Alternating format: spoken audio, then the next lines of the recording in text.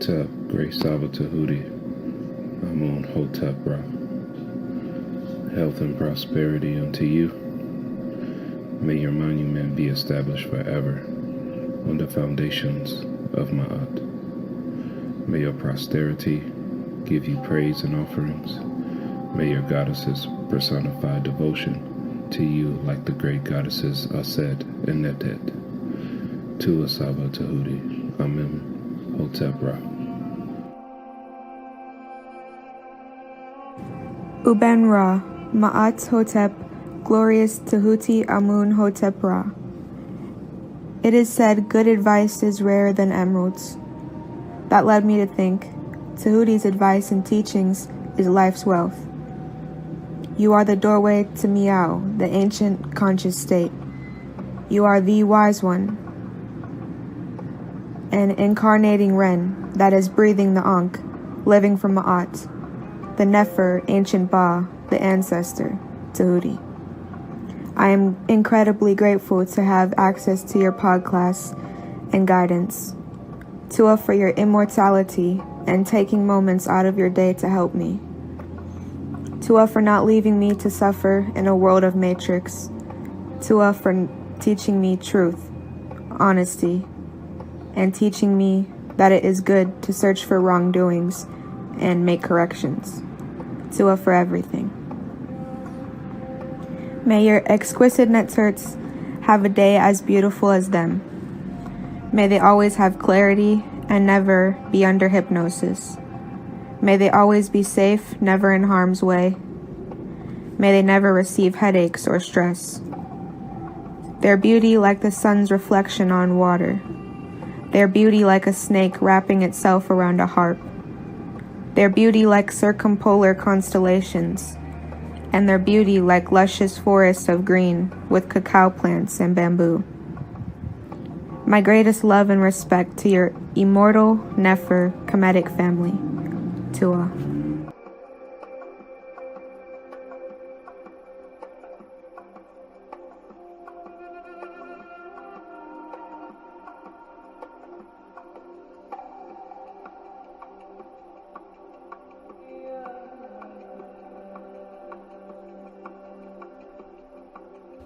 In a world that is filled with a lot of unappreciativeness and a lack of gratitude,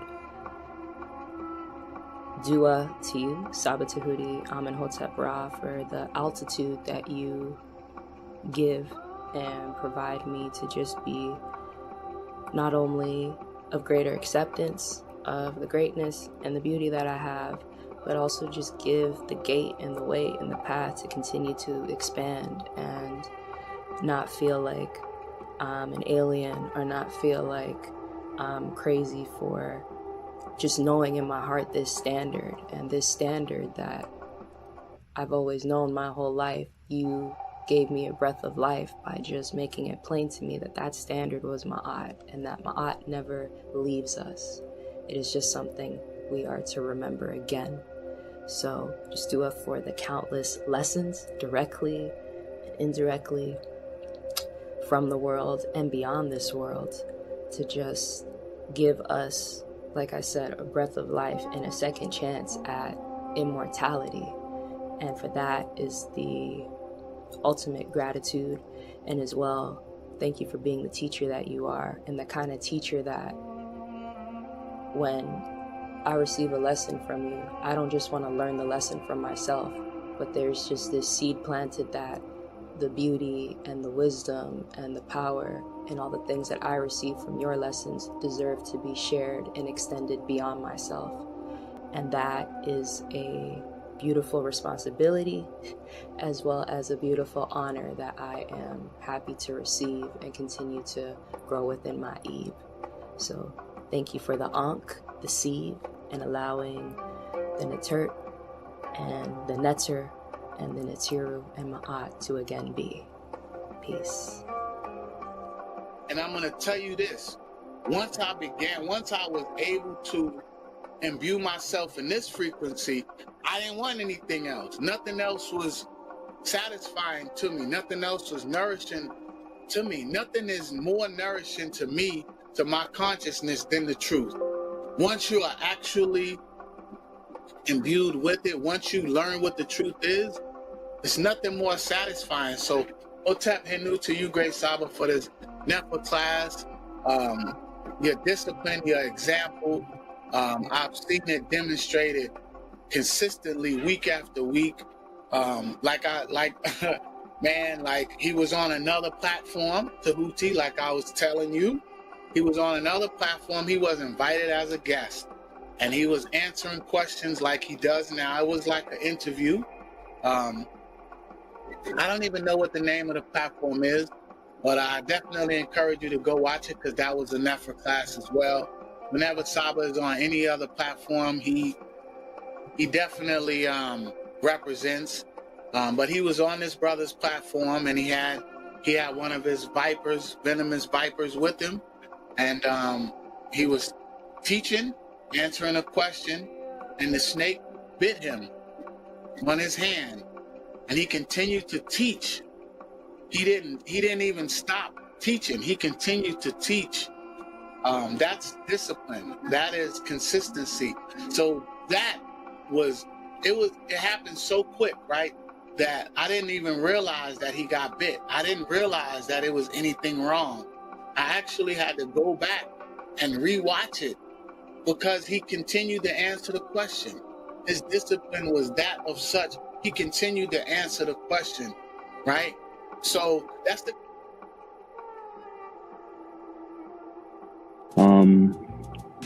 I just want to say Hotep Henu to Saba. You definitely changed my life in so many ways, and I'm thankful. Since our first one-on-one, my whole circle, I just did a whole circle of my whole life. I just feel so different now. My dejed been hurting me, so right now I'm doing good. I'm doing better. Yeah, so I just want to say, with the hyperhidrosis thing, all I got to say is no sweat. You know what I mean? And a lot of people saying that, this is a scam, and, and it's definitely not a scam. I could say Saba scammed me in the good way, you know what I mean? So I've been taking, my remedies, my rosemary, my sage, and it's definitely working for me. So I just want to say peace and love and Henu to Saba, and I'm forever in your debt. Forever in your debt. Thank you so much. Tua. So peace and love. The deepest parts of me that yearned for something I felt I was missing in my life has finally found what it was searching for. I now continue to find the answers to the deep, unanswered questions in my life because of my teacher, Tehuti. Who am I? What is my purpose on this earth? What happens after death? What is the truth, and how do I know this is the truth? Why have I been lied to so much in today's society? If I were to convey what Tehuti is giving me, it would take infinity to explain to you. Yet one word may encapsulate it all. Tehuti is giving me life, and I hope that one day you will walk through this door with me too, to see and feel the experiences of what life is, to receive a new love that you have never experienced before.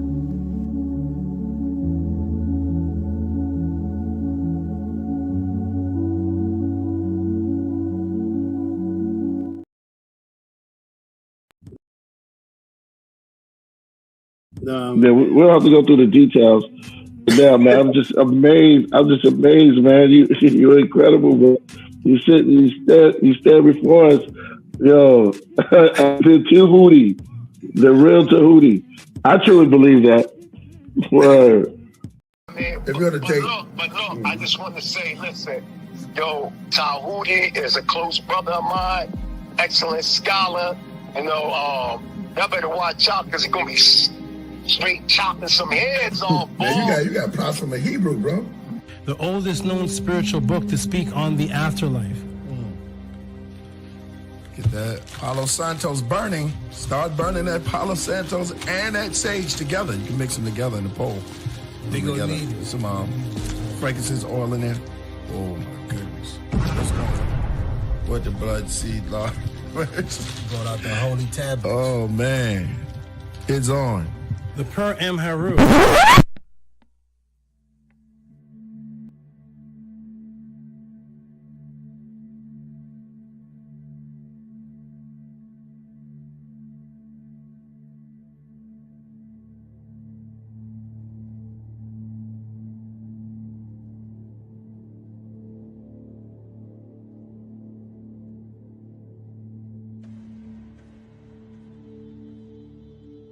Coming to you live. He has been teaching for over 20 years. A 9-0 record in official public recorded debates.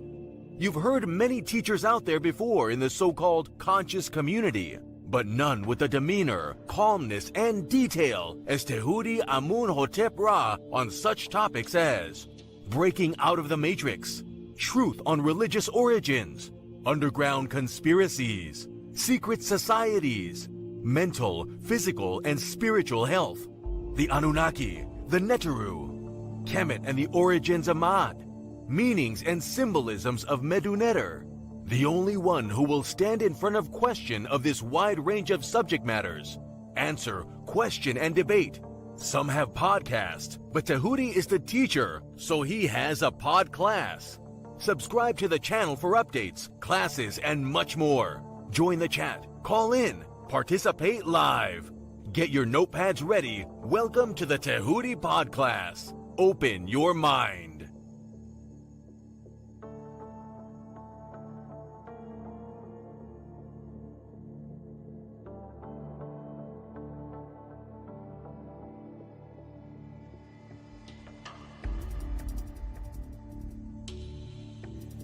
He has been teaching for over 20 years. A 9-0 record in official public recorded debates.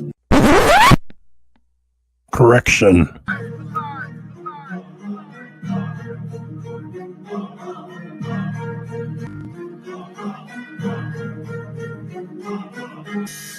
All right, man. You already know what it is. That's the anthem for the debate music. Y'all already know. We got our brother Tehuti in the building, and he is going up against a heavy hitter, you know, who have been featured on this platform for a while now, Vocab Malone.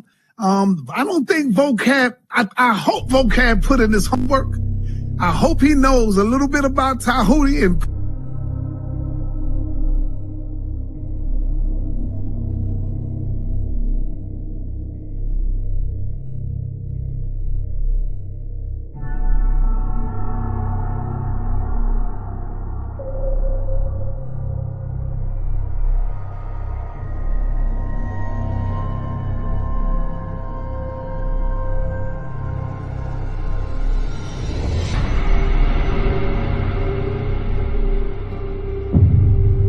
I appreciate everybody. Press 1 for Tehuti. Press 2 for JJ, y'all. Yes, I appreciate always being here. It's fun, it's educational.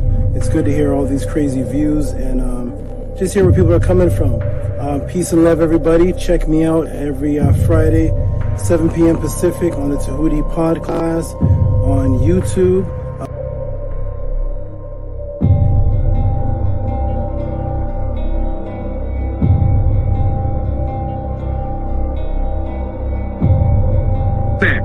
That's your words. Brother, stand on it. That's not the topic of the debate, JJ. That was not the topic. I'm talking about the whole war. I'm talking about the whole misinformation. I don't give a damn about the topic of the debate. No, if you look at the community wall, I mean, damn, Tehuti is like dusting you on that shit. He killing you, Jay. And this is why you upset.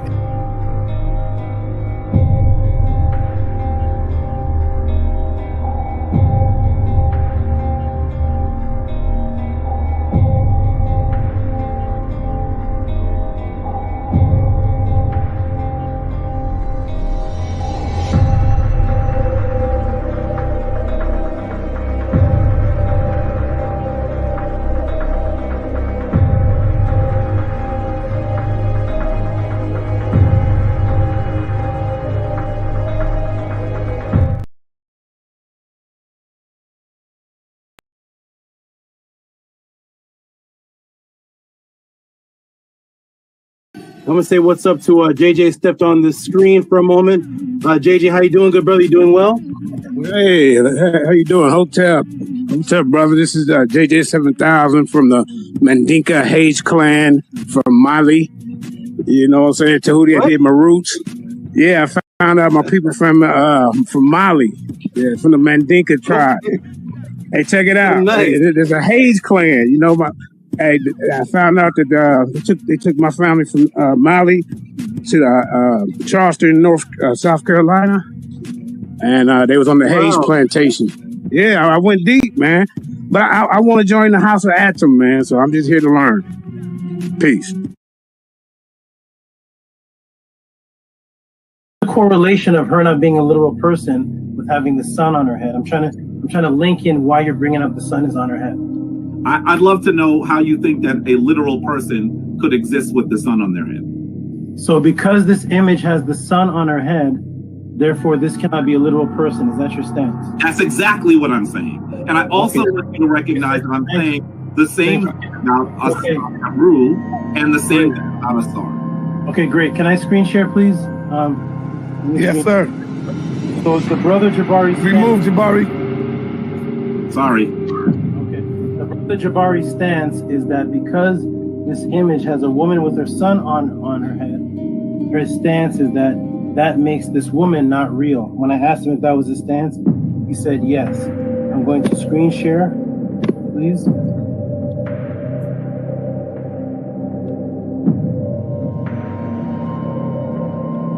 That is the premise that we are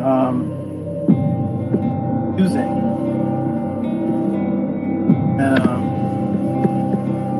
I want to know is was Anksenamun a real woman, Jabari? Yes or no? Anksenamun, or was that a myth? Are you referring to Anksenamun, the wife of Tutankhamun? Yes. Was that a mythological NETERU, or was that a real person? She was a real person. Everybody see my screen? Yes. Everybody see Anksenamun with the same sun on her head and the same two horns on her head that the statue of Aset has? Everybody, can you see that sun, Eder? Yes, we see it. Okay, this woman is Anksenamun. She has the sun on her head, the exact same sun on her head, and she has the horns on her head that Aset had on her head. And I made sure I asked Jabari clearly, what is the purpose of bringing up the sun?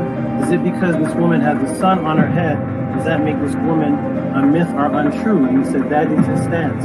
Well, here we have a real person that the brother Jabari just acknowledged as a real person with the exact same symbol on her head, and nobody's going to ask what's the temperature of the sun. So we need to erase. So wait, let me see. I got to finish though. Go ahead. We need to remove, Jabari, you need to remove the statement that you made, the premise that because, you said because, and you agreed that because this woman has a sun on her head, then that makes her unreal, when Anksenamun is a real woman, and can everybody see the sun on her head? That's a real woman. So yes, real women are depicted with images of symbolic suns on their head. Can I ask you a question, dear brother? But as soon as you acknowledge, my good brother, as soon as you acknowledge that having a sun on your head does not make you unreal. And you answered and you agreed with your stance. I think you're not my question. You are not answering my question. You are not, and I know you are, that's because you have a smirk on your face, because you know you're not answering the question. And this is a simple question. In fact, you asked me when we started to go back to the question. I don't know to watch the videotape of being beaten, but let me show you the videotape again.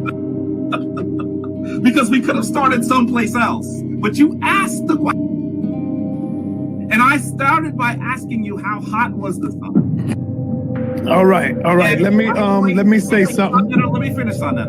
And I wanted you to explain to me whether it is possible for a literal person to have the sun on their head, and you are not answering that as yes or no.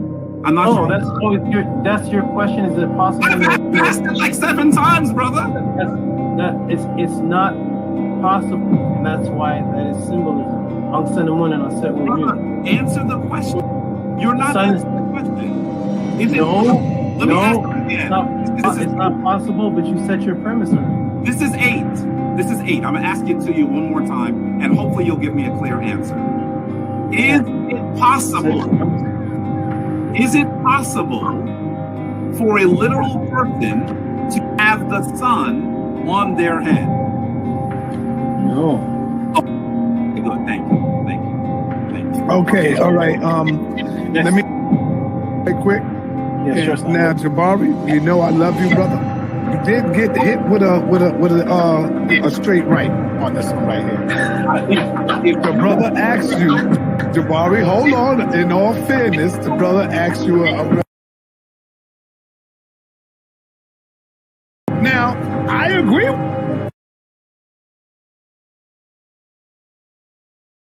But because of the answer to you when he asked you the question, you definitely said the woman have a sun on her head. She can't be real. Brother then showed you a sun on the head of another who you did say was real. That's all it is. Hey, Jabari, Floyd Mayweather, the best of them gets hit with a jab, brother. That don't mean nothing.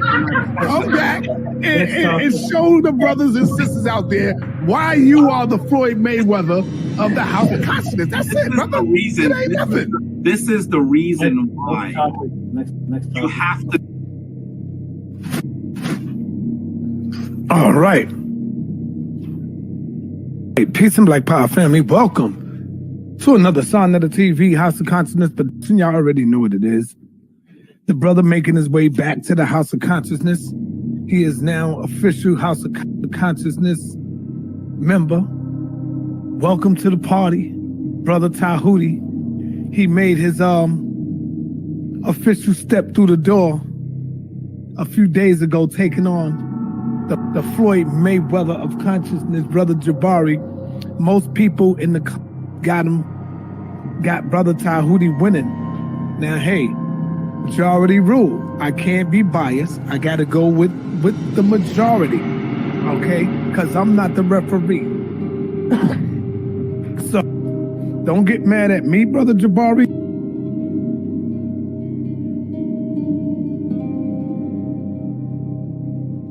Oh, man. Well, I just got to keep it real. I'm going to keep it real, man. I can't be biased when it comes to this, you know. I got to show love to everybody because bringing on the people on the platform. I got to keep it real. Chat, right or wrong. So as it stands now, I'll have to go ahead and give the win to Brother Tehuti. Now, I know a lot of y'all might get mad, but I'm going with the majority rules. It's the people who is making the call. Don't get mad at me, Jabari. You know I love you. You know I love you, Dr. Anika. But I got the W to Brother Tehuti. Now, you got the majority, and there's a lot of people that I read the comments, they say, yo, I love you, Jabari. You know I fuck with you, Jabari. But I got to give it to Tehuti. I'm reading these comments. I'm like, God damn. You know me, I was going with my man Floyd Mayweather all the way. But I got to be fair, and I got to keep it a buck. So as it stands right now, Brother Jabari has, hey, and you know the best lose sometime, man, you know? The best lose. Cigarette.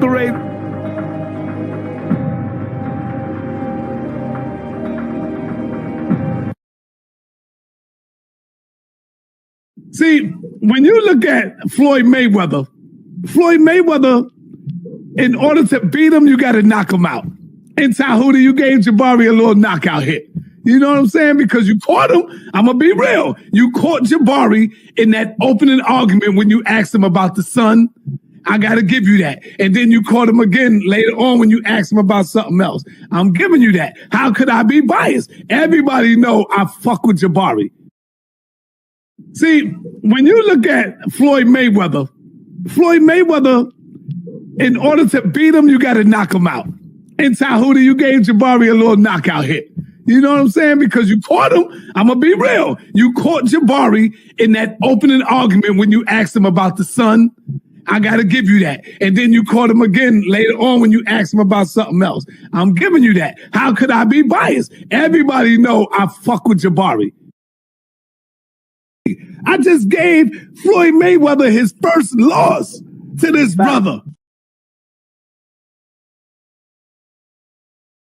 I have learned to understand how you teach. So you're a very directed person. So you put up how can I say, every time you speak, there's a sword and there's a shield, right? So there's something behind that, right? It's very directed. So you have a very controlled thought process. So I see a lot of people fall into hell when they have conversations with you because of your they don't see that you have a war pose like aha. So you have a sword and a shield, and you're going to block and you're going to stab them because you already understand what is directed speech. So I've learned that from you. So.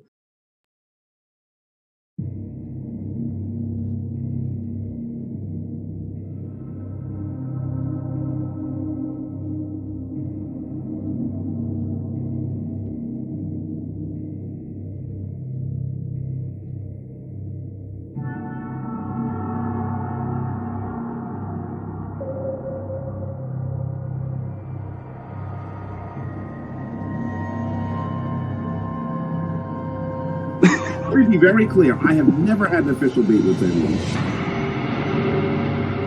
And there is not, on Sonetter's platform, Sonetter announces the winner? And on the people, on the platform. I got to keep it check, right or wrong. So as it stands now, I'll have to go ahead and give the win to Brother Tehuti.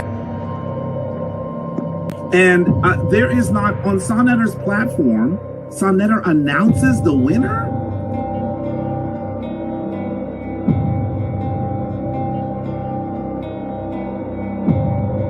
We got Zion the Lion, and of course, we got Tehuti making his debut, coming in the ring with Brother Jabari. It wasn't, I'm not gonna say a TKO.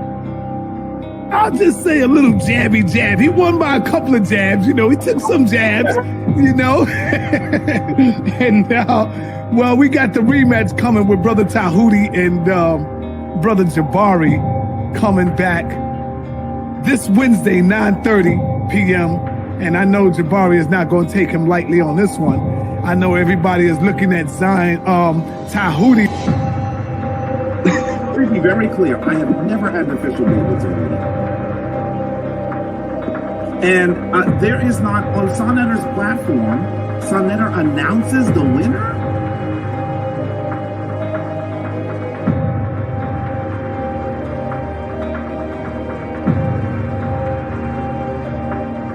Damn, we have Tehuti and Brother Jabari is coming back. Brother Jabari will be back for a rematch coming Wednesday night. I think Jabari was a little unprepared, got caught sleeping with the brother.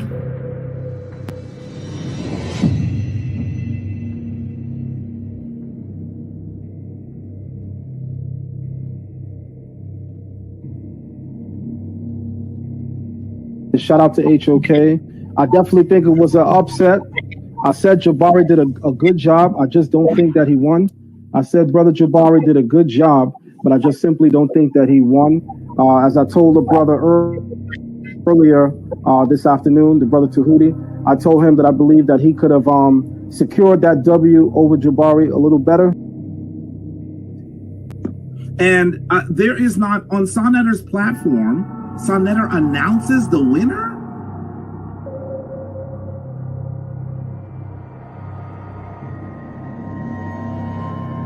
So, I just got to go with that.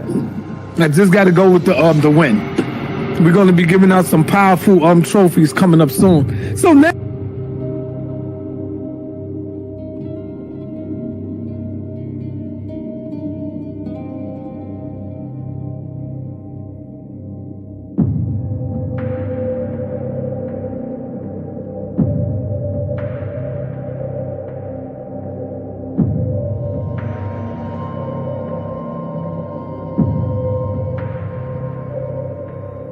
So, I just got to go with that.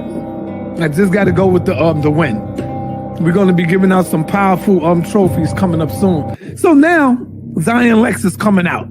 Tehuti is making his way. He's jumping out, going straight to the top right now. Brother Shaka gave me a call the other day. Yesterday, matter of fact, Sunday. Brother Shaka AKHMOSE gave me a call on Sunday. And said straight up, Sarnetta, yo, Sar, I think Jabari jumped out the window and he wasn't prepared for the brother's questions. Now, this is Shaka AKHMOSE. And there is not, on Sarnetta's platform, Sarnetta announces the winner?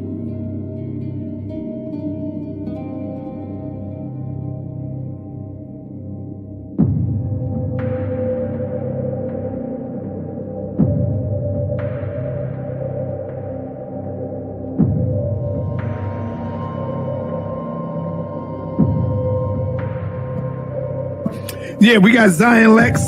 We got Zion Lex tonight going up against Tehuti. Could this be 2 for 2 for Tehuti? That remains to be seen.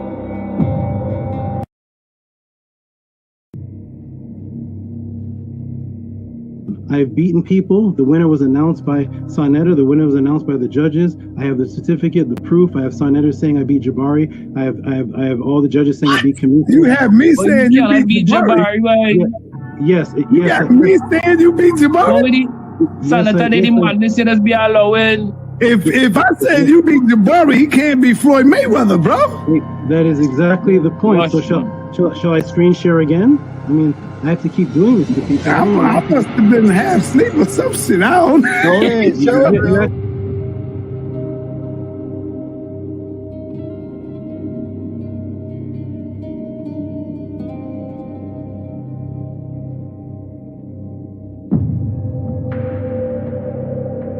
If I said you beat Jabari, he can't beat Floyd Mayweather, bro. That is exactly the point. So shall I screen share again? I mean, I have to keep doing this to people.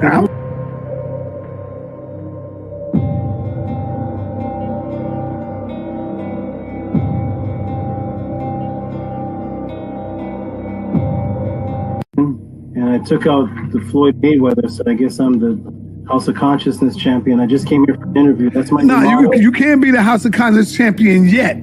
You got to go through some. You can't be the champion from one battle. You got to go through some scholars, brother.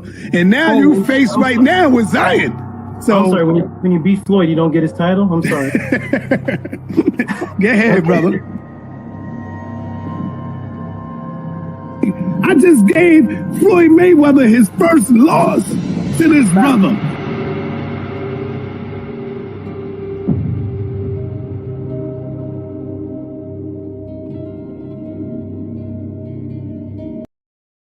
Let me ask you something. Where did you hear me make this claim? What event took place where you heard me making this claim?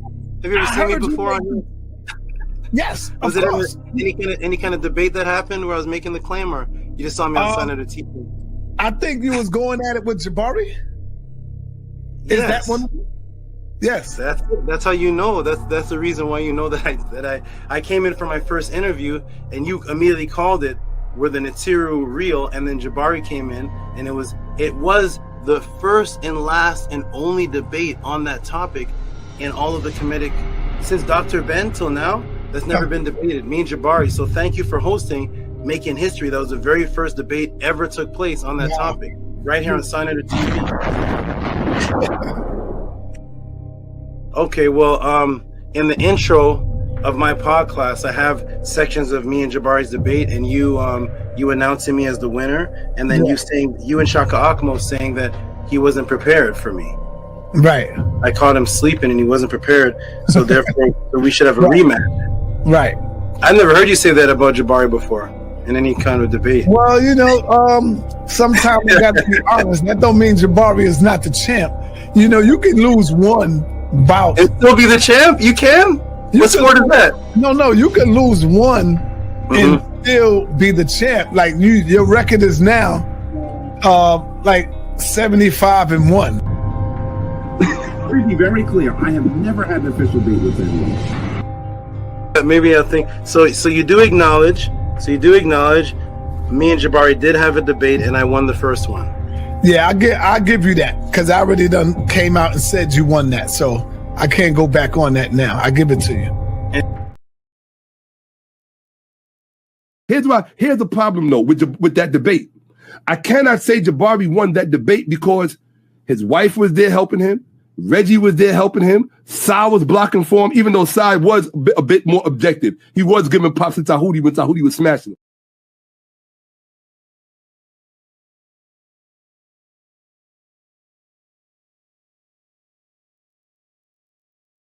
Here's the problem though with that debate. I cannot say Jabari won that debate because his wife was there helping him. Reggie was there helping him. Sai was blocking for him, even though Sai was a bit more objective. He was giving props to Tehuti when Tehuti was smashing him.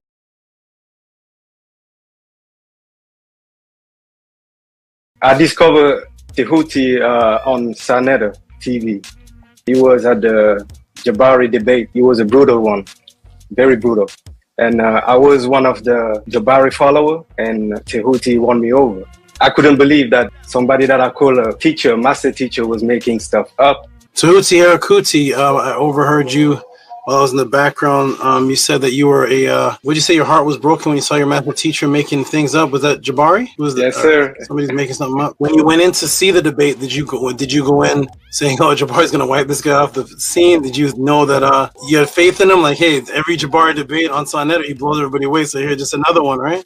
Yeah, I mean, I saw all his debate. You know, they claim him as the Floyd Mayweather. That time, I mean, it was just unbelievable. I was like, they need to give you the title, and until today, I'm still waiting. They still don't give you no title. I mean, in the same time, I feel this title is too little for you. It really was not a match. Hey, Mary Sekhmet, while I'm getting this ready for you, because I'm trying to fix something here. Were you once an Israelite? Is that why your name was Israel? Yes, that's correct. For many years. How long did you come out of it before you came across me? Just recently. It's not even been a month, sir, since I've had a full understanding thanks to you. So do I. Oh, so you coming out of the Israelite is a part of you attending the podcast. Oh wow. Were you in it over 5 years? Yes. A few decades since I was a young adult. Wow. Give her a round of applause, please, Annie. That's oh,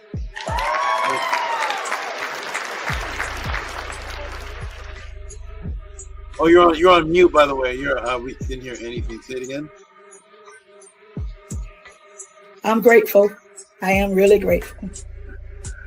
Wow, thank you for that. That's a great decades in Hebrew Israelite, comes and watches the. And let me ask you this one other thing: how did you come across the podcast?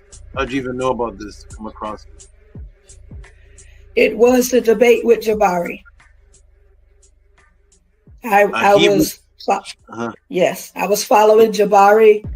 And there was a debate that I found out about you, and it was going through old podcast classes that the matrix was broken as far as Hebrew Israelite in the Bible. You were a Hebrew Israelite also following Jabari? Yes, I was still a Hebrew Israelite when I was listening to Jabari. Yes. Oh, that's awesome. That's wonderful. You're a Hebrew Israelite while you're listening to Jabari come to the podcast, and boom, now you're married Sekhmet. Wonderful. That's great to hear. Okay, that's what I'm talking about, everybody. Go out there, do your job, hit the people, break the matrix, bring them here to the podcast, save people's lives. Imagine dedicating yourself for decades to something, and then it's like, oh my gosh, wait a minute, this isn't true?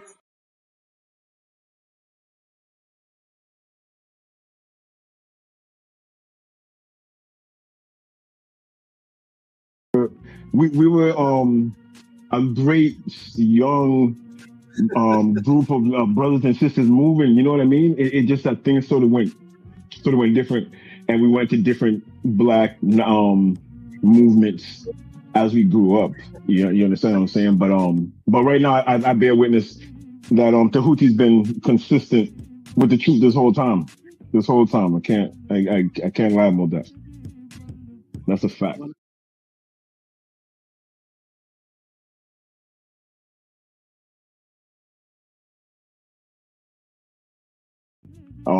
I would say he was a bit disappointed when he came back, because when he came back, we was all 5%ers, and that wasn't his plan. At the same time, it was just how things moved, and it just how things grew, right? So today, I'm just glad that we still building, we still here. You know, I still bear witness to the teachings that he was teaching back in the day. The thing is, too, what you're hearing right now, we was building about this like 30 years ago. You know what I'm saying? So it's amazing. It's amazing. And I never thought it would be like this, you know?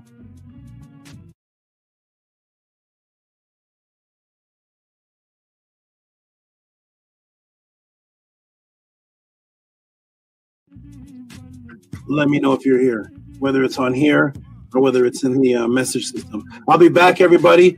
Peace and love. Definitely, Dome Daily, you can stay on if you want. Build with the people. The people rarely get to see somebody who knew me from, what was it? Was it 90? What year was that? 89? It was like 89, 88 to 92. Yeah, it was just a long time ago. 89. And what were you doing in 89? I was doing that to hurt. Oxafek, what were you building on in 89? What were you teaching on? I was a sperm. I was in my father's, area. Swimming in daddy's big.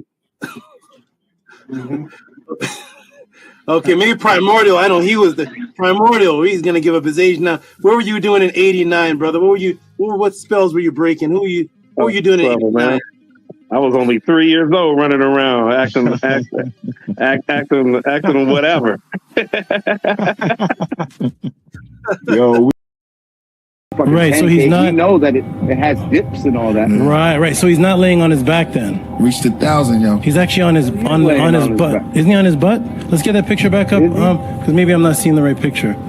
I see a picture of a man. He's sitting on his butt. I don't want to obsess over the new Geb. There's ancient Hebrew. Where'd the picture go? We got okay, is that man representations as well? Is this the man that's being described as laying on his back? This image? Because it looks like a man sitting on his butt with one leg, and he's on his elbow. Is this the man that's laying on his back? Okay. Y'all both missing the point. I'm just asking a question. I want to establish if this is the right picture. He's on his elbow. Is this the man that's laying on his back? Okay. Y'all both missing the point. I'm just asking a question. I want to establish if this is the right picture. The point is, those are just I don't know what we're human representation. I just want to know if he's laying on his back. What are you trying to? I want to just establish that we're looking at the same picture, because you said there's a man laying on his back. So I don't know if 80 has the right picture. Okay, well, it looks like you're bro, let's get to it. It's all right. Just make your point. It's good. Okay. So the point is that I'm looking at a man on his butt with one leg down, and his name is Geb, and Geb represents the earth. And then underneath Geb is something else. But that something else in Kemet, all throughout Kemet, is called MAAT, which is a standing stone. It's this thing you stand on, and it represents standards. So I never seen that image there, the line that the pharaohs are standing on. I never seen that called the earth before.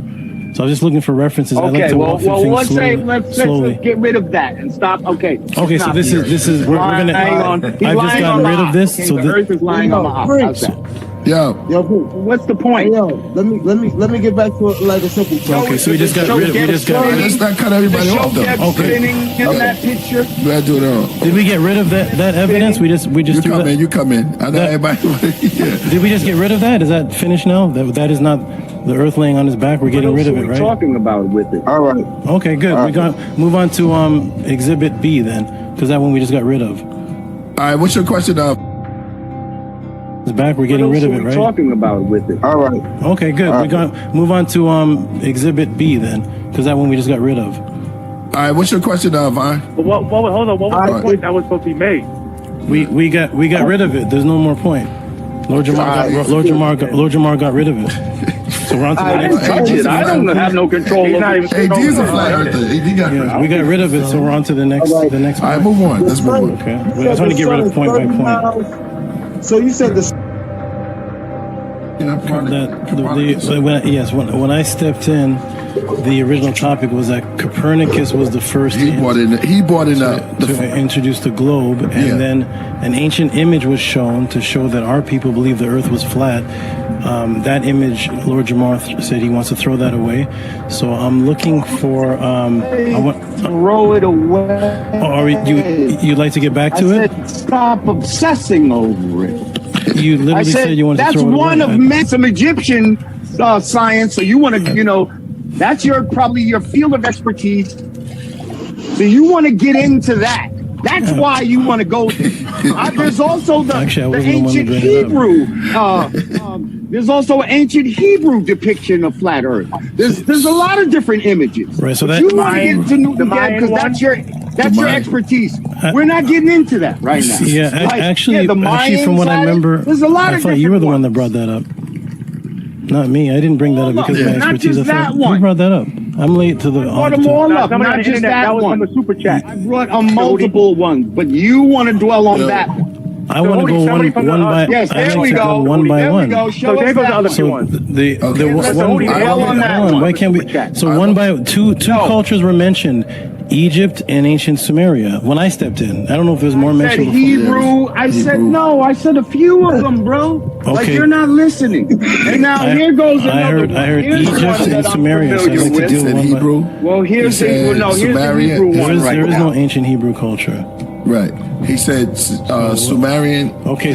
So we'll pass. We'll leave the Kemet alone because that's thrown out. Can we deal with Sumer? Did Sumer have any ancient depictions of the earth and the sun? Or did they depict it as flat too? Let's go to actual proven cultures, because Hebrew is not an ancient proven culture. To these. No doubt. Hopefully the people understand it was understood, but not gonna indulge in this anymore. I love you, God. Hey, wait. Hey, brother. Nah. Jamal. Jamal, don't go. Did I force him out? I'm sorry. Yeah, I think Lord Jamal, Did I force him out the show? Exit the building. Yeah. He exited the building. Reality you still there, Reality? He left with my question. Okay. Okay, next. Who's left? Reality still here. Oh, yeah, he bounced out. Okay, good. All right. That's how you clear up the nonsense. All right.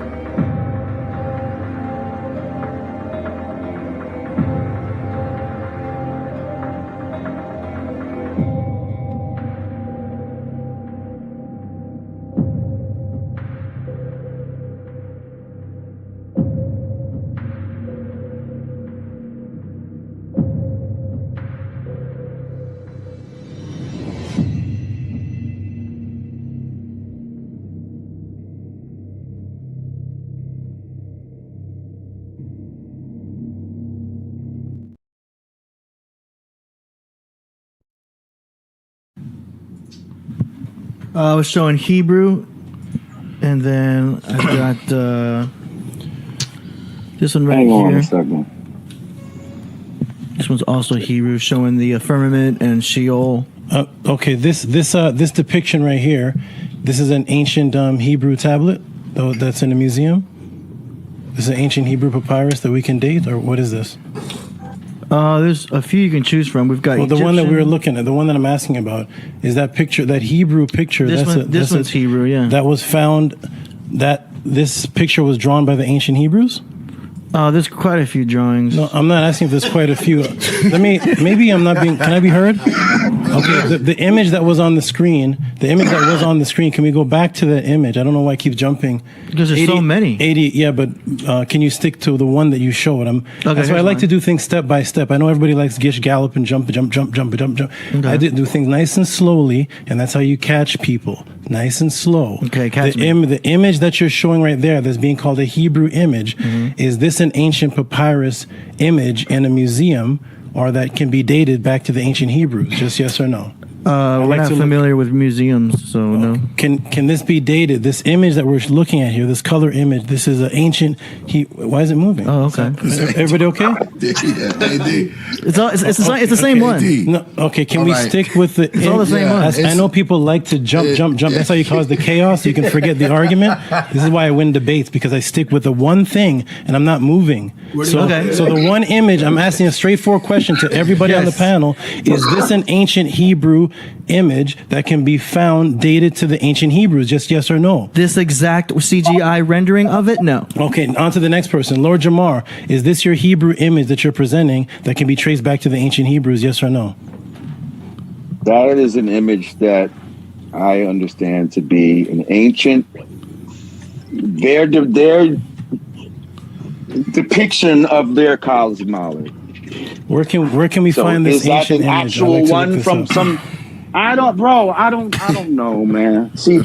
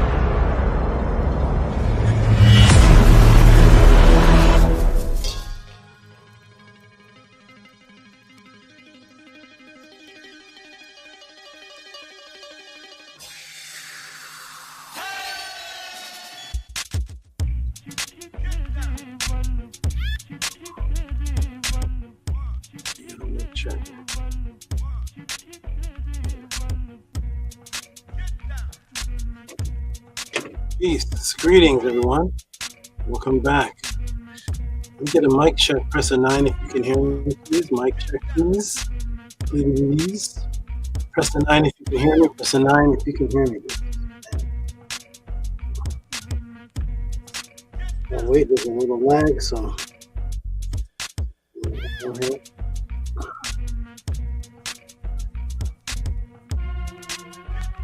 much better. Press a 9 if you can hear me. Excellent. We got a 9 from the VRI. Okay. Any other 9s here? Now the 9s are popping up. 9 from Patel. Robert Williams, a 9 from Robert Williams. Wonderful. Excellent. 27 people in the room. I wonder if Dr. LaRoche is in the room today. And then Hush Nation had a request. All right, so we're gonna on with the proper frequency. We're going to start with the proper frequency. And of course, that is the affirmation. Okay. 332 Hush Nation. Okay, wonderful. Hush Nation, you made a special request. I'm catching up with all of. I've been away twice, actually 3 times. Twice gone and once Cyberthon. 3 podclasses of questions I didn't get to. So I am backed up in podcast questions that I got to get to. And we're going to get to all of them. Today is going to be, I think I may have overdone myself today. I don't even know when I had time to, because I just recovered. I don't know where this came from, but we shall see, and we shall have a beautiful, beautiful frequency. Let's start off with the proper frequency. Let's start off with the affirmation. To all those who are new watching, peace and love to you. My name is Tehuti Amenhotep Ra, and we're going to do the affirmation before we begin. And the affirmation is a set of frequency tone of words that are all taken from sentences from the Per Emheru. Each and every one of the sentences can be found in the Per Emheru going back 3,250 years. So they're frequencies that were said by the ancient people that followed Ma'at, and we're keeping up the tradition for over 3,000, 4,000 years by keeping the same frequencies and tones. It's how I begin my day. It's how I wake up with my NETERU. It's how I begin my family meetings, House of Attend meetings, Pathways of the Awakening. Even sometimes when I go on other platforms, I begin with the affirmation. So I'm going to put up on the screen for the new people to read and say with us, and all people will read and say with us too. So we're going to start on the count of 3. Let's start. 1, 2, 3. Anki Ma'at NS. Nintet Aset Ma'at. Nin Hepapet Ma'at. And Hu Kiwi. Per E Kut. I live from Ma'at. I exist within her. I do not speak in the place of Ma'at. Every day I advance towards Ma'at. My being is surrounded in darkness. I come forth as conscious light.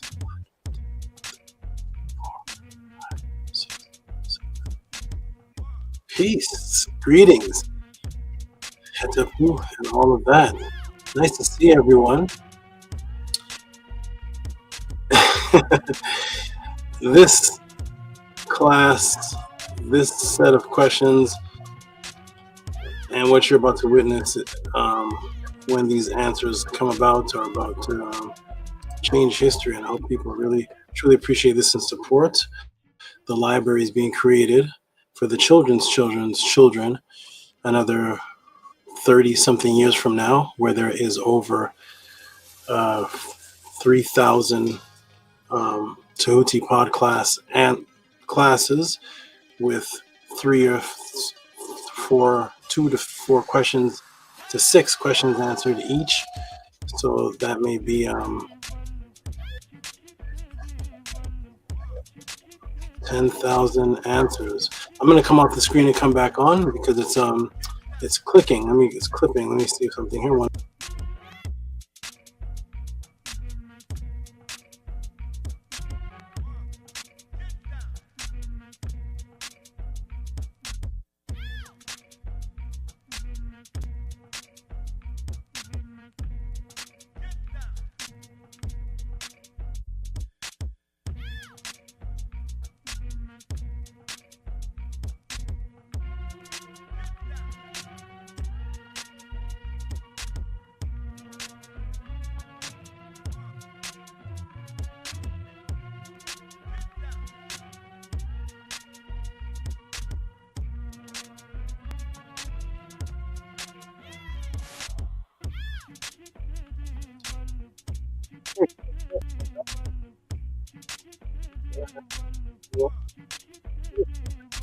It's going to be amazing today. And let me ask everyone, is there live now? Live now. All right, let's is there any new people watching? Peace and love and hotep and greetings to all the new people that are watching and are going to participate in today's phenomenon called the Tehuti Podclass. If there's any new people watching, press a 7 in the chat, and we will give a shout out and peace and love to you. We accept all people. We accept all energies except for Ispet, which is negativity, destruction. All energies are welcome to give greetings to. If you're new in the room or new watching, of the 20 people watching, just press a 7. New is in the last 2 months. Just press a 7 and we will greet you with the proper greetings. Okay, everybody. There we are. Got the live now in the corner, so we see the numbers are going up because people actually will see that as they scroll through the YouTube. The live now, which we are live now. Okay, so peace and love, everyone. There are no new people watching, it appears, or maybe my chat is on super lag. I'm not sure. Shout out to Basa Tut Maka Ox Effect, who just stepped in the room or just stepped in the chat. Peace and love to you. Peace and love to everybody who's in this chat that I didn't catch. We have Angela Gates here. We have Babette here. We have, I think I already said VRI, okay. And all the people, anyone else? Let's see. Okay, I think I caught everyone. Okay, wonderful. So peace and love, everybody. My name is Tehuti Amenhotep Ra. And I have been answering questions for over 30 years. Over 34 years, I've been answering questions. And this is Aset Hajet. Say peace to them. Ma'ati. Aset Hajet Ma'ati. Hajet is the white. The white represented in Tamaray. When you see the women appear pale. Aset the white, and we'll be talking about the white today in the Psyops, in the Narmer Psyops section. And her last name, Ma'ati, means two visualizations or two realms of examinations that they call the double hallways of Ma'at. Ma'at is a word that means perception, examination, to be able to view things is what Ma'at or Ma'at really means, and is symbolized by an eye. And so there is a realm that is doubled or echoed to this one, and it is the double realm of sight where you get to see things but not quite in the electron fermion touchable world, but the world of the pure energetic projectable double, which is the reason why the word Ka, the inner part of man, means double, and the word Ba, which is the inner part of man, also means double, because that is a part that steps into the double realm where you have double vision or double exploration, the double world that you get to see and view around you, represented by the eyes, or the realm of Ma'ati, which is two or doubled. So that is her name, just to begin off class with that. Peace and love to Lisa, who has stepped in, who says Hotep, Mary Out, and Ba Satut Maka Ox Effect says the same thing. Actually, Basa to Magax Effect came in saying Hotep Mary Out. At least it came in saying Hotep Mary Out. We're going to be learning about a new word today also. The secret name for the Kemetic army that shows the premise in which they were fighting for. A secret name that goes back to who they viewed as the first warriors that was within their name of the army. We're going to get into all of that. Has anybody ever heard of that before? You can go ahead. If you're new, press a 1 in the room. If your Kemetic teacher has ever told you that the Kemetic army had a secret name. Every time they talk about the Kemetic army, they go talk about the Magi warriors, the Magi. Ask if your Kemetic teacher has taught you about the name of the Kemetic army that ties into what they believed that they were fighting for and represented the original fighters that were before them. We're going to get into all of that. So Hotep, everyone, peace and love. My name is Tehuti Amenhotep Ra. There are no new people watching, apparently. Like I said, if you're new, press the 7. We have X marks the fox. How creative. X marks the fox. Okay. X marks the fox. Nice to see you looking well. Wonderful. Yes. Tua for that. The laws of MAAT say to do your best to keep a handsome body, which is to be in good health.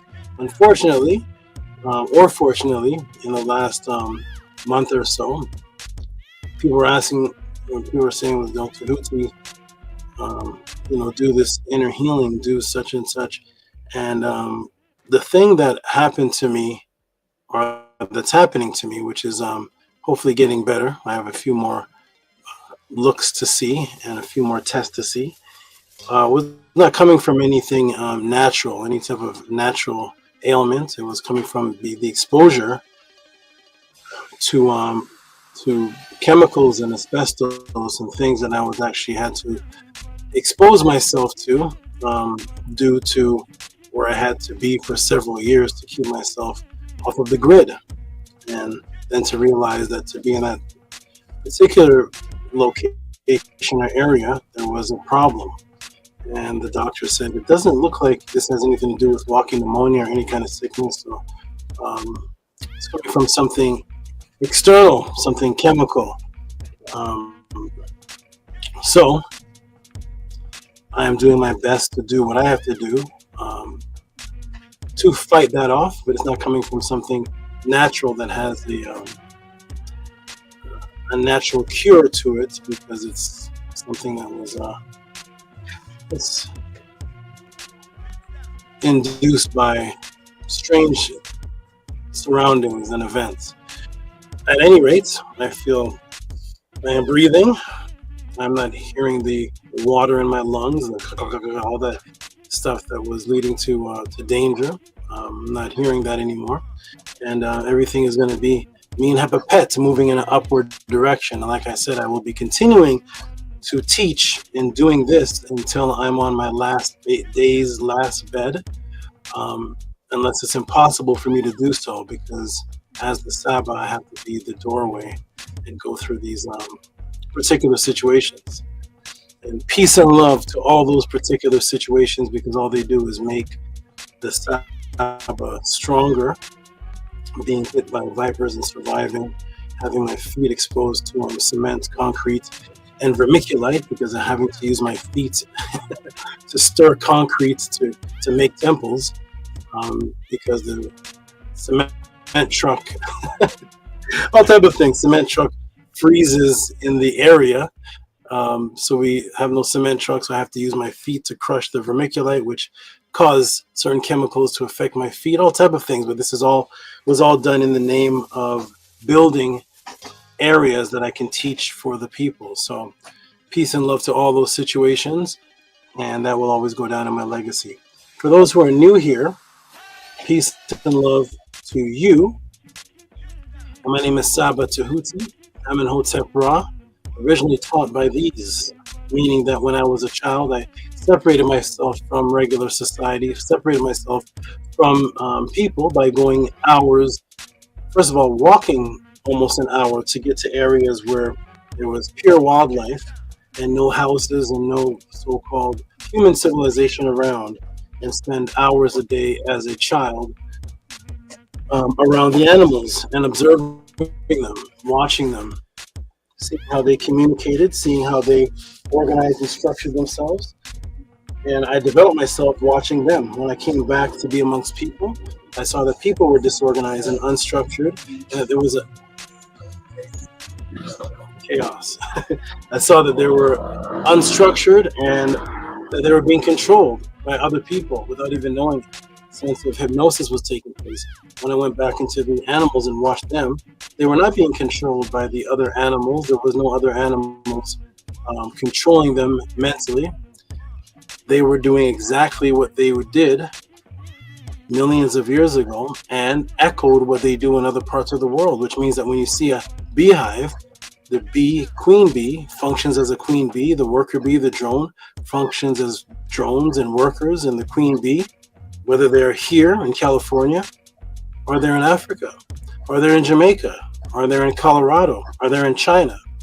You can separate them, and if you look at a specific species of bee, they will behave and structure their hive the same way that they do across the world, and they didn't communicate with each other. They never argue with each other based on what they are supposed to do, the job and responsibility they have. So no drone fights a worker ant to try to be a worker ant or a worker bee. And the worker bee does not fight the honeybee, the one that makes the honey. And they all have a specific role. And they've been doing this for millions of years. I found that when I got around people as a child, that everyone was arguing about the spiritual or cultural way. But nobody could trace their cultural way back to anything that predates Alexander the Great.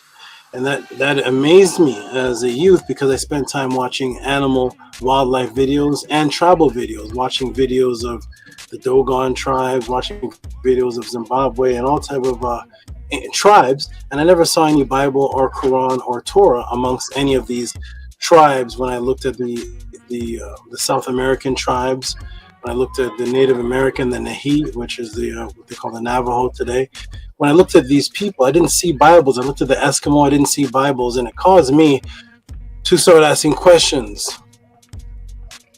So I became the SABA by being a question asker first. My questions, though, seemed to have particular effects on people that were very strange, much stranger than any other questions that I saw asked by other people. And I would just, as a youth, ask my mother and ask the pastors and go into the church and say, does God love all people? They would say, yes. Is God fair to all people? Absolutely. Well, what happens if you're not into Christianity, into the Bible? He says, you have to go, you're going to hell, because there's only heaven and hell, two places to go to. And I would say to them, what type of Bible was the Eskimo given? See, I don't ask yes or no questions at first. It's a snake style that I developed since I was a child. And I would ask a question so that the person have to elaborate on the lie. So what type of Bible were Eskimos given? Not if Eskimos were given the Bible, what type of Bible? And there was no answer for that. And I said, would it matter what type of Bible the Eskimos were given? See, I lead them down a path where we already know they weren't given a Bible. Now we're disputing if the type matters. It's a particular snake style that I developed when I was a child. And they would go down this path, say, well, if they got the KJV, they do this. And I'd say, well, what if they got nothing? That would be hundreds of millions of Eskimos from the beginning of Eskimo culture to this day that are all going to fill up hell. So these type of questions created discomfort and ended getting me threatened to be thrown out of the house. Oh, here's Dr. LaRoche, by the way. Here's the brother that asked the question. I don't hardly look at the chat, but I saw a big thing, and I said, what's this? Hotep Sabatuti, I have an event tonight, but look forward to seeing the podcast tomorrow. Keep teaching. Absolutely. By the way, for those who are wondering why he made that comment, is because he sparked this. This is the questions and the requests came from Dr. LaRoche and a brother named, I believe it was Hush Nation. I can't find his, but it was also asking, backing up this original question. And the set of questions, which actually is more than a question, because when he first sent the question, it was 3,000 years. It's like 3,000 years of Kemetic highlights. I said, that's a lot of highlights, but we get straightened out. And these NESUBYTIs will be given Henu today, and then the matrix will be broken on the first one, Narmer, that has never been said before. And then some other things are going to be gotten into, which couldn't even fit on the screen. But it's going to be beautiful. But this is the brother here who sent in the question. So peace and love to you, Dr. LaRoche, Dr. Daniel LaRoche, MD.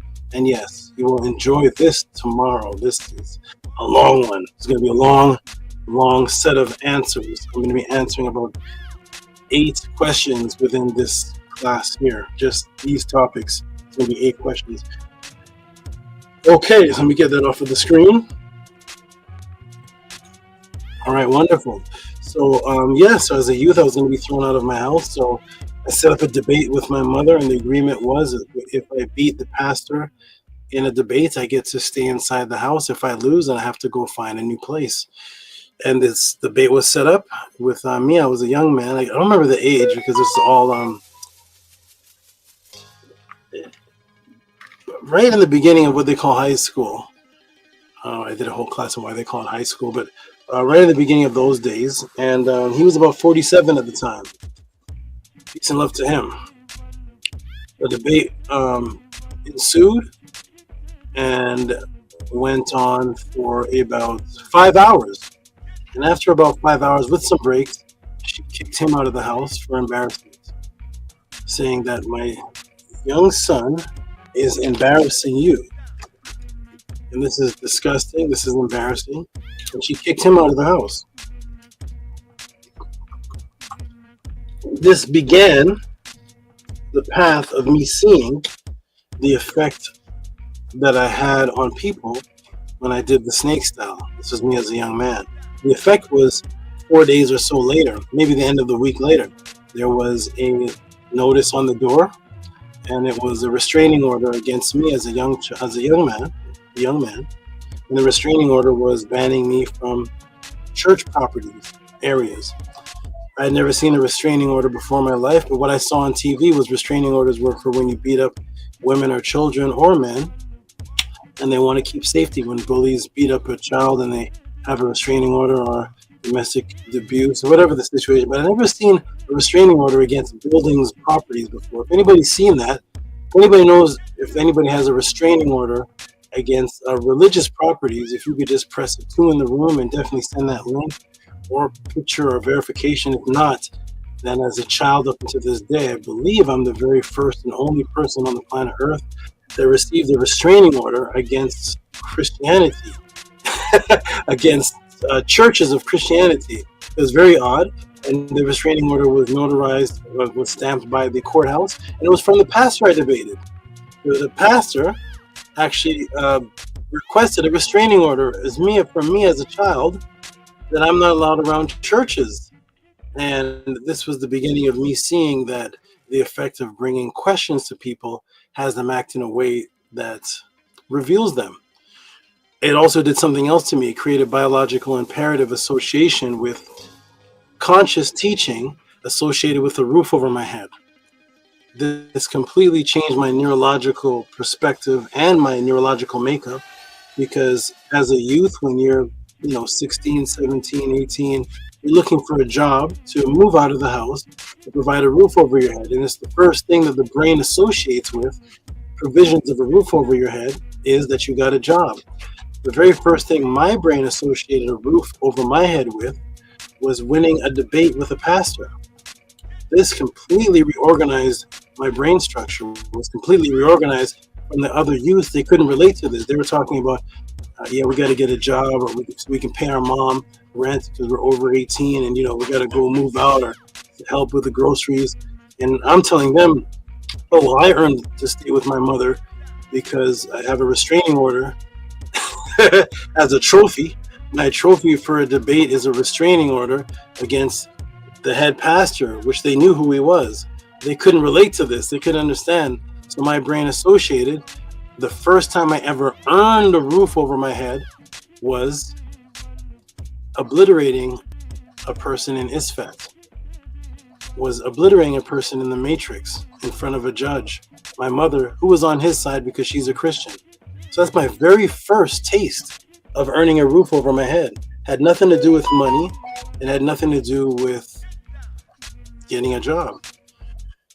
So I continued. Now I got a place to live, and I continued. I still broke into the churches, though. I went into the churches with my head down, so they couldn't recognize me. And this time I was on a mission now. Now I knew I had to save people as a youth. So I knew the pastors knew who I was. So what I would do is I would go to the church prior to the pastor coming. I would look at my watch, look at the billboard that said Bible study at 7 o'clock. I would go to the Bible study at 6:30. And I would talk to the people that are waiting for the Bible study to start pretending that I'm a Christian. This is me as a child now. I'm a Christian, and I'm just presenting curiosities that I have. Look at what it says here in the book of Luke, and look at what it says here about Jesus. And hey, look at this language over here. Christ is Greek, and I'm doing this as a youth. And so when the pastor steps in, I'm putting my head down, and the building rushes him with the questions that are from me. So he's not paying attention to me in the corner there. The people are bum rushing him with so many questions that came from what I put in their mind, that now he has so many people to deal with. He doesn't notice that I'm there, and I just sneak out and I go to the next church, and I do that, and I go to the next church, and I'm walking the streets now. This is me as a child. I'm walking the streets now, looking at the billboards. What do they call them? I don't know what they're called. That says Bible study at 7 o'clock, and I'm now timing on Wednesday and Thursday, and I'm doing this. I'm going to people's homes, and I'm doing the same thing, putting questions in the students' minds so that they would blast the pastor. So I was on a mission as a child. I realized that the school system was a psyops from the time that I was a child. And so I was to ask the teachers questions. And I eventually got expelled because the teacher became so frustrated with me. He he physically kicked my desk, and I had to show him some jiu-jitsu. I had to show him some moves that he wasn't familiar with at the time as a teacher. Maybe he didn't have time to study. So being that I was showing the teacher new jiu-jitsu moves, I was expelled from that school, or at least I was banned for a certain period of time. I would break back into the school and hide in the library and study the books in the library. And then I would come out of the library during recess time. And while the children are all eating their food and there's chaos in the hallways and music is playing, I would set up a little class in the corner where I'm just teaching the students in the hallway. And the teachers didn't recognize me. I'm kicked out of school, by the way, but I'm still going to school, and I'm in the library, and I'm coming out teaching. And then when the bell goes off, I run back into the library, and I continue to study. I'm already expelled from the school. I'm still going to the school because I want to now save the children. I want to save the youths. The brother in the interview there, he was one of the people from that time. It's like 1990 or something. I can't remember the time.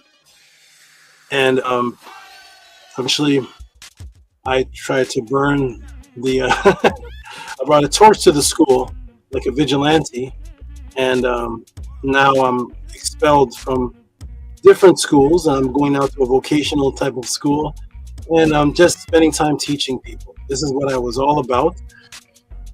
I came across a NETERU Tehuti. I started reading particular books and came across the God of the Word. I named myself back, this is 1991, I named myself the God of the Word. The God of the Word was after Tehuti at the time. This is 1991.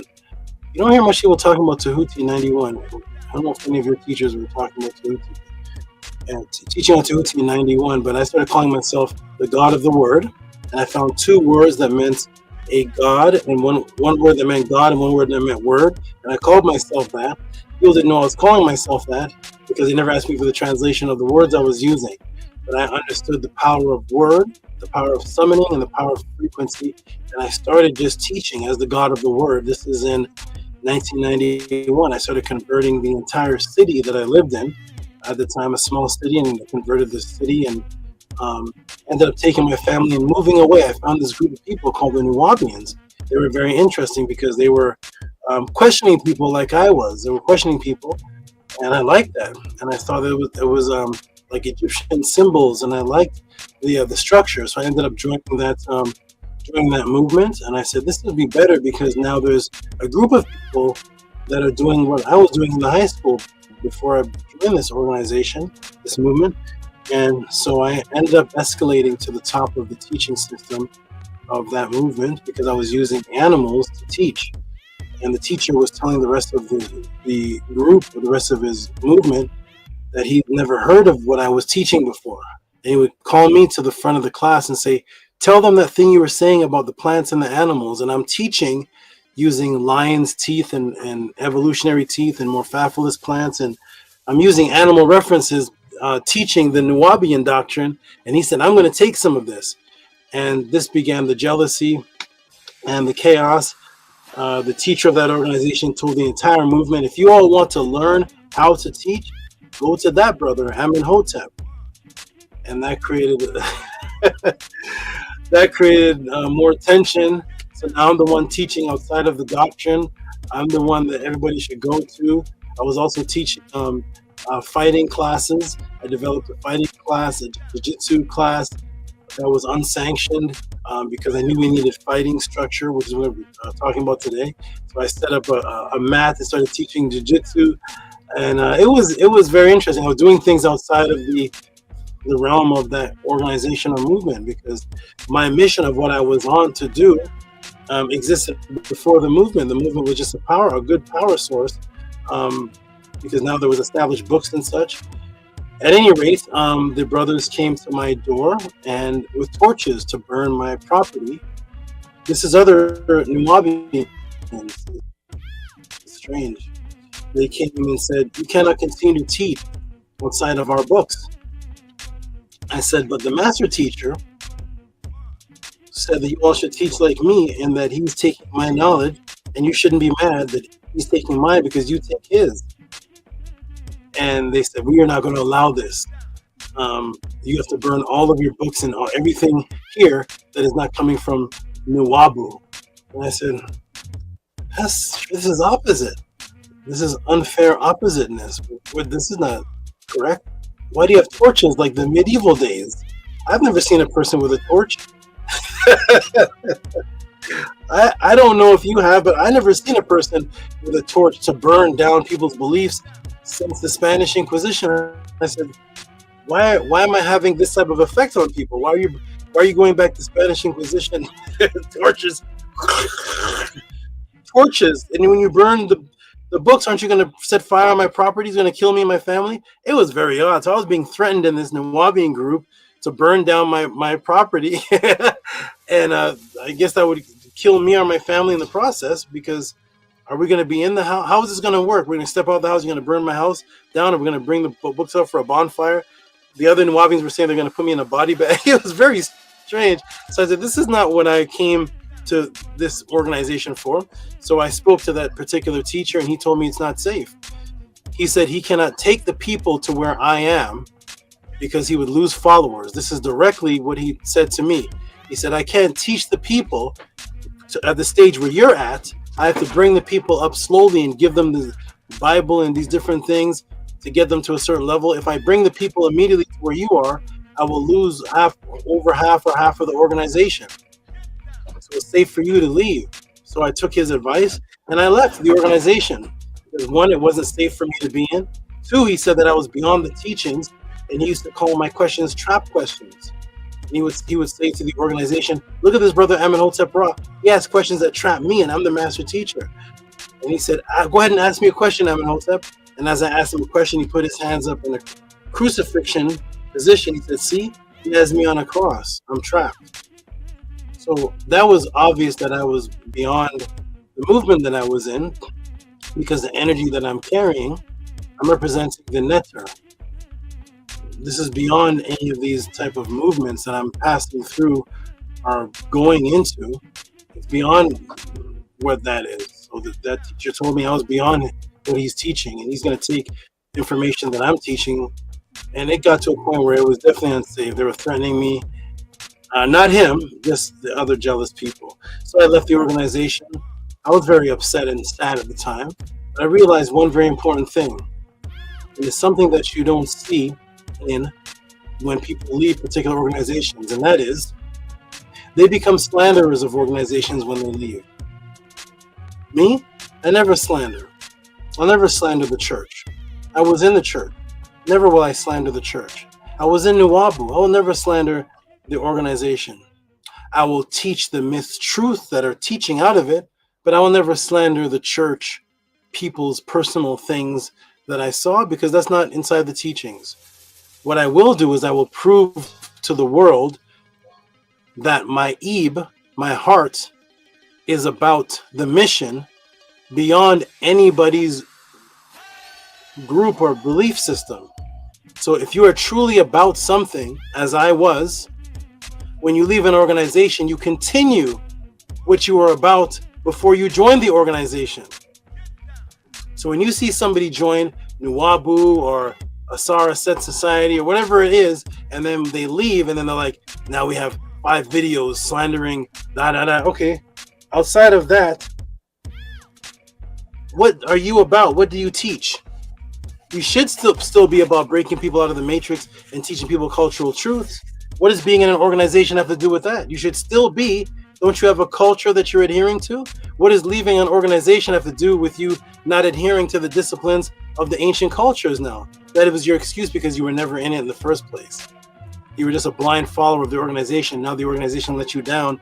You go right back into the matrix. Where's your movement? Where's your teachings? Where's your books? Where is the proof that your heart is still about what the ancestors were about, regardless of what happens to a teacher in the past, regardless of what happens to a movement? Why are your videos only slandering about the movement? Where are your teachings? Why do you have an English name again? What's happening? So I continued on, and I would teach small groups of people on Pal Talk. I was so determined to teach when I was a youth that I would break into properties that are for sale, and I would run extension cords from where there was electricity across the street, across the lawn, into a property, waiting for the realtor to leave, break into it, take down the realtor sign, put it in the backyard, and hand out flyers based on the realtor's property that he's selling, and have classes after hours when I know the realtor wasn't coming back. In the threat that I'm in, the chance that I may be arrested for trespassing, I did not care because I'm about breaking the matrix, regardless of whether I'm in an organization or who's with who. Tehuti, I named myself in 1991. I was the God of the Word, and I will continue to be the God of the Word and continue to do such and teach the truth, regardless of any kind of whoever what. Yeah, so people that leave the House of ATTON or leave whatever organization, look for those people and see if they started a new thing. See if they're teaching still. See if they're about what's behind me. Because if they're not, then they were always fraud. Because no matter what organization or movement you found, your destined agenda of truth and mission should always be the same. Because Akhenaten didn't do anything to you. Pharaoh Khufu didn't do anything to you, did he? Amenemopi didn't do anything to you.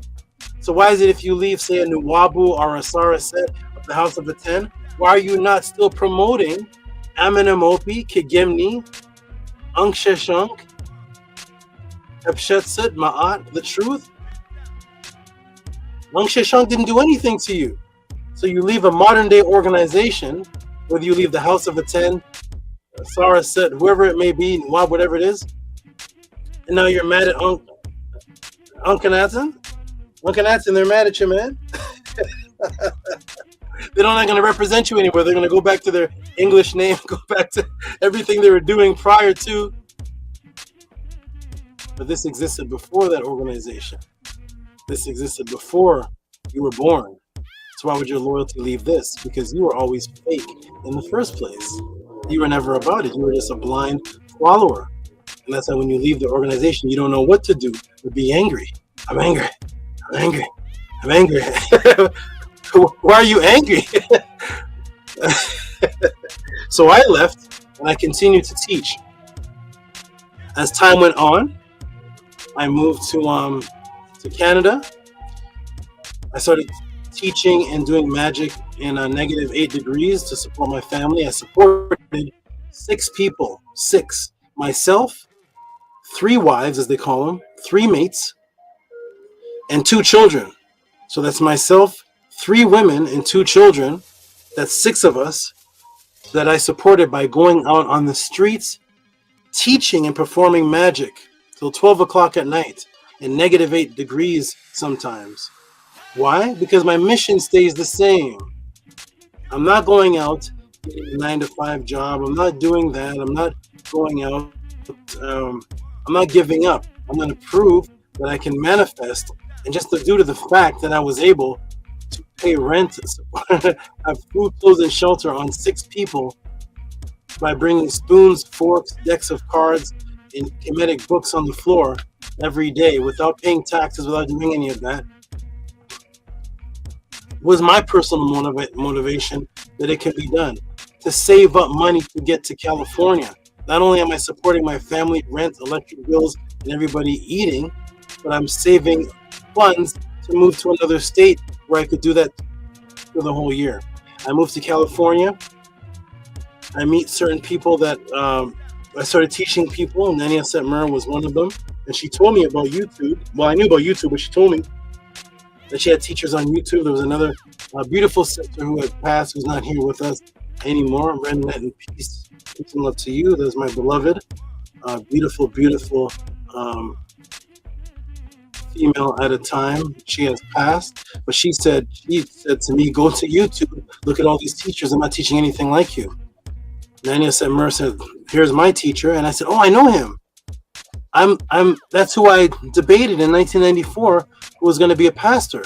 And I converted him. He became my student in 1994. And now, like 20 years later, or was it 1994, 2004?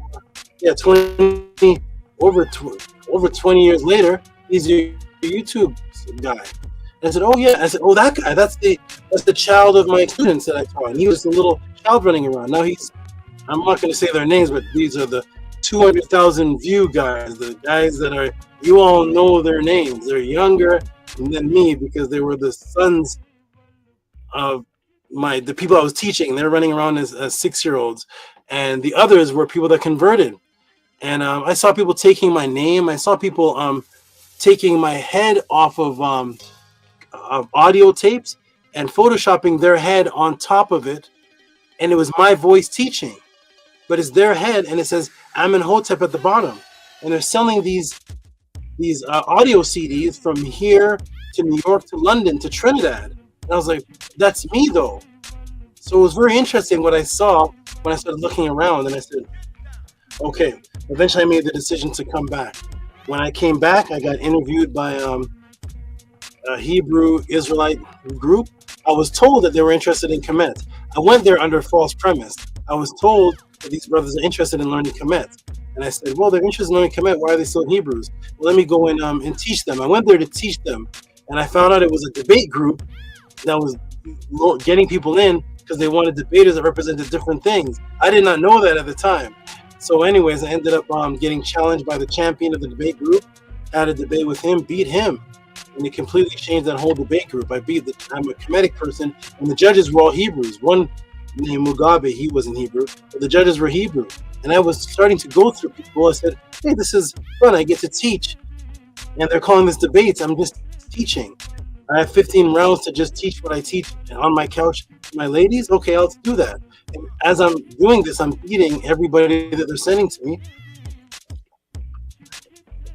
I end up going on Sonetter for an interview, and I ended up getting challenged by the Jabari person there. And we set that debate off as my first debate on the Sonetter, and ended up, according to the crowd, beating him so bad that now he's actually denying that we even had a debate. 4 years later, this is 3.5 years later, it was a debate. Now I'm hearing on videos 3.5 years later, I never debated Tehuti. Where was anybody saying that for 3.5 years? As Shaka AKHMOSE was weighing in, as Zion Lex was weighing in, as Aryak is weighing in, Sanetta is declaring me the winner. People are saying they're converted because of the debate. Everybody's calling it a debate. Everybody knew it was a debate. I was declared the winner, Jabari's first loss. Now 3.5 years later, I never had a debate. So the effect that this is having on people is very interesting. It's giving people the Mandela effect, or maybe it's just bringing out their isfet through embarrassment. Because you can't say that you won, so you just have to say, we never debated. Very interesting. So at any rate, I continue to teach and continue to teach. I went on to the Killer Priest show because Killer Priest is the person that I was listening to, music-wise, and I was told about his platform, and I went and looked, and I wasn't interested to go on there at first because I saw it looked like I wasn't interested. What I saw didn't look like any teachings of Killer Priest, at least the videos that I saw. It had low views, like 2,000 views when I first went. I was seeing strippers on there, deep throating bananas and strange things. And so I wasn't interested. But then I thought to myself, you know what? Killer Priest is somebody that dropped a lot of knowledge, but he does not have teachings behind it. He cannot source the teachings. So I'm going to go on there and teach Killer Priest. That is why I went on to the Killer Priest show. All of you are wondering, how did Tehuti end up on the Killer Priest show? It's because I wanted to give Killer Priest a class on the topics he was teaching about. If you go back to the very first time I went on, everything I was teaching about was something from his song, Heavy Mental. Everything was from the song Heavy Mental. All UFOs and all we were talking about Anunnaki and different Heavy Mental and some other track he was talking about Anunnaki. And I went on there and I did a class showing him the sources of everything he was teaching about. He was blown away. That is why I went on the Killer Priest show. I didn't go there to get likes. I didn't go there to get views. I wasn't not into that because I'm not into YouTube. I'm not into the algorithms and the super chat, whatever they're called, clout chase. I'm not sure. I wasn't into that. I was on there to do something for Killer Priest. He loved it so much that the next show he gave to me to run. He gave me the show to run the show. I was the host of the next show. And AD was the sound man, was the device man. I was the Killer Priest of the show. Killer Priest was gone. He gave me the show to run after my first meeting of him. And so I interviewed Mighty Hebrew, and then people started recognizing me on the show. They recognized my voice because I'm Pal Talk, and my voice is popular. Plus somebody was promoting their voice as mine, selling it across the world. This voice is very popular, very distinguishable to people. So people recognized me. They wanted one-on-ones. The super chat started blowing up. People were donating $250. Never seen numbers before on Killer Priest. $500 to the super chat, $250 to the super chat. AD, the technician, came to me in the show and he dumped his wallet. He never counted the money. He said, "Take this money. You deserve this and more. We have never seen this on the Killer Priest show ever in our lives. And I'm going to set up Killer Priest to pay you because we've never had anything like this on the Killer Priest. Take whatever's in my wallet." That's the effect that it had on AD. If you see the brother AD, ask him about it. And make sure you ask him the very important question. Has he ever done that from the beginning of the Killer Priest show to this day? Has AD ever reached into his wallet, opened it up, not counting what's in there, and dumped it on one of the guest's hands and say, "You deserve this"? That was my very first reciprocity for teaching hours on the Killer Priest show. AD, shout out to him as the very first one to give reciprocity directly to me. The super chats were not going to me. Peace and love to that. I didn't want them to go to me. I never came to the Killer Priest show for reciprocity. I never came there for that. I came there to teach and get the people's awareness up on what Killer Priest was rapping on. Killer Priest was putting out songs so fast. There was so much knowledge bit by bit. The audience was asking me questions coming from his songs and things that they were interested in. And I had to show, I was the first one to come on Killer Priest and start showing screen shares and diagrams of ancient cultures and papyrus, and none of that existed. I was the first melanated person on the Killer Priest show to teach anything, to be teaching actual culture. Nobody was melanated. It was all European astrologists and strippers and different rappers and such. So I completely changed the channel. Killer Priest and AD told me the ratings, the views are going up, the subscribers are going up, it's going up fast. All this was going on during COVID. All this was going on while I was about to be removed from my home because COVID stopped me from performing my magic on the streets. Couldn't do that. COVID stopped me from my other income, which was training people with fitness training. I couldn't do that. The gyms were shut down. So there was no income coming in for me. I'm doing all of this just off of faith that something is going to happen. And if I get evicted from my home, if I get thrown on the streets, whatever may happen, at least it will be known that I taught from 1992 to the Killer Priest show. That's what was happening, ladies and gentlemen. While all you were watching the Killer Priest show, each day it was a chance of me not having a home to come to. could not pay the electric bills, could not pay the rent, could not pay anything because I'm off the grid and all my incomes were wiped off the map through COVID. So it was just off NETERU faith that I was teaching, thinking maybe there'll be some reciprocity, maybe. And so I told Killer Priest eventually, I said, I'm going to set up what's called the Podclass, which is going to be a class strictly based off of people's questions, never done before in Earth's history, where a teacher comes to a class and the lecture isn't based on him.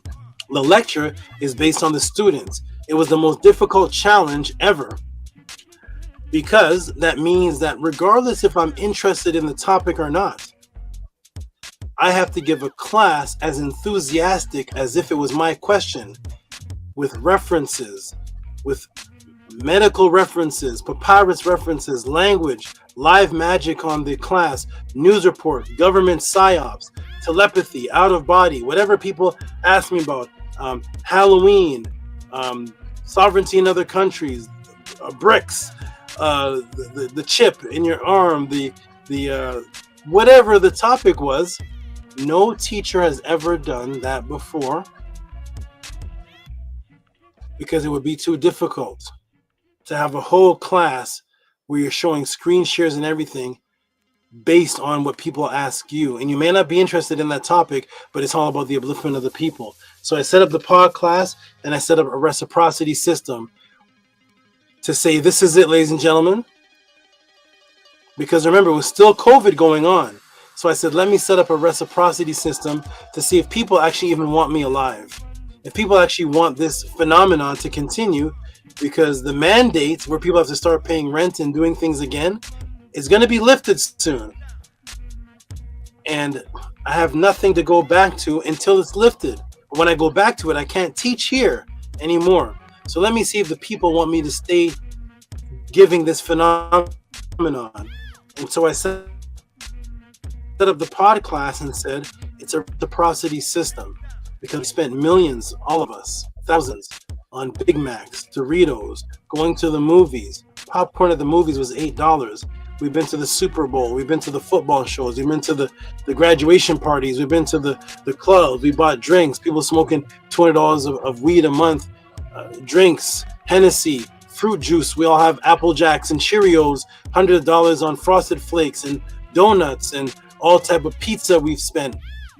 Everyone watching this right now has, on one, if not all of those things, thousands of dollars, not hundreds. We have spent thousands of dollars on cotton candy for the children, Halloween, firecrackers. Who's going to the next show? We need the next pretty clothes to go out with the girls, the freshest fresh sneakers. Where's the weed man at? We're gonna go buy drinks. We're gonna buy Sunny D Delight.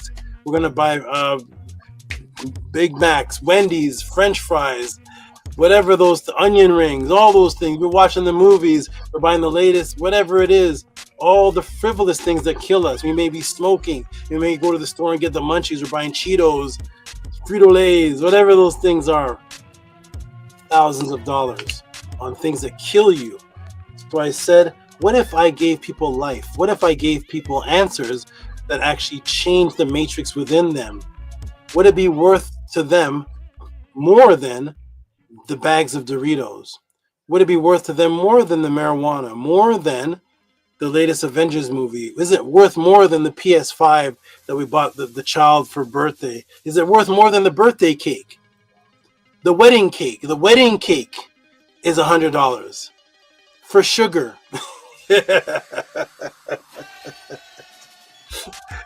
We spent $100 on sugar for the wedding cake, as if you need $100 worth of sugar to express your love covenant and vows to your spouse. You need that $100 sugar cake.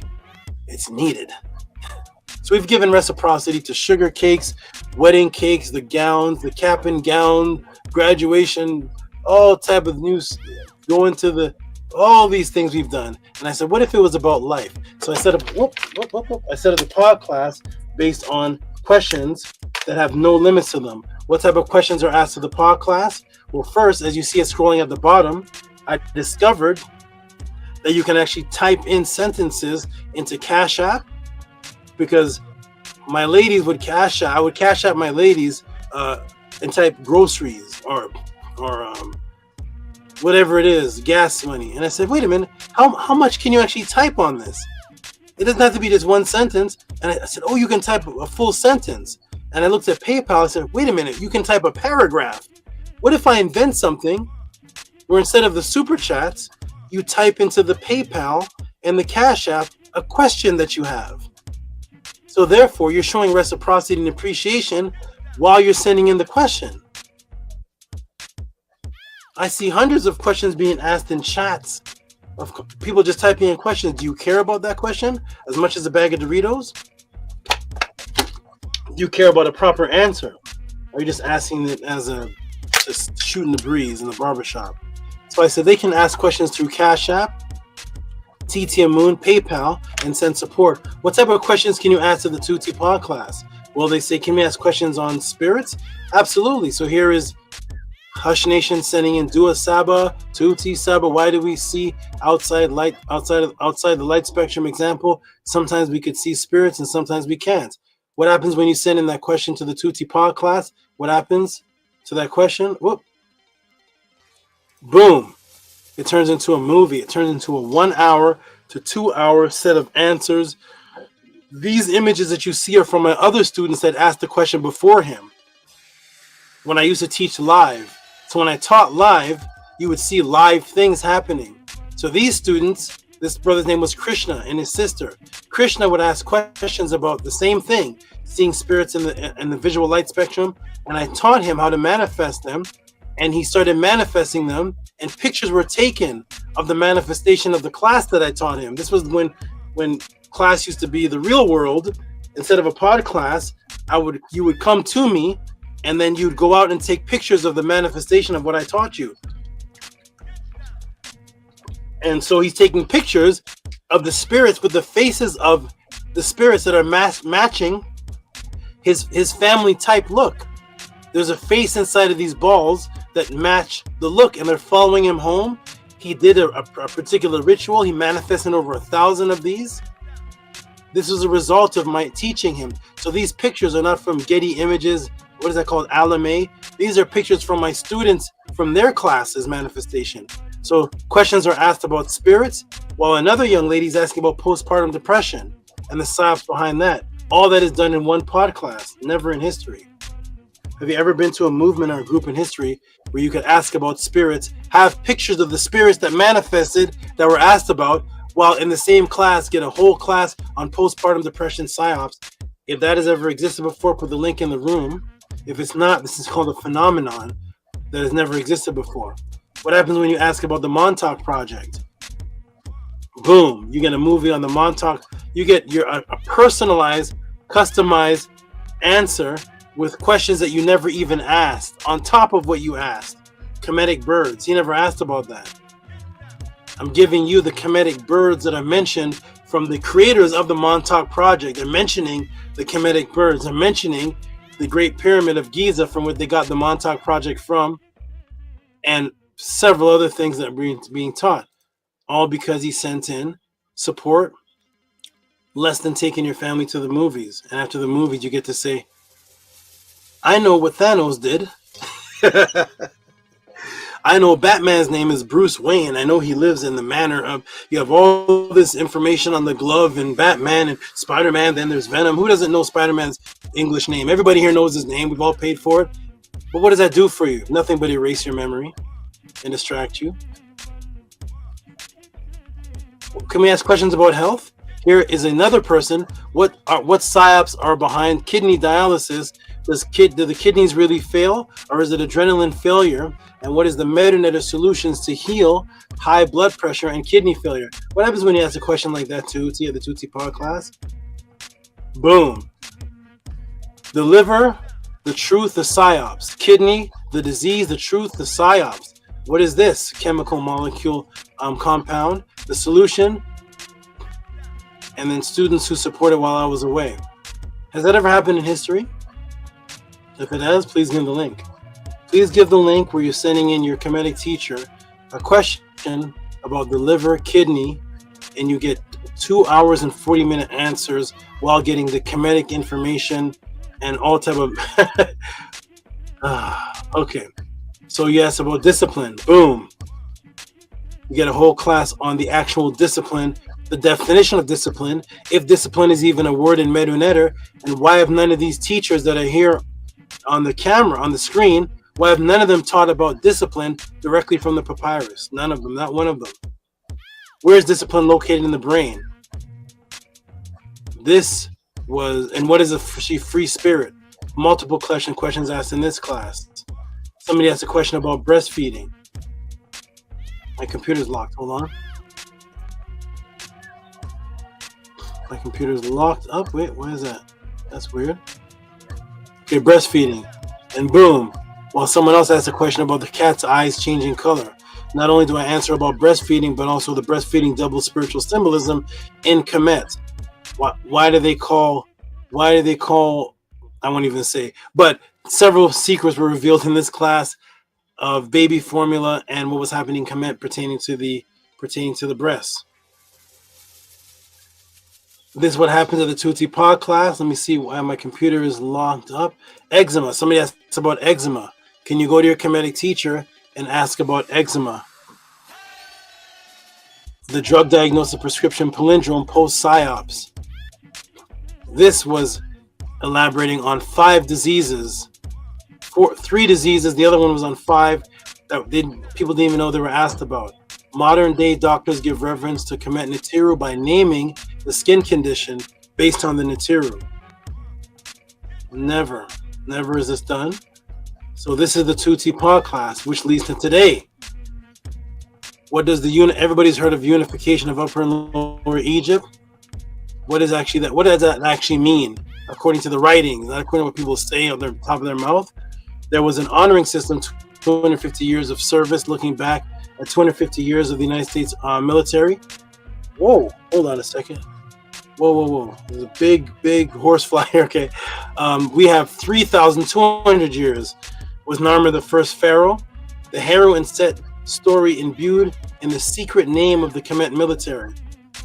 Everybody talks about the Magi. What's the secret name of the Kemet military, and how did that name imbue what they were doing in their fighting structure to echo the secret name of their spiritual belief system? That ever been taught to you before? So this is what happens at the Tehuti Podclass. Cash App, TT Moon, PayPal at Rocky SV. There's going to be some beautiful announcements made today about the pathways that I'm going to announce that I've created. That's going to be in the pathways. There's going to be a lot of things done today. This is a drama-free zone chat. Okay, drama-free zone Tehuti Podclass. Any negativity, you will immediately be removed. If I hear about it or if I see it, the moderators will remove you. There shouldn't be a whole bunch of typing and going back and forth talking while I'm doing the class. It means you're not paying attention to the class. You will be removed as well.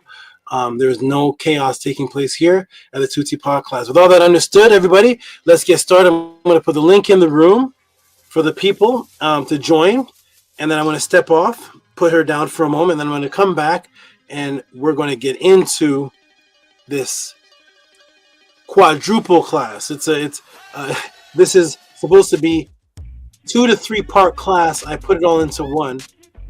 You all have missed me in the time I've gone, but you're going to get the super duper. What did the sisters say? What did the sister that said she made the Matrix? What was her name again? The one who said the triple quadruple, the triple quadruple. You're going to get triple quadruple, the triple quadruple class today. So let me put the link in the room for the beautiful family to jump in. Then I can jump out, get some water in my system. And shout out to the new people in the room. Shout out to this brother here. I haven't seen Stranger. This is the name of the moderators. I don't put up the moderator sign anymore because I have to keep changing it. Moderators keep dipping and jumping and running away from the truth. So I have to change that, and then another one disappears. I have to change that, and then another one disappears. But anyway, Stranger is the namer of the moderators. It all rhymes. Shout out to this brother, Born Knowledge of Law, Hotep Saba Tehuti, Unk Wajah Seneb. Honors to ATTON. Do the Knowledge Radio. Oh, okay. Oh yes, Minty was on it's the Killer Pre-Show, but it appears there's a sub show in the Killer Pre-Show, and Minty was on there, and I'm gonna mention what I thought about that appearance when she comes on the screen, and when people come on the screen. Shout out to Knowledge Born, life, prosperity, and health to the Abit. Salute Minty for the invite. Okay, wonderful. So there's Minty says, Hotep, welcome to the podcast, good brother. Knowledge Born the Law, great to see you here. All right, so we're gonna see. I think I put the link in the room. So we're gonna get the team to jump in. Oh, by the way, I don't know if I have strange. So this brother here, for those, let me see if I still have it. For those who don't know, my screen is not moving. That is odd. My screen isn't moving. Let me refresh this page. I may come off for a moment. Let me refresh.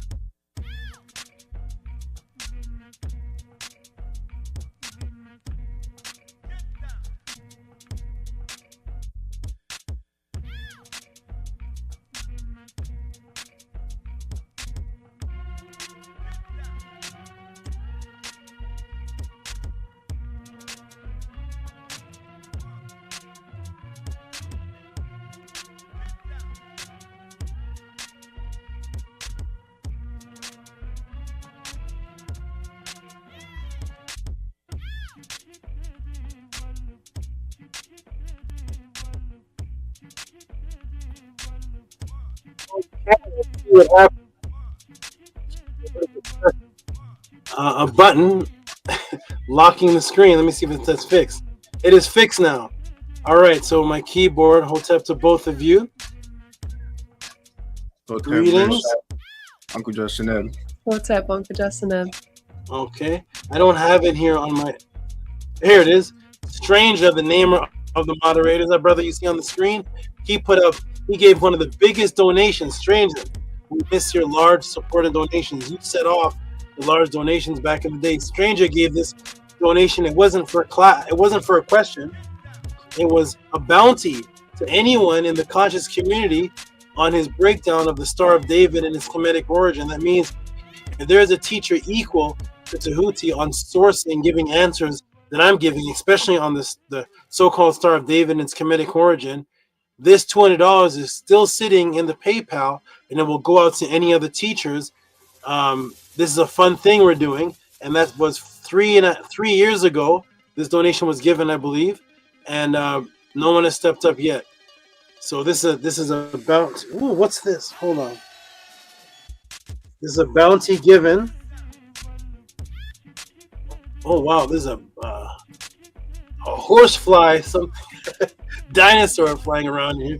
All right, let me get one of my spiders. But so this was Stranger, the namer of the moderators, just to show that he was one of the top supporters at the time, and he actually named the moderators.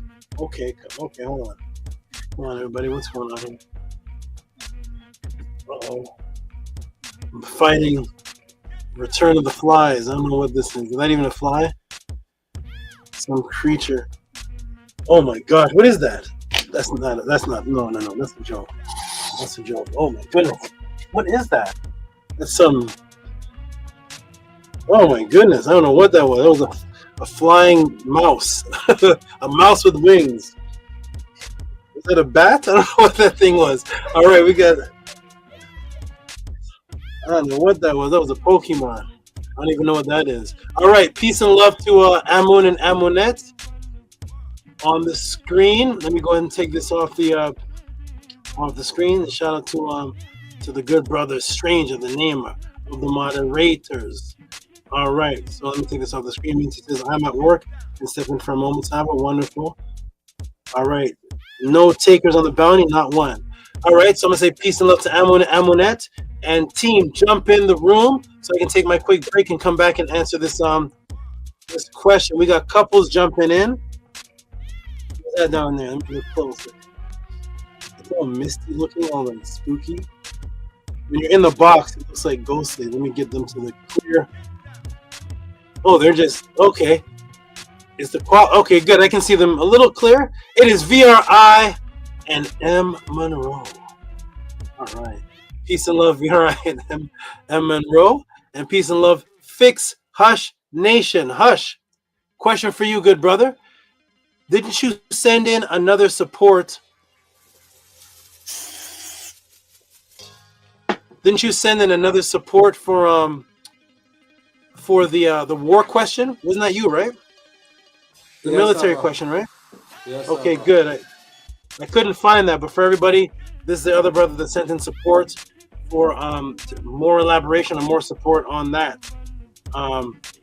So yeah, Minty, you can jump in anytime. I'm going to be off for a few minutes, so I'm going to say peace and love to everybody and ask how they're doing, and then step off and come back. All right, starting with Amon and Amonette, peace and love to you. How are you all doing? Peace and love. Hotel Marie, Grace Saba, Uncle Justin Neb. I'm doing wonderful and great, especially because I'm able to hear your voice and see you in the form that you are, that you're here healthy, teaching the pod class, and bringing life-giving information to us. Thank you all very much for asking. How are you doing? I am striving. I'm doing my best as a netter, staying focused. Some of the information that I had gotten on the updates, that's the reason why I had to take the last pod class off, is because I had to come to terms with what to put my time into of priority. I love teaching the people, but if I'm not here to teach, then there is no pod class. So I have to prioritize setting up things to fix things pertaining to my inner cot and do certain things to myself while external help to do that, and none of that could have been done while sitting there for hours putting together a pod class. Finding out the information that I found out was a little bit of toll on my mind as well, because when you find out something that is that could be life-threatening and you can't get to it by your means because it's more chemical based, it's not something that's a natural, where natural herbs can just come in and different meditations can come in. It's something on a more chemical base that the doctor's saying we never seen this. So I had to take time to go within inner self to focus on that, so I could still be here for everyone. And okay, we can see Bet just came in. Peace to Bet. Bet just stepped into the building. Peace to you. What's up, Saba? I'm glad you're back today. Wonderful. So that's how I'm doing. Thanks for asking. Amun and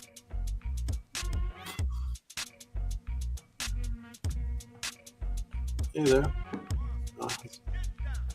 Somebody from Madagascar over there, but all right. Oh yeah. So yes. So thank you for asking, Amun and Amonette. Yes, doing good. You knew, Grace Saba, you're extremely strong, and your choices are supreme. Wonderful, excellent. We got new people in the room. We got, thank you. We got Marion Hood. Shout out to Marion Hood, who says, all is well, all is well, all is in divine order. Peace. I always give a shout out to respect to all the new people in the room, and that is definitely a name I've not seen before. So peace to Marion Hood. Marion Hood. Okay, wonderful. Okay, and we'll go on to Amonette, and then to VRI and Monroe, and Bet Fix, and then I'm gonna step off. So, how you doing, Amonette? How are you? I'm doing wonderful. Great Saba. Tua for asking. Really happy to be here as always, and really happy to see you and know that you're well. And Tua for being so strong and for teaching us and raising all of us up. And Amun and I appreciate you very much. So Hotep and Ma'at to you.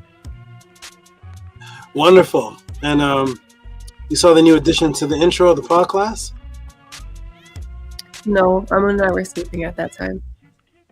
Oh, okay. It was some young lady giving a testimony and a tribute over the last pathways. And she was talking about me coming into her life, and it's beyond words, and you should check it out. It's a really good video. I may play it again, but it's a part of the intro. It's this young lady who really appreciates me and put together a very beautiful video. And that's the testimony intro. It's in there. So when you rewind, you'll see it, or I may play it again because it is a beautiful video showing somebody on a plane and a bunch of stuff. All right. So we're going to go on to, even though it says VRI, M. Monroe. How you doing, M. Monroe? I am very good, Saba. Thank you. I'm incredibly grateful that you're recovered enough to be here this week. And I hope you and your Neterus are in very good health. And Tua for being here. Thank you very much, Tua, for your beautiful words. And I did see a support come in with a long paragraph that I look forward to hopefully you reading. I hope you're on to read it. It was a long paragraph of love. So thank you for that. Definitely, thank you. All right, and we'll move on to just switch. Well, Patah's on. We'll move on to the young brother who I had to do a DNA test on because this looks like the son that I kidnapped when he was 2 years old. He looks. I gotta find him, but I gotta find him. He disappeared again, but it looks like my son that I kidnapped when he was 2.5 years old. The police were chasing me. You have a kidnapped child. I'm like, this is my own son. I want to be a single father. I'm trying to get him away, but he looks like VRI. So peace to you, VRI. How are you? Marie Saba, I'm doing well, and it's even better now that the podcast is back and that you're back to health. And yeah, it really is amazing. Thank you for everything you've done for me. I really do appreciate you, Saba. Tua.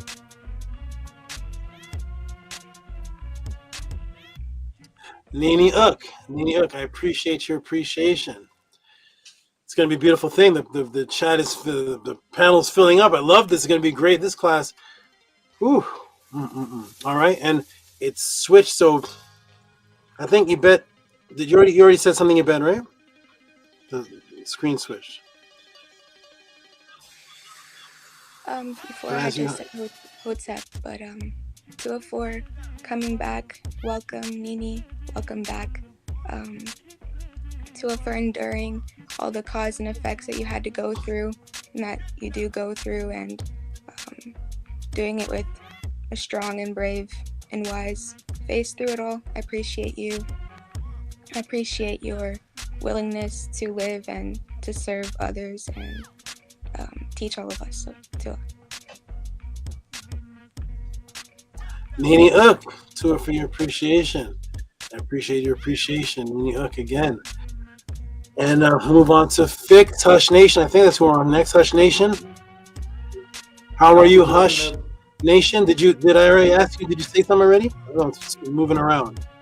Yeah, it's big axes. Every time, big axes, heads flying, big ma'at, big love, big salute, big respect to our Uncle Jaseneb. Health, strength, prosperity, power to you, Saba Tehuti, Amun Hotepra. I appreciate you a whole lot, a million, bajillion, and welcome back to our. Did you say a lion? No, I say a million, infinity. Oh. Yeah, Tua. Nini Uk, I appreciate your appreciation and your great smile of happiness. Wonderful. We're gonna go to the jet and then I think jump back up to the top. I feel like I'm playing. What's that? Put a checkers in that. Put a checkers in it. Connect 4. All right, so we're gonna move to the jet, and then we're gonna move to Pata. How you doing, good brother, the jet? Hotep, Great Saba. Can you hear me? Little low, very low. What about now? Can you hear me? Is that better? I can hear. Let me turn my volume up. Maybe my volume is low. Let me see. Turn my volume all the way up. Say something again. Let's hear. Peace, peace, peace. Can you hear me?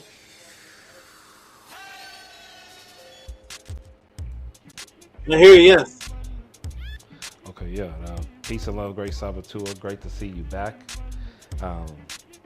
Mr. Invincible. Impenetrable. Always overcoming so much. It's weird to see that you're down, but I hope that you're feeling better, that you're much stronger, and it's good to see you up here, Sabas. Definitely brings joy to me and my out. So Tua to you, Great Saba. Happy to be here, and good to see you. So yeah, Hotep.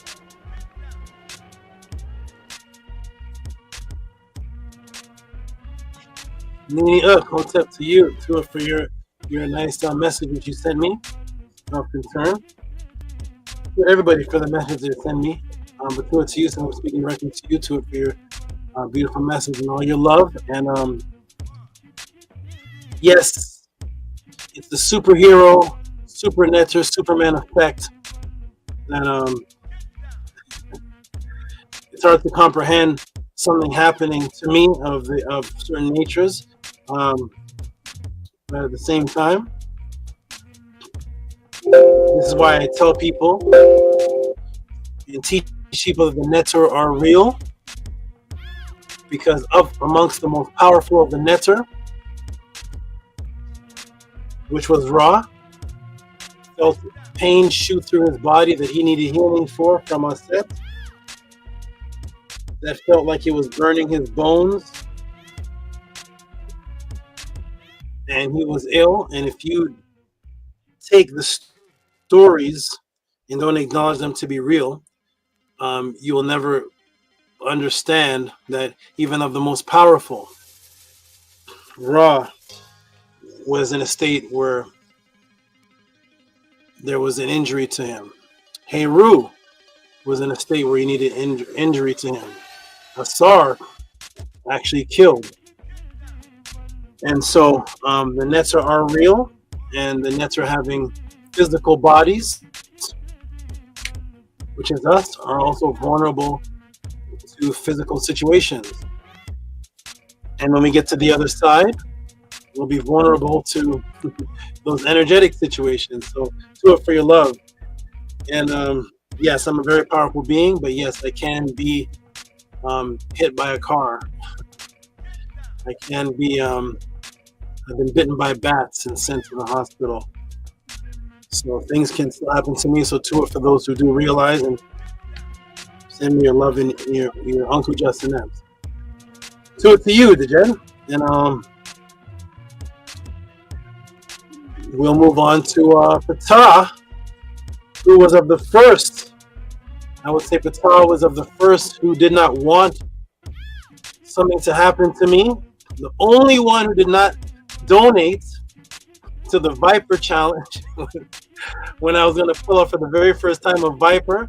Ptah said, nah, I support everything. What that? I am not going to contribute to that. That bites him. So Ptah's like, he's Tehuti, but he can still get bit. So, bring back out the pythons. But shout out to Ptah. How are you doing? Good, brother? Hotep, Great Saba, Uncle Jasa Neb, to you, Uachet, Useret, great powers, powerful words of healing and transformation to you, Great Saba. I am Nefer, doing Akhir, Kepara, I'm very, very thankful and grateful to see you here, and very excited for this pod class. I couldn't have asked for a greater pod class for this day. So to our great Saba, and I'm looking forward to learning the secret name. So Hotep Henu, Uncle Jasaneb. Nini Ugg. I appreciate you for that appreciation, because you are one to take. I watch the I keep calling them sessions. I watch the sessions. I watch your teaching, and you are definitely one. You'll see a jewel and you'll take it to the extremes. You'll find one thing that's said, and you'll go find the original line on the papyrus, the original wherever it was on here, and next thing you know, there's a whole demonstration on and I love that. It means that the information is taken very valuable, and it's continuing to teach through a lot of your classes. And yes, when you hear this, it will be a piece in the puzzle to a lot of things pertaining to family, and pertaining to one of your favorite things, which is step with your left. It's going to tie into that as well. So just another jewel for that. So you're going to love it. So I appreciate your good brother, and thank you for wishing me. Thank you for wishing me all the health that you've been wishing me. You're very welcome, Great Saba. Hotep. What's up? And with that, everybody, I'm going to come back. I'm going to take a little break. I'm going to step off with Aset. There's another serpent that I have that I may bring to this class, or to SANETERU tomorrow. By the way, yep, I'll let Scribe talk about that. We're all going to go support the great brother. He's on again to shake them. I also wanted to say to you, Patah, very interesting. I just spoke about taking one thing and magnifying it. So, very interesting. The very last thing we left off with was a brother on the last SANETERU show challenging us. He was trying to come for it. I wanted this to be for Tehuti. I'm like, can you please, like, this is Patah's up there with the glyph. Patah's like, well, Sab, is it okay if I answer it? I want Tehuti to. I was like, okay. So a brother challenging us through me on Patah's show about Jeb. And that was the last one. And then Patah will let everybody know that. It's so funny. I saw the flyer. I'm like, oh, here we go. This is some type of snake. Something's happening here, because what's the chances of that? And so it's a beautiful thing you're doing, Patah. I see something that you're doing, and it's going to enlighten and frustrate people even more now. Because now you're taking a little thing and, oh yeah? Okay. Here's a whole class on just that. How about that? So Patah will let you all know. And it's a beautiful thing. So keep up the good work, Patah. You're doing great, brother. I look forward to the fun ride we're going to have tomorrow. Yes, to our great Saba, it's going to be a lot of fun, for sure. Wonderful. So I'm going to step off, everybody. Support the Tehuti Podclass. This class today, I put in this class as if I'm coming back. I'm going to be here until I can't be here anymore. But this class is put together as if I'm not coming back. This class here, this is longer pages, and I hope it's just because of the pictures than any pod class. The pod classes that are hour are usually 2 pages. This one is 3 pages and a quarter.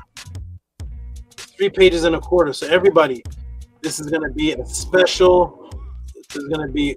Is it going on the screen yet? Okay.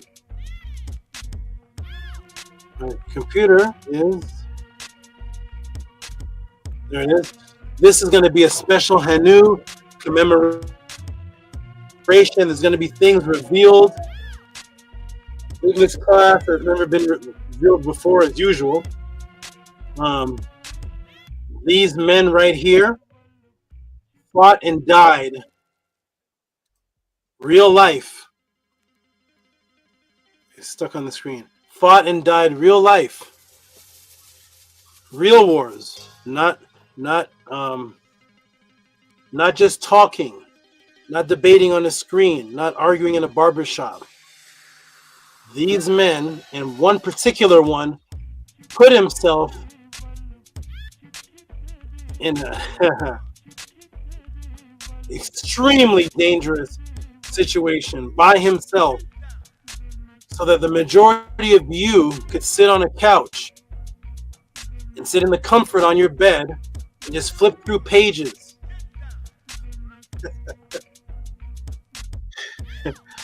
So the majority of people could comfortably sit in their air-conditioned, windowed apartment with their car outside, their bed with their pillow, and flip through NETERU books, and flip through stories and read on the NETERU, and have personal experiences within yourself of what you're reading and studying to make your life better. These men that we're going to go over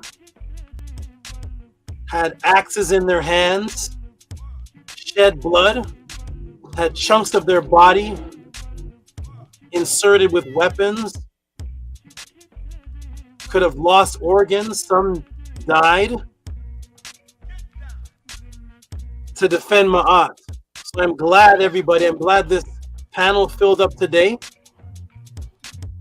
because it takes nothing to click on and come onto a panel and show your face. These men stepped in the line of death. They didn't meditate all day. They did meditate. They did all their spiritual practice. But when it was time for war and responsibility, these men stepped up to the plate. There was no comfortable sitting in your bed, sitting on the couch, sitting there just looking at books and looking up at the ceiling, looking up at the wall, and these men got up and put their life on the line in order for you to be comfortable to read about them and debate and talk about them and have your out of bodies. And now you have your Perm Haru for $12. The Perm Haru that these men had cost half of their year's pay in order to have a Perm Haru that was 75 plus feet long, that they had to walk to get to the end of it to read the end. They couldn't flip through books like we have today. These men left their women and children at home to be protected by other men so that they could get on the battlefield and shed blood for you. These are responsible people, responsible men that we're going to go over today.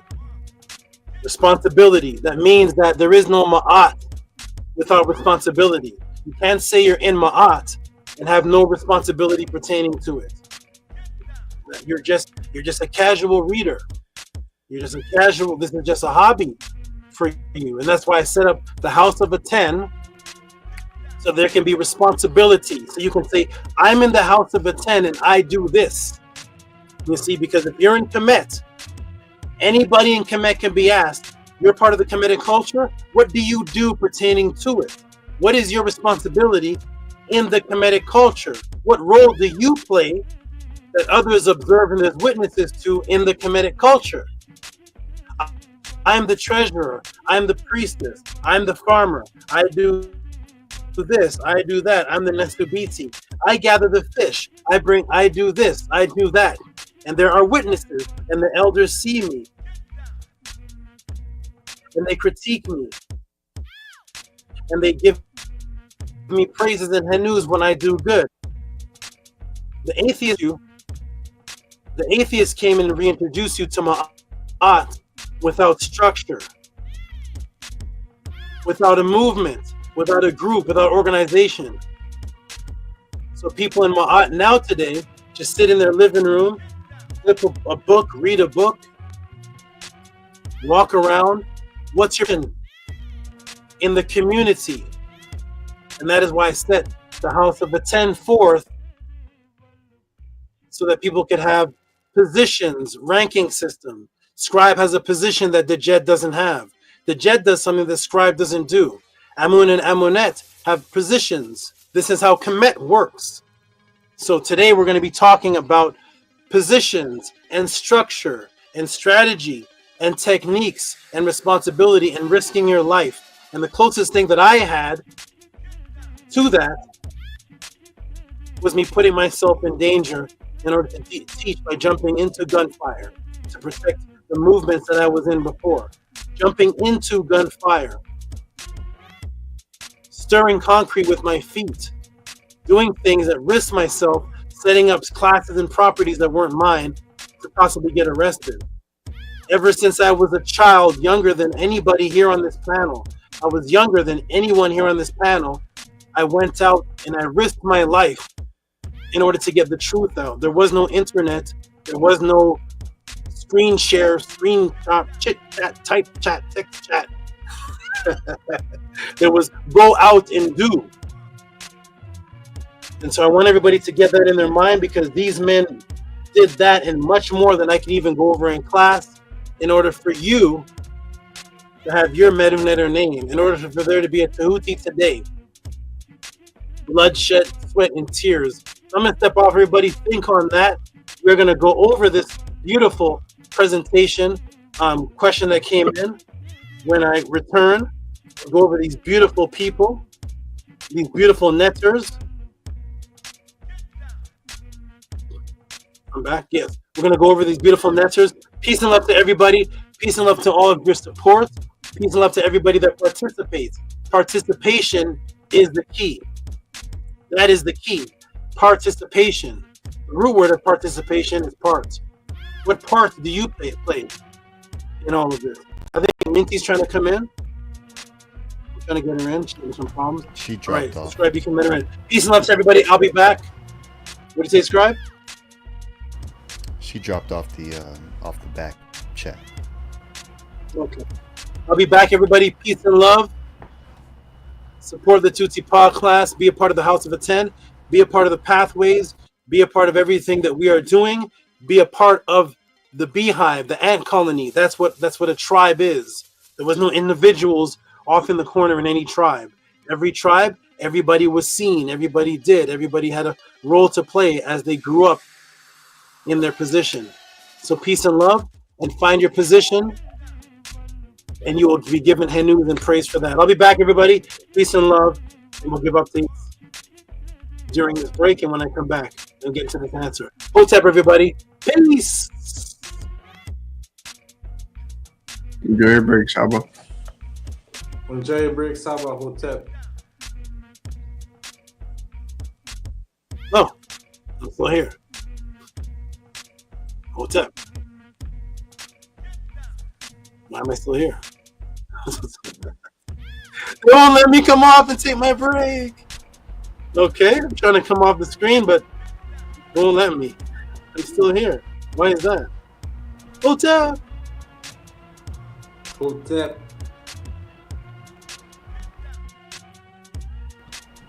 Hotep Marie, Uncle Jasa Neb.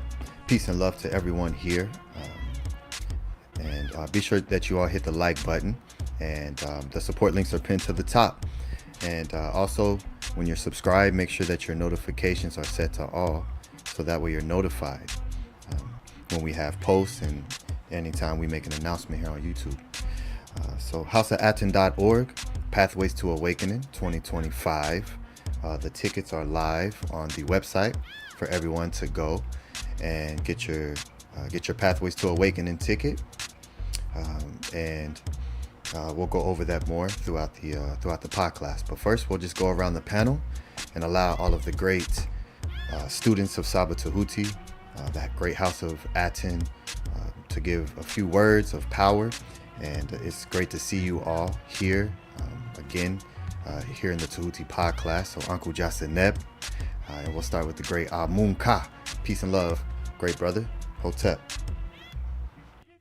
Peace and love, Uncle Jasa Neb. Hotep Marie. I'm looking forward to today's beautiful class. I'm looking forward to all that Saba is going to bring forth. Tua to Dr. LaRoche for asking the question, and to Hush Nation for supporting it. Everyone support our great Saba Tehuti. He is an echo of our ancestors. He is the netter here to teach us, to bring forth life, bring forth MAAT. And today he's going to have a phenomenal class on so many different details and intricacies from our ancestors. So I'm looking forward to this class. I'm very excited. I'm ready to take notes. Hope everyone else is excited and ready to take notes and to learn from this. And I will pass Hotep, Uncle Justin, to everybody. Hotep Mary. Hotep, Uncle Justin Neb, to all of you for being here, for being healthy and alive. To SABA Tehuti for being healthy and alive, for teaching us, raising us up as we are all here to be raised up under him. I appreciate SABA Tehuti for all that he is doing and all that he has done. I say this very frequently. SABA Tehuti has completely changed and saved Amun and I's life, and I'm extremely thankful for every single thing that he has done for our life, for creating us into who we are and continuing this beautiful creation of all of us here. I really appreciate his NETERUs for all that they do for him and for themselves as well. So, Tua and Hotep Mary.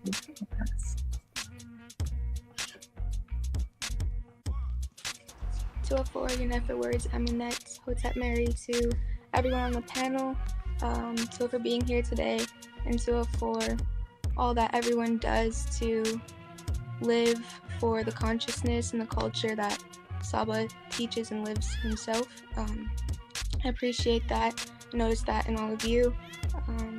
I'm excited for the class today. It's really important,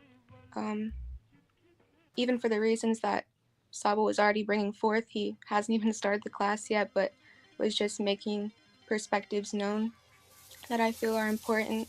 And so really excited for that. And yeah, what's up, Mary, to everyone.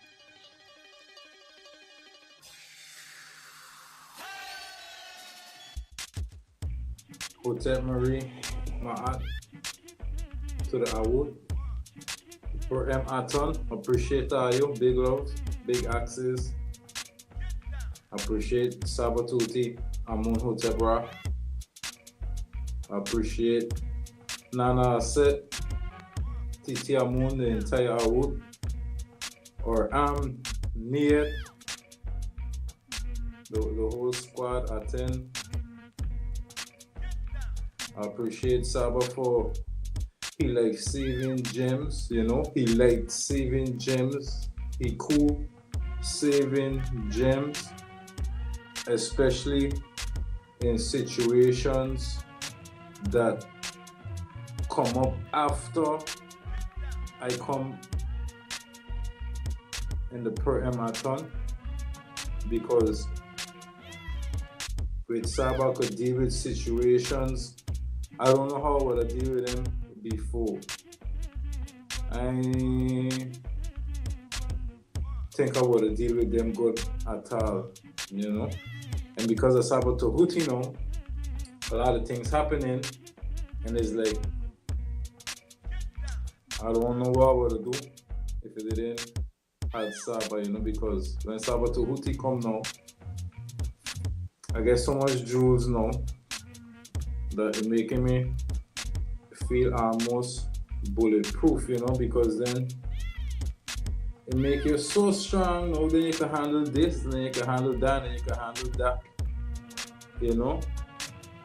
But then if I didn't have SABA, I know I would have handled them situations, you know. So it's an armor shield that you could just go through. You could go through and just keep pushing. And I appreciate SABA a lot for that. And yeah, I would like for other people to be on to that too, because it's gonna help them a lot, you know. I ain't just want that for me. I want other people to have the same light that I have, because when pressure is hit, people just pop off, you know. And when pressure hit, I could soak up And just the Pekka and cool all in together, just have man on a level where man could just take on situations that man wouldn't have been able to take on situations before, because now it's like a snake style in everything, but I ain't know how to do the snake style yet, you know, so I'll just be observing. But then it has helped me develop a snake style, because while I'm observing, I'll be able to think and appreciate SABA for that, you know, because then you don't just act on everything and everything become a MAAT, where you seeing from angles that other people ain't seeing. And I used to see from those angles before SABA Tehuti, and seeing things from those angles keeping me alive, you know. So I appreciate SABA Tehuti and MENTUHOTEP for that. I appreciate him for the classes. I appreciate him for having the House of ATTON. For him, I appreciate him for having Malek Anipata, Aten Tehuti, the Jessa Jama'a, Malek Atef Rem Kim, Ma'at Atef, like these men to set a foundation of Ma'at to motivate man. So I appreciate that a whole lot, you know. So Uncle Justin Eptua, Dua Sekem to the poem ATTON, and Dua Sekem Sabo to Uti, MENTUHOTEP, Nefer healing, Nefer Ankh, Nefer strength, Dua Sekem, Uncle Justin Hotep.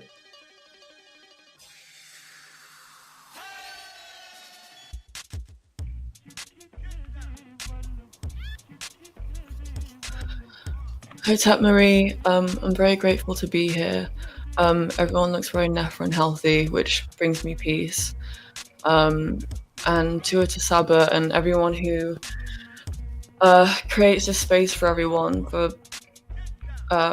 this to be a safe space. I'm very grateful for it, and I'm very happy that SABA's recovered enough to be here this week, which is very inspiring to me that he's gotten through his problems to be here today. So to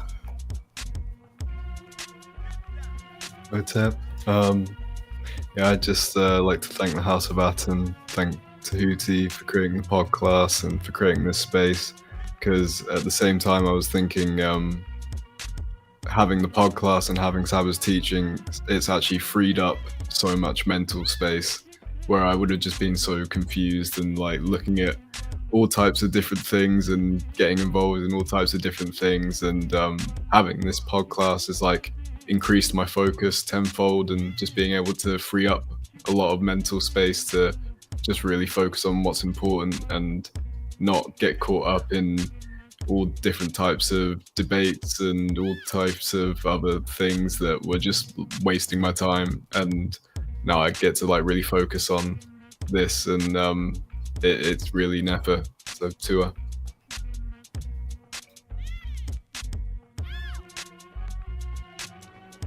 Uncle Johnson, peace and love. Hotep, everybody. Definitely happy to see everybody. Happy to see Nani Asef Mur just stepped into the building. Hotep, peace and love, everybody.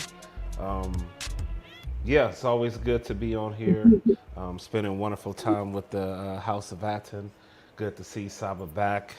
Good to see Nani smiling. If she's smiling, we know that SABA's doing better, getting better little by little. And so, yes, definitely grateful. Peace and love to everybody in the chat, everybody that watches in the future. Hotep Henu, and I'll let the great Nani speak. Hotep, Nani. It's like slowing down and getting.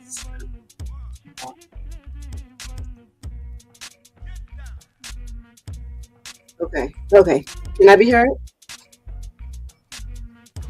Yes, we can hear you. There may be a slight delay, but we can hear you clearly. Hotep.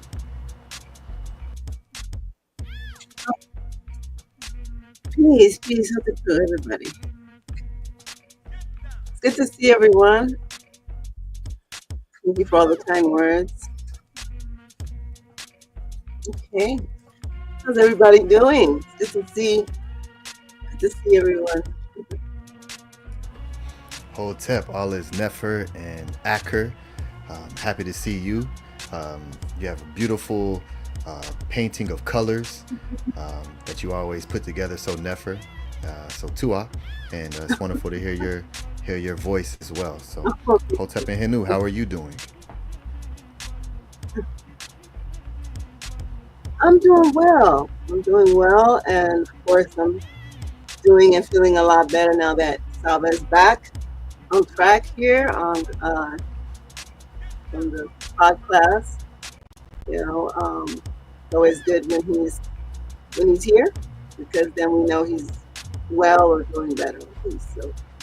So with that, I am better and and I'm well. Thank you very, very much. So yes, I wanted to mention a little bit about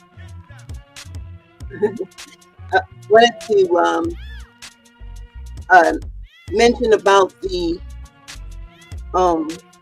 walk in MAAT, just something that's going to be happening in the pathways to awakening. And thank you again for that beautiful, wonderful naming it the walk in MAAT with the Patah. Thank you very much for that. Just kind of wanted to, just for clarity, since we're doing our best to follow in the footsteps of our Kemetic, Ma'atic ancestors, this particular event, so it's a contest of one to see how well you know what you're dressing up as. It's not necessarily what one would call a fashion show. It's more so a time to show what you know. So one would be verbally presenting, also wearing, the garb, but it's not so much just about the garb itself, but what does it represent? What is it? What are you representing? Who are you representing? And so, like the title suggests, to walk in Ma'at, and that's exactly what one is doing. So also, to mention the dress code, just to remind everyone, the dress code for everybody that comes is to wear the Kemetic garb. That's for everybody.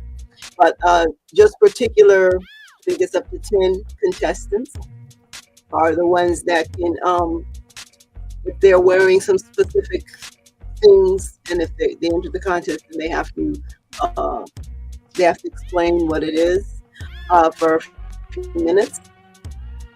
And also, so they'd be being judged by what they're wearing is, but how they represent it.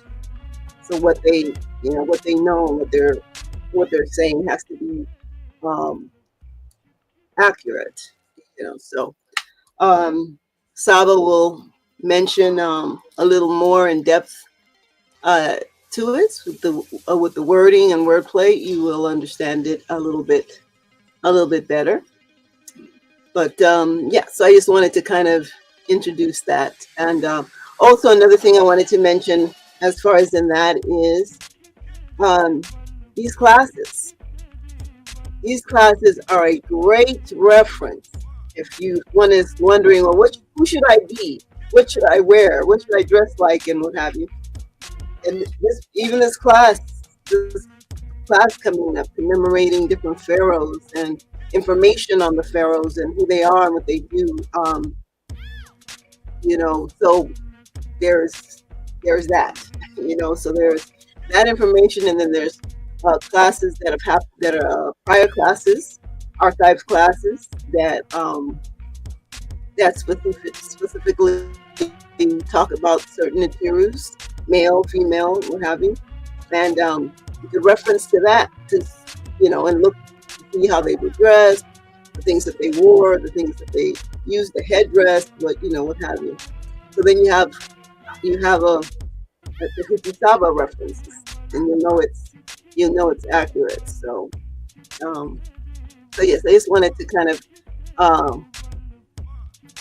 mention that and bring that to everyone's attention for today.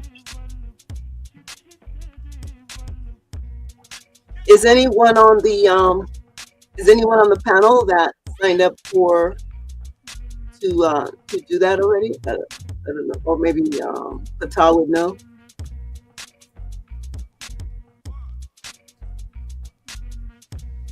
I think the tickets and the sign up just get available. So now we can go on the website and organize and see what we signing up for and whatnot. Oh, okay. Yeah. What about you? You're gonna come on as who would you come on? As a big Djed?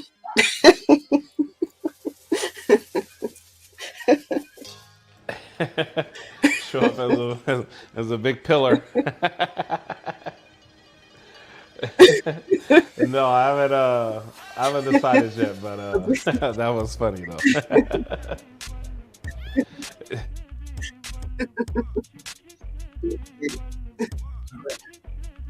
Okay. Saba will be back soon, shortly. And what about you, Amun? Amun and Amunette? You guys already have a character. Amunette and I are definitely looking into it. Oh, nice, beautiful. And Saba did some wonderful presentations on that. I remember. Speaking of Amun and Amunette. Yeah. So VRI, are you and I'm just gonna say what I see here. I'm sorry if I don't want to mess your name up, but M. Monroe, is that right? Yes, that's correct. Oh, okay. So are you two joining us for the pathways, or is that in the plans? It's definitely in the plans, and we're currently planning and saving for it. Yes. Okay, beautiful. That's a beautiful thing. We're looking forward to see you both, and of course, be safe in your travels and planning. And I hope everything works out. Would this be your first time in the United States for the both of you? No, I've never been to the United States, but I've been once. I've been once to visit family. Oh, okay. In California? Not California, North Carolina. Oh, okay. Okay, nice. I know you're coming, Hush Nation. I don't think nothing could stop Hush Nation from coming. Yeah, coming. I just have a far trip this time. IVR right neighbor, so this is gonna be a long trip. Oh, what area are you in now? I in the Netherlands. So before it was like okay. Yeah, that is yeah. The last time it was like a 2-hour trip to Florida and then a 5-hour flight to LA. But now we're gonna be, I don't know. It's just gonna be a long flight.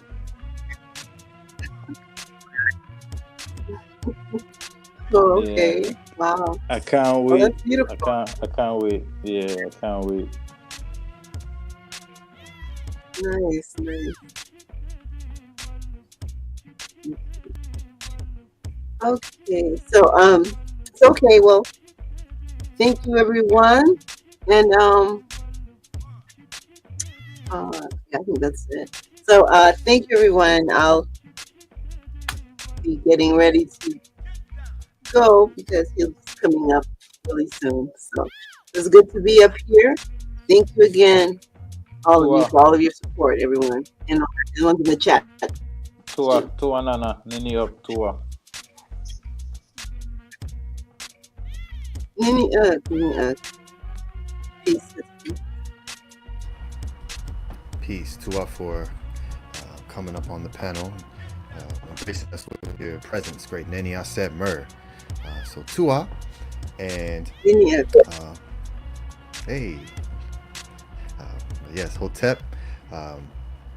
And yes, Tua for everyone. And those who are supporting, the links are pinned to the top. They're in the bio. Everyone hit the like button.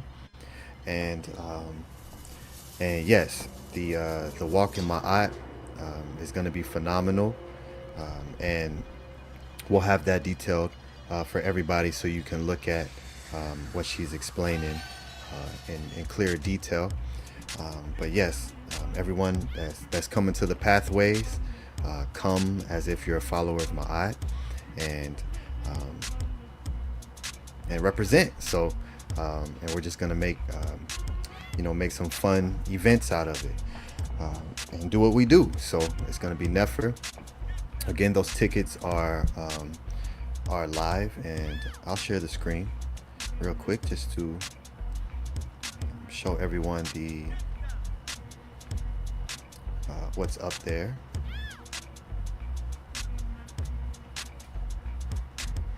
houseofatton.org. All right, so let me share the screen.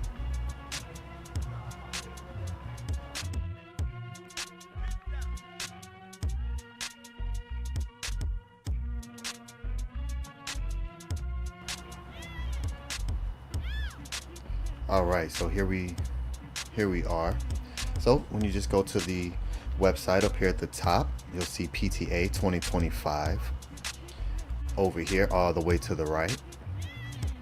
And once you click on that, this is the entryway and what we will be doing, what's available.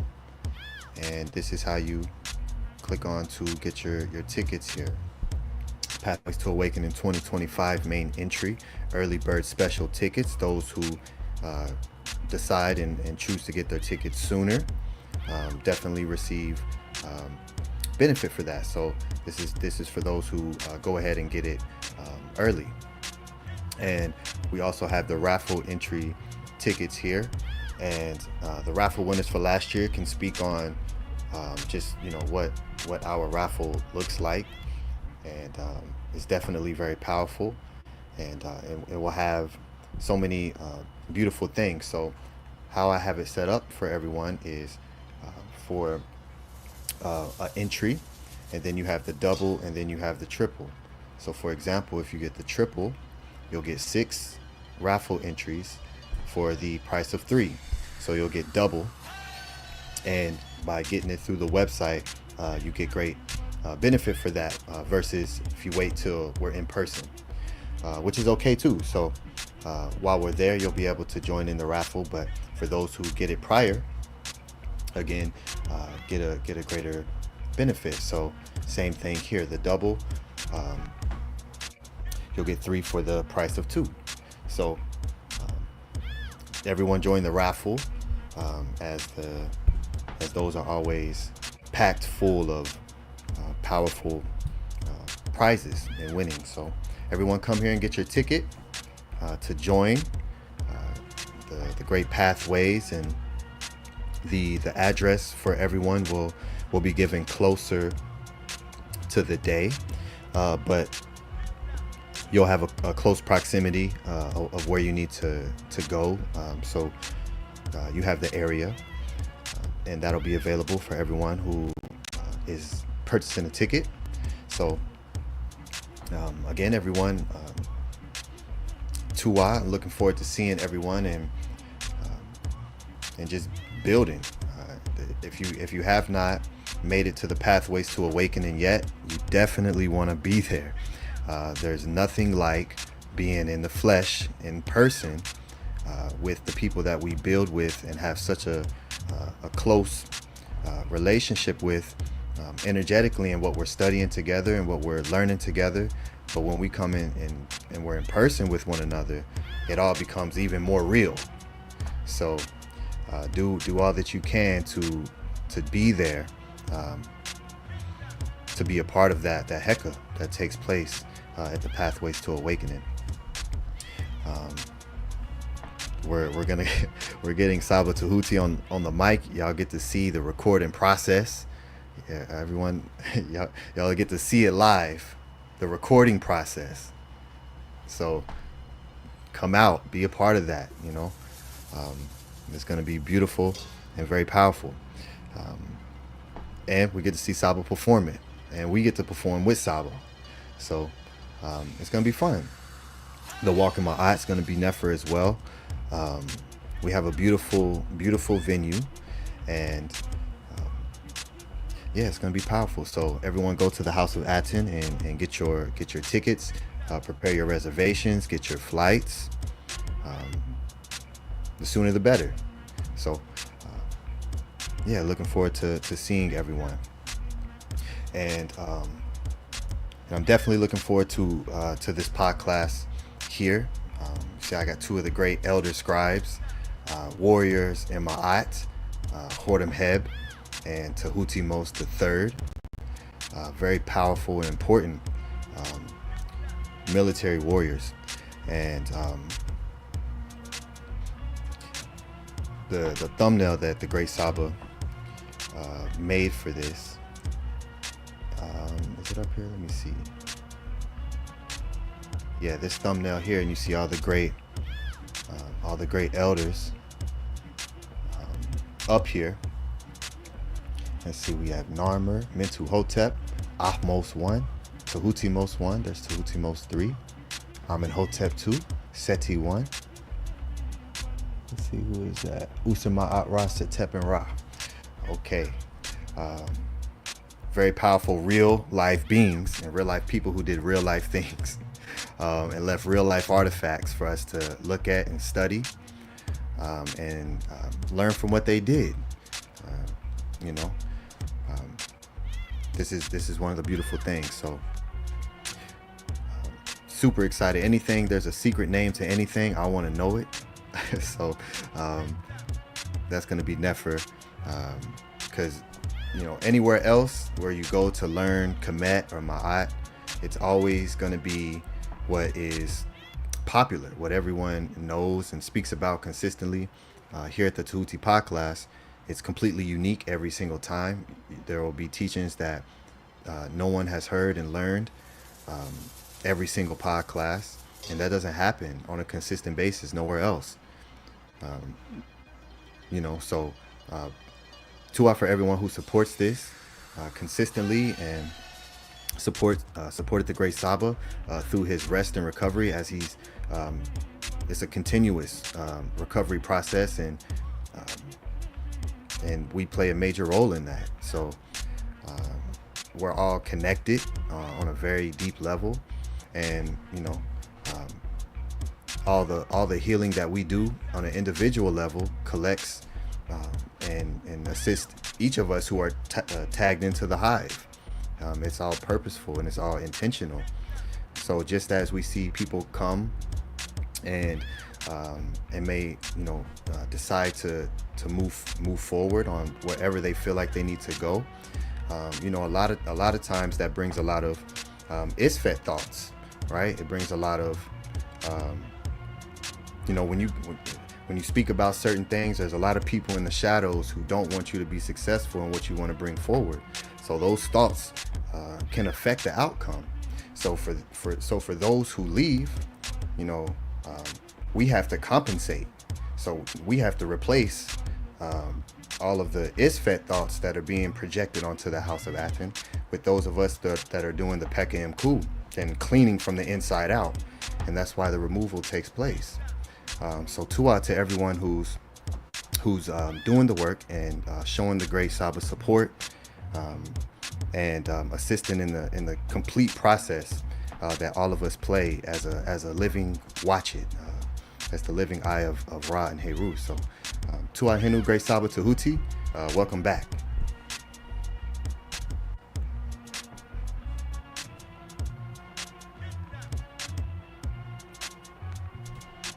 Oh, you're on mute, Saba. Oh, peace and love to yes, thank you for welcoming me back. Peace and love to Don P. New person comes in, well, not that new, but newer. Ashe. Peace and love to all the people in the chat, and thank you for all the great things that were said on my break from everyone. And I want to make a couple announcements before I start. One is Pata, go ahead and put up on the screen, if you haven't already, just let everybody know about tomorrow, House of ATTON meeting. Meeting on Geb.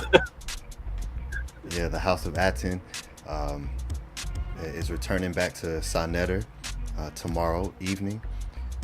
We was gonna do it at 7 p.m. Eastern time, that's New York time, but he messaged me and said it needs to be a little earlier, so it'll be probably between 1 to 3 p.m. Pacific time, which is Saba's time. But we'll get confirmation for that. It's very difficult to get confirmation, but tomorrow evening, this is the session that will be bringing the House of ATTON, and it's on Geb, right? So as the great Saba spoke on, there was a lot of questions about Geb, and there's a lot of misinformation and confusion about Geb. And as the House of ATTON, we're there to correct and reestablish, MAAT as the NETERU. So to our great Saba for allowing me to share this. Nini Uk. Wonderful. And so definitely anytime after 2 would be better for me. Originally it was 7 o'clock our time. No, 7 o'clock his time, which would be 4 p.m. your time, but he said that was too late. So I asked him whatever his latest can be, but that was the original was 4 p.m. your time, but he said that's too late. Okay, so maybe 2 p.m. 2 p.m. my time would be better. Would be the earliest. Okay, That'd Tua. be good. Okay, Tua, very much. Okay, yes. Okay, and also everybody want to make an announcement about the Nini and everybody want to make an announcement about the House of ATTON gathering for the walk of MAAT. So it was being asked of me several times to be the judge of that. I declined a few times to Nani Mer. I declined several times because couple reasons, but one of the main reasons was because everybody cares so much about my opinion on them and what I think about them. I didn't want to be involved in the judging of it. And the next thing was because in certain things, like even battle rap or something, you don't really see the main person as a judge in the situation. I'd rather just sit back and enjoy and let you all be the judge of it. But then Nana pointed out something interesting to me, and she said it'll be my thoughts on what everybody presents is going to be very important because I'm the only one that's really going to know the true answers to what they're wearing. I'm gonna have the deepest knowledge. Whereas if someone else was made a judge, you know, they're going to miss things. But if somebody wears something, and of course, I've taught on it intricately in the pod class, if somebody wears the NETERU collar and they start breaking down, and the other person didn't even see that pod class, how could they judge it, right? So this is a presentation of knowledge where I've agreed to be the judge of the event. And so I told Nana what the name of it is going to be based on a creativity that came to me instantly, because I'm going to be the judge. So it is the Walk of Ma'at, and we wanted to get it away from a concept of a fashion show or anything pertaining to looking good being the focus. You are automatically going to look good as soon as you put on anything that represents Ma'at. If you wear it the way that it was worn, this is why you see in the images behind V Monroe and V Monroe. It might as well be VRI and M Monroe, and mush them together. V Monroe. If you look behind them, the netters are all dressed the same.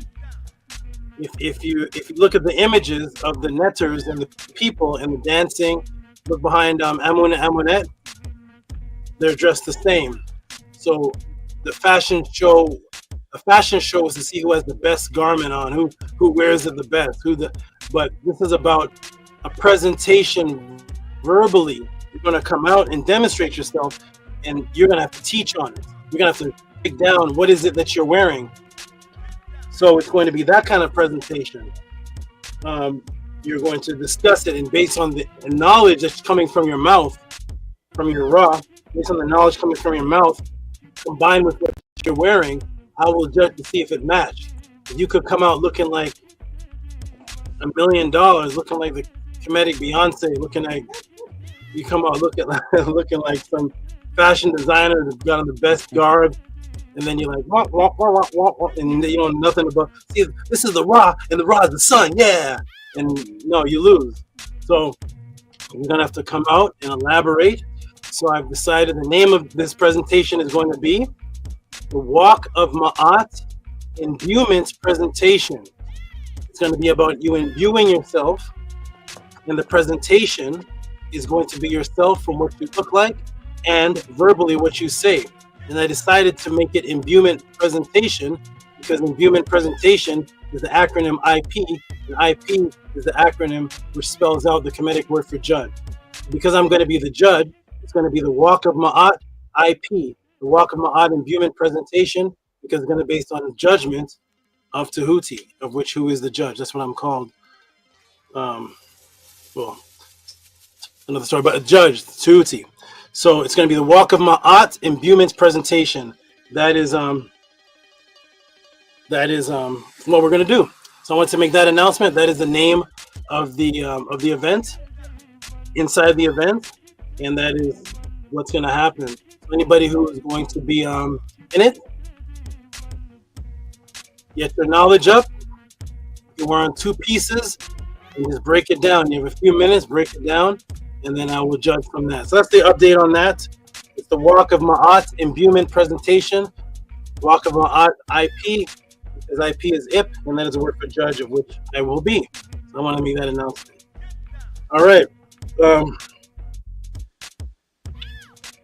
So, there's a lag here. But, okay, so that's the latest announcement. So I look forward to seeing everybody looking beautiful and also speaking beautifully. That's the announcement. Now we can get on to the beautiful class. And one moment here. Is Nukpu here? Scribe? I don't think I've seen Nukpu in the chat. Okay. Well, you can post that up or update whatever it is on the Discord or however fly or however you do it. Make sure, especially Nukpu, because Nukpu is like Nukpu has every single symbol, garb made. I don't know what if Nukpu makes them. I'm not sure, but Nukpu is gonna love that. He's gonna have to teach on it, wear it well, teach on it, and let him know, because he comes to the panel as if that's what's happening. Every panel that he's coming to the event. So so there it is. All right. So wonderful. Peace and love. I see Tanya just stepped in the room. Tanya says peace and love. So, how's that showing? Peace and love, Sabatuti, and everyone on the panel and the chat. Do a netter, do it to you. Okay, everybody. So we are going to get started with this podcast answer, and I'm going to ask everybody in the room before we get into it. First of all, I'm going to put it up on the screen one more time. Then I'm going to ask everybody a question. So this, I believe Scribe put it up a moment ago. So here's what the questions are going to be answered. Was Narmer the first pharaoh? What does unification of Upper and Lower Egypt really mean? It's going to change complete perspective of what people think. The United States honored 250 years of service of the military. Kemet has 3,200 years of Kemetic service to honor that protected Ma'at, put us in the position where we can comfortably study Ma'at. These men were not in comfortable positions. Let me take that off.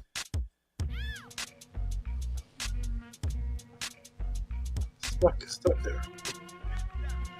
There. Where these men were not in comfortable positions because in order for them to live Ma'at, they had to risk their lives. They couldn't live Ma'at comfortably when Cambyses himself had over 15,000 chariots coming his way. Imagine 15,000 chariots coming from different places to kill you so that you can't practice Ma'at. They're coming for that purpose. Because if they can get rid of the pharaoh and get rid of the situation of people practicing Ma'at, then they can take over. And you have to fight off thousands of chariots so that your Kemet female at home and your children can comfortably practice the rituals. You have to get on the battlefield and shed blood. That is something unrelatable to anybody that is watching right now, but that is what had to be done so that you could read the Purim Harut today. We're going to go over all that, but I'm going to ask a question to everybody on the panel before we start, and that is about Narmer. What is the most, I'm just asking a simple question. What is the most popular thing that Pharaoh Narmer is known for? We'll start with Ptah. As soon as you hear Narmer, what's the first thing that you can say about him? Pharaoh Narmer is? First Pharaoh, Narmer's palette. Those are the first two things. Okay. And what did you hear he did? What's the thing that he did? He joined together the upper and lower lands of Egypt, of Kemet. All right. Okay. Wonderful. Okay. Let me go on. Thank you for that answer. Amun, have you heard the same? Narmer, Pharaoh Narmer. What have you heard of? I echo everything that Ptah said. That's what I heard of. Okay. And Amunet is away. Yvette, have you heard of Pharaoh Narmer before? And if so, what have you heard about him? I have before, yes. I feel like I've heard something about him tied into the wars, and yeah, I've heard of the Narmer's palette too. Okay, good. Okay, thank you. And Hush Nation, Fix Hush Nation, have you heard of Pharaoh Narmer? And if so, what have you heard about him? Anybody in the chat can type too. What have you all in the chat heard about Pharaoh Narmer? I don't know, Saba. I don't know. I about to learn now. I just hear Pharaoh Narmer through the podcast, you know.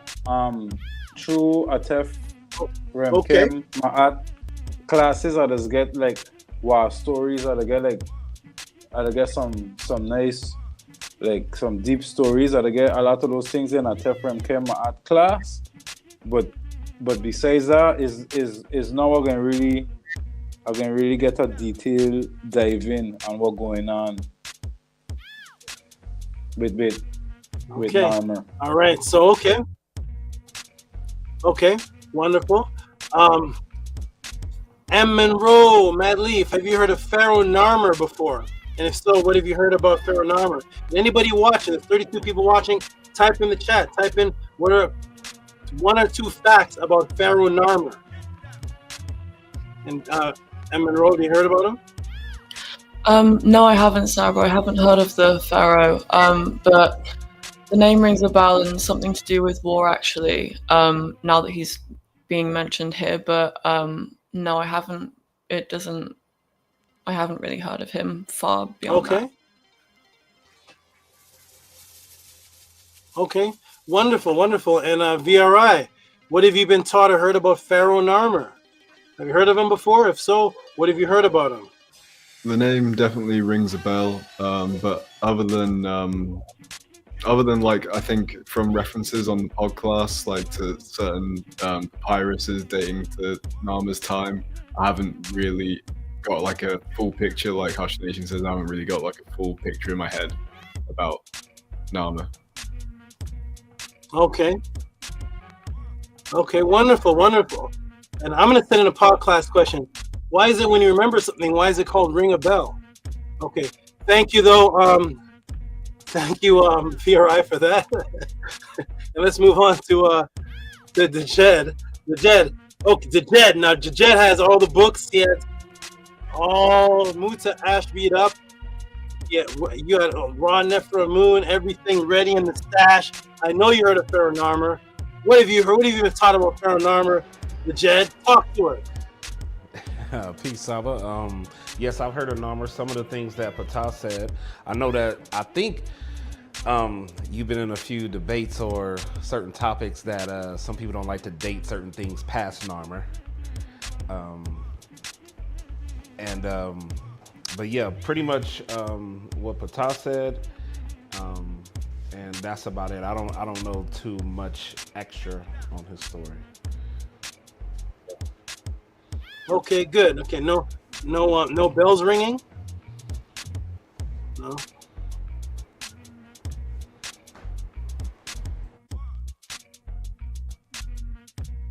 No ringing bells. Okay.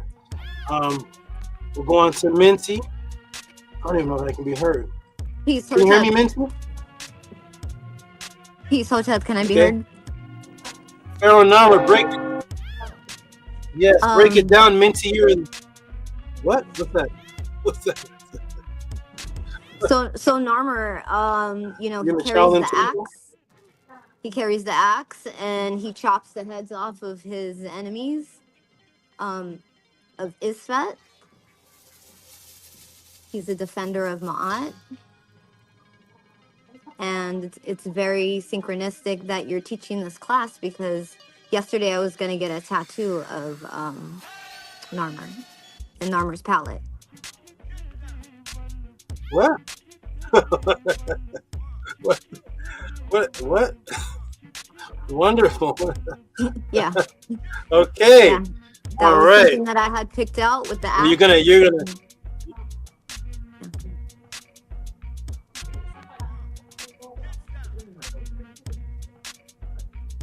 Okay, great. You're gonna love the tattoo now. We got Zep Tepi Slim says Narmer wore the double crown. Okay. First Netcher says you basically beat Jabari on this topic. Okay. Tiny23 says oh no, that was Sneferu. Narmer brought both kingdoms together, Upper and Lower Egypt. Okay. And I think Robert Williams had he said something as well. You can type it again, Robert, because I can't find what you typed. But you're in here somewhere with I think you had typed something in here. About it. Oh, here it is. Narmer uplifted, Narmer unified, Upper and Lower Kemet. Okay. All right, wonderful, everybody. All right, excellent. Zef Tevi Slim says he wore the double crown. Okay. He unified Upper and Lower Kemet, unified both kingdoms. Okay, wonderful. We're going to find all this out today. Double crown resembles both upper and lower. That's what it says. Okay, wonderful. Excellent. Wonderful, everybody. Welcome to Tehuti Podclass. We're about to get into it. And all those people who gave those answers, thank you for your wonderful answers based on what you were told. Based on what you were told. The Tehuti Podclass is designed to tell you what the ancestors say. Because ever since the days of Dr. Ben, Dr. Clark, in 60 years, people have been telling people things, never showing anybody something. So we'll see if this is true. Because for years, every single Kemetic group that I go to, those are the answers. Narmer wears the double crown. Narmer unified Upper and Lower Kemet. Narmer unified both kingdoms. He was the first pharaoh to do so. When I asked the people, hey, the person that told you that, did he show you any of the ancestors saying that?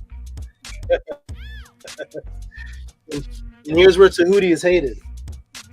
Here is where Tehuti is hated, because don't ask us those kind of questions. The elders told us.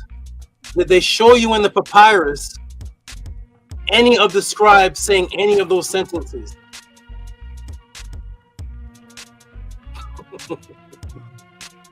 Here we go, everybody. Let's change reality. We're gonna put up the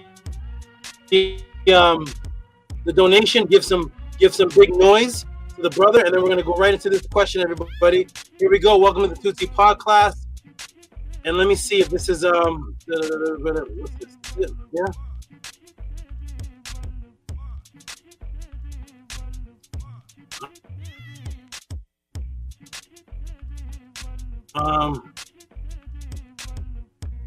Let me see if it's.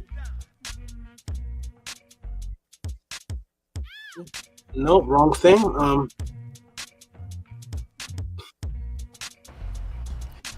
And Great Saba Tehuti, I have one more thing I'd like to add, if I can. Yes, absolutely. So I noticed that there was another interview that the good brother Jabari did, and he said something I couldn't believe it. I couldn't believe it when I heard it. He said, does Aset have the sun on her head? I couldn't believe that he said that. So what you spoke on about the complete attempt of removing that topic hasn't already been completely established. So that's going to be inserted at the very beginnings of the session tomorrow, because I just could not believe that he asked the same question that he got sliced and diced on, but because it doesn't exist on the internet no more, I guess he felt comfortable. But we're gonna bring it back once again until it sticks. It's gonna stick. So I just wanted to tell you that. Absolutely, and I want to tell you something. Oh, replace. Wait, where is it? My computer is doing some phenomenal. Okay. Oh, here it is. Got it. Okay, I got it. Okay, got it. Okay. Can I be heard? Yes, we can hear you.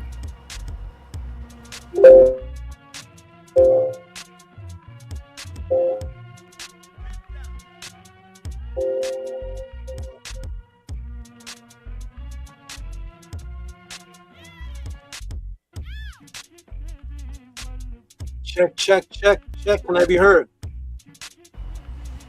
We can hear you. Okay. Oh, so by the way, after you did your show, the same brother you're talking about, Jabari, his next show was called Jabari Gets Questioned on the Laws of Kemet.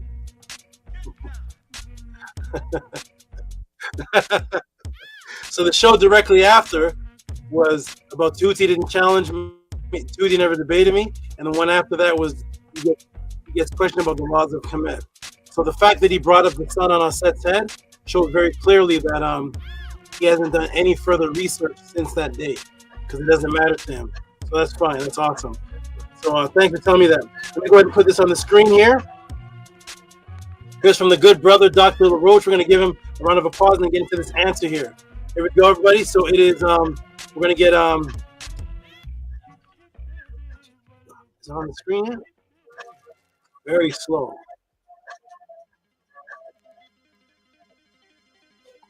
Is it sharing on the screen yet? Computer slow, boy, slow business. It's sharing now.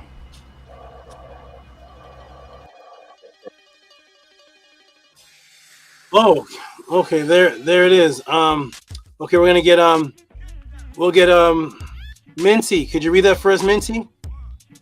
If you can see it, if not, if I can read it. Let me zoom in a little bit. Okay, it's loading. Okay.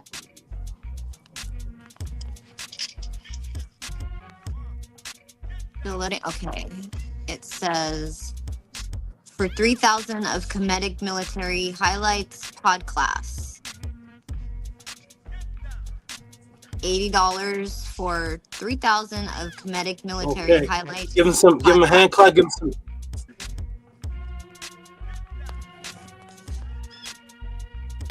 Thank you, Minty. Give him some noise for that. And we're gonna get Floyd Mayweather, so I guess I'm the House of Consciousness champion. I just came here for an interview. That's my name.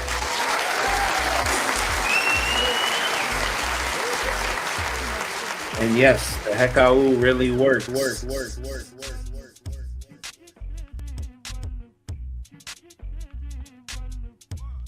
Okay, wonderful. Okay. All right, everybody. Here we go. We're about to get ready. We're about to get into this, everybody. Get your pen, your pads out. For some reason, numbers dropped from 34 to 17. We're going to get right into this. Are you ready, everybody? Peace to the new people in the room that came in. Mary Bootnet, who said, Tehuti, you have to speak to Ashra Kwesi. Okay. Shout out to Mary Bootnet. Everybody ready? We're about to get into this Podclass answer. Get your pens, your pads ready. Get your iPhones, get your iPads, get your eyeballs, get everything ready to receive this information. We are about to start this mega answers, mega class on this topic from Dr. LaRoche and backed up by Hush Nation. Get ready, everybody. We're about to get into it. So I'm going to say peace and love to Patah, peace and love to Amun, Amunet, peace and love to Yvette, peace and love to Fix, Hush Nation, peace and love to VRI, Emenro, peace and love to Emenro, peace and love to Dejed, them, MAAT, them, Oku, peace and love to Mentihotep. Minty, you did a great job. Fabulous on Killer Priest. It was excellent. Way better than the first one. Clearer, to the point. Killer Priest actually on it. He's the one that he brought my name up and in a good way. And to you, you did great on there. Everybody go watch the Killer Priest show with Minty, Minty on there in the last 40 minutes. Good job, Minty. Tua SABA.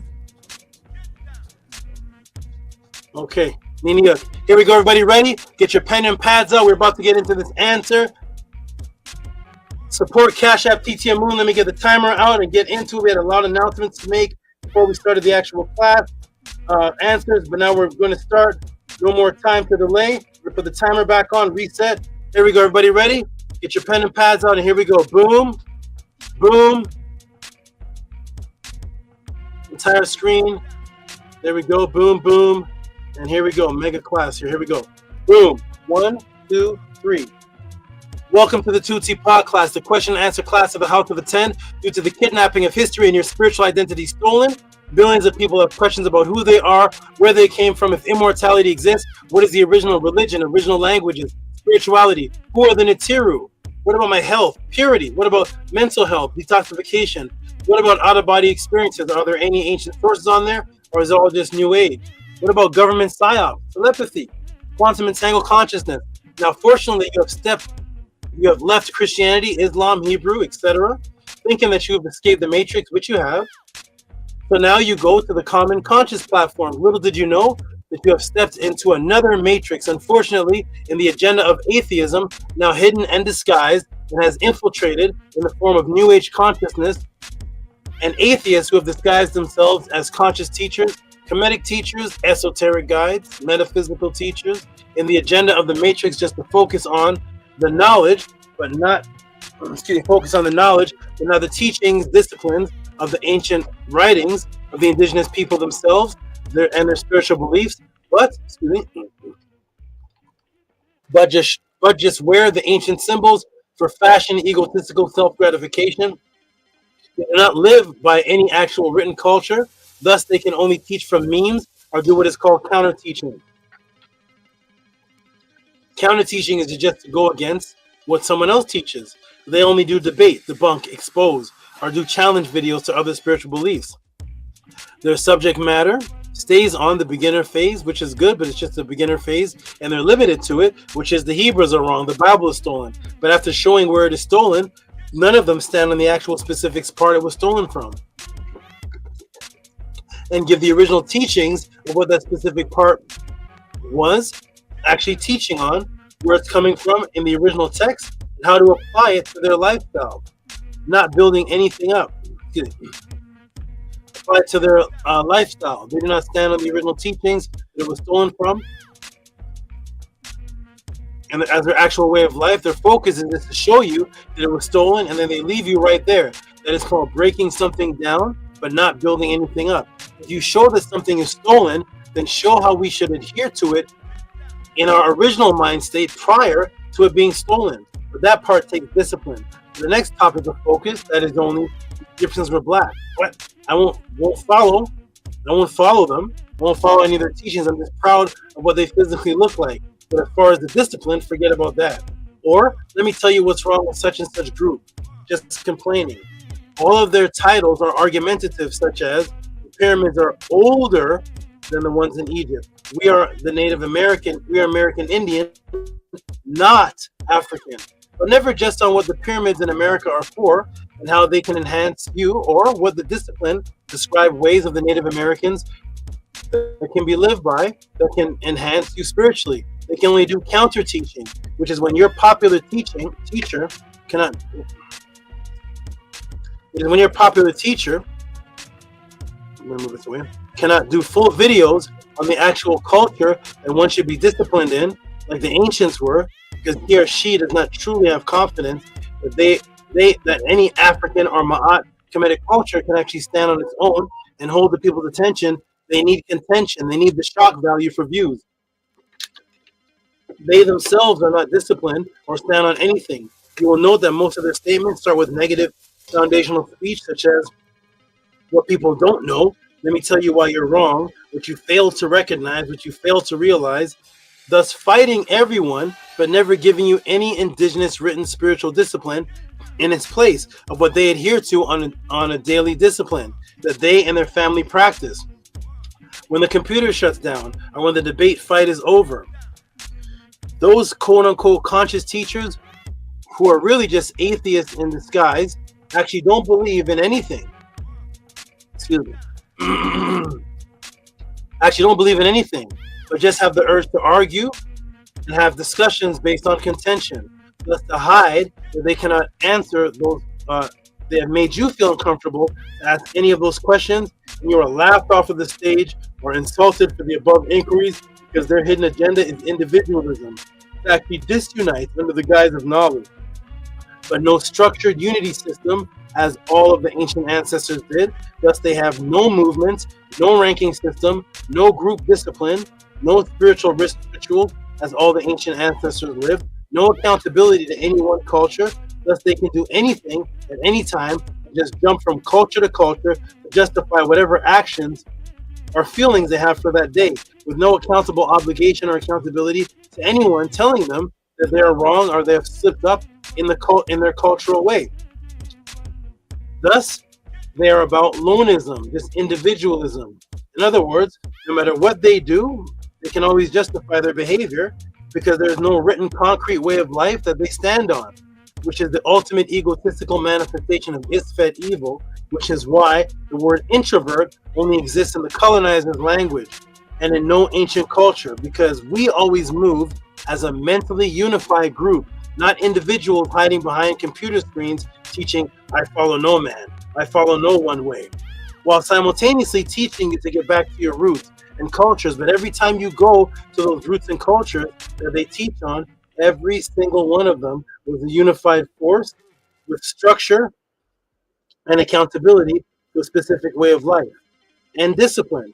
Thus, this unity is the New Age conscious community teacher's goal, to mirror your consciousness with that of the European Egyptologists who were outsiders just collecting knowledge on Egypt and discussing and debating Egypt historically to see who has the top scholarship or to see who is the top scholar, but not from a disciplined liver of anything. as the united followers of Ma'at were, that created Kemet, in which those outsiders studied.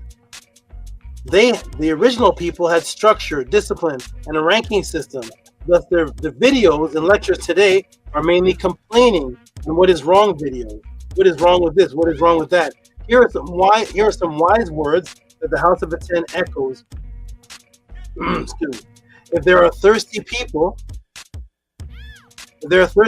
that have been drinking from a dirty, contaminated glass of water, do not sit and complain about the water. Just put your clean glass of water up beside it for the people to drink. And thus the people will have testimonies of how you cleaned them up and gave them a better way. Oh, a moment.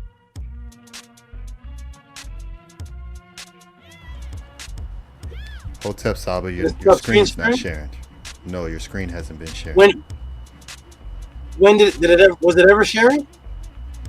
No, since you started about 7 minutes ago, it hasn't been sharing.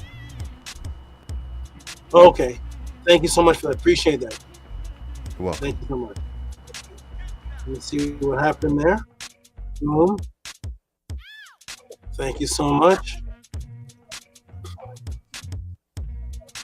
Okay, let's get back to it. Let's see. Okay, here. Now it should be sharing. If it's sharing everybody now, press a 9.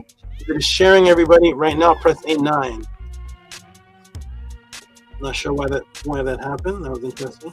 Is the screen sharing right now? Let me come back to the chat and see. Press a 9 if the screen is sharing now.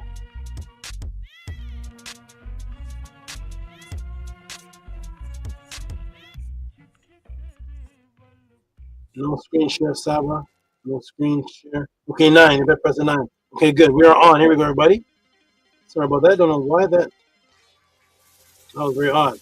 But who knows? Hey, peace to Maharu. Right, good. Monroe, Maharu, Robert Williams, Yvette. Press a 9. Okay, good. Everybody, Heart Nation, press a 9. All right, let's get back into it. Ready, everybody? Here we go. Once upon a time, not long ago. Boom. All right. So I'll just continue where I left off. All right. So here are some wise words. Here are some wise words that the House of Atten echoes. If there are thirsty people that have been drinking from a dirty, contaminated glass of water, do not sit and complain about the water. Just put your clean glass of water up beside it for the people to drink. And thus the people will have testimonies of how you cleaned them up and gave them a better way. If not, you are just a complainer and not a disciplined solution provider, because you have no testimony from the masses who are in need. Your water is dirty as well. Welcome to the Clean Glass of Water, the House of Atten, the Tehuti Podclass, the only platform class that exists on the planet. You can send these type of questions in with reciprocity and get an e-book, personalized, customized, documentary type answer, customized, and on top of that, taught live, saved forever on YouTube with each. Get subconscious matrices broken for you. It's here for the Tehuti Podclass. What are the questions for this section that Tehuti will answer this evening? There are a few questions. The main donation support that sparked this whole thing off came from Dr. LaRoche, and then Hush Nation had one. To add on to this, Dr. LaRoche, 3,000 years of Kemetic military highlights. And then this email here came in on MAAT. So this is this email came in long after we actually sent the donation, because the question itself was impossible for me to do. I think that's for 3,000 years of history. It's actually just named after the military parade celebrating 260 years of American military. Can you do a podcast on 3,000 years of Kemetic military highlights? Reciprocity sent. And the reciprocity sent. Thank you. And Dr. LaRoche, MD, glaucoma specialist. Okay, wonderful, everybody.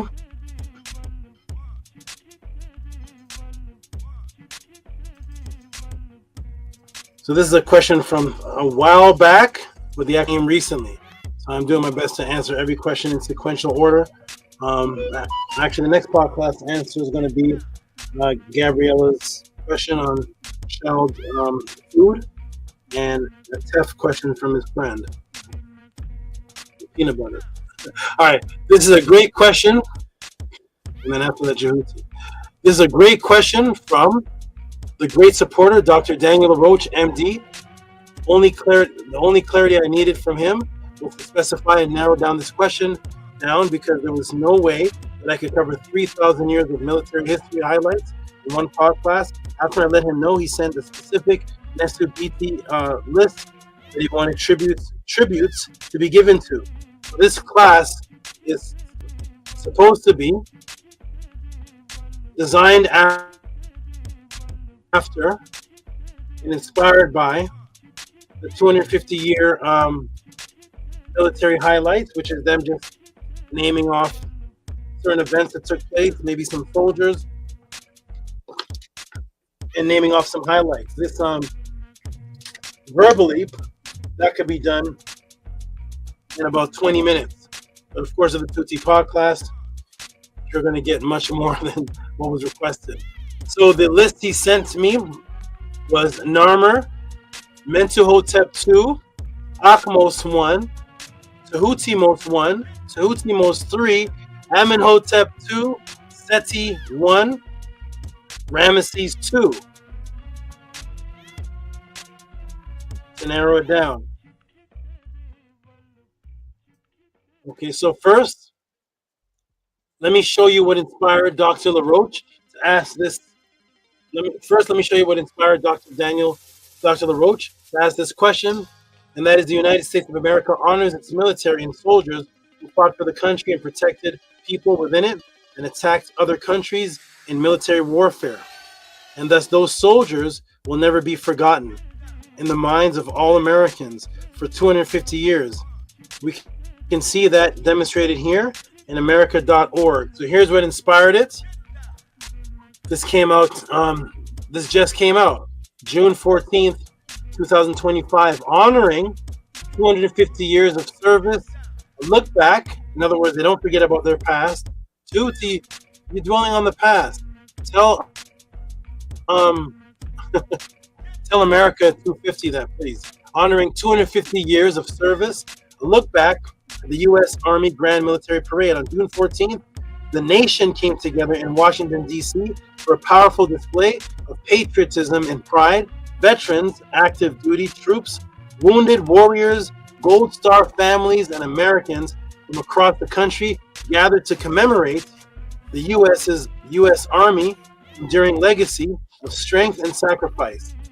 President Donald J. Trump led the festivities, participating in momentous tribute to those who have defended the nation across generations. Founded on June 14th, 1775, the U.S. Army has stood at the forefront of America's defense, from battlefield victories to pioneering technologies like radar, GPS, and wireless communication. The Army's legacy is one of leadership, innovation, and unwavering service. The parade offered a vivid journey through time, charting the American evolution. Charting the American. It's moving. Charting the American. Let me start again. It just stopped. Okay. The parade offered a vivid journey through time, charting the Army's evolution from Revolutionary War to the modern-day force it is today. Historic reenactors marched along advanced Army armored vehicles and cutting-edge military technology, period-accurate equipment, military bands, and breathtaking flyovers created a rich narrative of 250 years of service and innovation. President Trump addressed the crowd from the official review stand, offering remarks that celebrated the Army's historic contributions and reaffirmed the national comment, the readiness and support for troops. His comments highlighted recent progress of force, modernization, investment in defense capabilities, and renewed focus on recruitment, surpassing 85% of the Army's goal. Okay, here we go. Ready? So what is the difference between this and the current state of mind of people that say they follow Ma'at? That the Matrix has made the NETERU only principles, which has people of current times only focus on peaceful aspects and the fluffy aspects that are taught by their teachers, because they live in a country where the military and army are set up for them already. So they do not associate Ma'at with having strong physical men that protect the community. Everything is lotus flowers, chakras, astrology signs, and yoga seated positions, as they speak about the NETERU as principles, and only peace, Kemetic yoga, journey to the Amenta. This is all you see.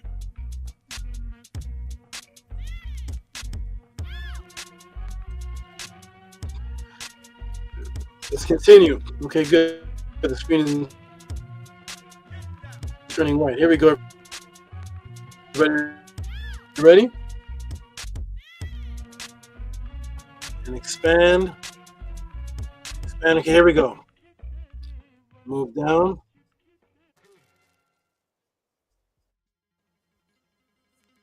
But guess what the symbol of the NETERU was?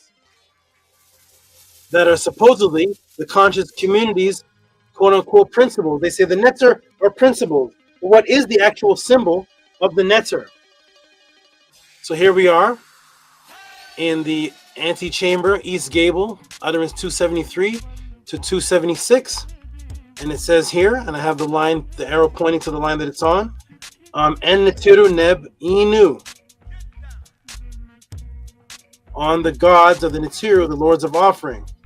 So there's the symbols right there who examine the list of offerings, which is examine and judge. That's why you see the word eep that I spoke about earlier, eepit, which is the judge. They're examining to judge it. The list of offerings. Okay, here we go. So what's the symbol of the NETERU?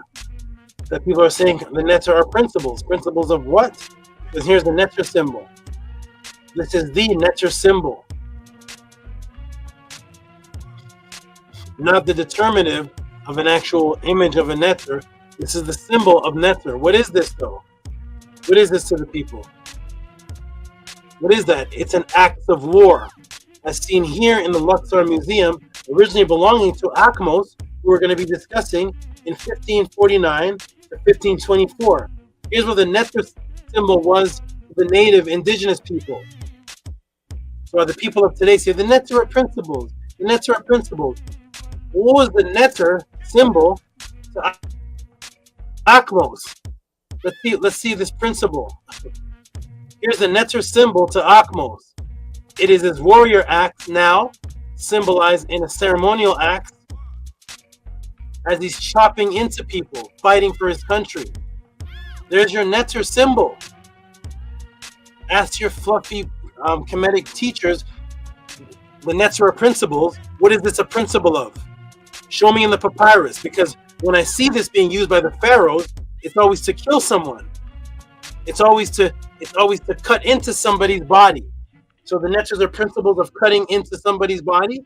It's an actual axe that's used as war, because the fluffy New Age Kemetic teachers will never go to war. They never will fight. They don't see Kemet as something to, Ma'at as something to fight for. They have to take the New Age fluffy principle and take the actual axe out of it. Here's your NETERU symbol. To AKHMOSE, it's an axe that he's using to cut into people, to fight and defend his land. Yes, the NETERU, a word mistaught as principles of inner peace, was actually a bloody, vicious weapon of war and protection, as seen here again in the statue of Ramesses, who we're going to be discussing, as he smites the Libyan and holds his head in one hand and the NETERU in the other. Ask your Kemetic NETERU principle teacher, what is this a principle of? Here he is with the NETERU axe in his hand, and he has a head in the other hand. What is this? What if the NETERU are principles, what is the NETERU the principle of? Because the NETERU symbol is always associated with violence and a head in somebody's hand. But you see, this deals with the warriors of the fluffy, new age, esoteric, tarot card, astrology, fluffy, 18 chakra, whatever the soft teachings are. Never war though. But this is what the NETERU symbol was to the indigenous people. Here is Ramesses in 1189 holding the NETERU in his hand. Ask your Kemetic teacher, what is he holding in his hand? Just tell me what this is called. Just tell me what it's called. It's called something. So when you go to the Kemetic teacher today and say, what is that Ramesses what is he holding in his hand? Just don't give me your opinion and view. Don't elaborate. Just tell me what that thing is called. I just want to know what it's called. Is it called NETERU? That is NETERU. He's actually holding it. What is he doing with it, my Kemetic yoga teacher? What is he doing with it? He has a person's head in his hand. That doesn't seem too nice.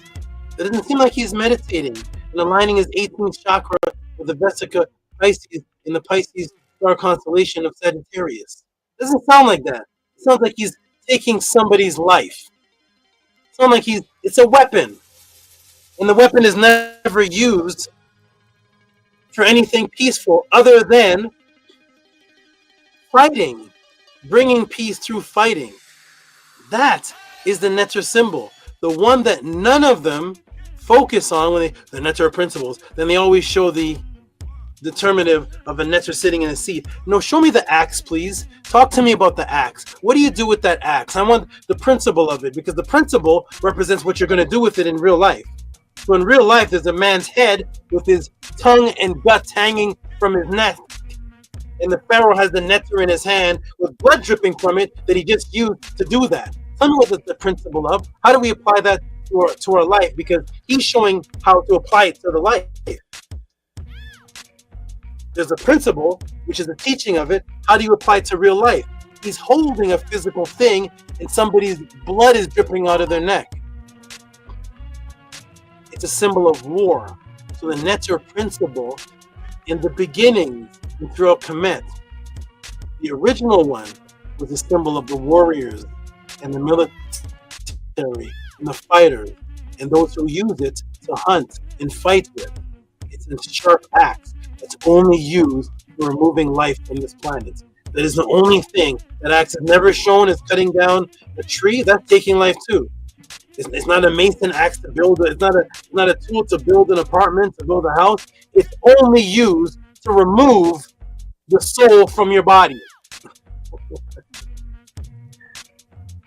That's the part they don't like, because that doesn't match with the Vesica matching with the third eye going into the yoga stance. No. There's some blood on that symbol. Huh? You don't like that part of it. It's a principle of love. The principle of the sky. It's the principle of the ground. It's the principle of the principle. It's the principle of water. Really, an axe the principle of water? What does an axe have to do with nature? What does an axe have to do with the sky? It's only used for one thing. Leaving somebody on the ground, not breathing. Next. Here we go. Boom. Ready?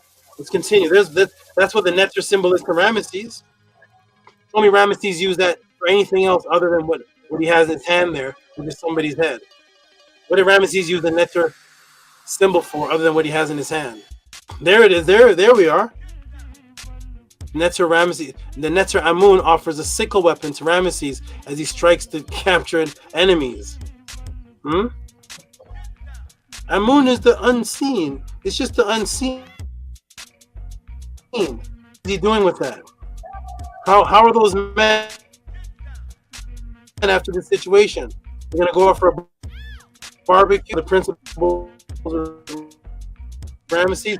Boom. The NETERU symbol that people are translating to as the word God was an actual ideal weapon for warriors. We are about to commemorate this evening. Isn't it interesting that your current Kemetic teacher never told you the word NETERU was a weapon that took people's lives? in war. They just say the NETERU are the principles. That are the principles. We will see this evening. I am going to make clear that to the indigenous people, the base concept of a NETERU was a warrior protector, and that of biological imperative. It has nothing to do with the modern day new age, or what modern day new age people are saying NETERU is today. The real representators of NETERU are those who protect and will give their lives, such as the great men and females who will go over and give Henu to this evening.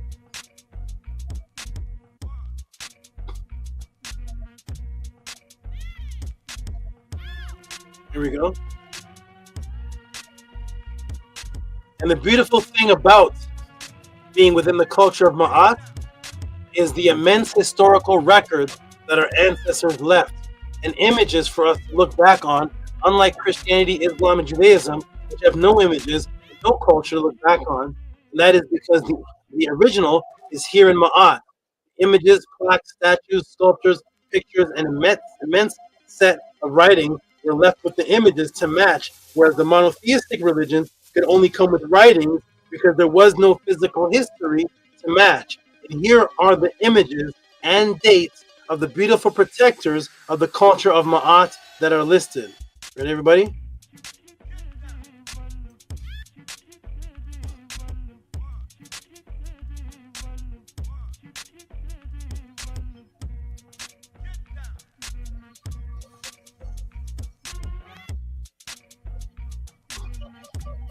Here we go. Boom.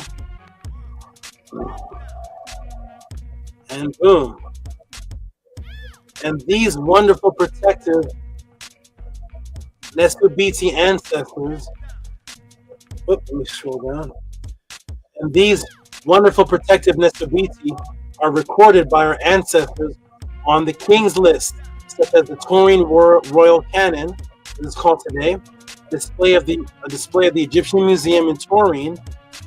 And although our ancestors recorded the king's reigns, warriors for over 36,000, so although our ancestors recorded king's reigns and the warriors for over 36,620 years, thousands of years prior to Narmer, who is the miseducated one that was taught to believe was the first NESUBYTI or pharaoh, king warrior, we will start off with giving tribute to, and first just giving a list starting with him.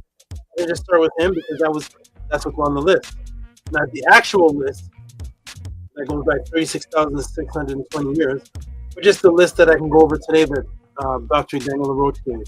Just giving a list starting with him. I'm going to go into the others.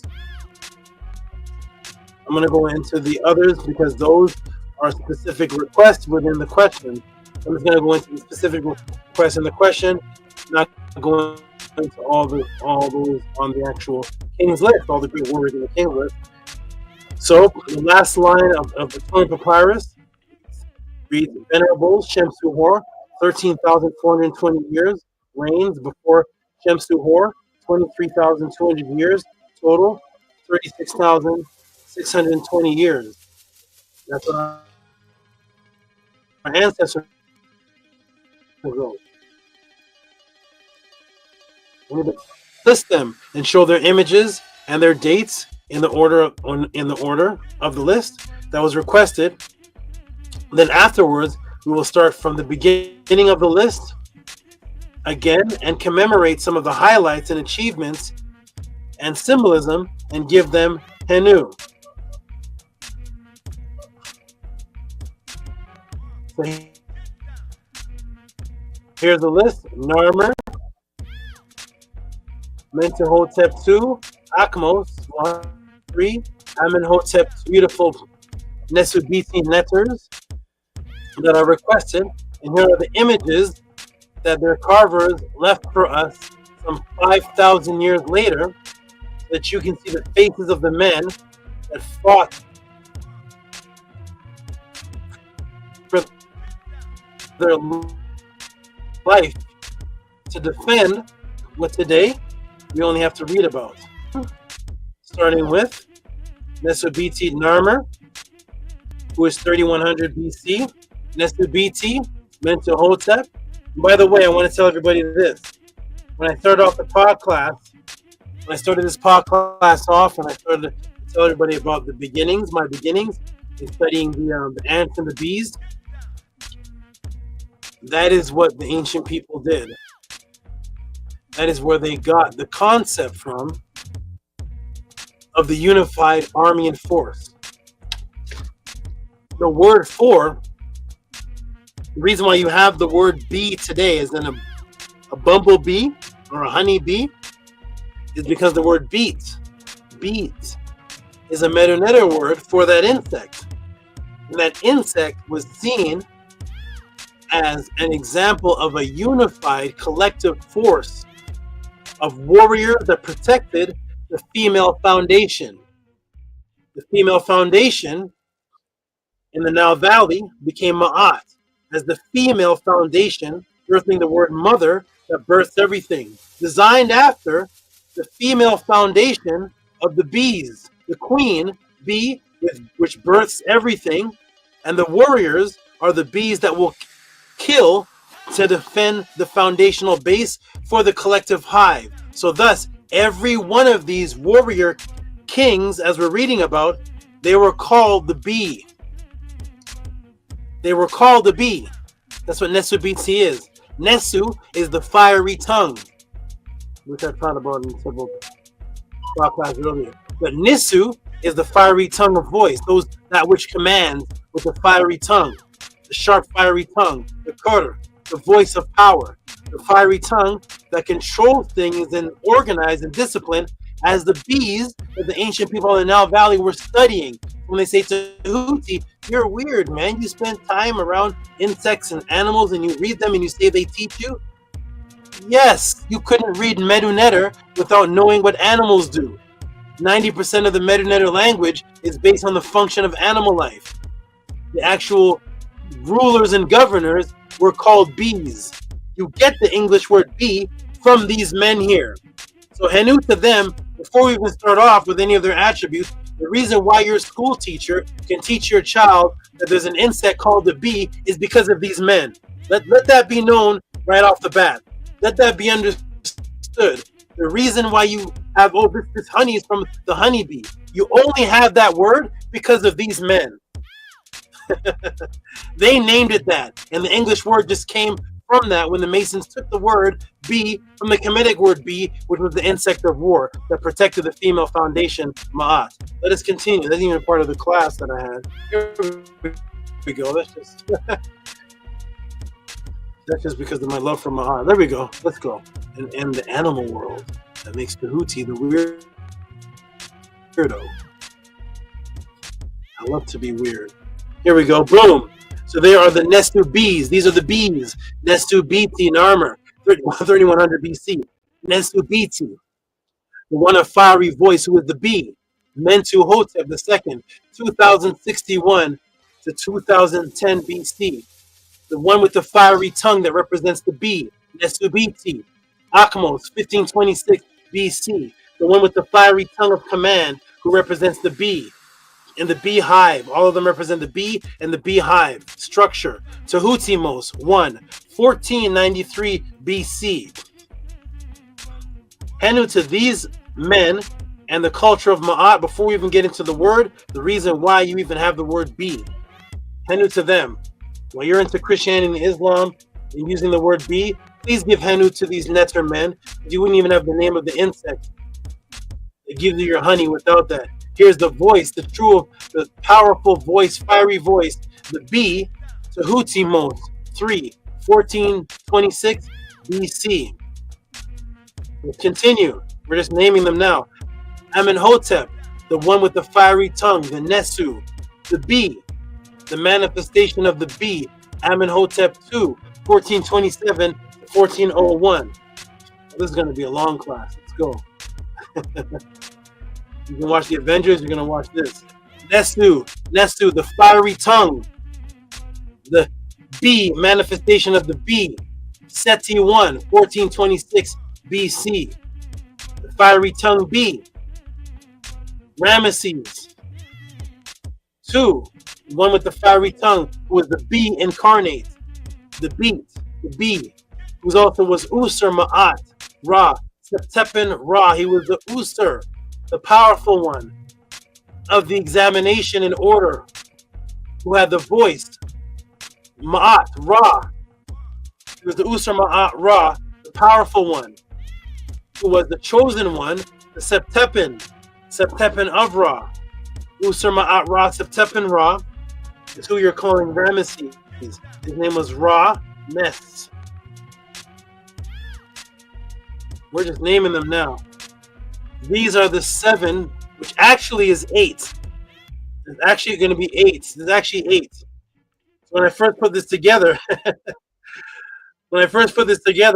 put together 7, and then I looked back on the list and said, oh no, wait, there's 8 of them.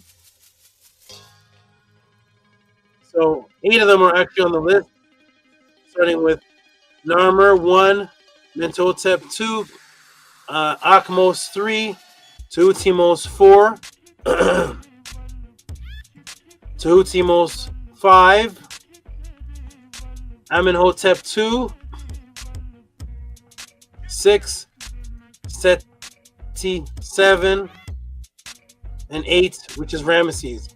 So to correct that, these are the 8 defenders of Ma'at that we will focus on and give Henu in commemoration and praise, because it is because of them why you have anything to do with Ma'at and civilized culture, civilization, all imbued with spirituality. Without these 8 netters defending Ma'at and shedding blood, you would not exist as you are today. Give homage. Here we are. Ready? Now I could just say their name again and recite some military highlights, and we can actually be done with Dr. LaRoche's request in the next 15 minutes. But of course, where are you? You're in the Tehuti Podclass. That doesn't happen here. When you read the papyrus and go into the extent of how the scribes wrote, you're going to see thousands upon thousands of pages and hours of teaching. You do not have any simple 3-sentence teaching answer. So detailed. Here we go. What is the main difference between, shrink it down, what is the main difference between the ancient military campaign and today's military honoring 250 years? So here you see the honoring, live President Trump honors, and then other honoring ceremonies. You see these men giving their Medal of Honor. What is the difference between the ancient military campaigns and today's military honoring 250 years service with the president today? What's the difference, everybody? Does anybody know the difference? There's a major difference between what the president is doing here, honoring the soldiers, and the military campaigns before the Matrix. Does anybody see the difference? What's the difference? There's Narmer. Here's Narmer's military campaign. And here's Trump's and Biden's and Obama's, and here's theirs. And the soldiers get their honor. Here's Narmer's military campaign. Here's Ramesses II military campaign. Any difference, anybody? Let me come back to the screen. Do you see a difference between the military campaign honoring of today and the military campaigns of the NESUBYTI? Ding, ding, ding, ding, ding, ding, ding. Amunet throwing axes and fires. Libeth throwing cross symbols. Robert Williams saying NESUBYTI tour for the correction. Amun got it right. In the past, the REE led and fought in the wars. Ding, ding, ding, ding, ding. Isn't that a complete difference? Huh? Here we go. Let's go back and look. There's a difference here. I see Trump and Biden and Obama. They're there giving honors and handing out the medals when the soldiers come home. Okay. Respect to that. Give the soldiers their medals when they come home. Definitely. They fought and risked their lives for what they believed in. When I'm looking at the images of Narmer and Ramesses, which will be the president or the ruler of that day and time, it looks like they have weapons in their hands. Wait a minute. Ramesses is on a horse himself with a bow and arrow, there with his soldiers. That's a major difference. Boom. The ones at war defending the country pre-Matrix were the kings, the NESUBYTI themselves. The Kemet NESUBYTI was also the military soldiers simultaneously out on the field, not waiting safe in the White House for the surviving soldiers to come home and commemorate them, but actually in the war with them. A complete difference that is completely unrelatable. Typo, they're unrelatable in your experienceable life today. If your son was aspiring to be a president, there would be no. If your son was aspiring to, what is that? If your son was aspiring to be a president, there would be no thought at all about him losing his life at war. That's the beautiful genius NESUBYTI that not only had to be the pharaohs and the strategists, there were the pharaohs and the strategists and the rulers of the country, but simultaneously had to be extremely skilled and in shape and knowledgeable at warfare themselves and prove it by being in the fight themselves and in the war.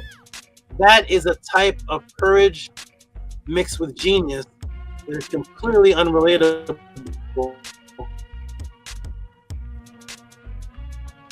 in today's warfare. Now let us commemorate. Ready, everybody? Now starts the commemoration.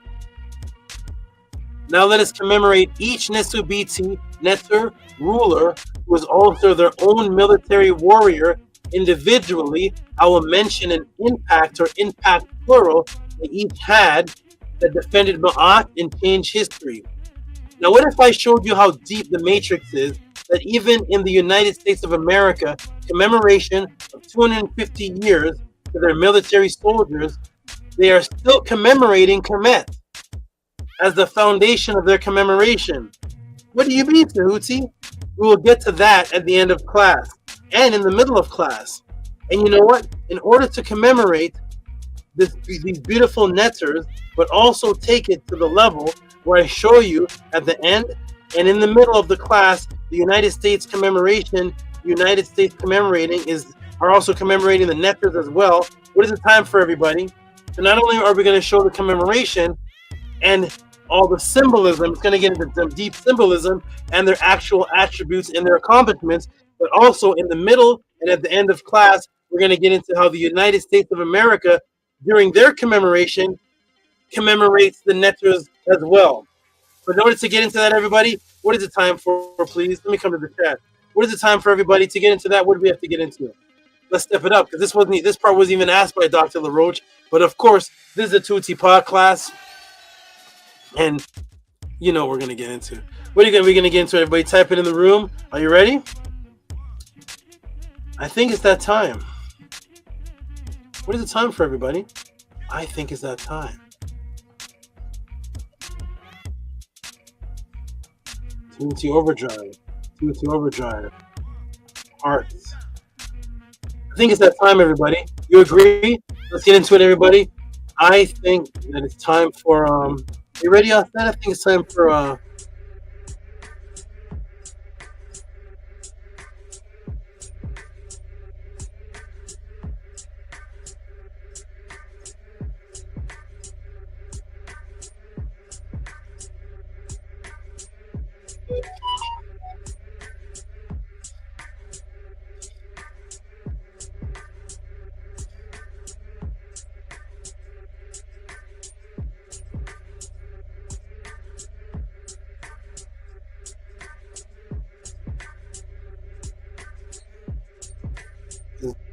time on set. Let's put the comments the actual thing too. I think it's to see who's watching. And I agree with them.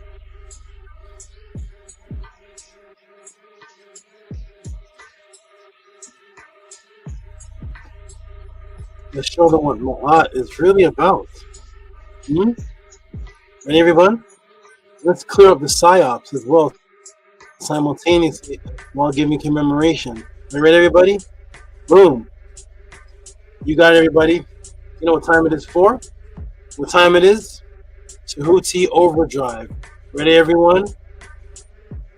Here we go. Are you ready, Netters? You 8 Netters? Are you ready for us to represent you and praise you and release the Psyops? We're not interested in it. Your secret name of your army and how it ties into the Narmer palette with that symbol right there in front of him. Are you ready, everybody? Are you ready? Let's go. Let's get into it. Let's get into the phenomenon. What is the main difference, again, between the campaigns? What is the main difference between ancient military campaigns and today's military honoring 250 years service with the president of today?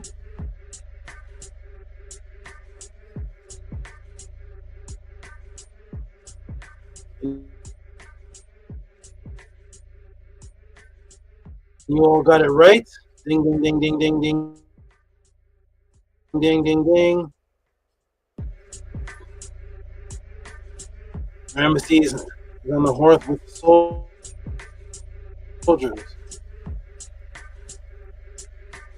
So boom, the ones at war defending the country pre-Matrix were the kings, the NESUBYTI themselves. The Kemet NESUBYTI was also the military soldiers out on the field, not waiting safely in the White House for the surviving soldiers to come home and commemorate them.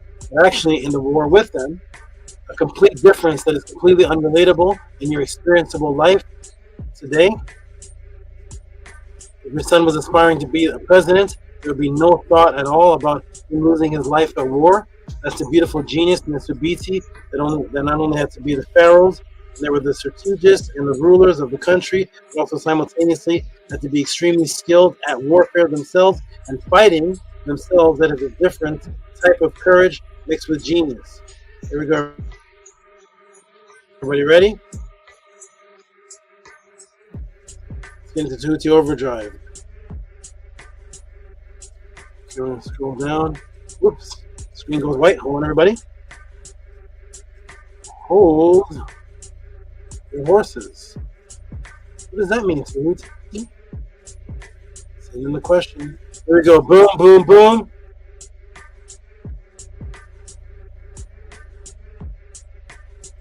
Into Tehuti Overdrive. And everybody, let me ask a question. What is our motto here at the House of ATTON? What is that which we go by, everybody? Everybody know what we go by?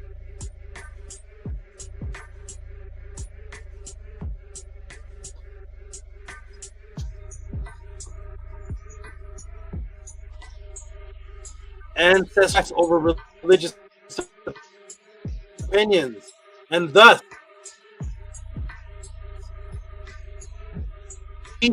that we go over is white. That's right, everybody. You got it right. Ancestor artifacts over religious opinion. Ancestor artifacts over religious opinion. Yes, that makes a lot more sense, Saba. VRI Tehuti Overdrive. Tehuti Overdrive. Ebed says ancestor artifacts over religious opinion. And when it says ancestor artifacts over religious opinion, Hush Nation ancestor artifacts. Hush Nation ancestor artifacts over religious over Oba. Ancestor artifacts Oba. Religious opinion. Him and Tanya typed it the same. You ready, everybody? Ding, ding, ding, ding, ding. Here we go. Ready? And thus with each netter, NESUBYTI that I bring forth, they will be presented with their ancestral artifacts that they left for us, so we can see their great deeds and the spiritual symbolism behind their warfare, because the spiritual understanding of MAAT is the essence and the driving factor behind any physical war and defending. And our great NESUBYTI typo. that our great NESUBYTI brought forth, and pointed out in the very war, in the walk that the military did along the Nile Valley. For those of you who are my students, tell us, type it in the room, how did the warriors position their feet when they depicted themselves going to war? Go ahead and type it in the room. I'm going to give you a moment. Type it in the room. How did the warriors position their feet when they depicted themselves going into war? Type it in the room. How did they position their feet, everybody? So I should have this answer as a button press with a speed dial. How did they position their feet? How did the warriors position their feet? There we go, everybody. Only my students are going to answer this, right? Because your Kemetic current teacher spending 52,000 hours just teaching on the Egyptians are black and the 42 laws of MAAT, which is no such thing as that. Egyptians are black and the Bible is wrong and the Bible is wrong. Egyptians are black and the Bible is wrong and the Bible is wrong. And the Egyptians are black. And after 52,000 hours of that, you're not learning the mind state of what the people themselves taught. That's why the only answers are coming from my students. Where's all the Kemetic teachers? Where's everybody, huh? Yep, there's my student. Left foot forward. That's right, Ibet. Left foot forward. That's right, Amun. Left foot forward. That's right, Amunet. Left foot forward. Hush Nation. Left foot forward. Theft, lead with the left. Nani Setmer. Left foot forward. Robert Williams. Left foot forward. Those are all the students of the House of Atten. Tua for representing. That is right. Ask any of your Kemetic teachers, why is that? First of all, do they even know that? Imagine an entire military positioning themselves with a left foot forward. How many thousands of men had to be disciplined to be depicted, showing themselves with 1 foot forward? What does that have to do with fighting? Is it a martial arts technique? Why is it left foot forward? Here we go. Only the students of the Tehuti Podclass know. Everybody else just knows the Egyptians are black. What did the ancestors leave for us to know? What did they leave? Because they showed that. They must have had a reason to leave that for their descendants to see. So how's their feet positioned? Look at the entire army. This isn't even this is a depiction of about 20 of them. Of course, the army was hundreds of them. See them all? Ask your teacher that talks about the Magi warriors or the soldiers or the Kemet fighters. Ask them, why are they depicted like this? What does this foot forward have to do with fighting? Ask them. See if they're familiar with the teachings. Don't just be familiar with the physical fighting. They took their time. Imagine the artist that depicted these hundreds of men across over 3,000 miles of land, depicted with their 1 foot forward. This goes back to 2055 BC to 1985 BC. Huh? Why are they depicted as this? Why did they leave this for us to see? What does this have to do with capturing the land or defending their land? Only the students of Tehuti will answer that, because your other Kemetic teachers aren't teaching you about what the people actually believe from their mouths themselves.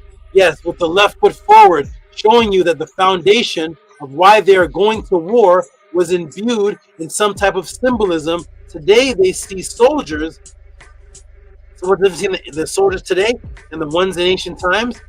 The difference is, here's one of the major differences: the soldiers of ancient times before the Matrix imbued their spiritual belief in their depiction of war. Yes, with the left foot forward, showing you that the foundation of why they are going to war was imbued in some type of symbolism. Today, they see the soldiers of the military have a very courageous heart. They use the term heart today for some interesting reason to describe courage. Ask your doctor, does the actual physical heart have anything more to do with courage than your lungs, your liver, your feet, your throat, anything? Why is heart associated with courage of people that go to war? Why is that? Huh? The heart is associated with courage, as a courageous man willing to face death to defend his family or culture.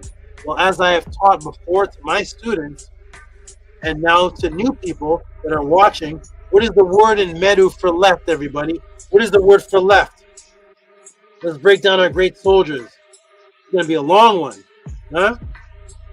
We can watch the Super Bowl, though. What is it? What is the word for left, everybody? Interactive class. Let's see if anybody answers other than my students. There's almost 50 people watching. Type in the word room. What is the word for left, everybody? What's the word for left? Does anybody know? There we go. Eb. There's my students. Huh? Other than the Egyptians are black. What is the... Egyptians are black. Egyptians are black. What is the word for left?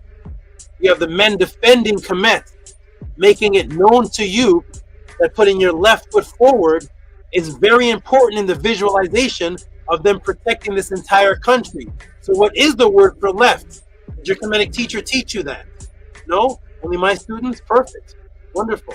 That's what separates the house of a 10. That's what separates the house of a 10 from those that just do it as a hobby. Welcome, everybody, to the house of a 10. Welcome to the ancient Tehutian teachings of the NETERU. Welcome. We go by what the ancestors said. Ib. That's right. Ib. Robert Williams. That's right. Robert Williams. Ib. Amunet. Ib. Ebed. What's in her name? Ib. 432. Nation fix my eye. Ib. Amun. Ib. Amun. Ib. Here we go, everybody. Welcome to the Tehuti Podclass. Here we go. When your Kemetic MAAT engagement is put to the test to make you stronger, other than knowing the Bible is wrong. Then what? Here we go. Into what our ancestors just taught. Here we go, everybody. Boom. Ready, everybody? Ready? Boom. Boom. The soldiers made it important for you to know that they represent the left foot. Now the only thing people know about the left is the government. He's a leftist. Here's the word, everybody. Ib. There it is. Eab or ib or ib. That's the word for left. See it, everybody? This is going to be a classic class. This class here. Here's the 2 parts. There it is. Left. Left side, left foot. But what is the significance of that? It is because of what else the exact same word means.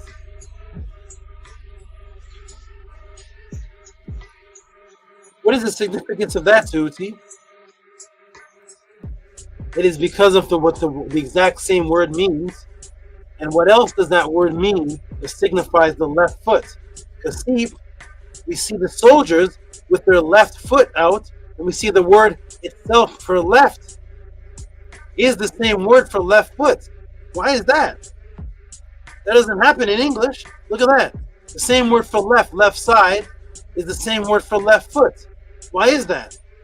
Huh? That's depicted here by the soldiers that are defending Ma'at, the ones that we're commemorating. We're commemorating the great soldiers. These are the men, and they're depicting themselves with their left foot out. There must be some significance of importance of what this had to do with defending the country. I'm not even going to go all the way back to that. Let me go over here. So see, left foot. Left eye of heaven, the moon. What does the left eye of heaven and the left foot have to do with war and fighting? It's Eve, left foot, left eye of heaven. But what is the significance of that? It is because of what else the exact same word means. And what else does that word mean that signifies the left foot of the military soldiers defending Ma'at? Oh my.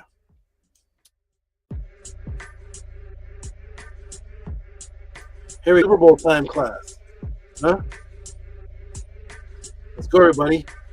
Beautiful class. It's going to be a nice long one. Thorough. You know how we used to go to the club from 12 o'clock till 4 in the morning? Remember that? Huh? Remember the 4 hours of drinking and dancing at the club, and the strip club, and all that? Remember that? Huh? 5 hours of the Super Bowl. Here we go. Boom. The exact same word. Eve. What is it? It's heart. Boom. You see that? When they say the courageous men of the army, the courageous military soldiers that we're giving honoration to, they have the courageous heart. They're strong. They have a good heart. They're strong in heart. Heart is always associated with some type of courageousness. Here we see the word heart is the same thing as left foot, which is what the soldiers represented while they were being courageous going to war. But why is that? See, the Eve, why would the word for Eve be the same thing as your left foot? That doesn't happen in English. Why does it happen in the original language? Because they were imbued with their spiritualism. Boom. Heart, one of the soul. The pure energetic projectable double called the Ba.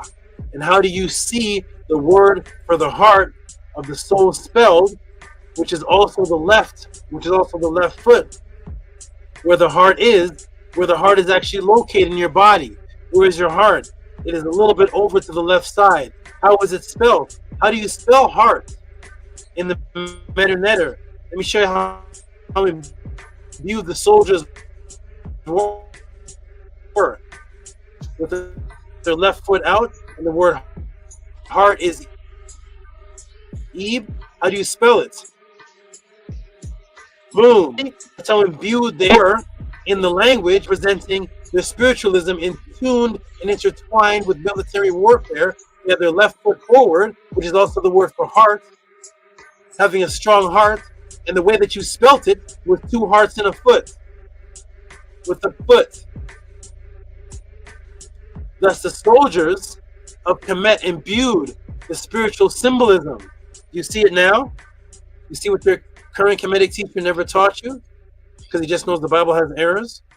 That's all he knows. In the 42 laws of MAAT. With the left foot, thus the soldiers of Kemet imbued spiritual symbolism in their war, directly tied in with their pure energetic projectable double and immortality, to depict themselves with their foot moving forward in war to defend MAAT, always shown in motion. A foot forward, meaning that you have a direction, a path, and a set goal. Visualize that you are moving forward towards the directed by your Eve, by your heart. But you know you must be pure, because it is to be weighed on the scales of Ma'at. Your heart must be pure even at war, because that is the part that is weighed on the scales of Ma'at. Thus the left foot is forward, showing that even though they're going to fight and possibly take lives and die themselves, they're still going to represent that they're imbued in immortality. Completely different than the soldiers today. Some soldiers are Christian, some soldiers are Muslim, some soldiers are atheists, some soldiers are Baha'i, some soldiers are the Hindu. Not these, all mentally unified in the immortality principle of Osar. Now do you see soldiers in the military? Soldiers in the military want to risk their lives to protect their civilization, even through death and injury, to pick themselves up and depict themselves in an image of action that represents the heart. Oh, by the way, what is the United States military soldiers awarded with? Those who have been killed or those who have been wounded and still survive. What is that thing called? You know, that badge that they're rewarded with. Does anyone know? Can you all help me? What's that badge that they're given? The American soldiers, when they're given the honor. What's that badge called, everybody? It's a thing they put on their shoulder. Anybody know what that's called? Well, we'll call it the Purple Heart. Why? Go back to my purple class, and you'll see what why the word purple is there. And now you understand why the heart is there. Huh? PH for Purple Heart. What does a heart have to do with military? Got it on that? Oh, wow. Ask your military man, ask anybody, what does the organ of the heart have anything to do with war? Scientifically. Since you're not into belief of spiritualism, you don't have any spiritual teachings, give me the scientific What does your heart have to do with war than any other organ that you need in order to participate in war? Huh? Purple Eve, that's right. Purple Heart, that's right. Robert Williams Such Nation. That's the medal they get, is the Eve, brought to you by the soldiers of Ma'at. That's why they use it. There's no heart associated with war for the soldiers of Ma'at. That's what introduced the link in the concept of the left foot forward and foot being Eve and Eve being heart. It is also on your left side, and the Eve that's weighed by the scale. So you're moving in motion to represent Ma'at as you fight in the military. Thus, the war that you're in represents the heart and the foot and the left side and the scales of Ma'at. That's how heart ties in to war. In ancient indigenous teachings, how does heart tie into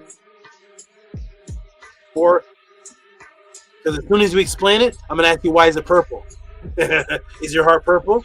No, you can't give me a scientific reason. There's symbolism reason behind it. Because nobody's heart is purple. So it's a symbolic. And the symbolism was brought by our beautiful NESUBYTI. Honor and praise and Hanu to them. We're not even into their war accolades yet. See how many Hanus we're giving them already? Ooh, man. What's happening anywhere else on the planet? No. No, everybody else just doing kinetic yoga. Talking about these different guys. No. Let's talk about the left foot and the left side and thousands of kinetic swords depicting themselves. That's right, everybody. Ding, ding, ding, ding, ding, ding. Ding, ding. You got it right. You got it right. That's right, everybody. The honor foot is PH. You're right. That's the Purple Heart. Why? Why is it purple? What does your heart have to do with being awarded the wounded and the killed and the survivors and the injured? Why is it a military badge that's associated with the heart? Well, it started 4,000 years ago, and it trickles into today. From this, here's where it came from. Here's the heart. All the soldiers represent the heart, the left side, the left foot forward. Huh? Boom. So before we even begin with the individual NESUBYTI and giving them their praise and Hanus, let us all give praise and Hanu to the entire military as a whole that represented their spiritual dedication even when face to face with death. Hanu to all of the great military warfare soldiers of Kemet that represented the afterlife, even in war. We're going to tell the world what your name was very shortly. Here we go, everybody. Ready? Dr. LaRoche didn't ask for all this. Our military, our ancient military, consider themselves one and imbued with each other as a united echo of the original warrior of truth, who was the son of Aset. Yes, of course, it was Heru, the original soldier, warrior, and defender, who is the heir of his father Asar. The word for unified divine godly body, our NETERU, was Aua. Aua was the word for the unified godly body, or the inheritor. It was the Aua. That was the attribute of Heru, as the neter in the flesh, and the godly body, the divine inheritor, because he was the rightful heir and inheritor of his father's lineage, or of his father's rightful inheritor of all that which his father had, and the throne and the continuation of his father. So the Aui. Okay, so remember that. That's the word for the divine, for the air, and the neter in the flesh. Oh my, this class. Oh, wait, boy. Support the Tehuti Podclass. Let me see if the support is. Yes, it is moving at the bottom. So here it is. See it? Aua, or Aui. You see it? It's flesh and flesh. Flesh of my flesh, bone of my bones. That's where they get it from. You see it? You know, she's flesh of my flesh, bone of my bones. See the flesh and bones? That's the flesh and bones, divine flesh, the godly body, which is the heir, the inheritor, because Heru was the flesh and bone inheritor of Asar. But the Neter were the principle. You see, the Neter were the principles. Well, what was Heru's attribute? Oh, he's the Aoi. What does that mean? The heir, which is represented by bones and flesh. The Neter in the body. They're showing you actual bones and flesh as the heir lineage inheritor. That was Heru's attribute. But it was a principle. See, this principle inherited bone, flesh and bone principle. It's a flesh and bone, it's a principle. They're using the actual bone symbol and the actual flesh symbol because this is what the king's children were actually called, because they were coming from the flesh and bone, which is where blood is produced, in the bone marrow. They're coming from the bone and the flesh of the physical being passed on to the child. So thus it wasn't the principle inherited, the principle inherited from another principle. It's Aoi, the actual flesh and bone inheritor. That's what Heru was called. How can you be a principle and be the flesh and bone inheritor of a principle that's not flesh and bone? Riddle me that. Well, you see what happens is with everything but what's inside the scrolls. You give me everything from your McDonald's pack, Kemetic McDonald's starter kit. Here we go. Boom. The genealogy. You see that? That was Heru's title. You see that? Genie, progeny. That's genealogy.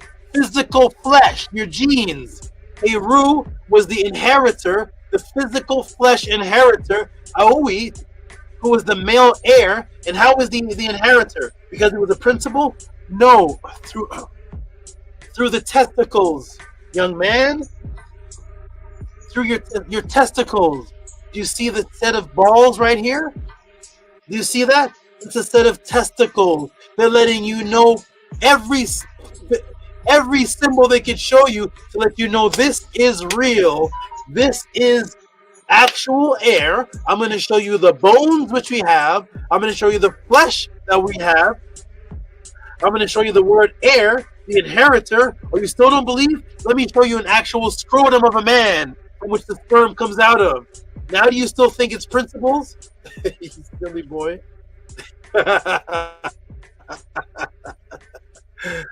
Progeny principles, the principles of progeny with a set of balls. Yeah. There we go. Thus, let me so many things happen in this class.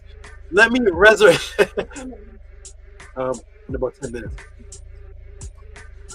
Let me resurrect and introduce you to a brand new yet ancient word on this date, August 9th, 2025, that we will be using in our vocabulary at the House of ATTON.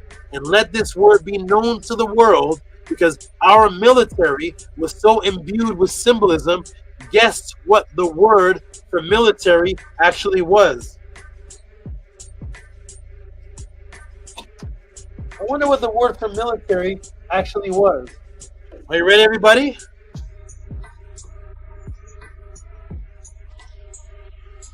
The flesh and blood principle with the testicle there, because it's principle testicles. Uh-oh.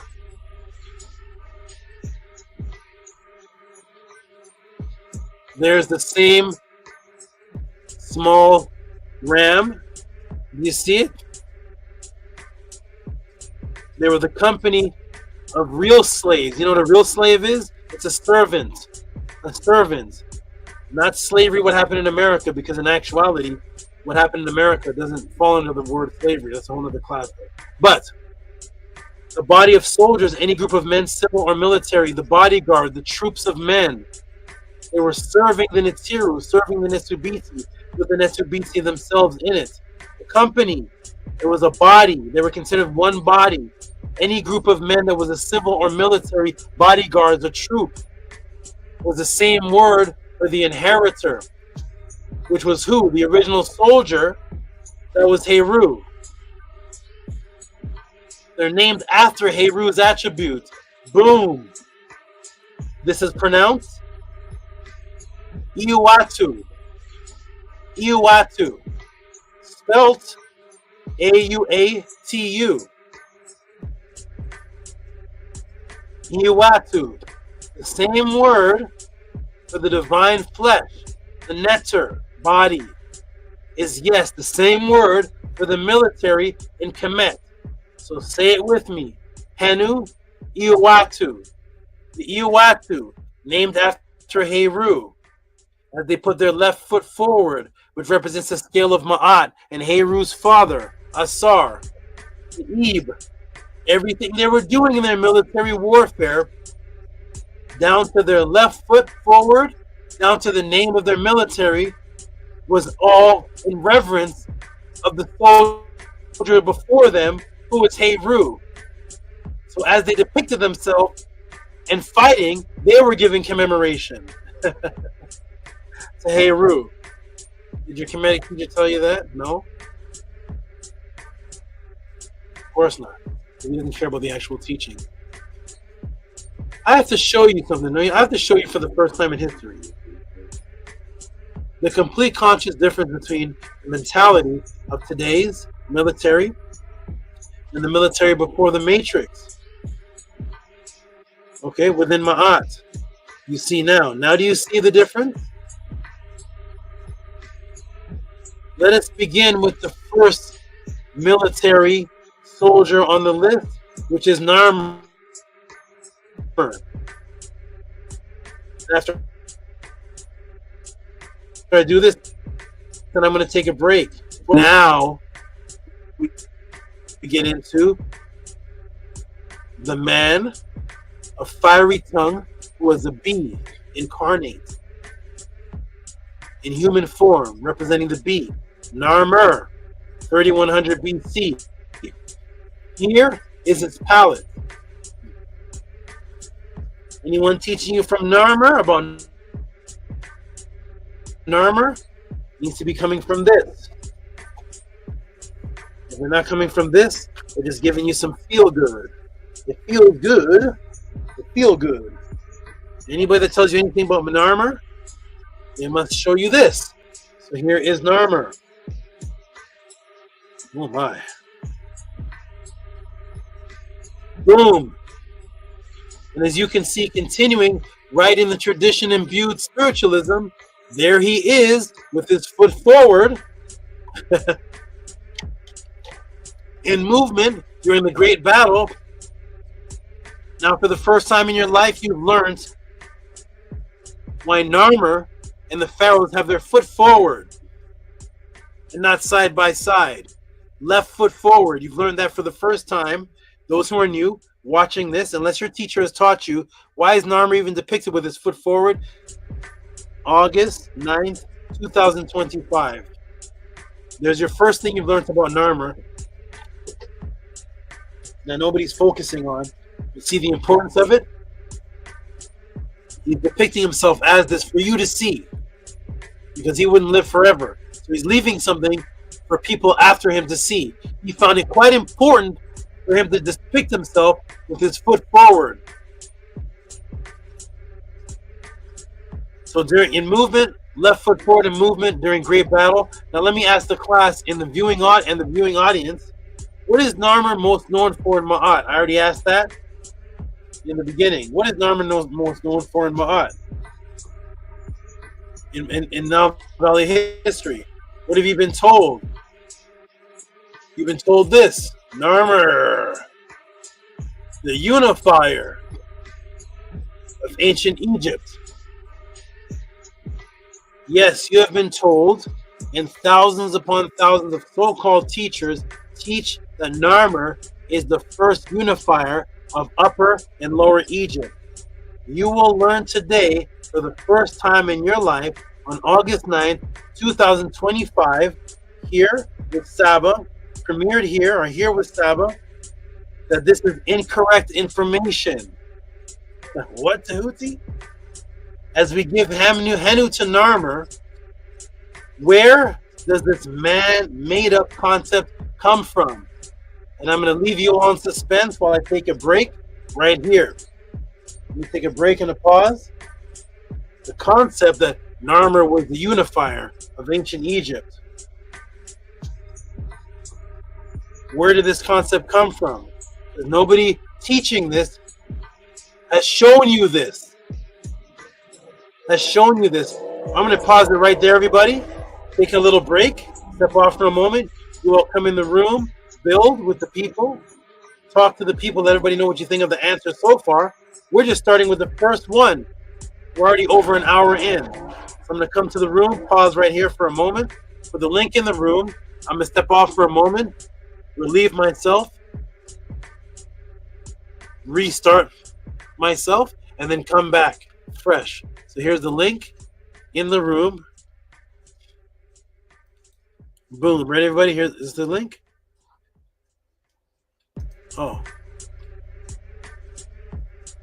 that's interesting. The link is invisible. Let's see the post. It's not posting. One moment, everybody. That's very odd.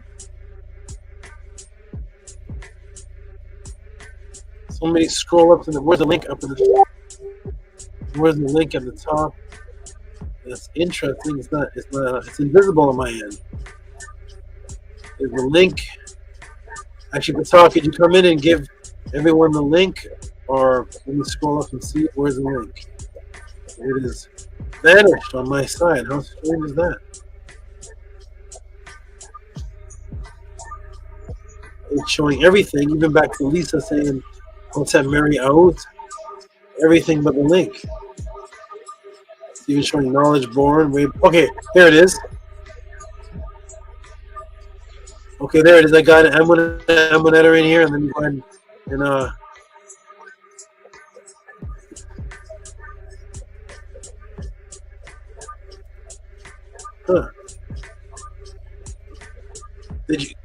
Are you able to copy and paste the link, Eminem?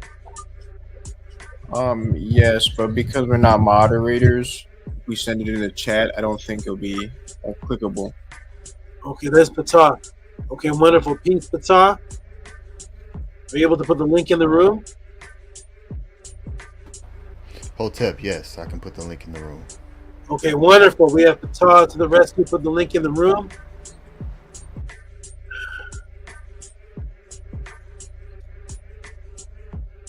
And you all jump in, chat, and build. While he's doing that, let me ask, what do you think of this answer so far, Moon? This answer is beautiful, extremely fantastic. I love this topic. I love all that you're bringing forth. I love how you brought forth why they walk and lead with their left, how that ties into Eve, and how while they're fighting, they're honoring Heru and his fight. And yeah, it's absolutely fantastic. I'm looking forward to the rest of the class, and I love how you drop in the little jewels too about why the United States military does certain things in present day. This class is very important to me, and this is very important for me to learn. So, 12 very much. That is so wild how they think the NETERU's only principles and not flesh and bones. It's just crazy. Yeah, little jewel I threw in there. The attribute of Heru as an heir shows testicles, flesh and bones. The same word used for all the Pharaoh's sons because it's flesh and bones. It's what heir is. Sperm producing the testicles. All right. What do you think so far, Amunet? Did you have any of this knowledge? Did you know anything about all this stuff other than the Eve when I taught before? No, I did not know these things. I'm learning a lot, and I really appreciate all that you're bringing forth. As Amun said, it's really important, and I really, really love learning about this. So I really appreciate you for your Nefer life and for the very powerful things that you're doing with your mouth, your raw. So to us so much to you, Uncle Justin. Thank you for that. And Patah, at any time while I'm away, email me the link. It's not letting me copy and paste into the room for the next break. Okay, Patah, I'm going to ask you, and I'm going to step off. What do you think of class so far, man? This is the testicles, man. Oh, you're on mute. You're on mute. Oh, to a hotep. Okay, yes. Yeah, Great Saba, it's a beautiful thing because, you know, we left it there. You know, we left with all that is direct and real and right there to touch. There's still a lot of confusion. So, but it's in the Medu nature. That's one of the most powerful things that I loved about it when I first started learning it from you. It's just how everything is embedded in the language itself before even making a sentence. And so you're just the greatest at being able to show that and allowing the story just to tell itself. So dua, Great Saba. Nini, thank you. I'm going to step off, everybody. Much love to all of you. Talk to the people about the class, what you thought, support, and I'll be right back. Hotep, I'll be right back, everybody, to finish off this class. We're just into the first 1/3 of the class, so I'll be back. Get ready. How long is the Super Bowl?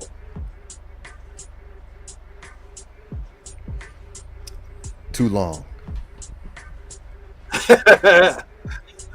And everybody says sometimes it's in the cold, right? People say it's cold sometimes in the what are they called? The bleachers. They're blowing out. Okay, I'll be back, everybody. I'll be right back. Peace and love. Hotep. Enjoy your break, Saba. I will. Peace. This is so weird. Hold on. There we go. Okay, good. Peace. I'll be right back. Hotep MAAT. Everyone be sure to hit the like button and continue to support the Great Saba. The links are pinned to the top. They're in the bio as well. And yeah, continue to keep supporting. To our Hotep, great Amun.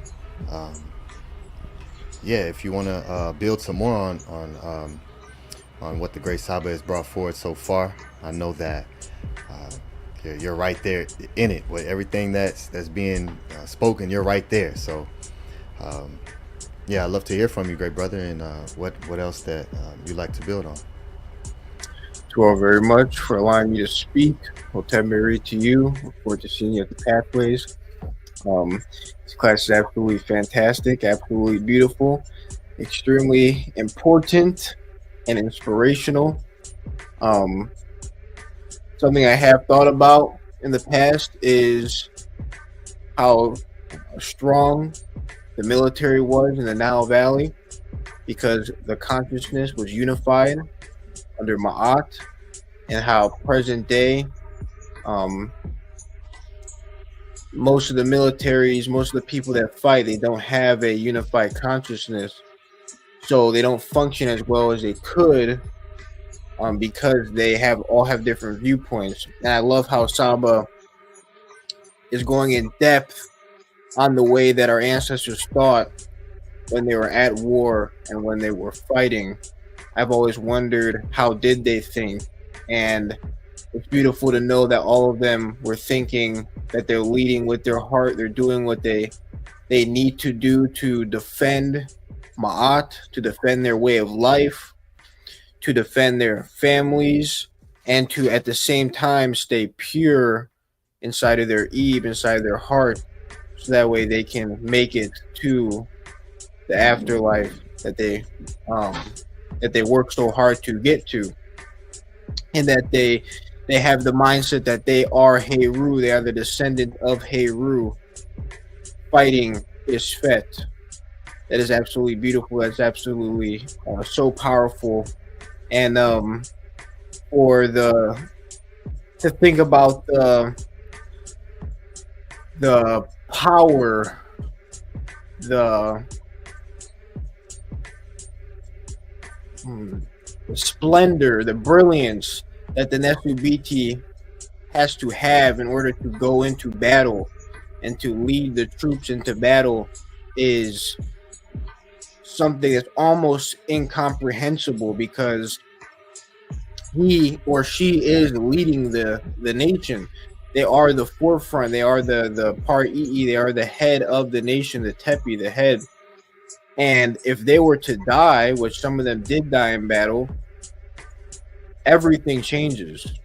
So you really have to be confident and really have to be strong and know that the NETERU are with you to be able to go into battle where so many different things could happen.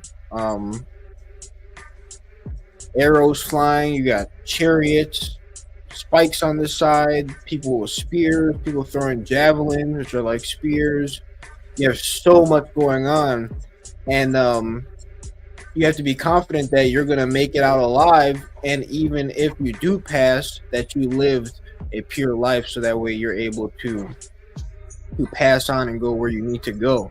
So that in itself is absolutely beautiful, and it shows why the nation ran so well and how MAAT is so powerful to be the foundation for that nation to run so well. Nowadays, the leaders do not fight whatsoever, and because of that, they're so out of touch with reality. They're so out of touch with some of the decisions that they're making. And you can just put side by sides, and our ancestors, Kemet was the greatest nation. MAAT builds the greatest nations. And to compare what our ancestors created in the past versus now, there's basically no comparison. Now is complete Isfet. Back then was a complete order, and it's because of MAAT. That takes a lot of strength to do what our ancestors did. Fighting back then would be extremely brutal, and you don't hear anything about PTSD. You don't hear anything about like what people call shell shock, where someone's traumatized. You don't hear anything about any of that. And our ancestors are watching their brothers die gruesome deaths, and watching the enemy die gruesome deaths, and handing out those deaths. And you don't hear anything about them coming back and being traumatized or anything like that. So it really shows that their mindset was organized in the correct order. They knew what they were doing. They knew what they were doing it for. And that they were confident in what they were doing. They knew that they had to do it, because you really think about it, and you try to put yourself in their shoes as best as possible. The people coming to the Nile Valley to wage war on Kemet, they are there to end your way of life and to destroy your family, what you know as your reality, and that will take everything away from you. So you really do have to fight with everything that you have. It makes so much sense why people were so willing to go and fight, and why people had so much courage to go and fight, because if no one fought, then people's wives and children, they could be killed, and they'd be living in who knows what type of reality. So it really takes a lot to analyze within oneself. What will you lose if you don't fight, and what will you gain and keep if you do fight? So this class is extremely powerful. We do live in a day and age where people are under the illusion that they're not in a fight, and that's part of the plan that these people have, but we're all definitely in our own fight. In today's society, the war is different, and the wars that are fought are a lot different. The technology is different. The methods that are being used are different, but the goals still apply. The people that are in Isfet are trying to take MAAT away from us, and we are trying to and are keeping what we have, which is MAAT and our families, and defending ourselves, defending what Sabatuti has created here with in Ma'at and with the help of the NETERU, and we're keeping our ancestors' legacy alive. So if we're going to keep keeping it alive, if we're going to keep prospering, we need to look back at the ancestors that fought for us to make us so that we can be here. How SABA said, they fought for us so that we can read today on the couch or on the bed. We can read the papyri, we can read the teachings. That's real powerful to know that there have been thousands of ancestors before us that have fought and have lived and died and have done things that I do not know how many people in this podcast could do, like cutting people's heads open and maybe getting their arm cut off and all different types of stuff that cannot be related to unless you experience it. They did all these things so that we can be here today, and they didn't complain about it either. Like today, people will go to war and then they complain about it, which I mean, what they're seeing is crazy. I can't say if they should complain or not, but what I do know is our ancestors, I don't see any complaint. I don't see anybody talking about how they had to kill that Hyksos man because this and that, and now he feels bad about it because he saw something that was gruesome. You don't see anything like that. They're proud to be the descendants of Heru, to conquer Isfet, to stay pure while they conquer Isfet, and to protect Ma'at. And it really shows you how powerful Ma'at is to keep us unified, to keep us strong. Our ancestors didn't have any doubts on what they were doing. Nowadays, somebody might fight for the United States military and they might doubt why they're fighting, and they might even join the other side because they doubt why they're fighting. We don't see any of that from our ancestors. They are unapologetically fighting for Ma'at. No one's defecting to the other side as a traitor. Nobody's having second guesses or anything. So we need to be inspired by that and stay unapologetically dedicated to Ma'at and to the way of life that has been brought to us. We should not let intrusive Isfet ideas, thought patterns, and ways to enter into our life, because we need to be strong on the foundation of Ma'at. But to for letting me speak, Ta, I'll pass it on to you. Tua Hinu, great brother, or sin. Tua for that very nefer build, and so much what you said is very direct, and it's a beautiful thing, because that same exact reason is one of the reasons why when I started to learn the military side of Ma'at and how it's literally a beautiful representation of what takes place in the Purim Haru, and seeing the duality of that, because that don't really exist.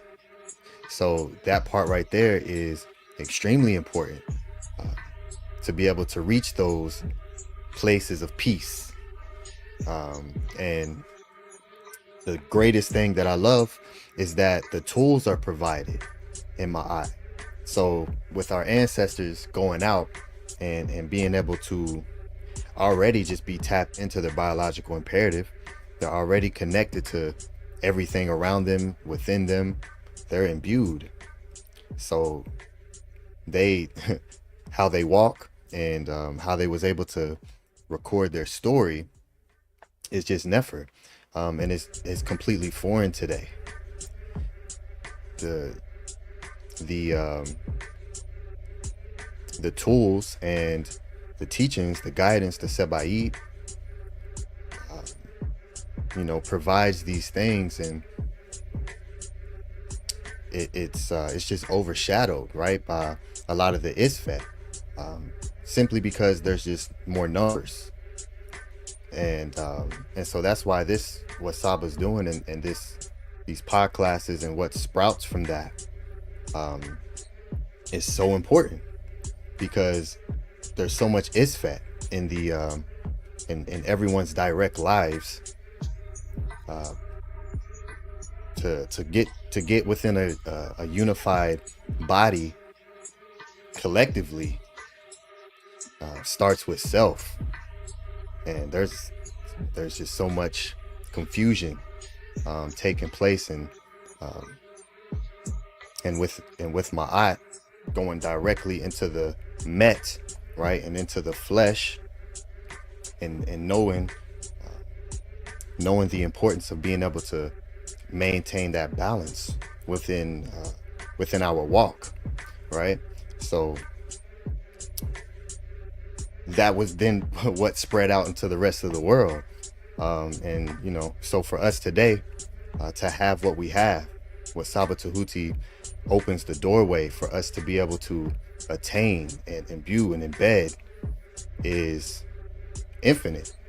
That's what the writings are all about. Immortality, and protecting that purity, that ab, that eb, that thing that we lead with, the same word for purity, protecting that, and being able to stand on something. So we are reestablishing what that looks like, and bringing that frequency forward, that thought process forward, by doing the actions and coming up here and speaking on it and living it and existing in it, recreating these ancient frequencies that hasn't existed. So the walk is big, but it always starts with self. So Hinu to the great Saba for just giving this dua session to some of the great NESUBYTIs, the great Aut, and what they was willing to do, and what they did to protect Ma'at. It doesn't exist. So for us who are here within this within this portal of time travel, as purely as can be given today, it's a super sacred thing, and it's a very powerful thing. So support what Saba's doing and what he's providing for us. It's very powerful. So I look forward to the continuation of the great NESUBYTIs. Of course, Narmer, Menez, and just seeing the great warriors, and what they did, and how they walked, what they led with, and why they did it, and they kept record for us. So this is just a reflection of the Ka, as the great Saba has taught us, the Ka which forms the Kat, and so when we start there, then there has no choice but for there to be an accurate reflection on the outside of that. So Duan Hinu to the great Par EE, the great bees, and just showing what imbuing the nature, the nature around us as reference point to how we move, and what we echo, what we copy. The large majority of people in the matrix today, in the media, that has everyone's attention, has them focused on other things, and those distractions are deeply within the spiritual community, the Kemetic Ma'at community. Everyone, every article of clothing that is expressed through the teachings has the ability to continue to transform and grow and evolve. And with that, there's never a point where there's being stuck, right? That feeling of being stuck. It's a continuation. It's the left foot forward. That's why I love the where this started. So as the great Saba said, Dua great Saba, and welcome back to the panel.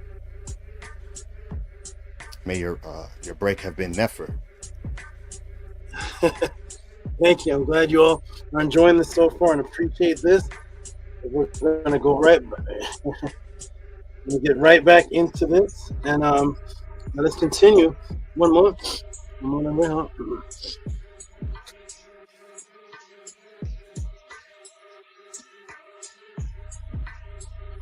Okay. Gonna get right back into this and continue, everybody. So let's get the momentum going. Yes, get your pens, your pads, get your iPhones, your iPads, your eyeballs. Let's get back into it, because now we're going to jump into the Narmer Psyops, and then from the Narmer Psyops, we're going to give him his news, and then jump from NESUBYTI to NESUBYTI to NESUBYTI, and break down several things in between, and see some of the great things that happened that actually affected what's happening today. So let's get back into it. So I'm gonna say peace and love to you, Patai. You can jump back in the chat. Peace and love to you, Amon and Amonet. Jump back in the chat. Everybody that can hear me right now and see me, press a 9 so I can know, because we get started, so that I don't look back at the chat and then I'm going, and then people's like, the screen's not showing, we can't hear you. So press a 9 if you can hear me right now, and press a 9 if you can hear me, and press a, let me know if the screen is showing as a screen share. Here we go, everybody ready? We got Angela straight out the gates, back in effect. Here she is, boom, in effect. Tanya Gates, we're back in effect. We are back in effect. We are here. Are you ready? Here we go. Angela Gates has more questions. Wonderful. Send them in. Here we go. We got Ampu, the warrior himself. Ampu, Ampu, the silent ninja warrior. Okay, we got Gabby Lopez. Okay, Gabby, peace to you. Here we go, everybody. Ready? Let's get back into it. Welcome to the Tehuti Podclass. I love this. I want everybody to know that send your questions in, send your support in, but definitely any questions about MAAT, Kemet, that is a love of mine, so I feel extra enthusiastic because I'm teaching what the ancestors left for us. So here we go, everybody. Are you ready? Okay, I'm gonna press a 9. Gabby, press a 9. You're good, everybody. Here we go. Ready? We're gonna start on the count of. Oops. Ones are different. They change things. Okay, we're gonna start here on the count of 3. 1, 2, and boom, 3. We're back, everybody. Here we go. So, what do they teach you about Narmer? King Narmer, unifier of ancient Egypt, King Narmer. As you have been told, and thousands upon thousands of so-called quote-unquote teachers teach that Narmer is the first unifier of Upper and Lower Egypt. You will learn today for the first time in your life on August 9th, 2025 here with SABA that is incorrect information. As we give hand to Narmer, so you're going to find out today. You're going to find out today here with SABA, here on August 9th, 2025, that information is incorrect. As we give Henu to Narmer, where does this made-up concept come from, though? Where does it come from that Narmer is the first unifier of Upper and Lower Egypt, Upper and Lower Kemet? Narmer was the first pharaoh. Where does this come from? Is this coming from the words of the scribes themselves? Did Narmer claim this? Does Narmer scribe? Narmer, did you say this, my brother? My brother Narmer, I'm looking at you. Did you say this? Did you tell the people this? Did you tell the people you were the first pharaoh? Did you tell the people you're the first one to unite Upper and Lower Egypt? Did you say this? Or did they get it from New Age Hotep? He has one part of his name Hotep, the other part is like some Arabic word or something. They always have Arabic. Watch out for the teachers that teach Kemet, but they always have Arabic names.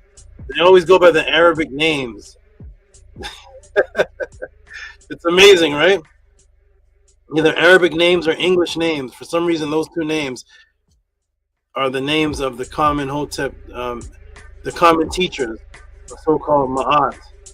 Arabic name, some Bakari, Gadari, some Adi, Mahdi, something Arabic. Where's your NETERU name? You don't really truly believe or accept it. Here we go, everybody. Boom. All right, we're gonna go, everybody. Here we go. Where does this concept come from? Let me defend Narmer, and let's get into let's give Henu and praise to Narmer while I defend the people misrepresenting and misteaching something that Narmer himself never taught. Yes, once again, your current so-called Kemet teacher or Egyptologist in Egyptology have lied to you, usually unknowingly, because they are just following the academic hypnotic trend that is passed on from word of mouth, from commentary, but not from the actual words of the indigenous people themselves. But that is why I am here for this. That is why I am here. So sometimes you can't blame the teachers because they're just getting it what's passed on to them from academic hypnosis, from trends in academia that are passed on from word of mouth or from commentary, but not from the actual words of the indigenous people themselves. That is why I am here, for this is the actual and only attestation of Narmer typos or of Narmer war. Most of anything else that people tell you that is not coming from this. It is not coming from this. It's commentary and opinion. So anybody telling you anything about Narmer, tell them to show you we're on this. And what's interesting is apparently on this there are no words.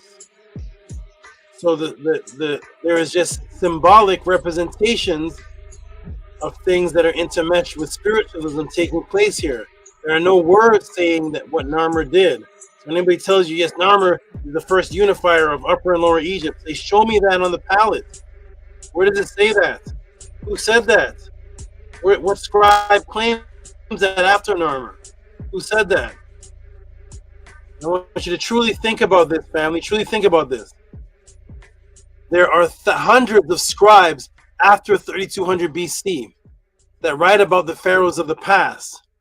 If Narmer was the first to do something so important, he's the first pharaoh, he's the first unifier of Upper and Lower Egypt.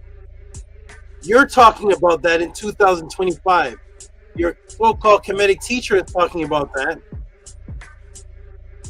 Would you think that the scribes would be proud of that?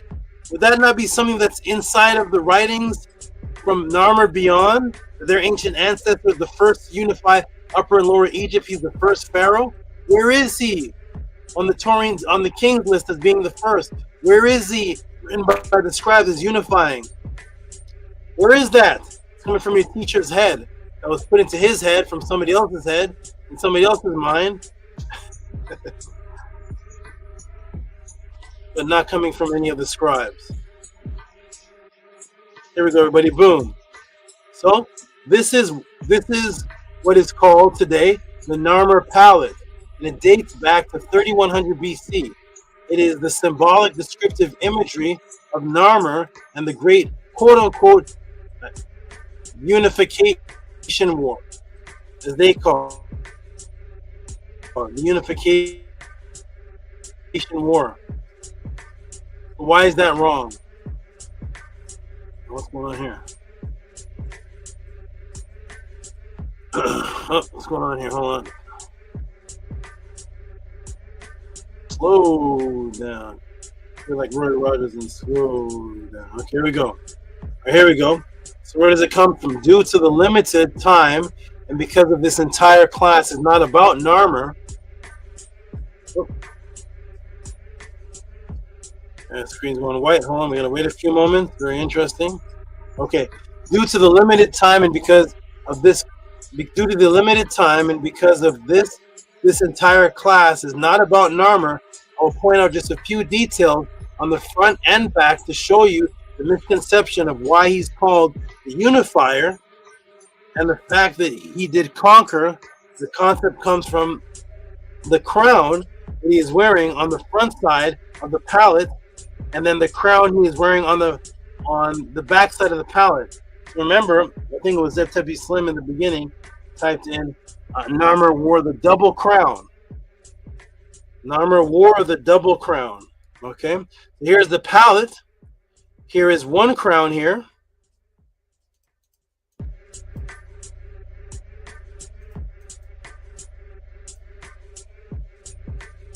And the other side has this crown. So somebody told somebody that Narmer was wearing a double crown. Narmer is here with one crown on here, and on the other side is the other crown on. Two individual crowns, and from this concept, this is where the uniting of Upper and Lower Egypt, because it was taught that Narmer was wearing a double crown. This is actually called the Ka'a. So what people are calling the crown is called the Ka'a. What is called the crown in English, originally it was the word for the rising. This was the rising of the lotus shesh plant and its association with the sun and its connection to the resurrection pertaining to Asar. It was called the Hetch, which is the word for the white color of the lotus of the shesh plant and the bright sun. It's called the Hetch. This one here, this is the Ka'a, that is called the crown in English. Originally it was the word for rising. This was the rising of the flow of the serpent and the rising of the emanation called the Tet. This was called the Ureret and the Desheret. The Desheret, which is the serpent rising, and the red equaling hot Desheret, from the area of the Desheret, from where you get the word desert from. The hot, dry land. When both crowns are unified and combined, they are called the Pesachemi. The Pa Sekemi, which is two words, which is of two powerful memories.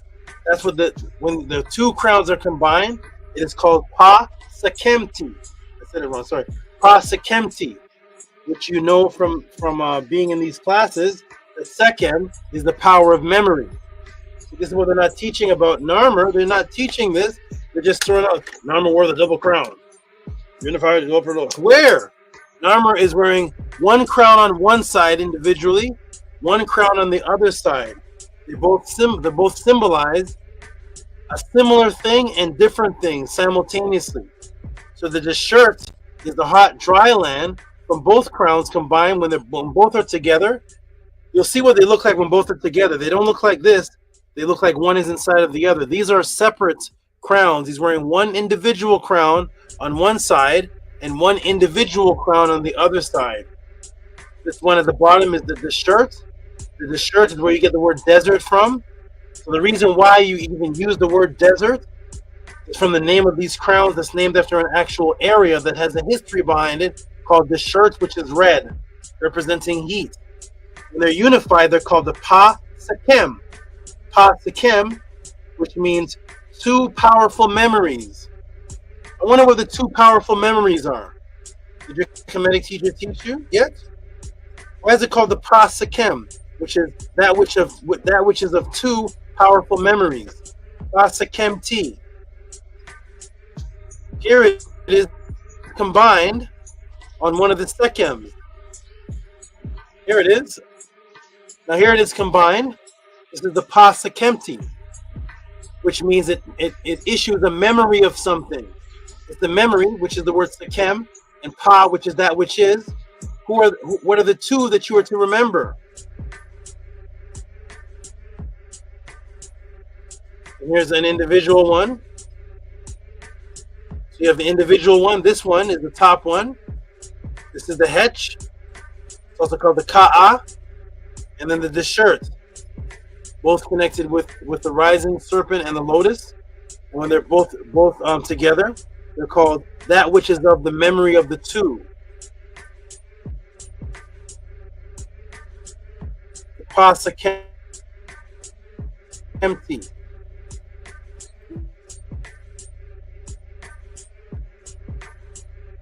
Which two are the Nut engendered by Seb, the chief of Lord of the, there it is. See the Araret? The Araret is the rising serpent. You see the two crowns? This one is called the Araret. It's also called the Hetch. See this one? See the white one? Sorry, the Araret and the shirt. And see this one? The white one? This is the Hetch, the white crown. So here they are in the writings mentioned. But what are they a story of? The Araret of the Araret crown and the Het crown, prince of the NETERU and of the men, has received the hook and the crayon. That's the power of rulership, the Hek and the Ku, and the dignity of his fathers, the gratitude. See, this is about the passing down of genealogy and the passing down of the Aut.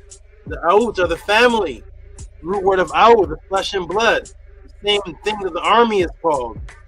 Because this is about the passing down of who should get this, which two should get this. The passing down of the Atef fathers. Gratify thy heart. What are the two you remember? The Pasakemti. In Set, that's one.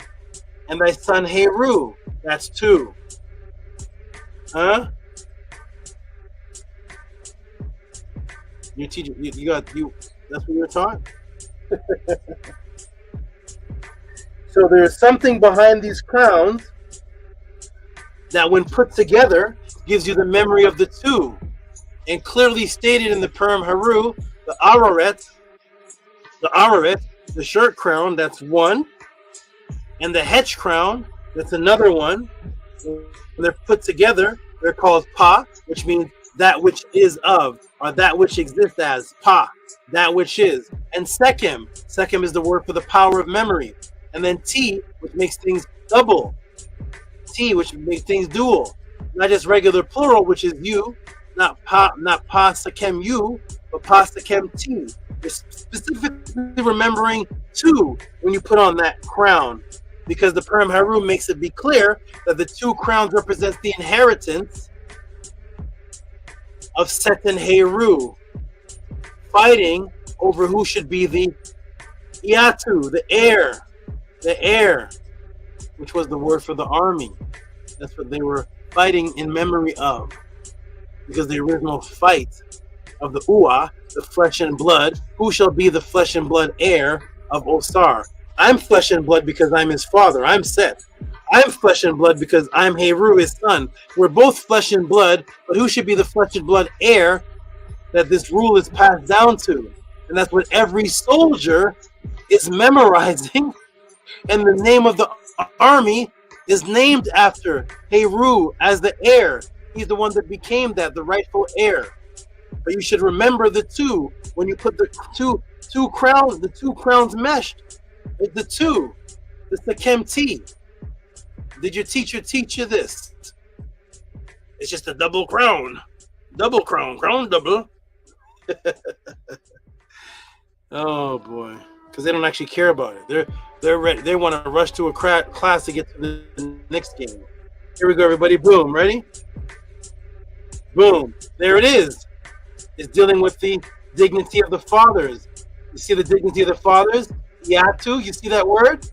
Yaut. You're out, so that's the heir of the fathers, the Atef. Who should this be passed down to? Set or Heru? This crown and this crown. That's what all the warriors are thinking. They're fighting in the name of this. Yes, the memory of the two combatants, in which the crown represents Heru and Set, who were given portions of the land, of one land, divided at the cataract of Asar's death, as stated in the Shabaka stone, 712 BC. We don't like you to use too much sources.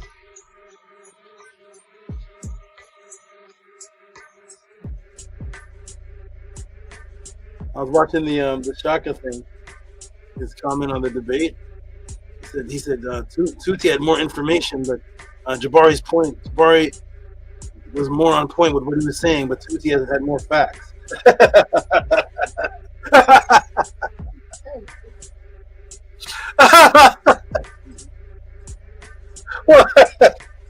I'm sorry. I just got a second of that. He said that. He said Jabari was more important. Had more. He was saying more good things. Uzi had more facts to back up what he was saying. Shout out to Shaka AKHMOSE. Tuzi had more facts. Tuzi was crushing him. Tuzi had more facts to back it up. But Jabari's point was more correct. With nothing to present but a Spider-Man picture and Obama. Here we go. Boom. We have to throw that comedy in. That's why I have to live this life. Here we go. Live this comedy. Okay, here we go, everybody. Boom. Here we go. Woo! Let's go. Go on. Oh, this one. Boom. Here's what they don't like. Tuti has too many references to what the ancestors say. We just want to go off of our new age opinions and what the commentaries say. Here's the Shabaka stone. Here it is. Shabaka stone, 712 BC. Here's all the details. Here's the EA498 British Museum number now. And what does it say inside the Shabaka stone? Here's what it says. Here's what our ancestors wrote. That your new age people hate. They hate what the ancestors wrote. It says Jeb, the Neb of the NETERU, commanded that the Ennead of the Paut Neter gathered to him. He judged between Heru and Set. He ended their quarrel. He made Set the king, the NESUBYTI of Upper Egypt. There's Rez and there's Mat.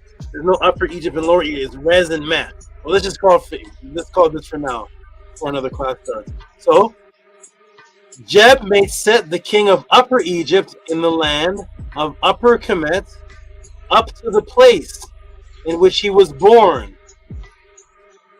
You see, everybody? The NETERU principles. He gave him a land, and the borderline was based on the place he was born. You mean the principle Set was born? In a particular area of Egypt, that's where the principle was born?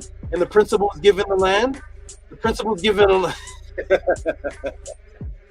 the principle is given the land, which is Su. That's an actual area in Kemet.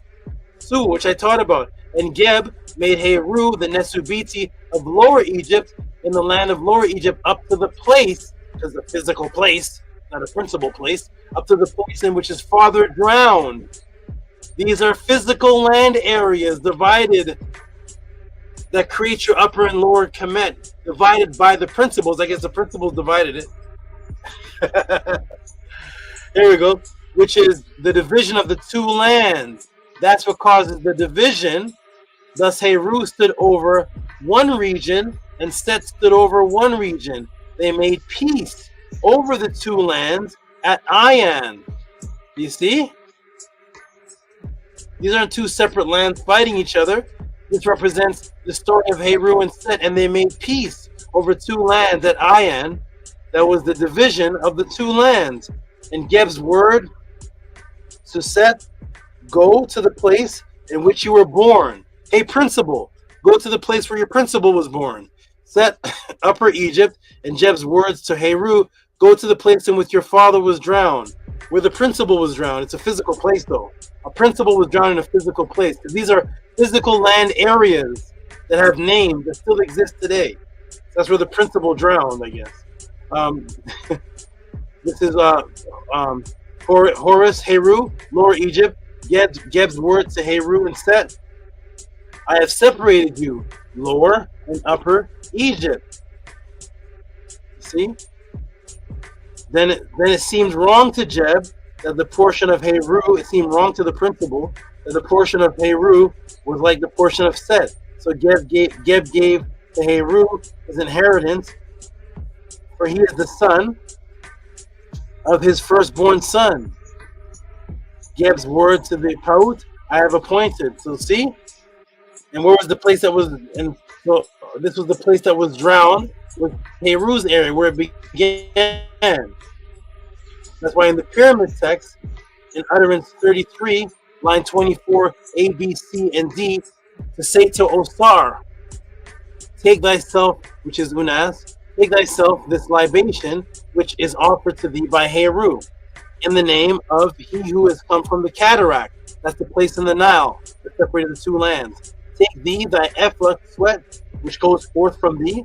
Heru has made me assemble for thee the NETERU from every place to which thou goest. Heru has made me count for thee the children of Heru, even to the place where they were drowned, where thou, as Sar, was drowned.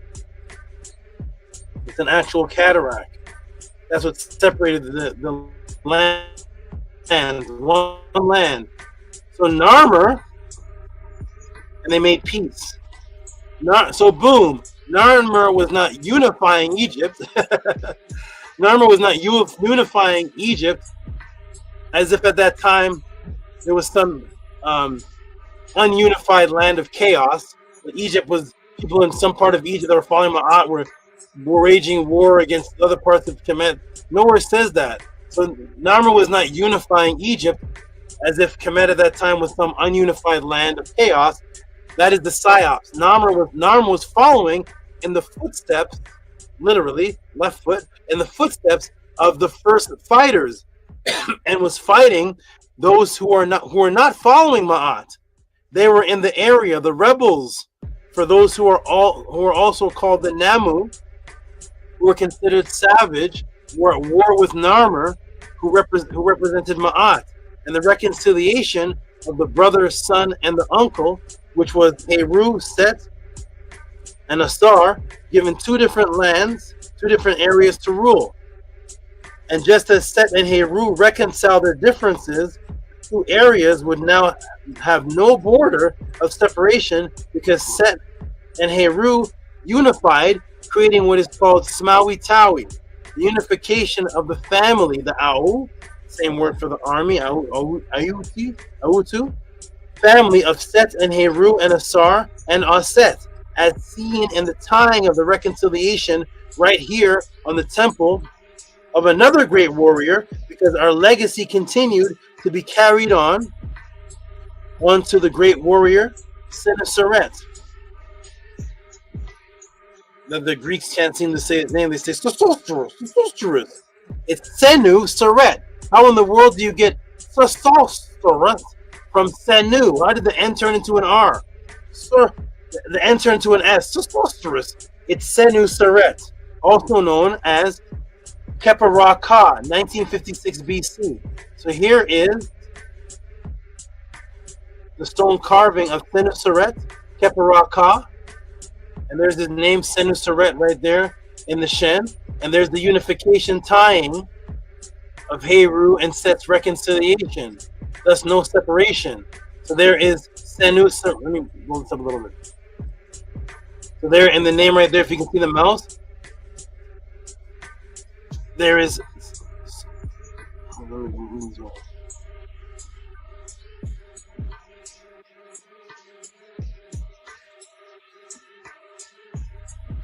Senuseret. What's it doing? So let's start from the bottom. Senu, the Senut, Uret, Useret. Senut, Useret. You see that? Senut, Useret. And there's Keparaka. Both of them are him. So because the war that Narmer and all the NESUBYTI fought first had to be fought within, as reconciliation within self, of the acceptance of the unification of their ancestors, Heru and Set, which is why when you see the reconciliation, it is the Pharaoh or the NESUBYTI in the center of Heru and Set, and not the ones that he is fighting. So what is being reconciled here? It's Heru and Set that reconcile their differences. Thus, there's no separation of the land because they're reconciled.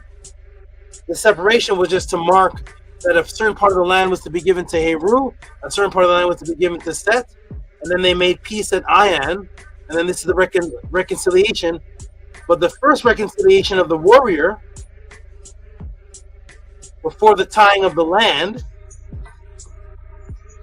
is the unification within himself. Therefore, the man, the NESUBYTI, is replaced with the land. Here's Heru and Set, both on each side unifying, but they're not unifying the land, they're unifying the man within. But the man within should no longer take the side of Heru or the side of Set. They've made a peace and they've amended themselves at Ayan, so now they're back reconciled to the same family, and that reconciliation has to be done within the pharaoh, and that's now he can go on as a warrior with what? His left foot forward. Huh? That's what he's fighting for. He's fighting representing the two lands and what took place, but the two lands are unified due to the reconciliation. So boom, all this imbuement and self-realization is represented by Narmer and all of the great military warriors before they even go to fight an outside enemy. That's what the laws of Ma'at say. Find flaw within thyself first.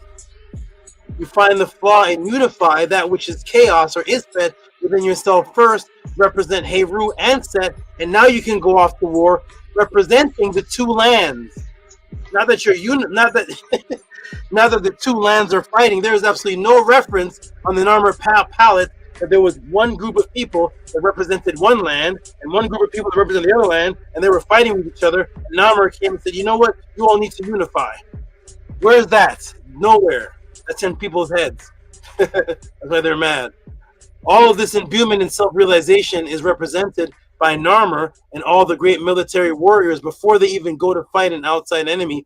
This is how deep and genius our military were. So that's when you all look at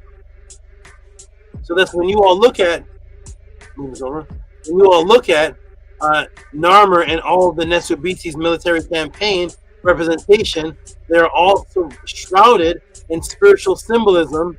Too much for me to go into now, but I wanted to set the base so that you have true appreciation for how intertwined and imbued our ancient military was with spirituality before they even fought an outside person to defend Ma'at.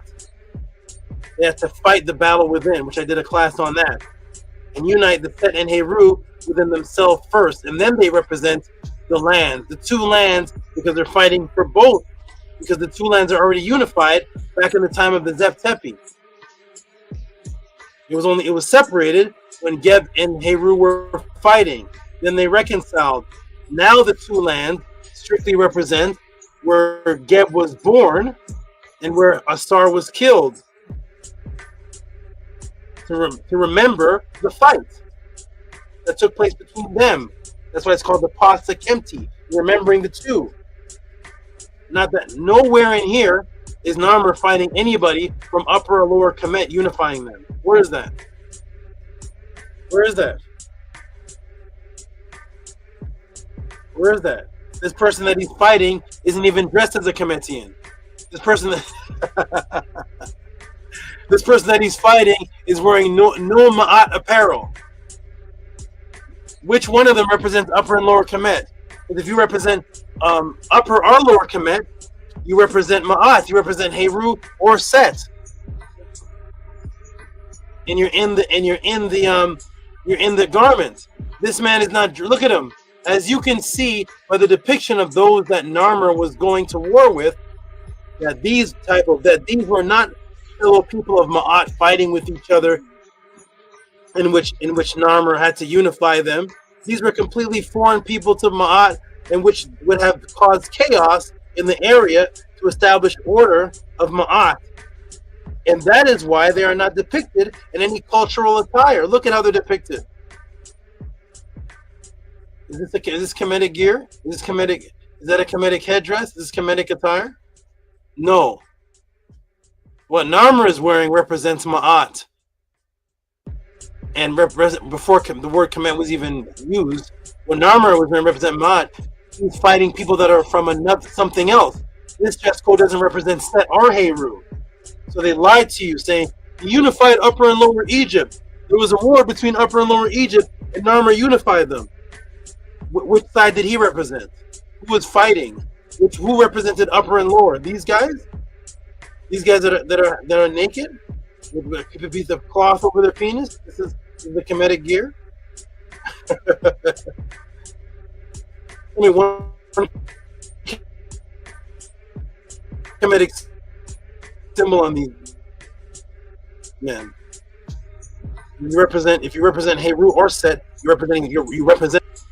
There you go, everybody. Let's go. So let's knock out that misconception and lie, because that's nowhere on the Narmer palette are people that represent Ma'at fighting. Narmer to unify them. They're in chaos. So again, let it be known on this date, August 9th, 2025, Narmer was not the first to quote-unquote unify Kemet. That is a misconception and untruth. He represented as all the NESUBYTI, the unification of Heru and Set within, because they reconcile. There was no NESUBYTI that was representing, I represent Upper Kemet, I only represent Set. I only represent Heru. Even the one named after Set, Seti. Seti's Purim Haru and Tumwal is all about Heru and a star and a Set. He didn't represent Set, and his name was Seti. So, all of them, no one had a Purim Haru of just Set. My Purim Haru is just that of the part of Egypt that represented Set. Mine represents Heru. Show me that pharaoh. I need to know his name. Well, there is one group of people that just represented Set. We're gonna get to them, but they weren't the people of Ma'at. Here we go. So thus the misconception and untruth that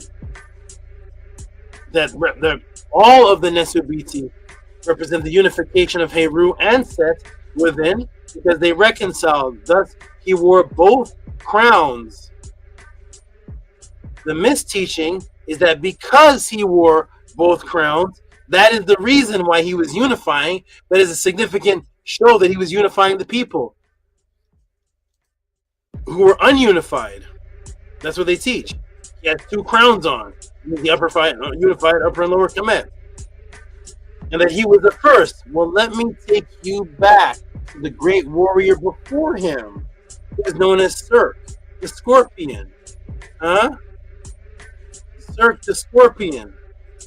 The Scorpion. Here is the Scorpion Mace head around 3150 BC. This is before Narmer. Uh-oh. What's that he has on? He has on the Hetch crown. Does that mean he only represented one part of Kemet? Is that what that means? Narmer had on two crowns. So he was the first to unify upper and lower Kemet. Cirque had on just one crown. So he only represented one part of Kemet. This is before Narmer. So already we have a NESUBYTI before Narmer. So Narmer is not the first NESUBYTI, even in what people call physical human beings. I'm going to show you something. See my arrow here? My arrow is pointing to something. See there's damage right here? Oh my goodness. See the arrow is pointing to damage. See the damage? You will notice that some damage to the warrior's Mason head. There's some damage right here. See that? It looks smooth here, and there's some damage. And there's some damage past this area too. It's just not showing that angle. So you will notice some damage to this warrior's Mason head, who is also one of the King NESUBYTI. And now let me show you the detailed traced image, because they traced out the image that was over here. You see when they traced out the image of the damage area of Cirque. What happens when they traced out that image? So in the image you can see regularly, this part over here damaged, they always show you the popular side, because over here it doesn't look as pretty, it's damaged. When you traced out the damage, by the indications of what's left there from that which was not damaged, what did we get, everybody? Here we go. Here's a clear image. Uh-oh. Over here, there it is. There's Cirque with the other crown. Traced out from the damage. So just as Narmer is on one side with one crown, and on the other side with the other crown, Cirque is on one side, and when you spin the circular base type shape around, he was on the other side too. Just damage. There was just some damage there. Boom, the military Cirque, the great military warrior, King NESUBYTI, representing the story of Heru and Set's unification and the lands ordered and given to both of them by Geb and unified, as they quote unquote unified, before Narmer.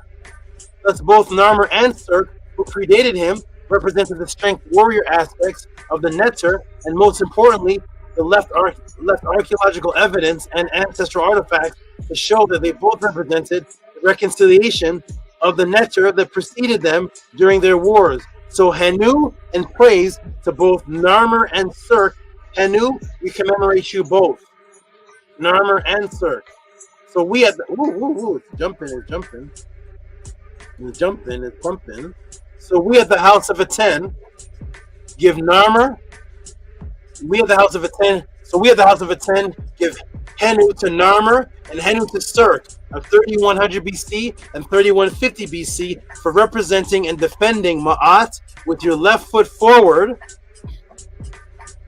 and leaving the oldest piece of archaeology and ancestral artifact of an ancient warrior and defender of Ma'at who represented the Shemsu Hor, and risking your lives and leaving us and the world the oldest piece of archaeology known to man of a spiritual commemoration of war in defense of Ma'at that was structured, strategic, and organized while millions of people on the planet could not even write a sentence. Let me read that again. Henu to you. Henu, Narmer, and Cirque. So we have the House of ATTON. Give Henu to Narmer and Cirque of 3100 BC and 3150 BC. What do they do? Representing and defending Ma'at with your left foot forward and leaving the oldest piece of archaeology and ancestral artifact of an ancient warrior and defender of Ma'at who represented the Shemsu Hor, and risking your lives and leaving us and the world the oldest piece of archaeology known to man of spiritual commemoration of war in defense of Ma'at that was structured and strategic and organized. While what were other people on the planet doing? While millions of people on the planet at the exact same time could not even write a sentence yet and have absolutely nothing to defend because they couldn't even write a sentence. They had nothing to defend. There was no nation to defend on other parts of the world, 3200 BC, except for maybe Kiingi. You, Narmer, and you, Cirque, defended the origins of the first spiritual system on this planet. Henu Cirque and Henu Narmer, we commemorate you. So Henu Cirque and Henu Narmer, we commemorate you. That's 1 and 2. Huh? Let's continue. Let's continue and represent. Huh? Why are you all doing this? What do you all represent? Why are you taking so much time into this? Because we are the House of ATTON, the ancient Tehutian teachings of the NETERU. We are the House of ATTON, the ancient Tehutian teachings of NETERU. That's why. That's why we're taking the time to do this. Shout out to Dr. LaRoche for asking the question. Ready, everybody? Here we go. If this is being done anywhere else, put the link in the room and we will send every donation of the podcast to that other teacher. Give him Hanu. I will give him all the support of tonight. If this is not being, if you have never seen this being done anywhere else, support the Tehuti Podclass and respect the phenomenon of the first. Just like we respected Coca-Cola and was the first, Pepsi was the first of that type of soda, and everybody bought. Everybody gave Pepsi and Coca-Cola reciprocity. Oh my goodness, man. Huh? Everybody gets PS4 reciprocity. Here we go. Boom, boom, and boom. And it's to you. I wanted to walk you through. Woo! I wanted to walk you through all of that. I wanted to walk you through the understanding of the immersing and imbuing of spiritual reconciliation within the mind of each warrior, each military strategist, and how deep the symbols were that they left for us. Each of the symbols, plaques, stelas, carvings, were imbued with spiritual symbolism intertwined in their war, and that each of them represented what people call today Upper and Lower Nile Valley, because each of them honored and worshipped Heru and accepted Set back into the reconciliation, while clearing up the misconception for hundreds of years being taught that Narmer unified the two lands, when in reality each of these warrior military strategists and their NETERU represented the unification within of Heru and Set. I took all of that time, I took that time out to show you the importance of that. If I were to do that with each of the NESUBYTI that I am going to go through and give Hanu to, this class would definitely be 7 hours long. So from this point, I am simply going to refer the name and the image of the great NETERU military strategist who, yes, fought his own war in the heat of fire, while referring the sources of where the story came from, and then naming one or two military, actually 3 or 4 military highlights, and then we shall give them praise by saying Hanu to them for risking their lives so that you could live Ma'at 2,000 to 5,000 years later. Huh? Do people respect Jesus more?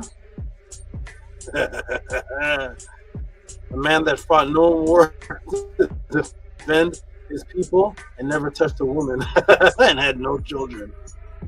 The opposite of manhood.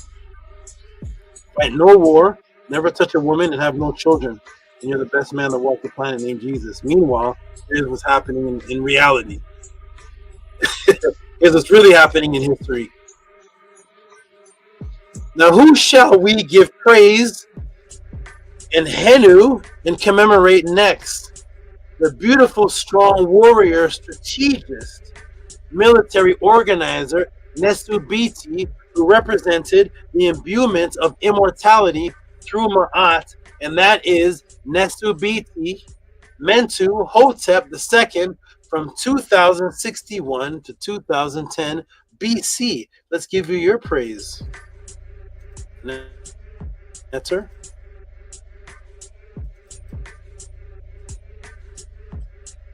Where can the records of Mentuhotep's military genius and strategy be found? Tehuti? Right here. One of the main places. What is this, Tehuti? Well, this is the tomb of Mentuhotep. There we go.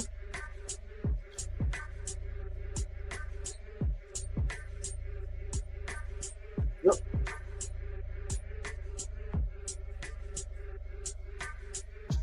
This is the tomb of Mentuhotep's general in Tef in tomb area TT386. He was a high-ranking military commander under Mentuhotep II. Here's where you will find the attestation of Mentuhotep's military campaign into Ta-Nehisi and against the insurgents. Let me move this over. And against the insurgents in the Delta region, or what's called the real region of the Delta, called Hanin-Nesut, north, during the civil war between Waset, that they're calling Thebes, really Waset, and Hanin-Nesut. The attestation of Antef speaks of the quelling rebellion and establishing royal control, and I will take you to the stela of Intef, the overseer of the fortress, now found in the Met Museum, going back to 2000 BC. There we go, stela of the overseer of the fortress. It's what it looks like. 2000 BC to 1988. Stela. Okay. On his top ledge, this stela, moving all over. On the top ledge, the stela proclaims. Did the white go away? On the top ledge, the stela proclaims the name of King Neb-Hep-Bet-Re, Mentuhotep II, 2051 to 2000 BC, the founder of what they call the Middle Kingdom, which there was no such thing. But in the same line, the stela's owner, Intef, refers to himself as his king's servant. See? The term slave and servant were honorable at that time. I don't follow no man. Well, these men did form a nation more powerful than them. Here is this: he was proud to be the servant. Intef also recounts that he was the overseer of a fortress and served in the region of what they call Heraclius, which I'm going to give the real name for soon. Heraclius, the capital of the minor kings who ruled the northern Egypt before the country's unification under Mentuhotep II. An official could only have been appointed here after Mentuhotep II eliminated the last of the Heraclian rulers during his reunification of Egypt. Here we go. Here is the real name. Heracleopolitan is the Greek mutated way to say Henin Nesut. Why can't you say Henin Nesut? How does Henin Nesut turn into Heracleopolitan? It's Henin Nesut. Can you not say those words? Or you just want to take away the frequency? The attestations of Mentuhotep and his great military strategy and protection and control of the land through MAAT can also be found in the temple of NETERU. We're getting two sources of his military strategy and his great accomplishments. Here we go. So the temple of NETERU. No.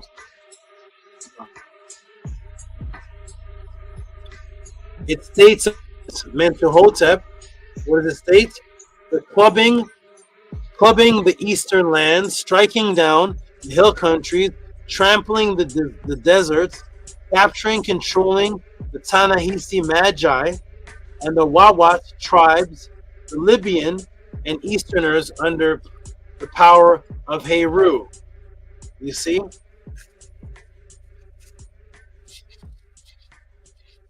Under the power of Heru. So all the military strategists are moving under the spiritual power of the NETERU. They do nothing, no fighting, nothing takes place without being in the name of the NETERU. Completely different from what's happening today. Everything was imbued in symbolism and spirituality.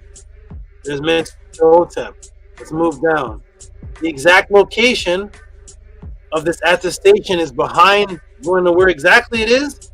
It's behind the image of the NESUBYTI in the smiting scene on the rear wall of Mentuhotep II's Ka Chapel at the Tentera, now found in the archive, volume 19, 1963, page 22.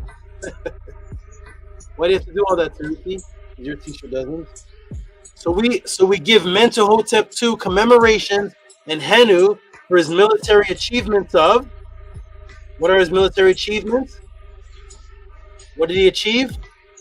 Ending the chaos period by defeating the Henan Nesu rulers, reinstalling law and order and Ma'at, centralizing power, restored strong NESUBYTI order, and reorganized provincial administration. That's two.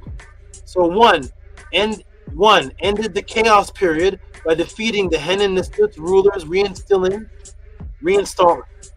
One, ended the chaos period by defeating the Henan Nesu rulers, reinstalling law and order, which is Ma'at. Two, centralizing power, restored strong NESUBYTI order, and the reorganizing of provincial administration. Three, tightened control over provincial leaders by appointing royal officials instead of hereditary governors. Four, creating new administrative centers and restructuring Kemet's taxation system. 5. Reestablished centralized control of taxes, trade, and military resources. 6. I thought I was only going to give 1 or 2. Reestablishing the temples of Amun. See? Remember that silly boy? That silly young man says, we're combining different theologies. There's the Memphite theology, the Heru theology, the Amun. Here is Mentu declaring that he's doing this in the name of Horus, reestablishing the temples of Amun because he worships all of the NETERU. There was no divide. Oh boy, the little boys will learn soon. So we at the House of ATTON, let's give the hand news now. So we at the house, let's blow this up. Blow this up. I want everybody to see. Let's give worship and praise. Here we go. I worship no man. I do. You're weird, Tehuti. I know me and Mentu are weird. So we at the House of ATTON give praise and worship and Henu to you, Mentuhotep, of 4,000 years ago by reading the praise to you right off of your wall, written by the hands of our ancestors, indigenous, written off the walls. So we at the House of ATTON give praise and worship and Henu to you, Mentuhotep, of 4,000 years ago by reading the praise to you right off the wall of your wall, written by the hand of your indigenous ancestors who left us ancestral artifacts over religious opinion. And what is the praise?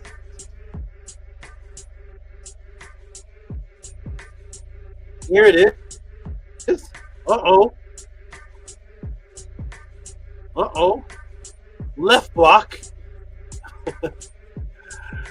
Did Trump do all this for the soldiers? Oh my goodness. Left block of text, vertical columns. To the left of the king. Heru name. Najiri Hejet. Najiri Hejet. Which is one of those words of Heru, of Neter. Neteri. Hejet. The divine of the white crown. Nepti name, those are the two ladies. Samawitawi, uniter of the two lands. Bak Heru name, the golden Heru. Shetabibra, he who satisfies the heart of Ra. The throne name, Prenomen, is the name I read off on the stone. Nebhepetre, the lord of the Neb of the rudder of Ra, or the lord of the Neb of the command of Ra. Birth name, Mentuhotep. Mantu is satisfied. Henu Mentuhotep, we commemorate you. Let me come to the screen. Henu Mentuhotep, we commemorate you. Let's go. Huh? First time being done in history. Here we go. We're still going. Super Bowl 6 hours or something. What is it?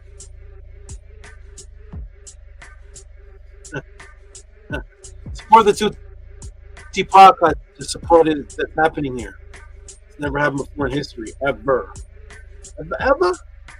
Here it is. NESUBYTI Mentuhotep, we commemorate you. And now who shall we give praise and Henu and commemorate next? The beautiful, strong, warrior, strategist, military organizer, NESUBYTI, who represented the imbuement of immortality through MAAT. Who shall we go to next? NESUBYTI AKHMOSE. Remember AKHMOSE, the one with the Neter axe? 1526 BC. And where can the records of AKHMOSE military genius and strategy be found? And what was his full Ren title?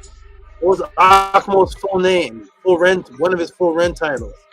But everybody, here we go. Get the white out of here.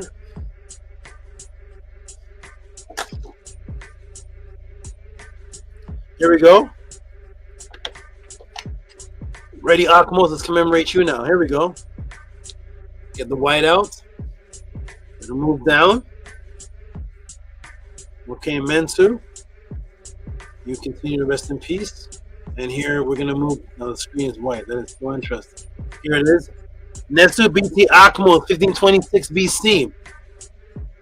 Ya Mes Saibana Ma'acheru, which is born of the moon, son of Ibana, examiner with the guiding voice. That's how he starts off the writing. That's how it starts off.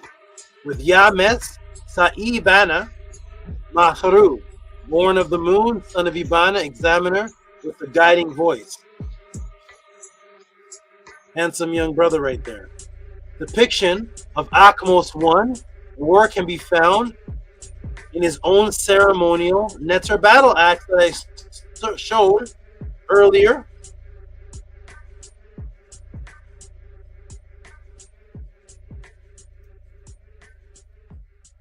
The depictions of the war is on this axe. Ancestral artifacts of a religious opinion. And in detail within his own autobiography of AKHMOSE, Tomb of AKHMOSE, son of Ibana, at what's called today El-Kab, with the tomb number EK2. Woo! Here's the tomb.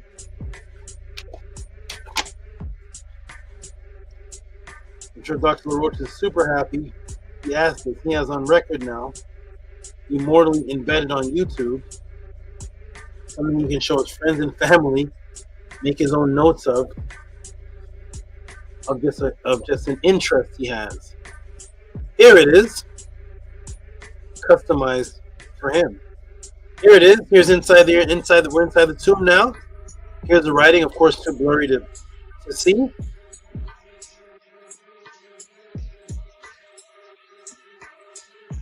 And there's his own autobiography. AKHMOSE was the order. AKHMOSE was the great defender of MAAT, who caused the expulsion of the evil Isfet Hikau Kasut, foreigners who were bringing in the focus worship of Set. Here are the only people that did that. You see, when they say it was a war between Upper and Lower Egypt, Upper Egypt represents Heru, Lower Egypt represents Set. Those people down there only worship Set. Those people there worship. There's only one group that did that. They were called the Hikau Kasut, which is foreigners, foreign rulers, called in your Greek the Hyksos. They were the only ones, let me repeat it, the only ones bringing in the worship of Set and Apep. He removed them, this evil, from the land, which his autobiography states. Here's the autobiography. He removed the worshippers. They purposely picked the two representations of that which does evil, Set and Apep, and set up temples and started destroying the other NETERU temples. Here is from his own autobiography called His Youth. He speaks as follows: I spent my youth in the city of Nekheb, my father being an officer in the king of Upper and Lower Egypt. Sekenere, triumphant, Baba. That's where you get your word Baba from. Son of Royanet was his name. Then I served as an officer in his stead in the ship, the offering, in the time of the Neb of the two lands. Neb Epitreri. Right? AKHMOSE 1. Triumphant, while I was still young, not having taken a wife, while I was still sleeping in the garment. Then after I set up a household, I was transferred to the northern fleet because of my valor. I followed the king on foot when he rode abroad. I follow no man. I followed the king on foot when he rode abroad in his chariot to campaign against the Hyksos siege of Avarez. I'm going to give you the real name of Avarez soon. And besieged the city of Avarez. I showed valor on foot before his majesty. Then I was appointed to the ship shining in what they called Memphis, near Nefer. Second battle of Avarez. This is what our ancestors left for us. 1 foot on the water in the canal, Pezet Coup, of avarice, and I fought hand to hand. I fought hand to hand. He is in the fight, fighting hand to hand. I brought away a hand, and it was reported to the Royal Herald. One gave to me gold of valor. Third battle of Avarez. Then there was again fighting in this place. I again fought hand to hand there. I brought away a hand. One giving me the gold of bravery and stood place. Huh? Hand to hand, he's bringing hands back. First rebellion. Interrupting siege of Avarez. One fought in this Egypt, south of this city. Then I brought away a living captive, a man. I descended into the water, and behold, he was brought as a sieger upon the road of this city. Although I crossed with him over the water, it was announced to the Royal Herald. Then one presented me with gold in double measure, capture of Avarez. One captured Avarez. I took captive there, one man and 3 women, total 4 heads. And His Majesty gave them to me as slaves. Here we go, everybody. So we at the house of ATTON give praise and worship and Henu to you, AKHMOSE 1. We at the house of ATTON give thee commemorations and Henu for your military achievements written by the hand of our ancestors, written by the hand of our indigenous ancestors who left us ancestral artifacts over religious opinions.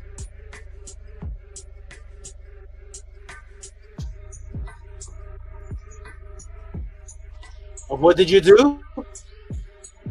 1. What did AKHMOSE do? One of the most important things that was ever done in MAAT. What did he do? What did AKHMOSE do? 1. Leading, where my eye, hold on, sorry. Leading, strategizing, and completing the war to drive the foreign rulers who worship Set and Apep from the area of Hutwaret. Hutwaret.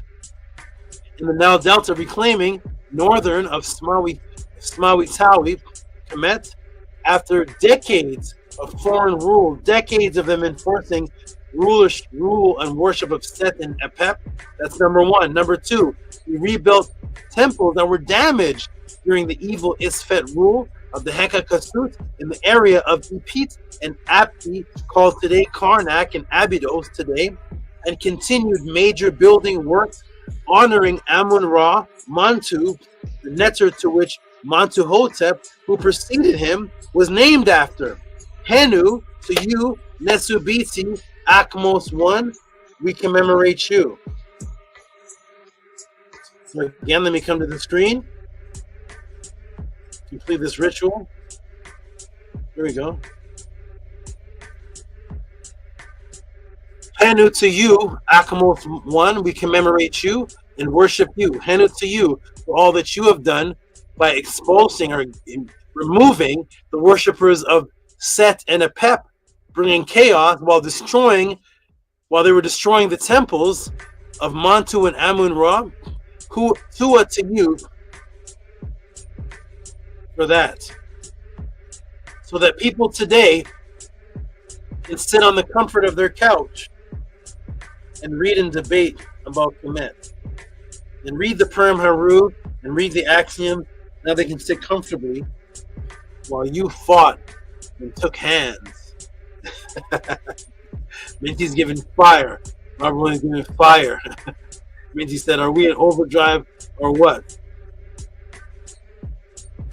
Huh? Henu. NESUBYTI MENTUHOTEP. Henu. That's right, everybody. Let's continue with this ritual. Let's go. Huh? We don't have to talk about the Bible for 5 hours and the Egyptians are black. Let's talk about what they left for us. Are you just proud of how thick their nose is? Let's talk about the spiritual system while the warfare imbued with Set and Heru story that they left for us while embedding and imbuing immortality. Here we go. Boom. To it to you. Let's worship them as the ancestors worship them. Let's worship these NETERU as the ancestors did. Who shall we give praise, Henu, and commemorate next? The beautiful, strong warrior, strategist, military organizer, NESUBYTI, who represented the imbuement of immortality through MAAT. Who shall we go to next? Okay. AKHMOSE, you relax, rest in peace. Renan in peace. We're going to move on to one of your brothers. One of your brothers. You notice that all these people are connected and doing things for each other and continuing the path from where the other left. Let's go on to the next one, which you're going to see is directly connected to AKHMOSE, who is directly connected to Mentu. Here we go, everybody. Woo! Who is directly connected to Senuseret. Here we go. NESUBYTI, the son of Tehuti. TEHUTIMOSE. 1493 BC. Show yourself. There you are. Boom. Where can we find the records of TEHUTIMOSE? 1. Military genius and strategy. Where can that be found? In the Karnak, whose real name is Epet. Today, this military campaign account is called the Tumbo Stela because it was found in what today is called Nubia, in an area called Tumbos, which was really called Ta-Seti and Ta-Nehisi. Here it is, everybody. Well, this is unlegible. So we're going to go to the trace out. Because obviously no one can see this clearly. It is unlegible in the picture form in the rock, but has been traced out and translated, and we see and have stories of TEHUTIMOSE and his military conquest and indigenous strategies right here. Boom.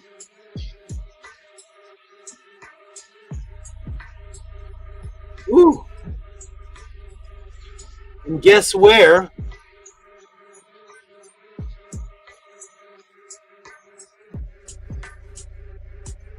Here we go. Ready?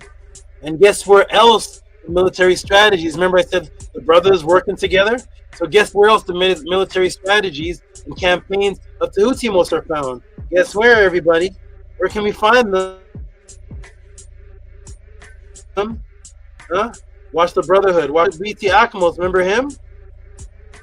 Remember him? Here's TEHUTIMOSE.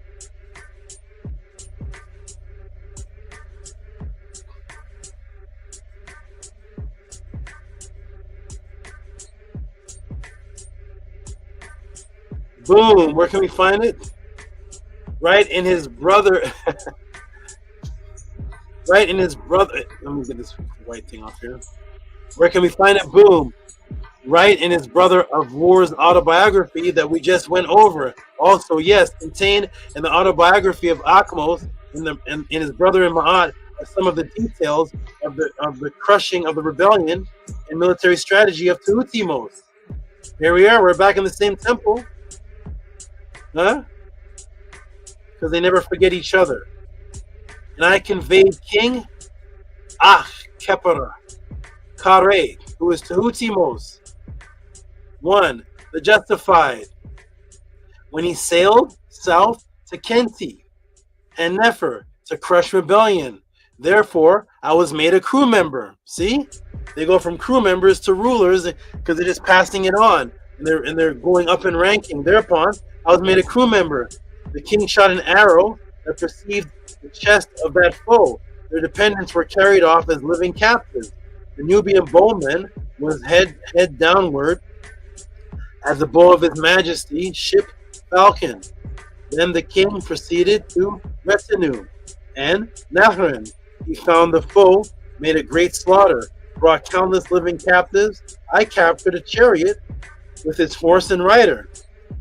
So see, one starts off as a youth, for the other pharaoh, then grows up, and then becomes a new military strategist. So sometimes you'll find two Nesubytis, and one autobiography, because one is writing about what his big bro is doing. So here's a large state of Tehutimos being worshipped and given Henu to.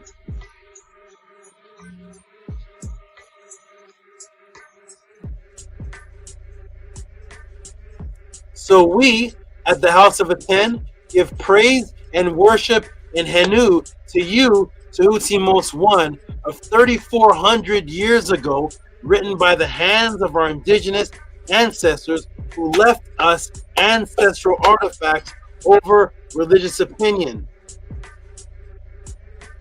We give you Henu. On the screen.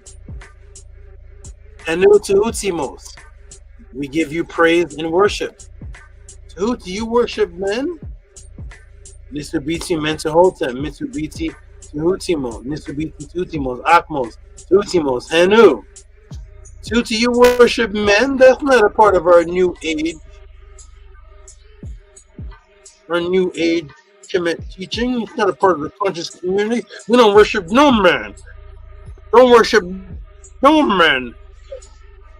That's not a part of us, dude. You're a weirdo. You worship men? They told us don't worship men.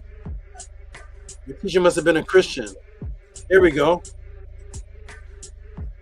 Huh? Oh no, not you. You worship men, Tehuti? That's why you're so weird, man. You always around animals and you worship other men. That's your downfall. And your students worship you. That's your downfall. This is a cult! You're worshiping Tehutimos. You're in a cult. What's the Mennonite word for cult? What's the Aztec word for cult? I need it. I need the Eskimo word for cult. No, doesn't exist in any of the indigenous language. I wonder who made up the word. Here we go. Boom. Tehuti, you in the House of ATTON worship man?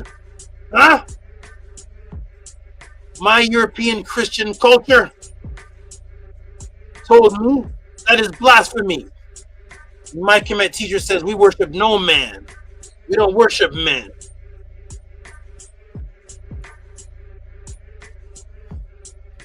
This is the statue. This statue is 1294 BC. Tehutimos was 1494 BC, which means Tehutimos was worshipped. Huh? Tehutimos was worshipped 200 years after his death in statue form. Huh? Do you see the women given Henu? You see the men fanning a statue. 1, 2, 3, 4, 5. Huh? Huh?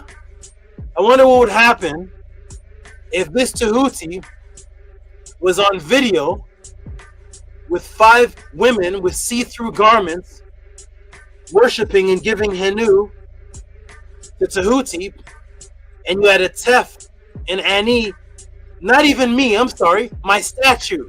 Let's get this straight. Let's get this straight. Let's get this straight. Let's move out of European thinking. Let's get back to the Nile Valley. No, let's go back to European thinking. Let's go back to today. What if on the Sonetter channel or on any conscious channel, one of them brought a video or an Eyewitness News or any of the popular channels? What if they brought an image of a statue of me, not even me, a statue of me, and you had TT, you have, I'm not even there, TT, Nana, Amunet, Saket, Angela Gates, worshiping the statue, and you're all in, we see through your clothes, you're all half naked, worshiping the statue, and the Tef and Ani are there with fans fanning a statue. Huh? Did you teach about that part of Kemet? You don't like that. I don't like that part. I like Egyptians are black. I don't like that part. No, give me that part. No, not that part. They're blasphemy. We don't like that. We just like your big nose and the big lips. No. Let's get to the part where they make statues of their leader and fan the statue. while see-through women, sexy see-through women, are giving Henu to the statue. Huh? Is that a cult? Silly boy?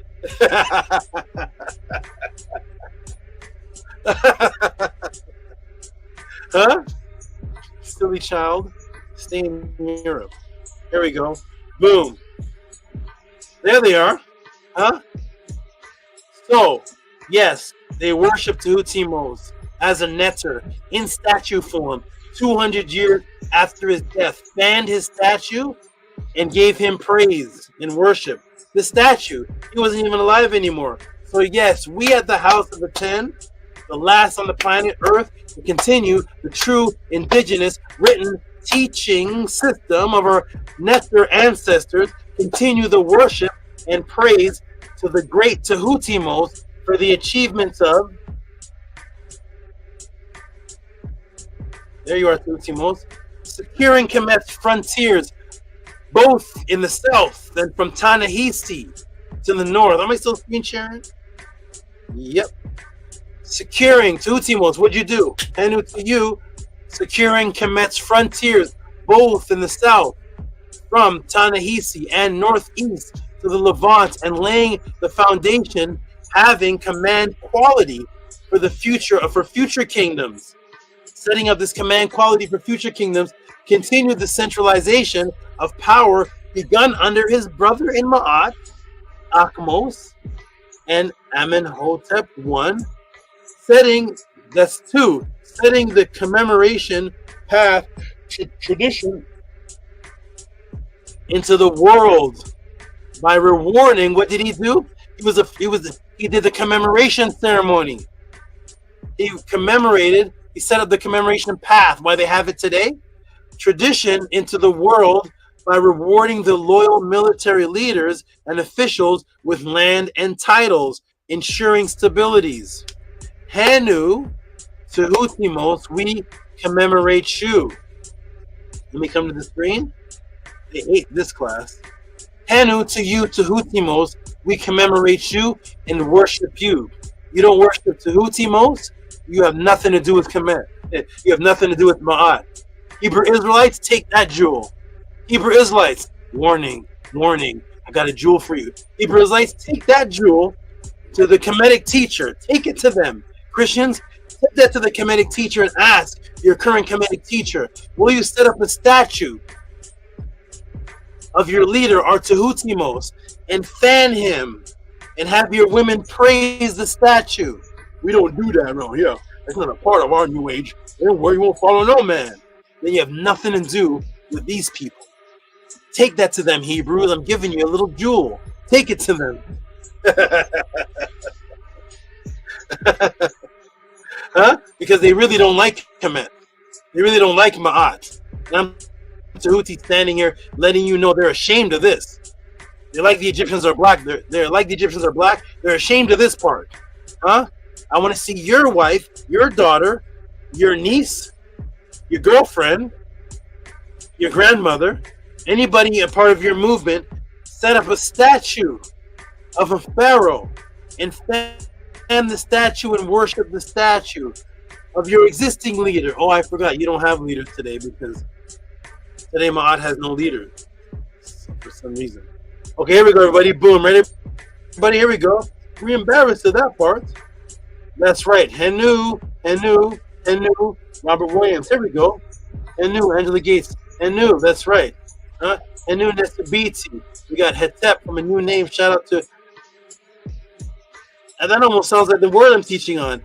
Haiti Blues. That's the name. Haiti. That almost sounds like the name of the Kemetic armies in honor of Heru. Here we go, everybody. Shout out to Haiti Blues. There we go. Boom. Ready, everybody? Henu to you. Woo-wee. Let me leave that on the screen. One moment. I'll be right back. One moment. Hold on. Let me put this on the screen and move off the screen.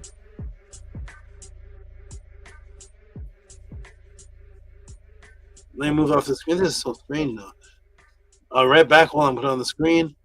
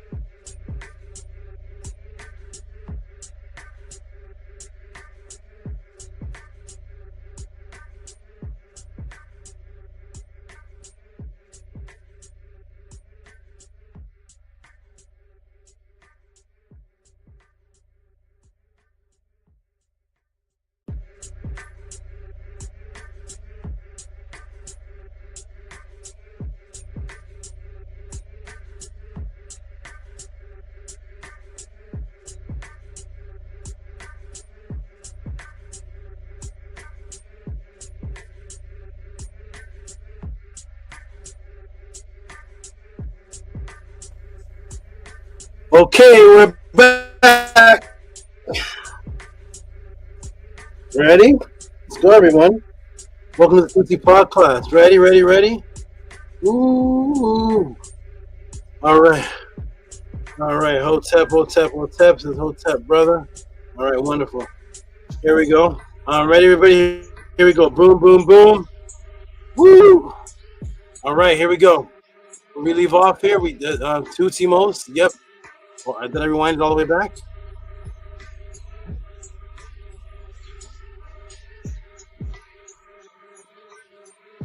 Oh, here. Okay, good. Boom, boom, boom, boom. Here we go. Everybody ready? Or did I go forward? Let me go forward. Sorry. Okay, so there's TEHUTIMOSE. Did these things here. Boom. We gave the Hanus to TEHUTIMOSE. Hanu TEHUTIMOSE, Hanu TEHUTIMOSE. We worship you, TEHUTIMOSE, and Hanu to you as the great Par-ee, the great NESUBYTI, the great NETERU that you were, and all that you've accomplished, so that people today can relax and go to the library and just read books. Now they can just read books and be in the comfort of their home because of the blood, sweat, and tears of TEHUTIMOSE. Here we go. Boom, boom, boom. Honor your ancestors that your days may be long upon this earth. Where do you think that came from? There we go. Boom, boom, boom. All right. All right, TEHUTIMOSE, you rest in peace. Renanet in peace. It does look like the TEHUTIMOSE. It does look like the man with the TEHUTIMOSE. All right. Peace and love to TEHUTIMOSE. Now, who shall we at the House of ATTON give praise and Hanu and commemorate next? The beautiful, strong warrior, military. Sorry. Now, who shall we at the House of ATTON give praise and Hanu to next and commemorate next? The beautiful, strong warrior, strategist, military organizer, NESUBYTI, who represented the imbuement of immortality through MAAT. Who's next on the list? Now, here we go. Here we go. The other Tehuti. TEHUTIMOSE 3, 1426 BC. Ooh-wee, how you doing, brother? We're going to talk about you. We're still talking about you from 3,400 years ago. Thank you for leaving us what we needed to talk about.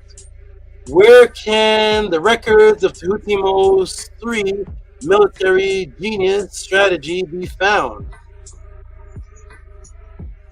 Where can the records of TEHUTIMOSE 3's military genius and strategy be found? In the annals of TEHUTIMOSE, in the Epet Temple, Temple of Amun, Epet walls of the festival hall of annals, right here. Here we go. Boom, boom, bang, bang. There you are. That's one. There's so many, though. I'm just going to give one. Okay, now, America in its whole span of 230 years has been involved in 12 wars. Everybody take a look, everybody. This is 230 years of war, or the 250-year war commemoration, but in this span, there's been 12 wars of the whole country. American Revolution War, War of 1812, Mexican-American War, American Civil War, Spanish-American War, World War I, World War II, Korean War, Vietnam War, Gulf War, War in Afghanistan, Iraqi War. 12 wars for the whole country. Pretty impressive, right? 12 wars. I want you all to guess something, please. Guess how many wars just TEHUTIMOSE himself fought. Just himself. Not wars of Kemet in 200 years. This is 12 wars of the entire country of America fought 12 wars in the 230, 250 years. How many wars did TEHUTIMOSE, just the one person, fight? That he was in the war leading. Do you see him? He's in the war. Just himself. How many wars did he fight? Anybody know? TEHUTIMOSE.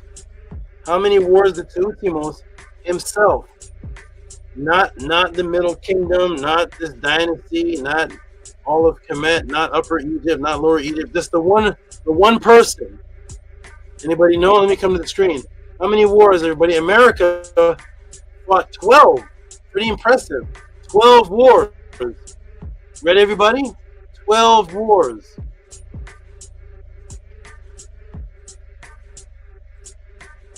Okay, you all still awake. Okay, boom, boom, boom. 12 wars, everybody. How many did Tehutimose fight himself? Uh-oh.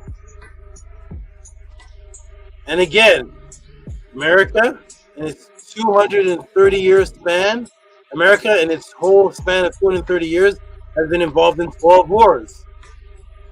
Guess how many wars Tehutimose III fought in which he led himself? There's a victory scene over the Canaanites. How many wars just himself fought? Uh-oh. Boom, 17. Your one warrior in Kemet fought more wars than the entire... Let me come to the screen. Your one warrior, one of these netters in Kemet, was involved in more wars than the entire country's 250-year history. Somebody got it right. Amun got it right. 17. One man, 17 wars. And most people watching know more details about Thanos and Spider-Man than Tehutimose III. It's fact. Most can tell me more about Optimus Prime and the Autobots. Fact. Than Tehutimose III from the top of their head. Most can tell me more about Santa Claus. Imagine how they've twisted this situation. You know more about Santa Claus, I promise, than Tehutimose III.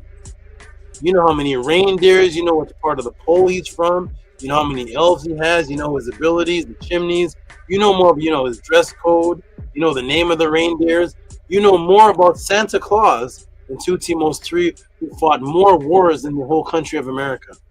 That's how twisted the Matrix is. Here we go, everybody. Boom. Ready? Boom. Boom. Biddy bang, biddy boom. Here we go. 17, everybody. Ready? 17. Boom. Ooh-wee. Yes, our one NESUBYTI to protect MAAT and defend the land fought more wars with himself actually in it than the entire United States of America's history. Typo there. Of wars. So yes, our one NESUBYTI to protect MAAT and defend the land fought more wars with himself actually in it and leading it than the entire United States of America's history of wars. So yes, we commemorate this netter as the scribes in his time did, who followed Tehutimose. Here's the writing. I followed the good netter. I thought the netters were principles. The principal netter, the principles. I followed the good netter. I followed the good God, sovereign of truth, king of upper and lower Kemet, Men Kepara. Tehutimose III, I beheld the victories of the king, which he won in every country. He brought the chiefs of Zahid as living prisoners to Smawitawi or Kemet. He captured all their cities. He cut down their groves. No country remained. I recorded the victories which he won in every land, putting them into writing according to the facts, ancestral artifacts over religious opinions. Huh? They were saying that back then, according to the facts. So yes, we at the House of ATTON, the last on the planet Earth, to continue the true indigenous written teaching of our Neter ancestors, continue the worship and praise and give thee, and give Henu and commemoration to the great Tehutimose III for the military achievements of what? Let's talk to him, Tehutimose. Tehutimose III fought in what's called today the War of Megiddo. The War of Megiddo, what happened? In the War of Megiddo, he fought in the 23rd year of Tehutimose III's reign, and it's considered, he fought the War of Megiddo in the 23rd year of Tehutimose III's reign. It's considered one of the earliest recorded battles in history and is renowned for its strategic genius. That's one. Tehutimose, War of Megiddo, fought in the 23rd year of Tehutimose's reign, and it is considered one of the earliest recorded battles in history and is renowned for its strategic genius. 2. Tehutimose III, military campaigns expanded Kemet's empire to its greatest territorial extent ever. 3. The first Kemet NESUBYTI to cross the Euphrates and campaign against the kingdom of Mitanni, which demonstrated Kemet's reach. That Kemet's reach had, it extended into what they call Mesopotamia, which is really called Babylon territory. That's 3. Tehutimose established Kemet. 4. I left out numbers. 4. Tehutimose III established Kemet as a superpower on the international stage. 5. Not only did Tehutimose lead the wars amounting to 17, he also at times did it by his actual self. His own self, without the soldiers there. Tehutimose III rejected the safer expected path in favor of dangerous mountain paths through Aruna, that's Wadi Ara today, leaving his commanders behind. He left the commanders behind and he declared, quote, Tehutimose's words, "As I live, as I am beloved of Ra and praised by my father Amun, I will go on the narrow road. Those who will follow my majesty, follow me." Henu, Tehutimose, we commemorate thee. Henu to thee, Tehutimose III, we commemorate thee. He went on the road by himself. And only few people last through this class. This is not what most people want to hear. No, they want the 5th chakra on the Pisces of the Pluto planets. Here we go, everybody. Henu. That's right. Henu, Tehutimose III. Henu. That's right. Here we go. Let's continue, everybody. Boom, ready? We commemorate Shu. Let's continue, everybody. Now, who shall we give praise in Henu and commemorate next? The beautiful, strong warrior, strategist, military organizer, NESUBYTI, who represented the imbuement of immortality through MAAT. Who's next? Amenhotep II. What did you do, Amenhotep II? Boom. Amenhotep II, who was the succeeding son of the great warrior I just taught on, and we commemorated Tehutimose III. In following in his father's great warrior defender of Ma'at footsteps, where can the records of Amenhotep I genius military? Where can the records of Amenhotep I's military genius and strategy be found? Ooh, this class here. Amongst several sources is what is called today the Memphis Stela, Year 3 section, called the First Asiatic Campaign. There it is, right there. Ancestral artifacts or religious opinions. Here we go. Oh my goodness, man. Oh, did I overdo it today? More people stick around. Support the Tehuti Podclass. Cash App, TT Moon, PayPal at Rocky SV. If you've ever seen, I'm not even gonna say what time. If you've ever seen anything like this before, let us know. If not, please respect and give reciprocity to this phenomenon that's happening before your eyes that has never happened in history, of which this ancestral artifact of Amenhotep II states pertaining to his military campaign and strategies as written by the hands of our indigenous people. Here's the writing on it. This is the Year 3 section writing. Let me shrink it down a little bit. Here's Year 3 section. Ooh, in the 3rd month of Shemu, day 14, under the majesty of Heru Strong Bull, great in might of the two, ladies rich in power, who appears in Waset, they call Thebes, Bakheru, who conquers in every land with his might, the king of Upper and Lower Egypt, or Smawitali, Akheperu Re, the bodily son of Re, whom he loves, the Lord of all foreign countries, a ruler who has emerged out of the maternal body, being already powerful, image of Heru, on the throne of his father, one who is great in strength, who has no equal, for whom one cannot find a second. He is a NESUBYTI, or a king, with a very mighty arm. There is none who can draw his bow, neither among his soldiers or among the rulers of the foreign lands, the monarchs of Syria, because his strength is so much greater than that of any previous king, raging like a panther, who enters the battlefield, around whom the battle cannot be held, a brave archer in the melee, a wall protecting Egypt, persistent in the battlefield from the moment he enters. This sounds like worship in Henu to me, who smites those who rebel against him, one who dominates instantly over all foreign countries with men and horses, and they come as millions of men without acknowledging that Amun-Re is on his side. Immediately he is seen rushing to the front with glory covering all of his body, who resembles Min in the year of anxiety, with there is none who can save himself from. Yeah, it's a year of anxiety for those who he's fighting.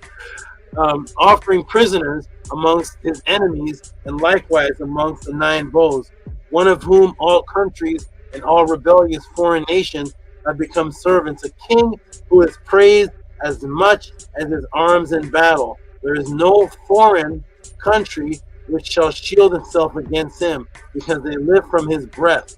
King of kings, ruler of rulers, who eliminates the borders of those who attack him, the unequally brave one, whose power is praised, even recognized by Ra in heaven.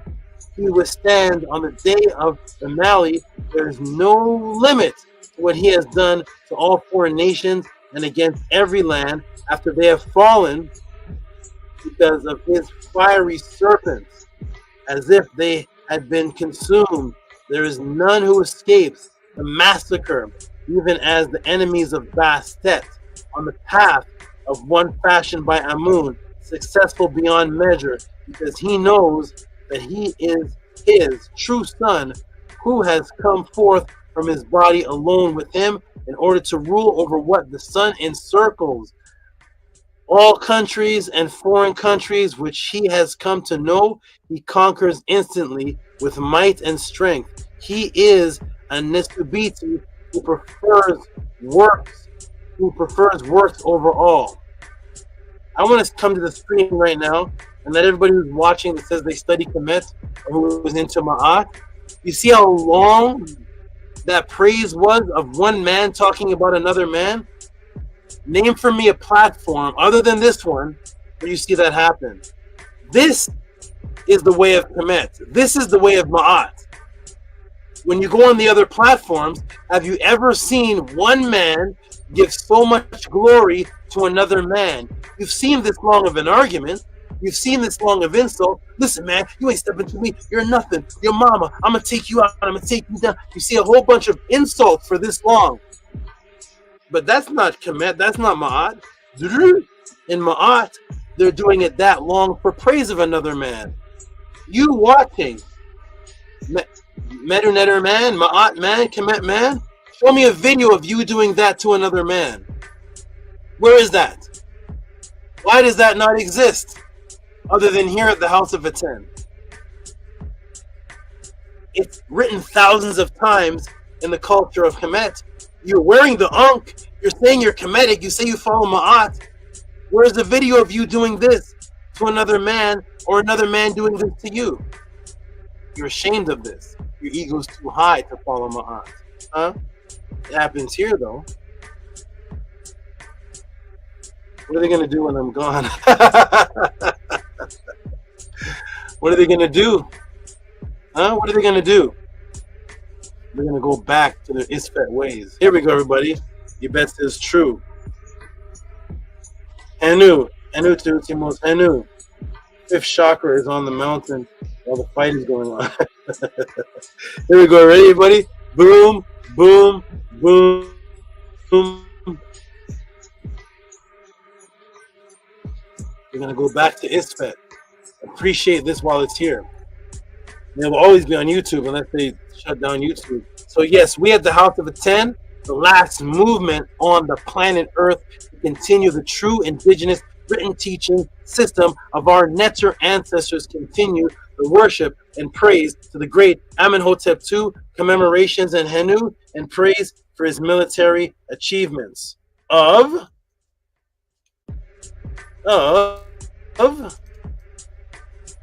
Unlike many successors who lose the inherited territories, Amenhotep II held on to almost all of the vast lands of his father TehutimosE conquered. Amenhotep II qualified Kemet's northern borders and kept the Mitanni in check. Shortly after becoming the sole NESUBYTI, Amenhotep II faced uprising in Syria and Canaan from vassal states who thought Kemet might be weaker without his father, TehutimosE III. He launched a swift campaign onto the Levant, crossing the Orontos River, claiming to have personally executed 7 rebel princes from the city of Takshi, possibly known today as Katna, displaying their bodies at Waset and hanging a body. You follow MAAT? Displaying their bodies at Waset, hanging one of the bodies. It's a horror movie. Hanging one of the bodies on the walls of Napata in Ta-Nehisi. This definitely was not Kemetic yoga, people. He's with his bloody fighters with the NETERU ready to kill and defend from MAAT. Make sure you also visualize that part. Then you see this peaceful man sitting with 2 water bowls in his hands in a humble position on his knees. Henu Amenhotep II, we commemorate you. See that peaceful man sitting on his knees with the 2 water bowls? You see him? Amenhotep II, do you see him? That was the same man hanging bodies at Napata wall. Taking carcass bodies that he killed and hanging them on the wall. That's the man that's like this. He's like this right now.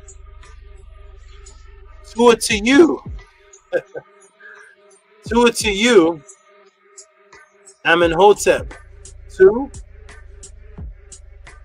And Henu to you. I'm going to step off for just a moment. I'm going to put that on the screen, and I'll be right back. I got to step off for just a moment. I'll be right back, everybody. Let me put that on the screen.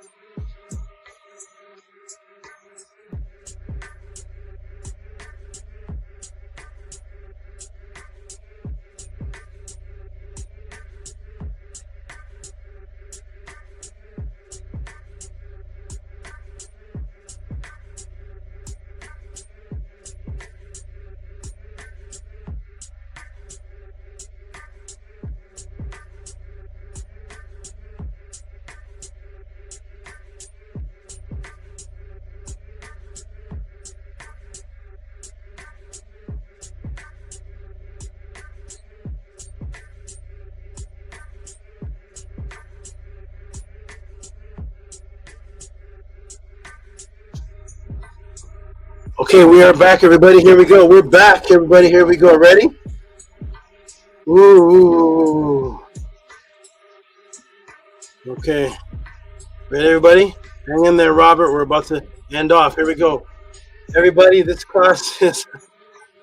Please give major support for this class because a lot of the people didn't make it to the end to even send support. This class here. This is just for the Tehuti Podclass for what this is. This is amazing. Amazing stuff happening here. Let's go. Let's go, everybody. Here we go. Boom. Everybody, we commemorate you. Henu. Henu to you. Okay, now who shall we give praise and commemorate next? The strong, beautiful warrior, strategist, military organizer NESUBYTI, who represented the imbuement of immortality through MAAT. Who is next? We're getting down to the wire here. We're almost done. Uh-oh. We're almost at the end of the list. NESUBYTI, Seti 1, 1426 BC. Where can the records of Seti 1's military genius and strategy be found? On the Temple of Ipet again. Here we go. Temple of Ipet today, called Karnak. The temple on the Great Hypostyle Hall are engraved reliefs and inscriptions of Seti's military campaigns. Here we go. There you are, Seti. Leaving that there for the ancestors, for the descendants to see. Right, everybody, here we go.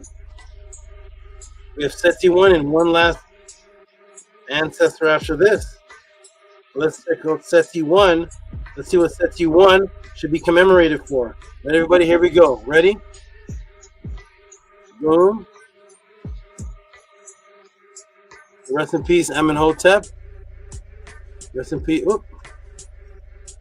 Rest in peace, Amenhotep 2. Here we go. Rest in peace, Amenhotep 2. Rest in peace, Amenhotep 3.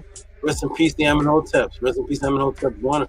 Rest in peace, all the Amenhoteps. But rest in peace, those who we gave Henu to today. Of which this ancestral artifact of Seti 1 states pertaining to his military campaigns and strategies as written by the hands of the indigenous people. What does it say on the hypostyle walls? I have brought back the prisoners of the Hittites, their chariots, and what else, Seti? And horses. And spoil. Let me shrink it down a little bit. I have brought back the prisoners of the Hittites, their chariots and horses and spoil. The lands of Kadesh and the lands of Amaru have been restored under the power of the king, beloved of Amun. Every single NESUBYTI, every single warrior does everything in the name of the Neter. Everything. NESUBYTI, Seti 1, the one of the fiery tongue, the manifestation of the bead. Seti 1 of Seti, also the name of a bow, the name of a weapon, and the name of fire. 1426 BC. So yes, we at the House of ATTON, the last movement on the planet Earth to continue the true indigenous written teaching system of our Neter ancestors, continue the worship and praise to the great Seti 1, commemorations and Henu, and praise for his military achievements of, what did Seti 1 do? Seti 1 led successful campaigns into the Levant region, doing what? Reestablishing Kemet dominance over rebellious city areas and territories. 2, he retook key cities such as Kadesh and Amaru, which were strategically important buffer zones against the Hittites and other regional powers. 3, taught discipline within his military. Seti 1 improved the training and equipment and organization of the Kemet Yatu army. His military reforms strengthened Kemet's ability to wage prolonged campaigns and defend its borders while giving praise to Amun. Henu Seti 1, we commemorate you. We are the House of ATTON. Say Henu to you and give you praise. Henu Seti 1. And there you are right there. Everything imbued with immortality and spiritualism and war strategy, all imbued into one. Henu to you, Seti 1. We give Henu and praise to you. And let me come to the screen. And now we have Henu Seti 1. We give Henu and praise to you. Here we go, everybody. Now to end it off, Aminka says, Henu. Now to end it off, here we go. Ready, everybody? And watch how this class ends, though. Are you ready, everybody? Here we go. Get your pens, your pads, get your iPhones, get your iPads, your iPods, get your eyeballs. Get them all ready. And here we go. Boom. Ready? Here we go. Now, who shall we give praise in Henu and commemorate next? And end off with. Now, who shall we give praise in Henu and commemorate next? And end off with the strong, the beautiful, the strong warrior, strategist, military organizer, NESUBYTI, the one with the fiery tongue, incarnation of the bee, who represents the imbuement of immortality through MAAT. Who is that? None other than the world-renowned, arguably the most popular pharaoh on the planet in modern-day times, the one with the fiery tongue, representative of the bee, Rames II, also known as Usur Ma'at Ra, Tepen Ra, 1303 BC, 1213 BC. There he is, handsome young brother. Where can the records of Rames II, military and strategy be found? Where can we find you, brother? Point it out to us. Let us know. Let the world know. 3,000 years later, over 3,200 to 400 years later, let the world know. So you rest in peace, Seti 1. We're moving on to your brother in arms, Ramesses. Here we go, everybody. Boom, boom, and boom. There we are. The Ramesseum, as they call it, which is the mortuary temple of Ramesses II in Waset, located on the west bank of what they call the Nile, which is called NETERU, or what they call Luxor today. Contains reliefs depicting Ramesses II campaigns, including the famous Battle of Kadesh, shows scenes of the NESUBYTI's military victories and prisoners. Rames was an extreme military genius and achieved plenty of firsts. As far as the mass war, that was a genius. And just how many chariots? There was a mass war, the major amount of chariots. How many chariots were in this massive chariot war that Ramesses were in? This is the Battle of Kadesh. The Battle of Kadesh, or the Battle of Kadesh, took place under Ramesses II and the Hittite Empire under Muwatalli II at the city of Kadesh on the Orontes River, just upstream of Lake Homs near the modern Lebanon, Syria border. The battle is generally dated 1274 BC from Kemet chronology and is the earliest pitched. Here's the accomplishment already. It is the earliest pitched battle recorded in history, for which battle details of tactics and formations are known. Go back to my Ramesses and BC's class. It is believed to have been the largest chariot battle ever fought, involving between 5,000 and 6,000 chariots in total. Imagine being surrounded by 5,000. Imagine being surrounded by 20 chariots shooting bows and arrows at you. How about being surrounded by 5,000 to 6,000 chariots in total as a result of discovery of the multiple Kadesh inscriptions and the Kemet Hittite peace treaty? It is the best. Here's another achievement. It is the best documented battle in all of ancient history. Before we even got into Ramesses' accomplishments, we're already at Ramesses' accomplishments and record-breaking accomplishments at that. There we go, everybody. Many firsts are going on with Ramesses II. Here we go, everybody. Ready? We praise and give Henu to Ramis as a netter. What do you mean, Tehuti? You teach your students at the House of Atten to praise Ramesses as a netter? Yes, Ramis, as a Shemsu Hor, or follower of the followers of Heru, fights, defends the land, and is in turn called a netter, as I will show you in the very writings of the Battle of Kadesh itself. I'm going to show you a picture from my personal book. I'm going to open up the book to the page, and there we go. War of Ramesses against Ketza. Here it is in the Neteru transliteration and the English.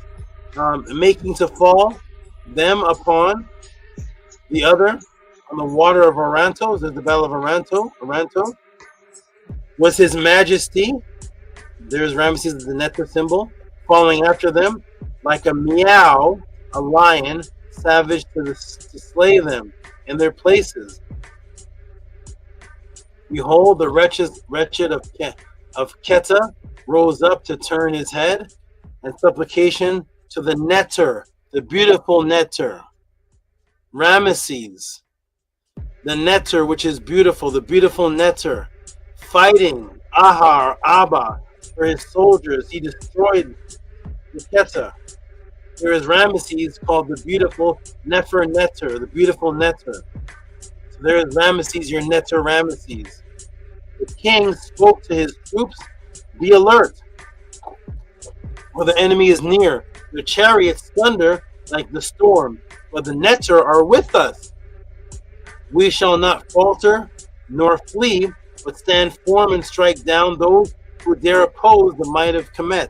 Every single NESUBYTI that I've read so far that talks about his military success is all doing it under the praise of the netter.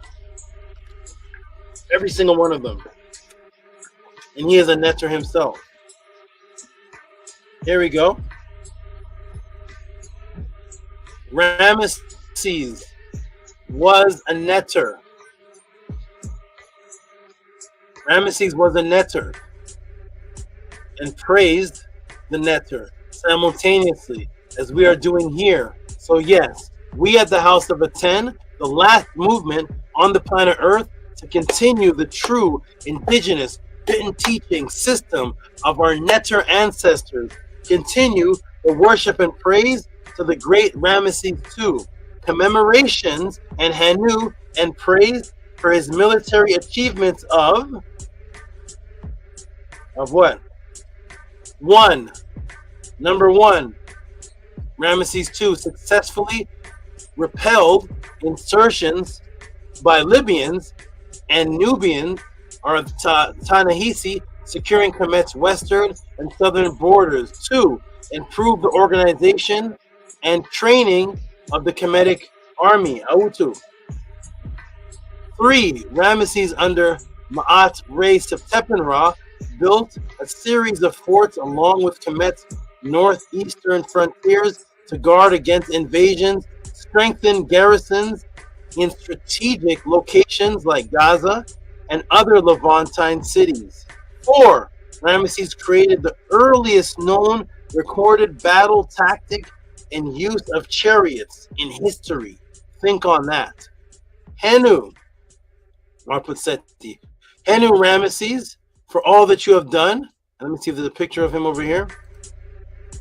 There he is. Henu Ramesses II, Henu to you. We at the House of Atten worship and respect you. Let me come to the screen.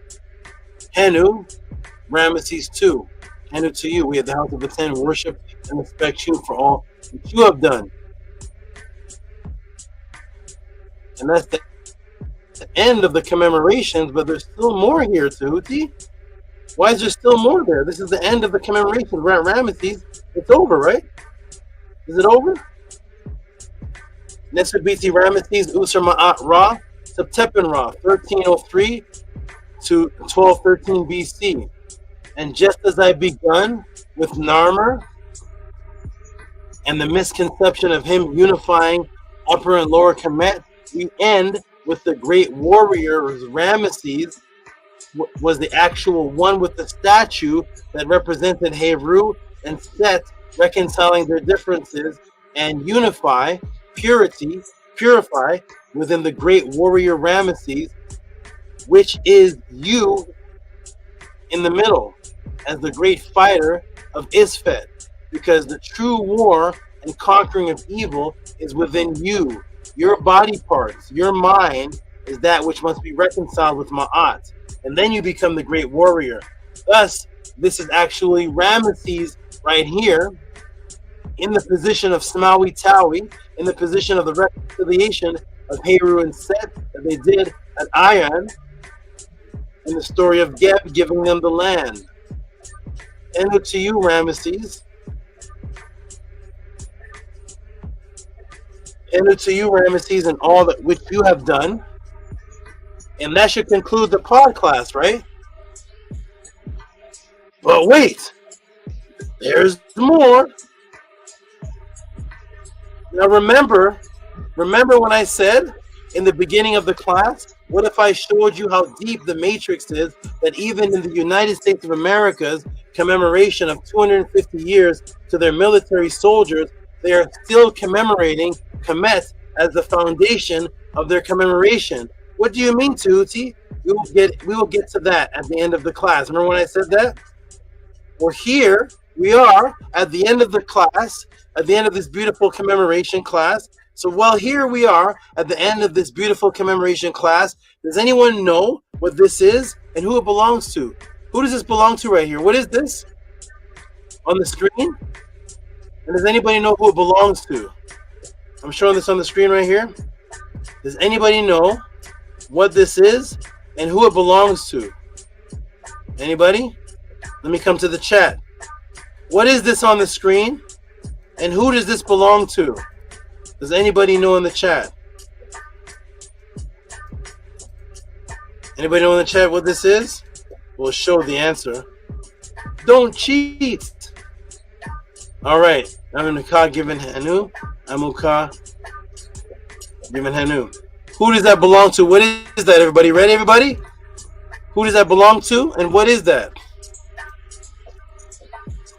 Oh, there we go. We got a tap for the Ben. Okay, boom, boom. The Ben. Okay, nice. The Ben. Who does it belong to? Let's see. Ready? Watch how this whole thing goes in a circle. Amunkat Tehuti says, I don't know who it belongs to. Okay, wonderful, honest and great. Wonderful, Ma'at. Here we go, everybody. Ready? I don't know whose. Okay, wonderful. Great answers. Here we go. Ready, everybody? Here we go. Hey, Tev, this is like a hyper version. Huh? This is the Tehuti version of reading the papyrus. Reading the papyrus and going through Kemetic stories. Here it is, everybody. This is a class of pure adoration to our past brothers, ancestors that made us have the ability to relax and just open up the books so that a Tef can calmly in a relaxed state read the stories on Sunday. The men of war had to go through blood for a Tef to do that. Here we go, everybody. Ready? Are you ready, everybody? So yes, everybody, this is actually Ramesses. This belongs to Ramesses. What does it have on it? Ramesses, the one that defended Kemet through military warfare and brought justice, and lives up to his Medu Ren name, sound frequency, Usar Ma'at Ra Septepen Ra.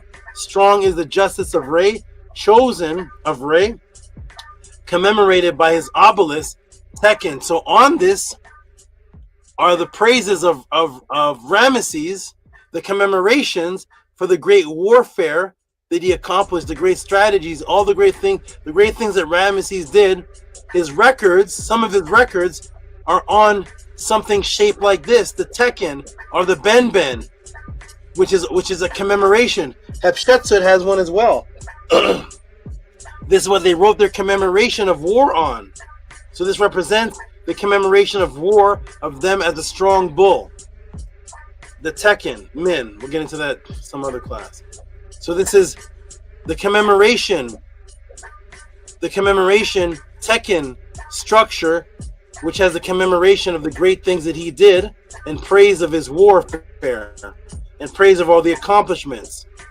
So this is NESUBYTI Ramesses Usur Ma'at Ra Septepen Ra 1303 BC to 1213 BC. There it is. The commemoration of war. Oh, by the way, let's bring it back to the beginning of class. By the way, everybody, guess what the first picture is on the cover of the 250 America's military campaign commemorations is?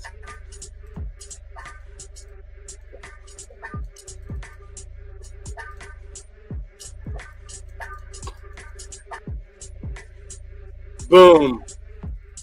That's the cover of the there's the cover. The Tekken commemoration stone. There it is. And now they show that as the commemoration image with the flag for their commemoration. Hotep, I am done. Wow. Matrix broken. For those who appreciated this more than the waiter that you have tipped or the past reciprocity that you have spent over the past years on July 4th of Thanksgiving, Pensacola, any of those things, if you have learned and if this has had any type of impact and has advanced your recent current understanding of this specific subject matter, please send your tip of reciprocity and appreciation called Kemet Commemorations, the greatest men on earth, 3,200 over 250, or they fought for you, or any creative title that you can come up with to Cash App TT Moon, PayPal at RockySV, Henu NESUBYTI Narmer, Henu NESUBYTI MENTUHOTEP 2, Henu NESUBYTI AKHMOSE 1, Henu NESUBYTI TEHUTIMOSE 1, Henu NESUBYTI TEHUTIMOSE 3, Henu NESUBYTI AMENHOTEP 2, Henu NESUBYTI SETI 1, Henu NESUBYTI Ramesses 2, otherwise known as Usur Ma'at Ra Septepen Ra. Send your support, Cash App TT Moon, PayPal at RockySV. This has never happened in Earth's history. Hotep, I'm done. Support this while it's here.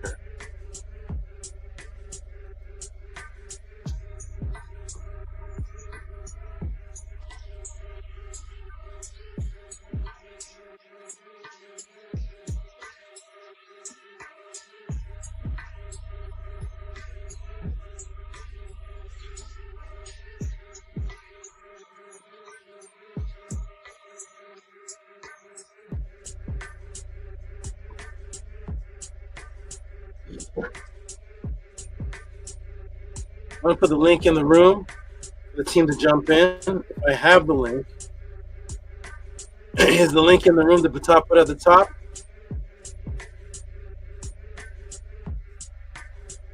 Pata put the link there. Pata, are you around? Is the link in the room? Let me step off and step back and see if I can find the link. Hold on.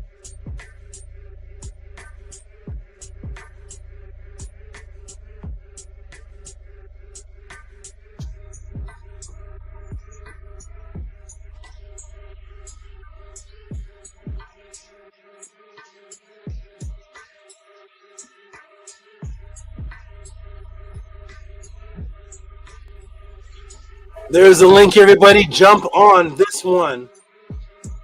Thank you, Andrew. Appreciate you. I'm losing my voice. This is my class coming back after the second recovery. This is what you get. 3 hours and 36 minutes. Cash App TT Moon, PayPal at RockySV. This panel should be packed right now. I was on here for 3 hours and 36 minutes teaching. Who is coming on the panel now? Let me check the chat to see what they thought of the class. Yvette said this class was nefer in every sense of the word. Tua, support the Tehuti Podclass. All right, we're going to check out the supports. Who's jumping on the panel? Who appreciates this? This is where we show the audience, everybody watching. This is where we show where people appreciate what it is that I've been doing for the last 34 years. You think this is 4 years? 34 years. Angela Gates put the fire emoji. All right, do I have any sound men? Do I have any moderators? Jump in the room. I'm gonna go ahead and set it off and put the. I have to put the. Let's go and see who enjoyed this class, because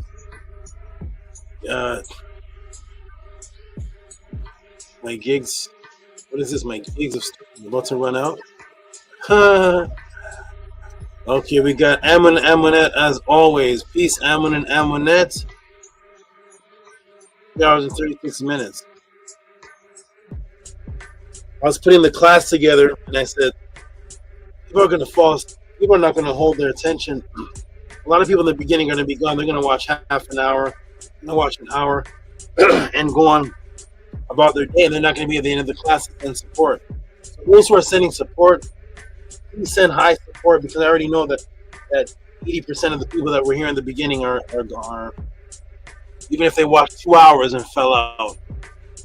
Hardly people stayed for 3 hours and 36 minutes. That means they got 2 hours of knowledge and they're gone. If I was doing this strictly for the donations, and that's it, each podcast answer would be 25 minutes, and I'd hit 5 answers, 25 minutes, and each one hotep I'm done donations. But I'm doing this out of the love to actually give the amount of quantity and quality simultaneously, even take the risk that people will drop off because of their attention span to get to the end of 3 hours and 30 something minutes, to hope that there's a handful of people that are on this and support this. But I already know I lost 80% of the people. So I'll see after this. But how'd you enjoy it there, Amina? Absolutely fantastic, beautiful class. 2-0 Great Solid PD for all the work that you put into the class. 2-0 for going over the way that our ancestors thought. You could have just went over their military accomplishments, but you went deeper than that. You went into how they think and how they felt, so we can echo and imbue that. So 2-0 very much for that. I loved the entire class. I especially loved the unifying of oneself, the set in the Heru within yourself, and the artifact you showed is absolutely beautiful. And 2-0 for making this a ritual, for going over all of the NESUBYTIs that Dr. LaRoche are requested, for giving them Henu individually. 2-0 for going over that part in the Miriam Lithium book, the volume 1. Have not got to that part yet, and I was surprised to learn that that Geb said that Heru should be the ruler because he's the firstborn of his firstborn.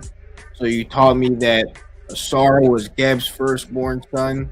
I did not know that. 2-0 very much for that. That gives me a very clear understanding and more organized details of what was happening in the past.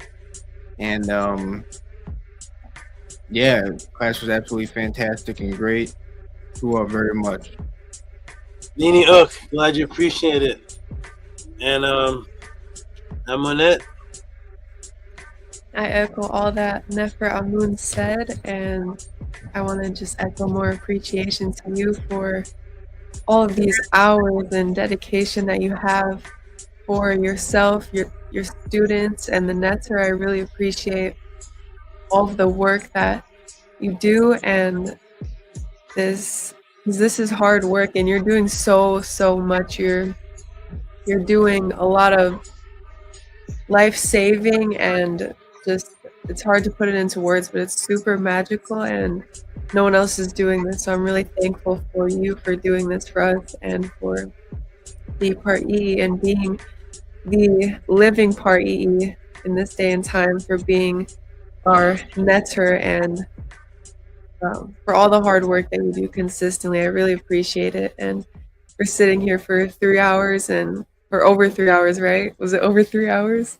Yeah, 3 hours and 36 minutes.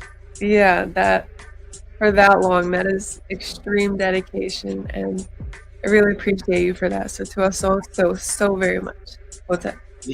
Nino, I'm glad you appreciate me. And thank you. And there's people that couldn't last. Look how full the panel was in the beginning.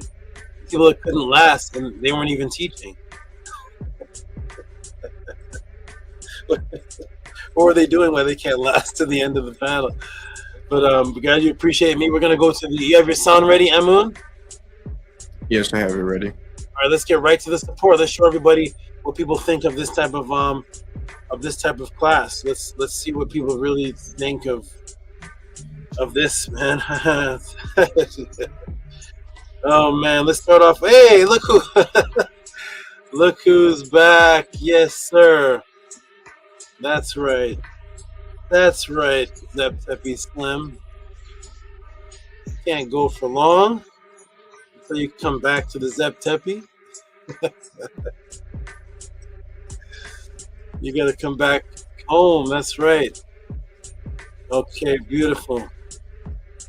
Let me get to the put it in the right section. Okay, boom, right section. Okay, everybody. All right, I'm seeing some support. I'm seeing some nice support come in. Somebody's trying to come in the room. Okay, there. Oh, that's not just somebody. That's Tef Remkem Ma'at. I try to. How you doing, Tef? I try to do one of your Sunday classes, man, where I just read the history and go through. Hotep, Great Saba. Yeah. I see how hard it is, man. Hey, man, listen, that was monumental right there. That class, this is my favorite class, Saba. This was, and it's so wonderful because I love how you are breaking the matrix by correcting the misunderstandings and the flaws in history, because everyone is saying that Narmer unified the two lands with no actual archaeological evidence. So Tua for that, and I'll continue more, but I'm gonna let you go ahead and start reading the donations. But this class was absolutely fire. Welcome back. Glad to have you back. This was great, and what a way to come back. So Hinu to you, Great Saba. Nini Uk. As I was doing the class, I was thinking of you. I was thinking of you a lot. I was like, oh, this is a Tef's kind of. Everybody has a certain kind of class, and I'm like, a Tef on Sunday. That's what he does. He reads the histories and gives news to the people he's reading about. And here's a. I was just thinking about you a lot because other than you online, there's nobody doing classes reading from the papyrus. Nobody. You know. So what to you for that. You definitely represent well. And I thought about you a lot when I was putting this together. Oh, you're muted. You're muted and unmuted at the same time. Can you hear me? Yeah, I hear you now. I was as you was teaching, we came across the same word, Hinin Nesu. So Tua for that, for correcting that, because the Hera Leopolitan. Yeah.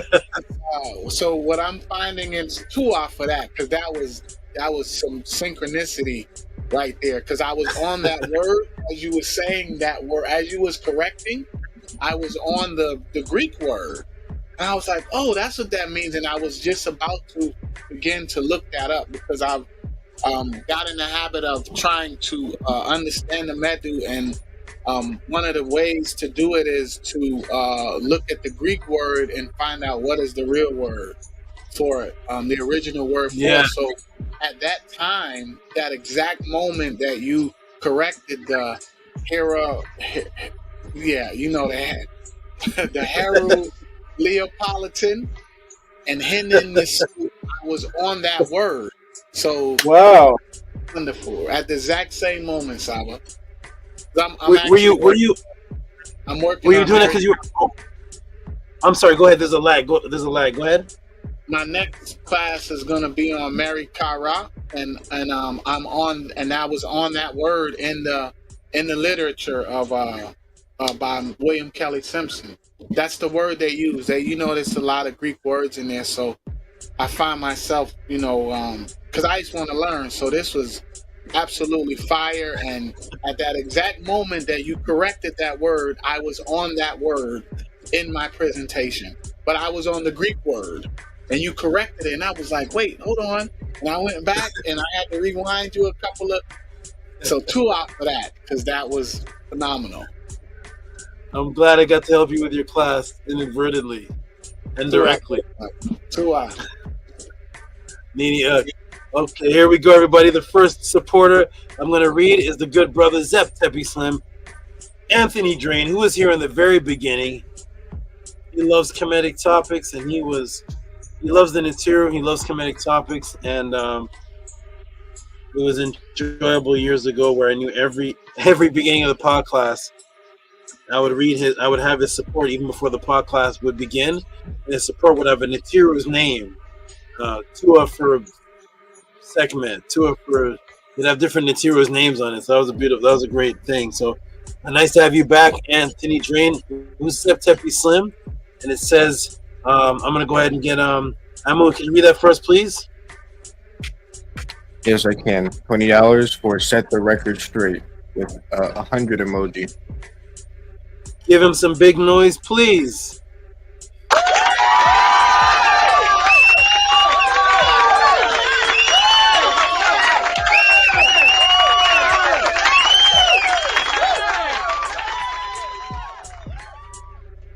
Thank you, Tepi Slim, for being the first representative of support that I decided to read. And we're going to continue. We're showing the audience when you appreciate something like this, you show the support. Cash App TT Moons, PayPal at Rock ESV.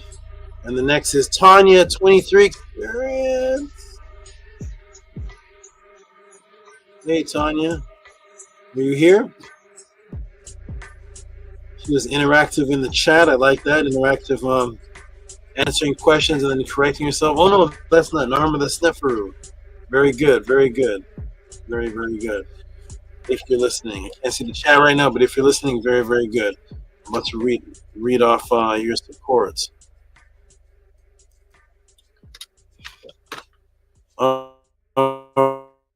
Right, Tiny 23 Experience, all those new people that are watching, anybody who's watching, just send in your support. Cash App, TC Moon, PayPal at Rock ESV. I gave up everything, just give this my all for you all, more than what you asked. Go ahead and read that for us. I'm going to Tef to read that for us, please. Tua Great Saba is $10 from Tanya 23 for Tua and Hotep to Saba Tehuti for being kind to me.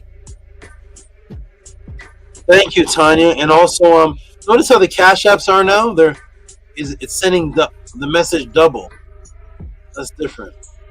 Sending it at the top under the name and sending it under the money amount. So thank you, Tanya 23 Experience, if you're listening. Tua, and I enjoy being kind to you because that is the energy that you Marie, energy that you draw. So Tua to you for that. Appreciate that. And okay, I see some big supports coming in. I see some but not much supports though, but some of them are big. But shout out to I guess they'll start rolling in, I hope, from those who watch. Those who are sleeping, wake up. When I started this class 3.5 hours ago, VRIs probably sleep, so I don't know where. But those who are asleep, wake up. We ended the class. I promise it is worth supporting, even if you missed an hour of it. I look forward to seeing Dr. LaRoche's response to this.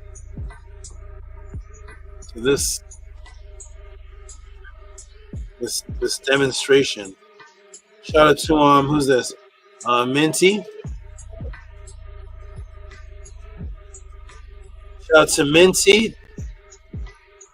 She actually gave 2 supports, so I'm gonna give her some noise. So Amu, could you go ahead and read that first, please? Yes, I can. $10.10 for the meaning of love being a goal.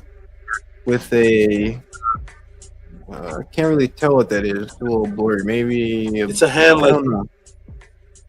Oh, It's a hand like wait, this. a hand in the Nini, and then a blue heart, a blue Eve, and it says Hotep.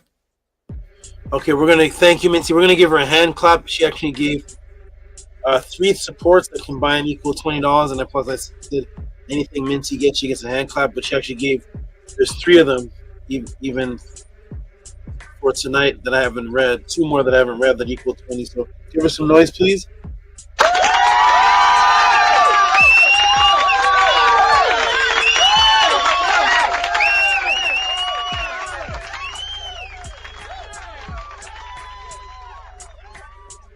All right, everybody. Support the podcast. We got J-Dub. J-Dub.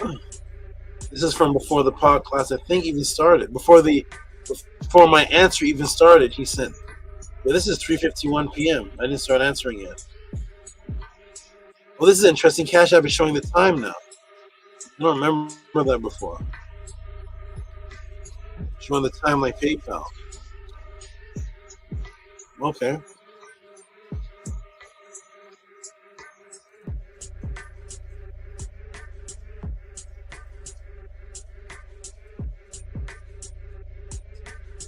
Shout out to J Dub. Is Amunet around? Yeah, she's here. Oh, okay. Oh, I see. Did you just get there, Amunet? Yes, I did. Okay. All right. Okay. Amunet, can you read that first, please? I think it's just one word. Yes, $20 for reciprocity. And say who it's from. From J-Dub. Thank you, Amunet. You're very, very welcome. All right. And sound selectors, all 3 of you are sound selectors. Give a hand clap and a noise for J-Dub. Thank you, J-Dub.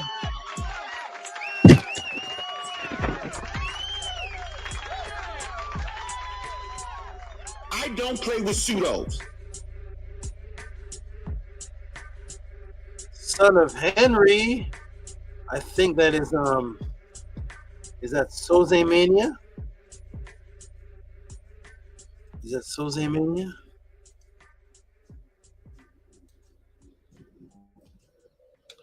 Okay. Amunet, go ahead and read this one again too for me, please.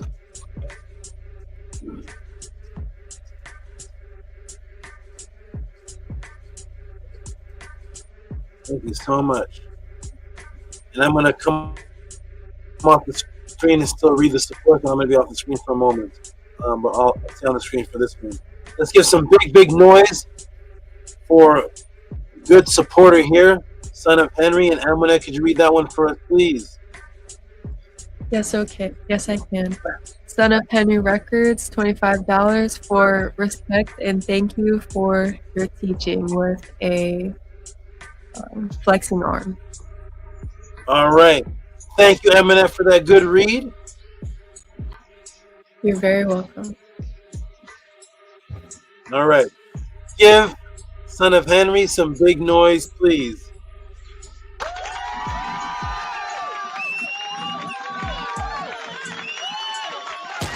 You are watching a master at work.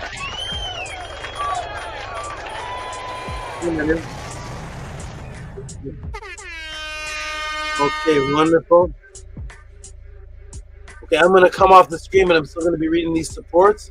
I'm just going to be off the screen, and I'm going to go on mute for just a moment, and then my voice is going to come back. One moment. Hold on.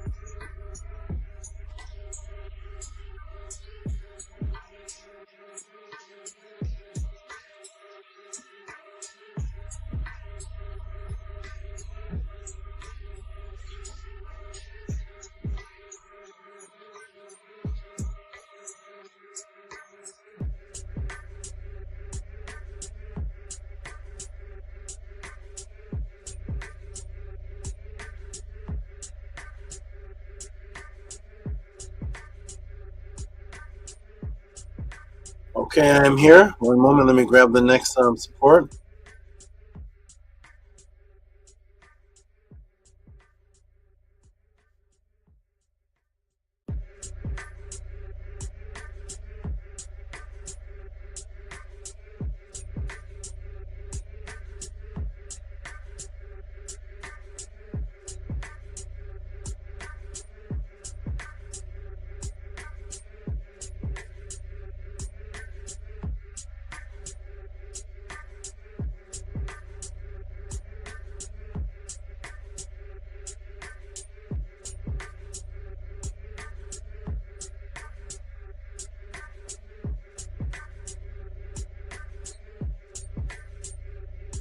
Okay, I'm back. Let me get this thing out of my eye.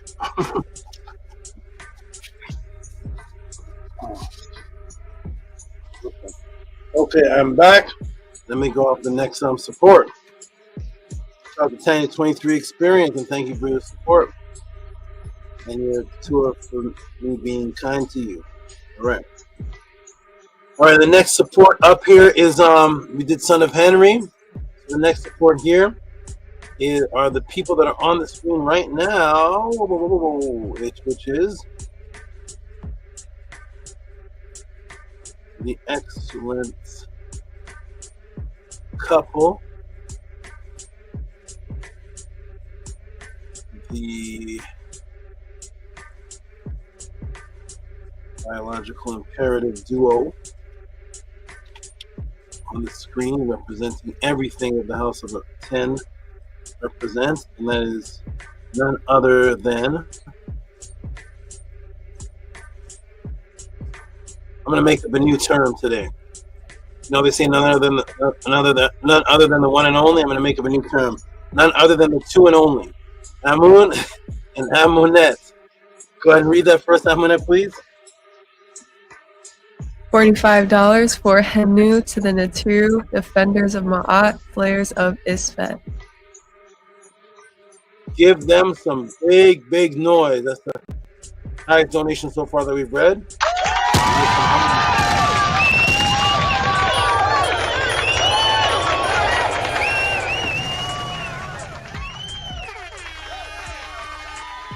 Forget that we the real champions around here. Neb Nefer Unk. Everything is beautiful in life.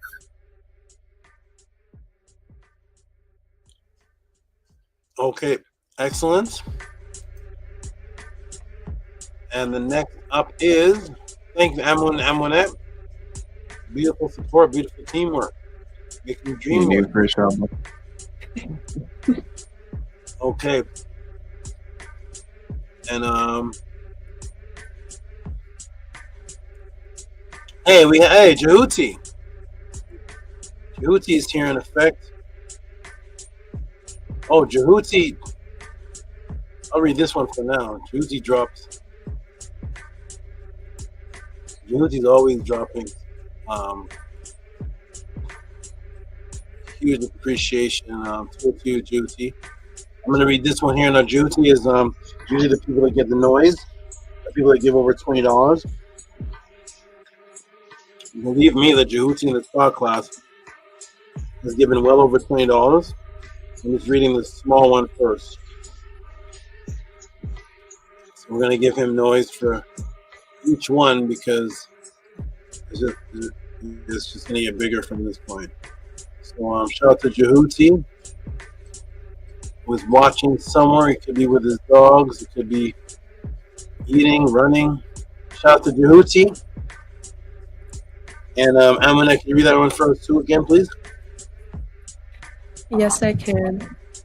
1111 for never abhor when Kemet generals at war with axes galore. Nice rhyming. All right, thank Amina. You're gonna be on the track with us. All right. Yeah. Thank you, Amina, for that read. You're welcome. And thank you, Tehuti. Just give him a hand clap for this one because there's a bigger one. He's gonna get bigger noise. But give him a hand clap for this.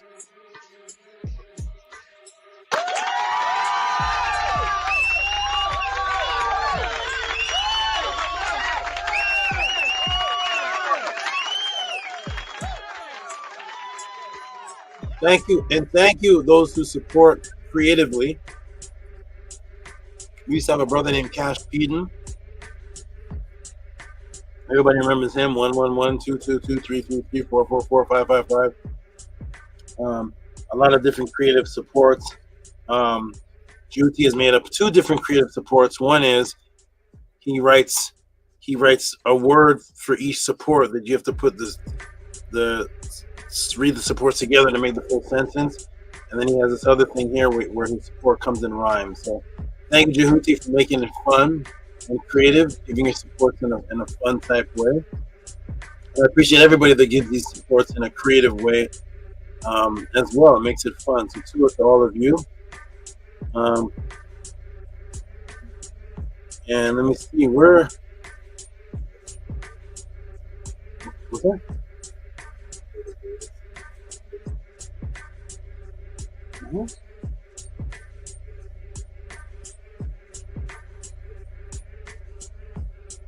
Yeah, didn't we Amonette, for your donation, didn't we give some big noise for that or no? Yes, I think so. Yeah. We were giving noise to them, right, Atef? Yes, we did, Saba. Yeah, yes we did. Okay.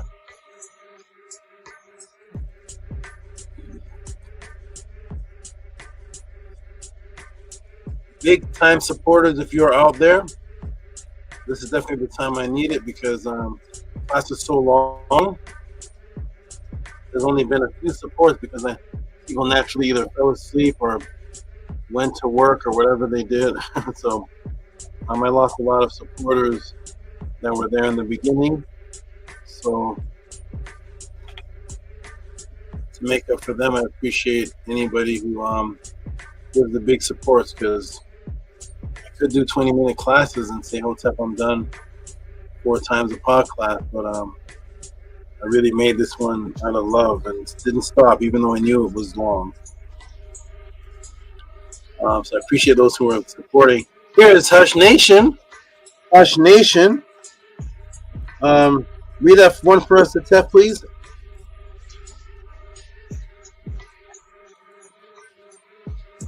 To Great Saba. 999 from Eric Romney, Hush Nation. It says, to Saba Tehuti for this longevity Nefer class, MAAT Hotep. Thank you, Atef. Thank you, Hush Nation.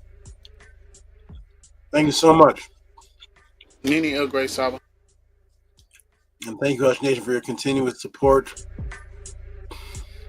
I appreciate you very much. You do things even whether you're at your heightened state or low state, you support every class. All right, everybody, where's... Interesting. I want to do these 3-hour classes for everybody. I enjoy them, but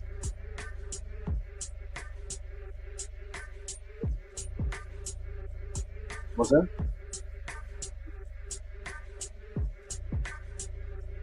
See you again, then, please.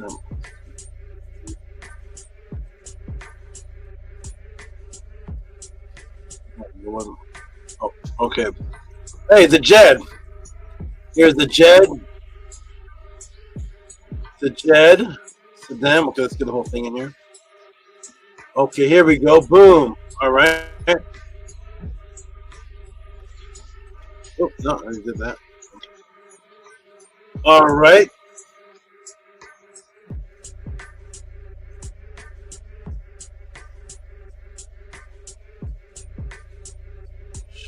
There we go. All right, I'll be on the screen in just a moment, but go ahead and read this one for us. Amonette, please, again.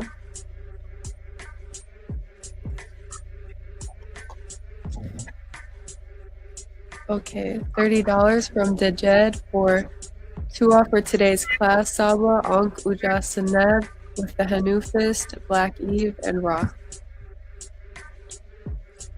Thank you, Amonette, for reading that. And give the Jet some big noise, please. Thank you, Amonette.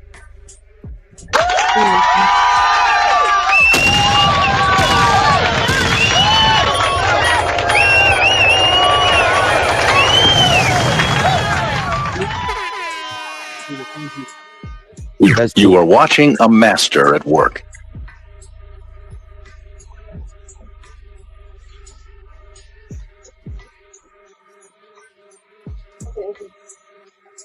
Okay, wonderful, everybody. Now I'm going to come back to the screen and we're going to read the rest of them. Excellent. Let me come back to the screen. Okay, this. And move this off the screen. Move this support. Boom. All right. Okay, I am back, everybody. Okay, here we go. Let's get to the rest of them. I don't have to go all the way to the bottom to see a Tefrem MAAT is going to be at the bottom because he probably donated way before the class began. So I'm going to scroll way down where I know he's in here. Oh, we got go for all those descent supports.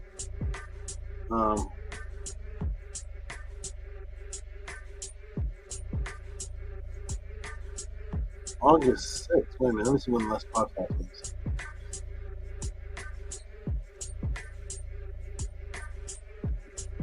August 6th.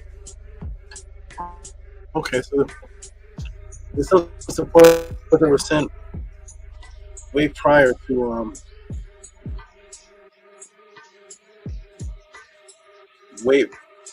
some days ago. Okay, we're gonna get to let me start from I guess August 5th.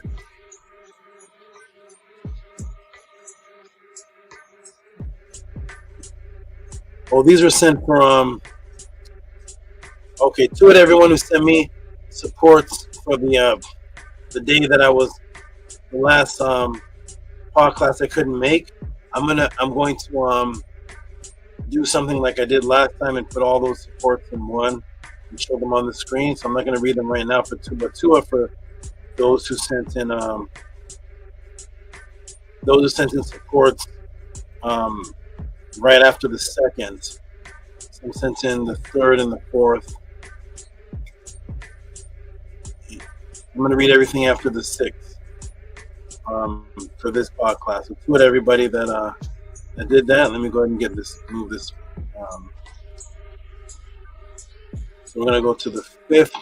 And we'll start with Nook Panook. Okay, and there I see a Tef now. Okay, so here's Nook Panook. We're going to give him some noise because there's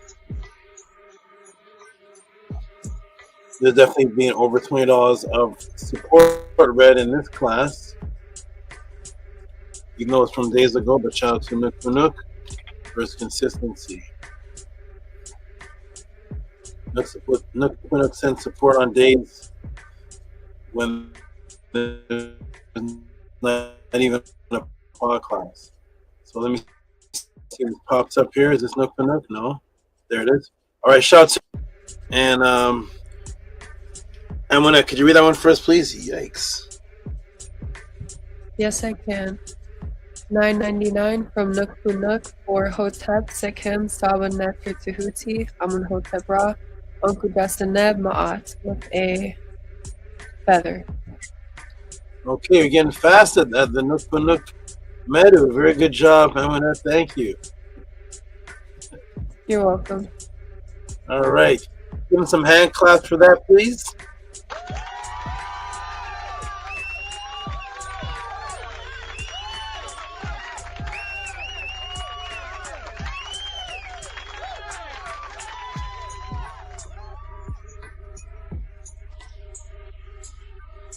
And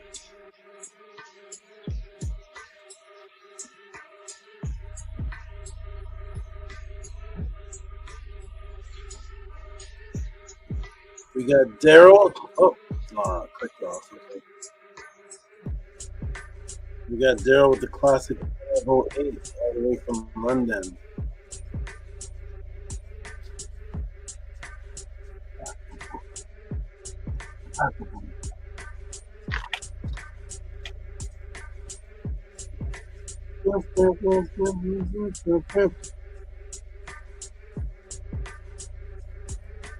Okay. Where's Daryl? There it is. Okay, Daryl.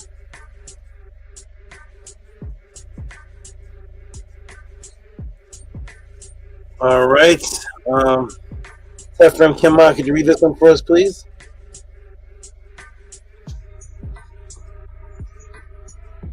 To our great Saba.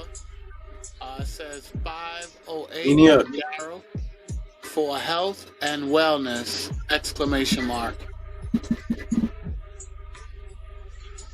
Okay, thank you, Daryl, for sending me that for health and wellness.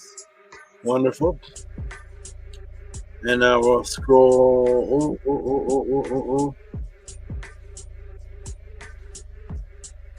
We got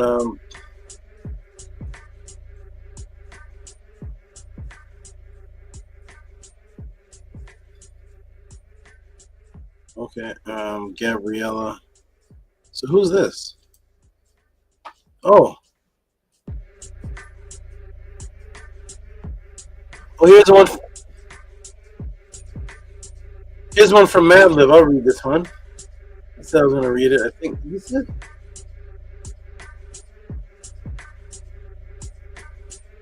Okay, the thing is, oh yeah, it's from Mad Lib. Mad Leaf. I was going to read this one in the beginning of the podcast, so I'll go ahead and read this one. All right, to Mad Leaf. And I'll go ahead and read this one here.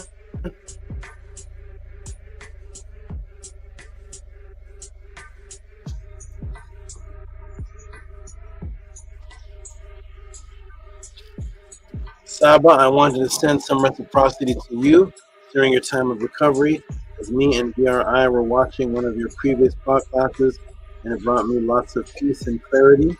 To a great Saba, we wish you a peace and to a great Saba, wish you a peaceful recovery, and wish for you and your NETERUs to be well and strong with a heart and a cat. And Monroe, give her a hand clap for that for me, please. That's why I was going to read this one.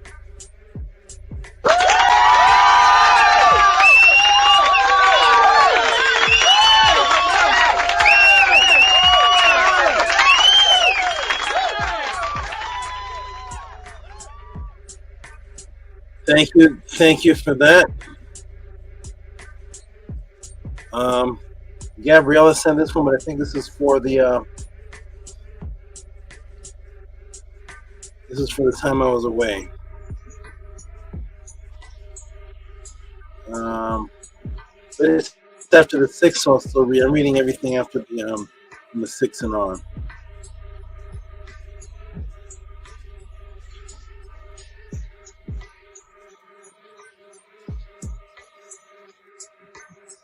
All right, shout out to Gabriela Lopez.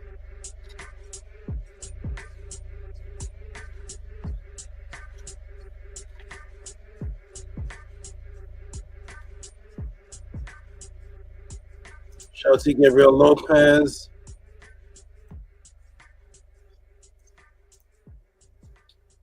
And let's give her some go ahead and read that for me, Amonette, please. $44.44 from Gabriella for Uncle Justin Neb forever to you with a blue Eve, a white Eve, and the Ka hands. It's a purple Eve, right? I think so. If not, I meant purple. Okay. Thank you for reading that, Amonette. And go ahead and give Gabriella some big noise. Sound selectors.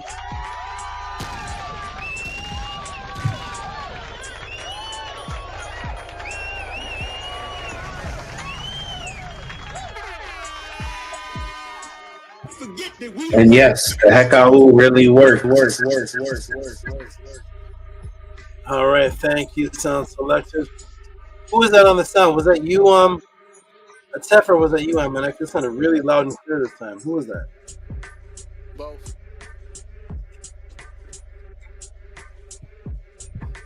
I just added one at the end. Okay. Which one you add? The Hecko really worked? That was you? Yes. That was really loud. Okay, thank you. It was really clear. Good system you have. All right, good. Thank you. Sound selectors. You're Okay, welcome. we have. Thank you. We have Revolver who says, "Hotep Sab, I need guidance. Can I purchase these classes on the following week? I'm in need of help." Okay.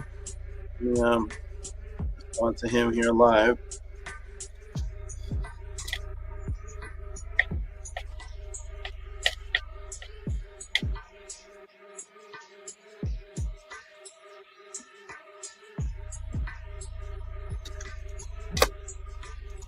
You will grow greatly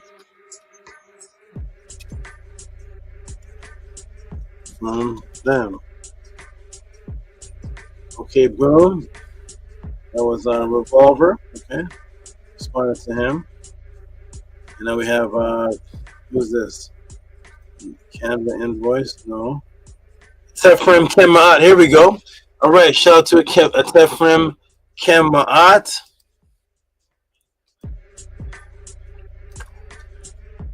Boom.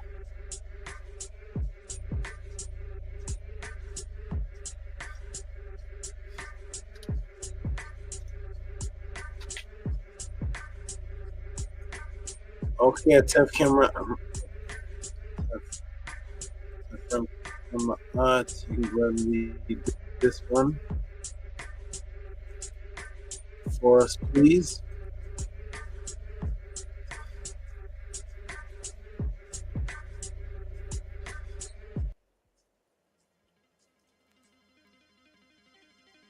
Is it Tef there?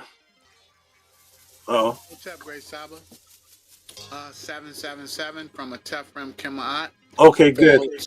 Hotep Ma'at Tua Ishin. All right. Thank you for that. I'm gonna go ahead and read the other one.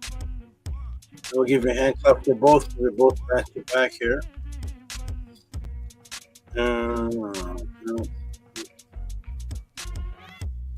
Yep, just left one. Here's the other one.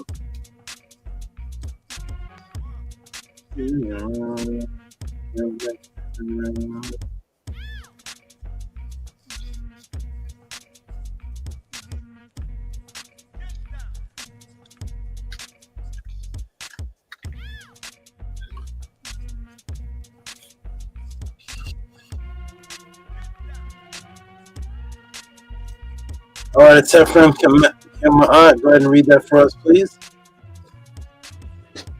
Tua Great Saba. It says 2272 from a Tefrem Kemaat for a Hotep Ma'at Tua Ishin. All right, give some big noise to a Tefrem Kemaat, please.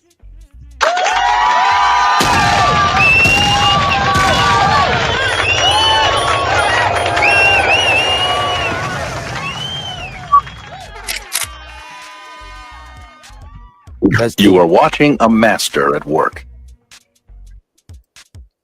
Okay, wonderful. Now we can scroll up. We got Ebet. Okay, here we go.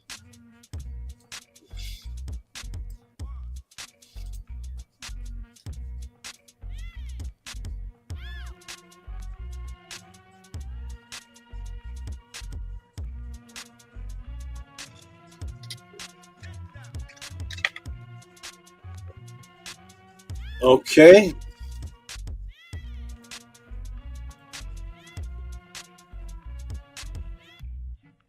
And we got a bet there with this 2 hands up, the Ka symbol. All right. Shout out to a bet. Give a bet some big noise, please.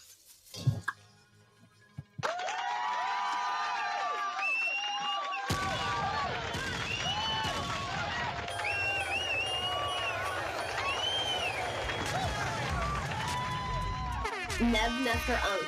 Everything is beautiful in life.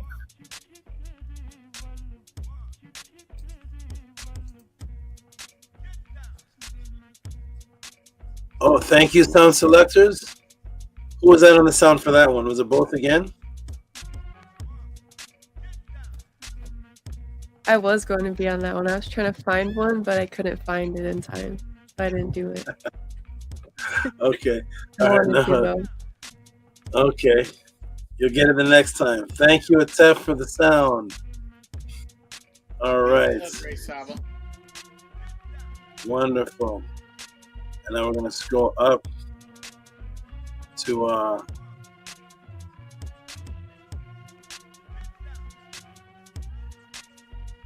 let me erase this.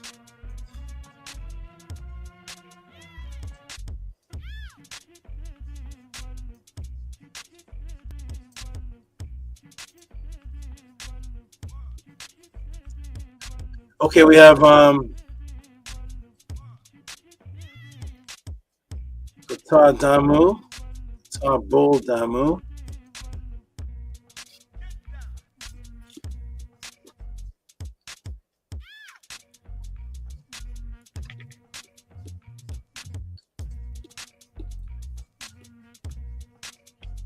Okay, we got okay, there's a tip here from Big Vapes. Okay, go ahead and read that for us, please. Amonette.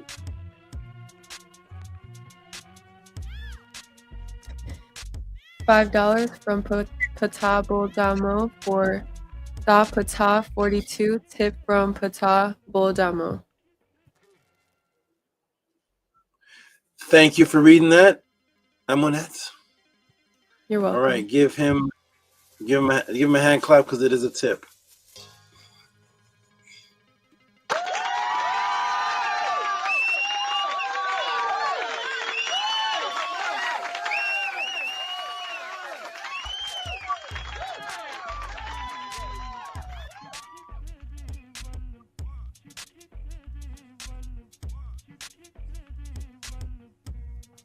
Oh, I just got some from you, Pata. I'll read this tomorrow. I didn't see this before. Where'd it go?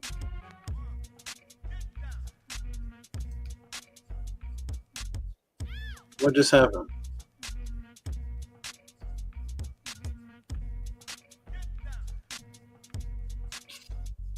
What just somehow, Pata, you sent me an email and it disappeared. What was that? That's odd. All right, Pata, if you hear me, send me back that email. Something you sent me disappeared. Oh, that's strange. I'm just curious to something. Let me see if I can track that. It's weird.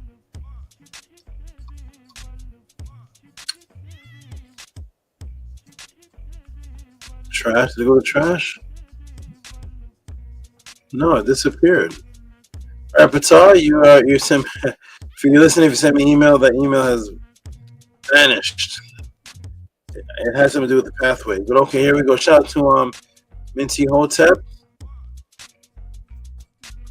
That's strange.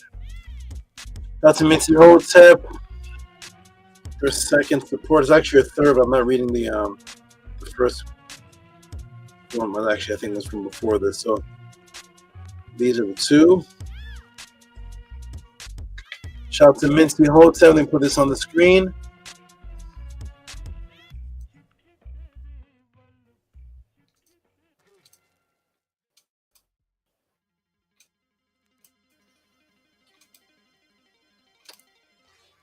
Okay, there we go. Amonette, and then we're gonna give her a hand clap for that. $8.88 from MENTUHOTEP for Mega Class NETERU Narmer with 3 axes, Neb for Ankh with another 3 axes. Okay, give her a hand clap for that.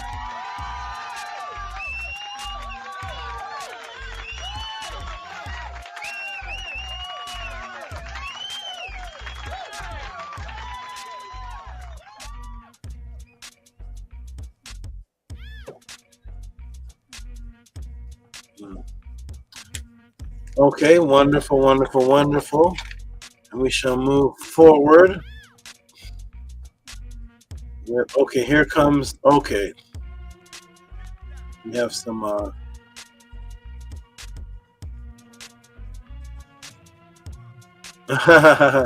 custom made tees. That's I am Kudzane. All right, custom made tees.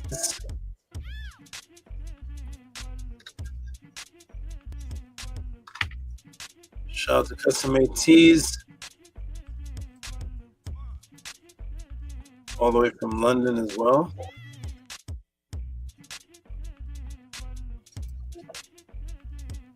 We have a few people from London here in the podcast. Tees. And Atef, could you read that for me, please? If you're there. To our great Saba. It says 2442 from Custom Made Tees for pet food and reciprocity. Tua for your dedication. Unki and Ma'at, I am Kuzani. Okay, thank you for reading that, Atef.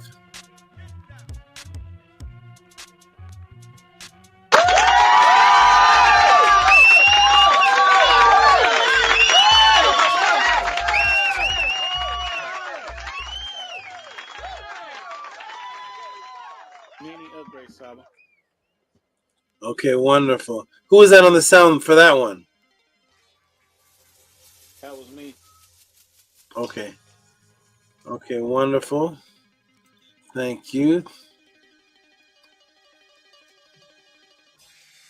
Okay, and next.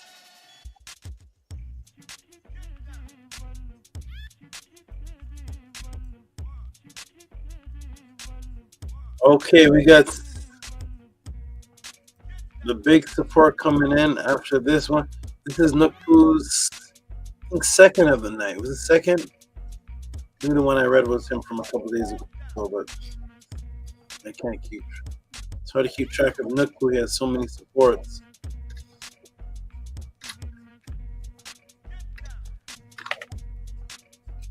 Okay. Shout out to Nuku.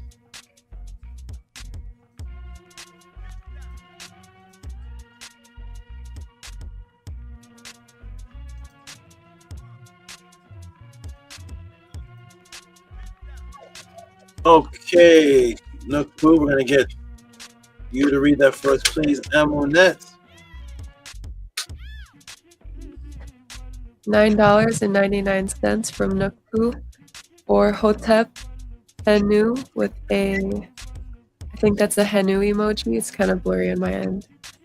And then it says Thekem Saba Nefer Neter Tehuti Amun Hotep Ra Aha Ma'at.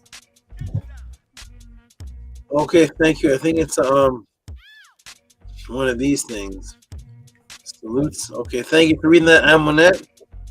You're welcome. And give him a hand clap, please.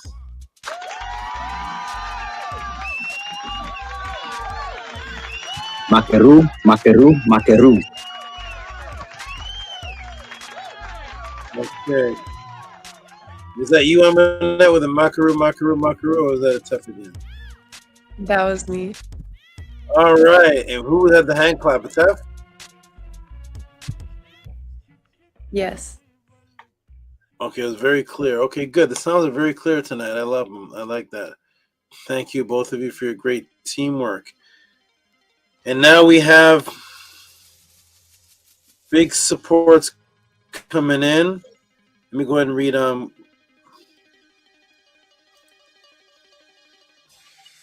We Get Leisure, that's from last week. I'm gonna put that in the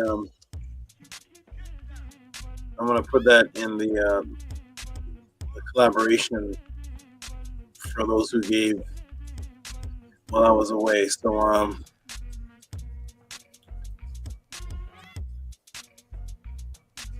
oh, wait a minute, hold on a second. Confusing a strange thing. Where's We Get Leisure? Is this it? Yeah. Okay. Oh, I see what happened. Okay. Shout out to We Get Leisure. I see your support from last week. And yes, I'm gonna put that into the collage that I make for those who send support on the on the day that I did the podcast. Gabriella, I see your I see your Ren support. If you're listening to me, you can hear this. I see your Ren support. Okay, good. Let me put it in your file. Gabriella 2. Okay, wonderful. All right, here we go, everybody. Now we have some big monster supports here. We got, I'll read Jehuti's and Robert's last. I see we have Gabriella.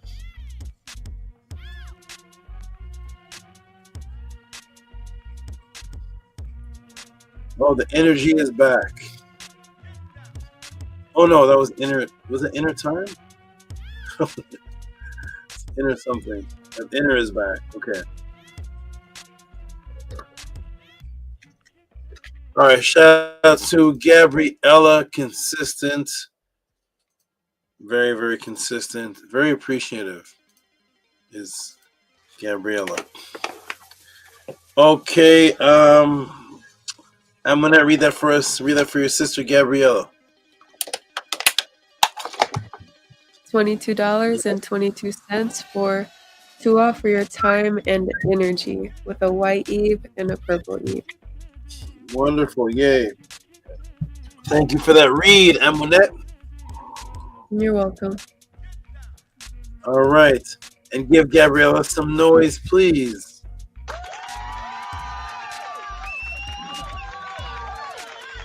And yes, the Hekau really works.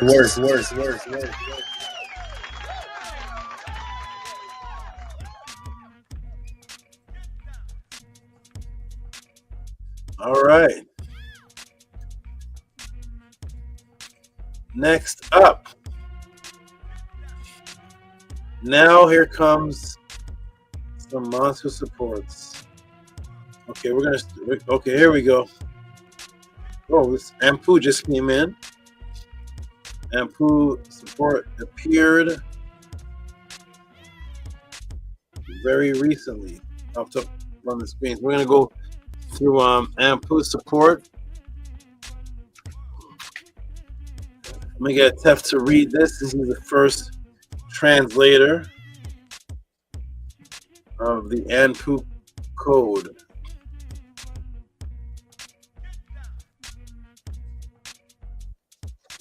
First, please.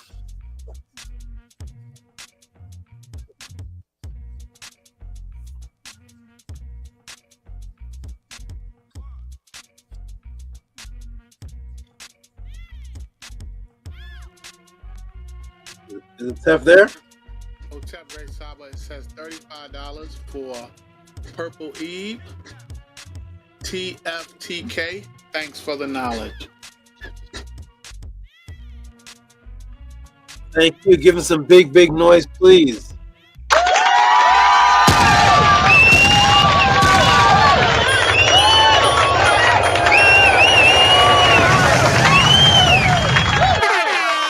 Where's my spoon?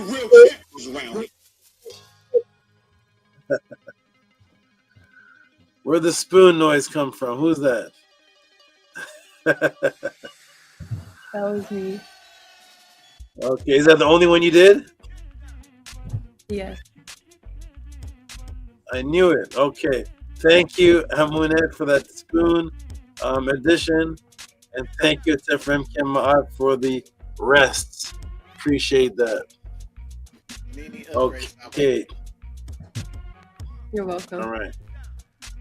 Yes, and Amun, where'd Amun go? He's fell off into the. Yes, someone is resting. Okay, rest well, Amun. You hung in there from the beginning. You did well. Do you have another late shift coming up soon? No, not that we know of. Okay. What was the last late shift you did? Was it last night? The late ones where it was more time than usual. Is that what you're speaking of? Yeah, we have to. Yes, the last one we had to be up in the middle of the night, or you work in the middle of the night.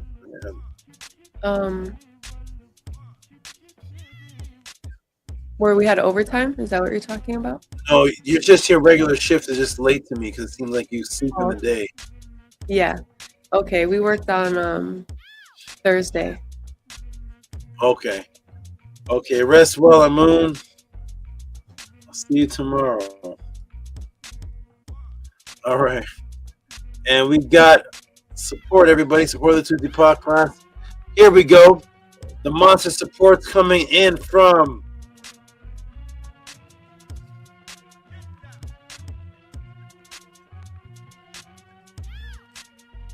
okay, here we are.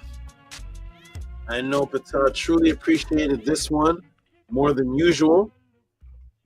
His support is double, about double,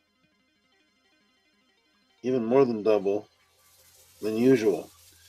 So shout out to Annie Pata for this big support, starting to make it for the people that were in the beginning of the class and fell asleep.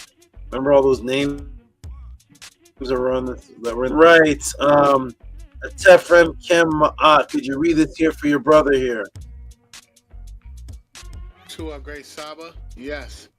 It says 77 from Pata Ani Aten Tehuti for dua for the commemoration of the great Au Usert. Commemoration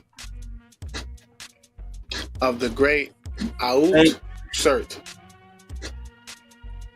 All right, wonderful. Go ahead and give him some big noise, please.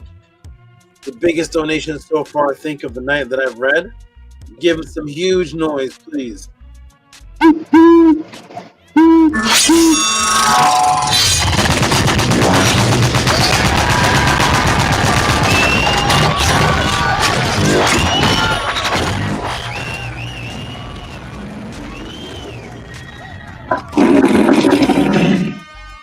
I don't play with pseudos.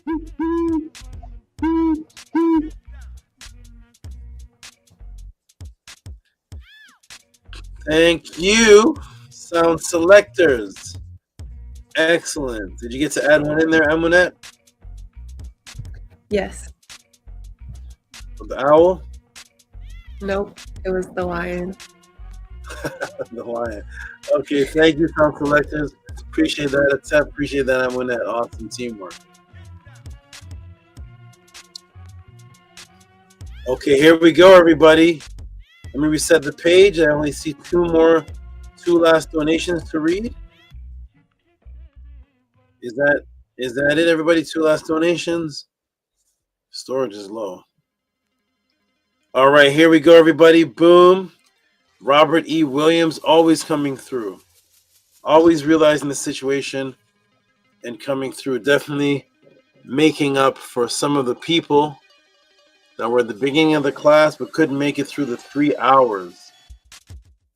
Shout out to Robert E. Williams with the largest donation of the night read so far.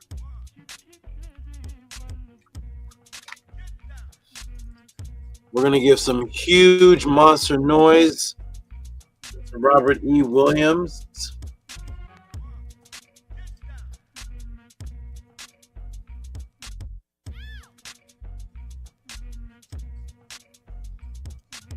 Hey, Amonet, could you read that one for us, please? Yes, I can. $99.99 from Robert E. Williams for the least I could do to Henu these netters. Tua Doctor. Okay, thank you, Amonet, for reading that. Appreciate that.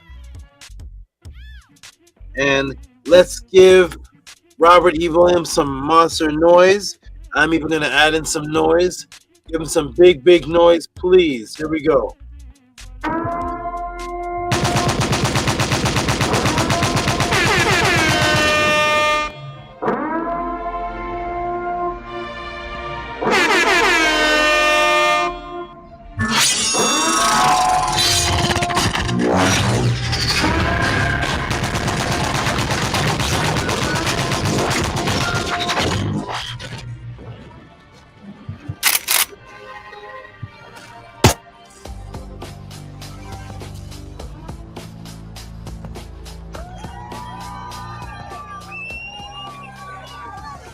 There is no spoon.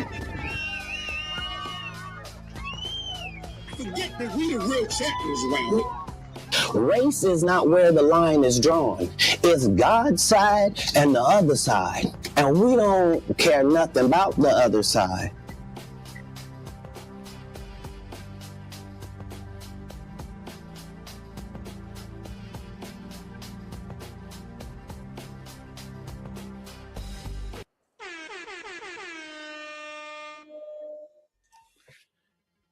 Wonderful. Robert E. Williams, monster donation. Appreciate the support. Making up for the people that could watch 20 minutes, half an hour, 2 hours, but didn't make it to the end and didn't support before they fell asleep or had to go about whatever else they were doing.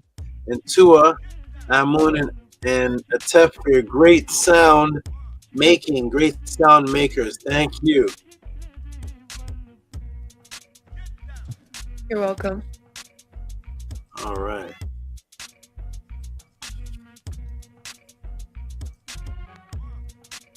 And now, everybody, I see one last support. Another monster support. This is the top support of the night so far.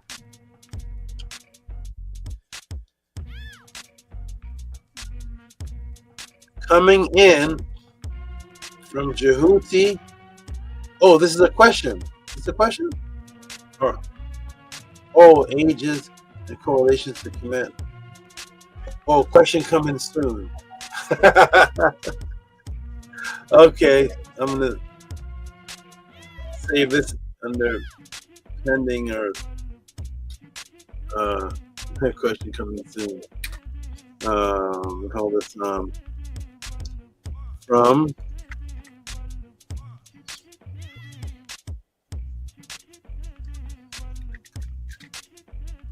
coming soon. Okay. Put this under Jehuti's coming soon section. All right, now for the largest support given for tonight, coming in from Tehuti N period Ra Ayashat. Go ahead and read that. I'm gonna get Tef. Go ahead and read that with some enthusiasm. Read that, the biggest support of the night.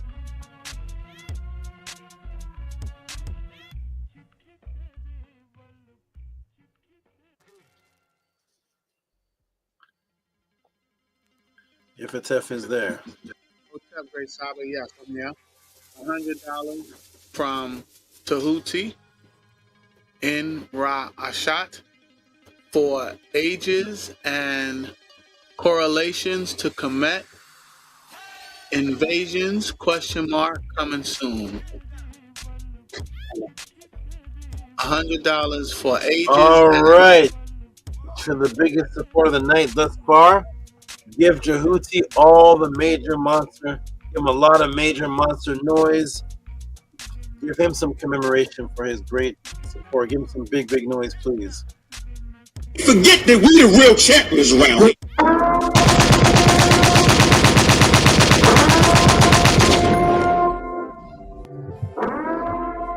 Just like people that tell you the Egyptians, they're not black. Egypt is in Africa, folks. As long as Egypt is in Africa, then Egyptians are African.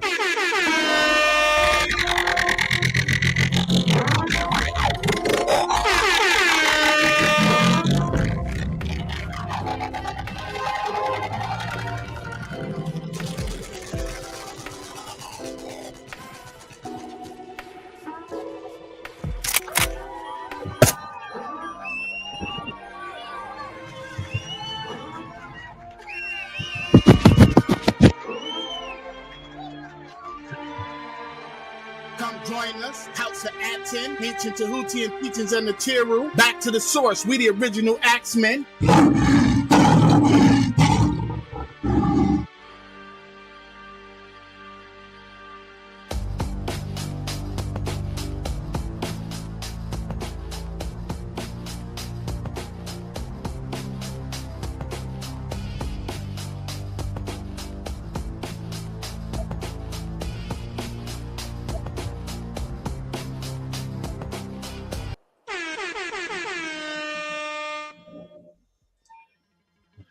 All right, excellent. Thank you, sound makers, for all of your noise. We got scratching sound in there. We got what's that guy's name?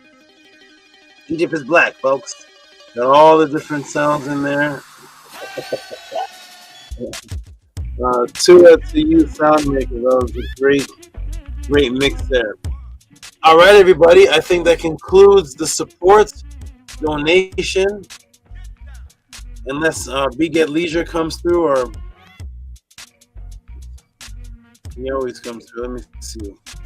Oh, what? I see a PayPal. Let me click on this. Let me see. Is this Get Leisure? Did I speak it up? Let's see. Did I speak the second it happened? This was 11:36, 4 minutes ago. And let me click on this because it says PayPal. Let's see who this is. Oh, I'm surprised, but not surprised. A good brother.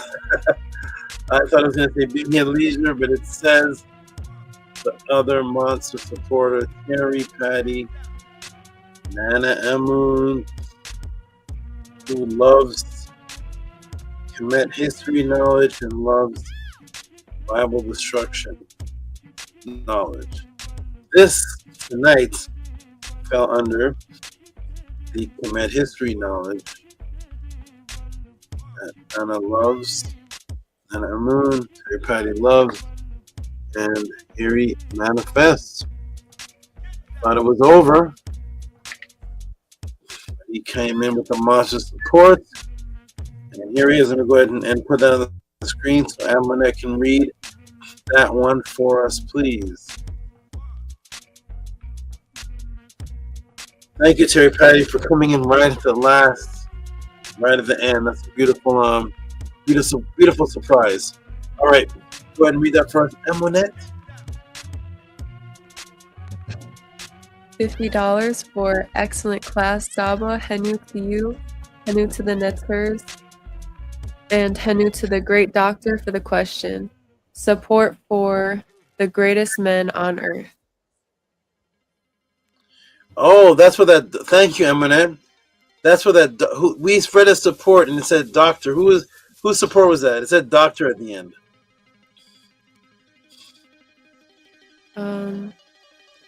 It says Henu to the great doctor for the question. No, before this, somebody gave us support and put doctor. I didn't know why they put doctor. Now I know. Oh. I'll find it. Okay. Okay. What do you say, Eminette? Oh, I just laughed. Okay. All right. It was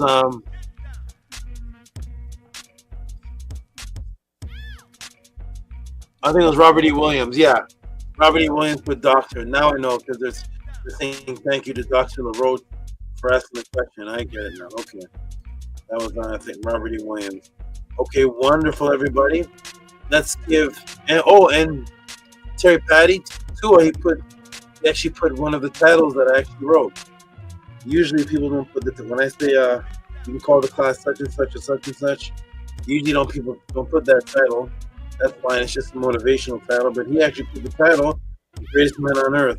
Let's give Terry Patty some monster noise, please.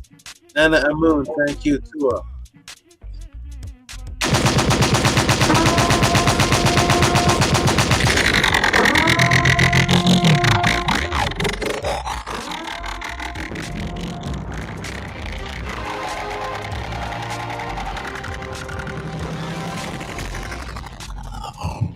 All I'm offering is the truth, nothing more.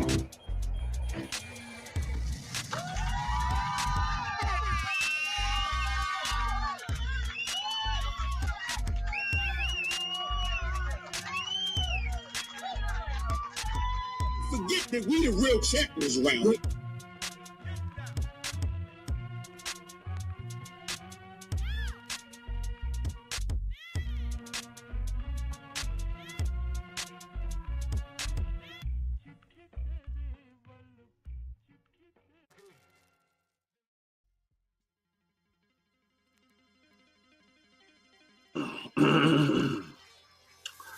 Okay, excellent, wonderful. Thank you, Terry Patty, for surprise donation right at the end. To you. Let me check the comments. I haven't looked at the comments in a while. And Minty is the comment section. All right. Minty is the comment section.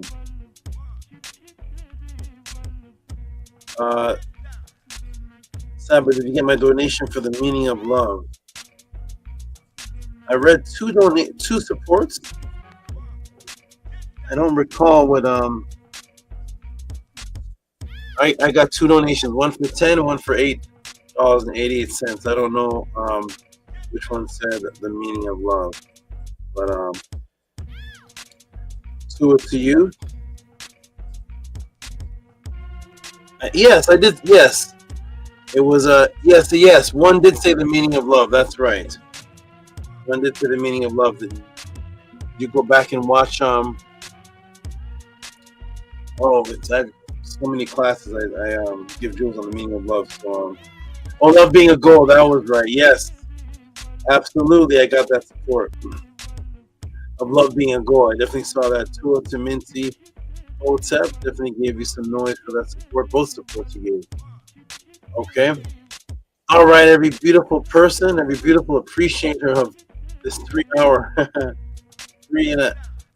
and 36 minutes of a class. To all of you.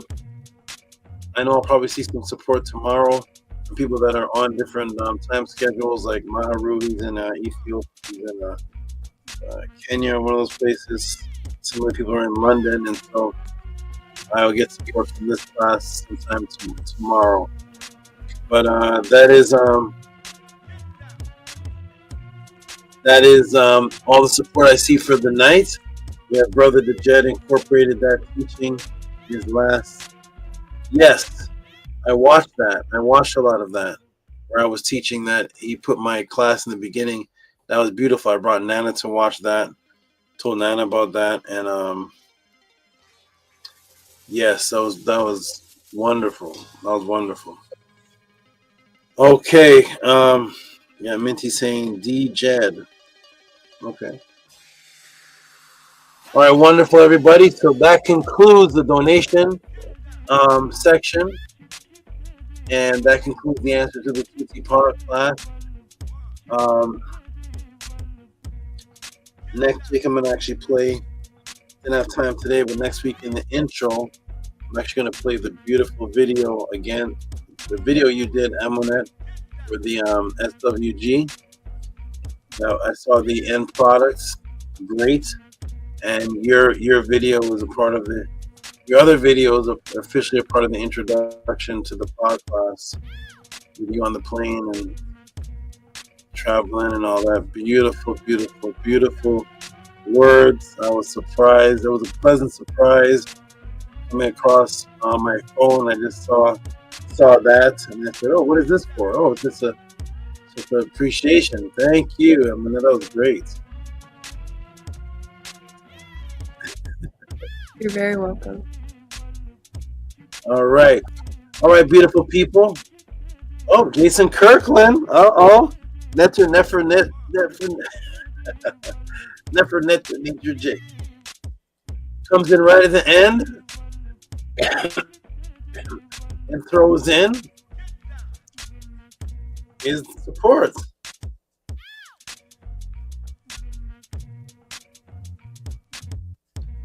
This is a strong young brother right here. Strong young brother right here.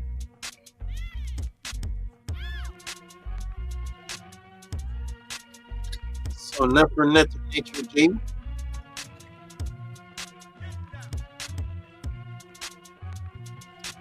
Go ahead and put his up on the screen.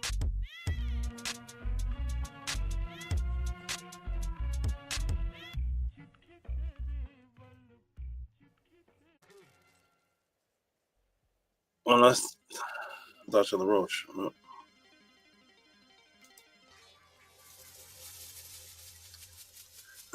Never Nether Nature J.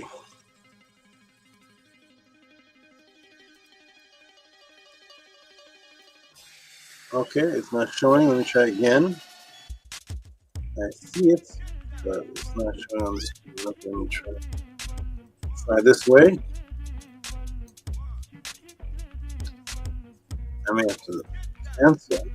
Maybe this. Let me try this. Okay. Save. Save, and there he is. Cancel this and try now. Here we go. Boom. Boom, there he is. Nefer Nature Day. Go ahead and read that for us, Amunet.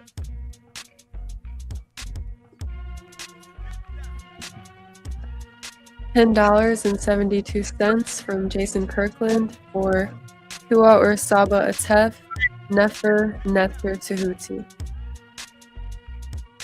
Thank you.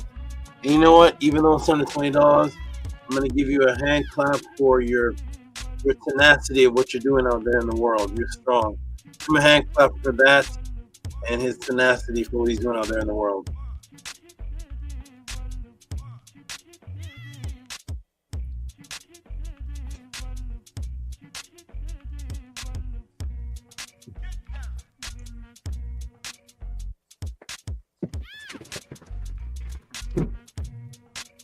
Oh.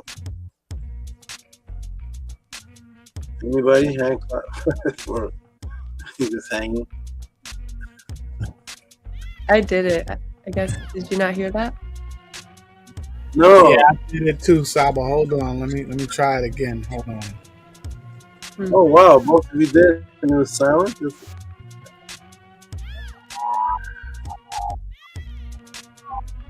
Oh no, that's not.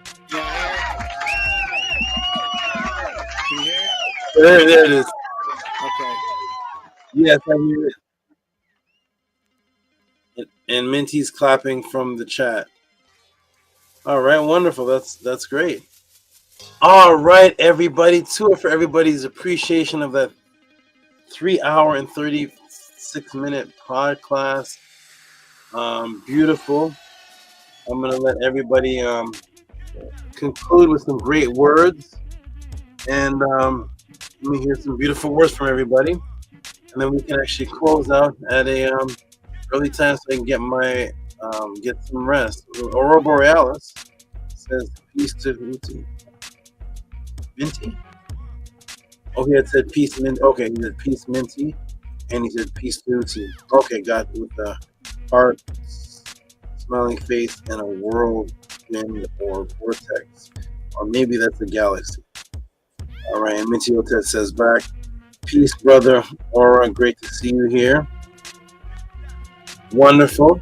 Okay, we're gonna get some beautiful words from all of you, and actually, I'm gonna let you all build for just a minute. I'm gonna step off and come back, and then we get some closing words. But I want you all just to build with the crowd for a minute. See if there's any last people that want to give support. So just talk with the people. And Amunet, you and Tef can build a minute. I'll be back in about 5 minutes. I'll be right back to close out. And hopefully in that 5 minutes, somebody sends some support.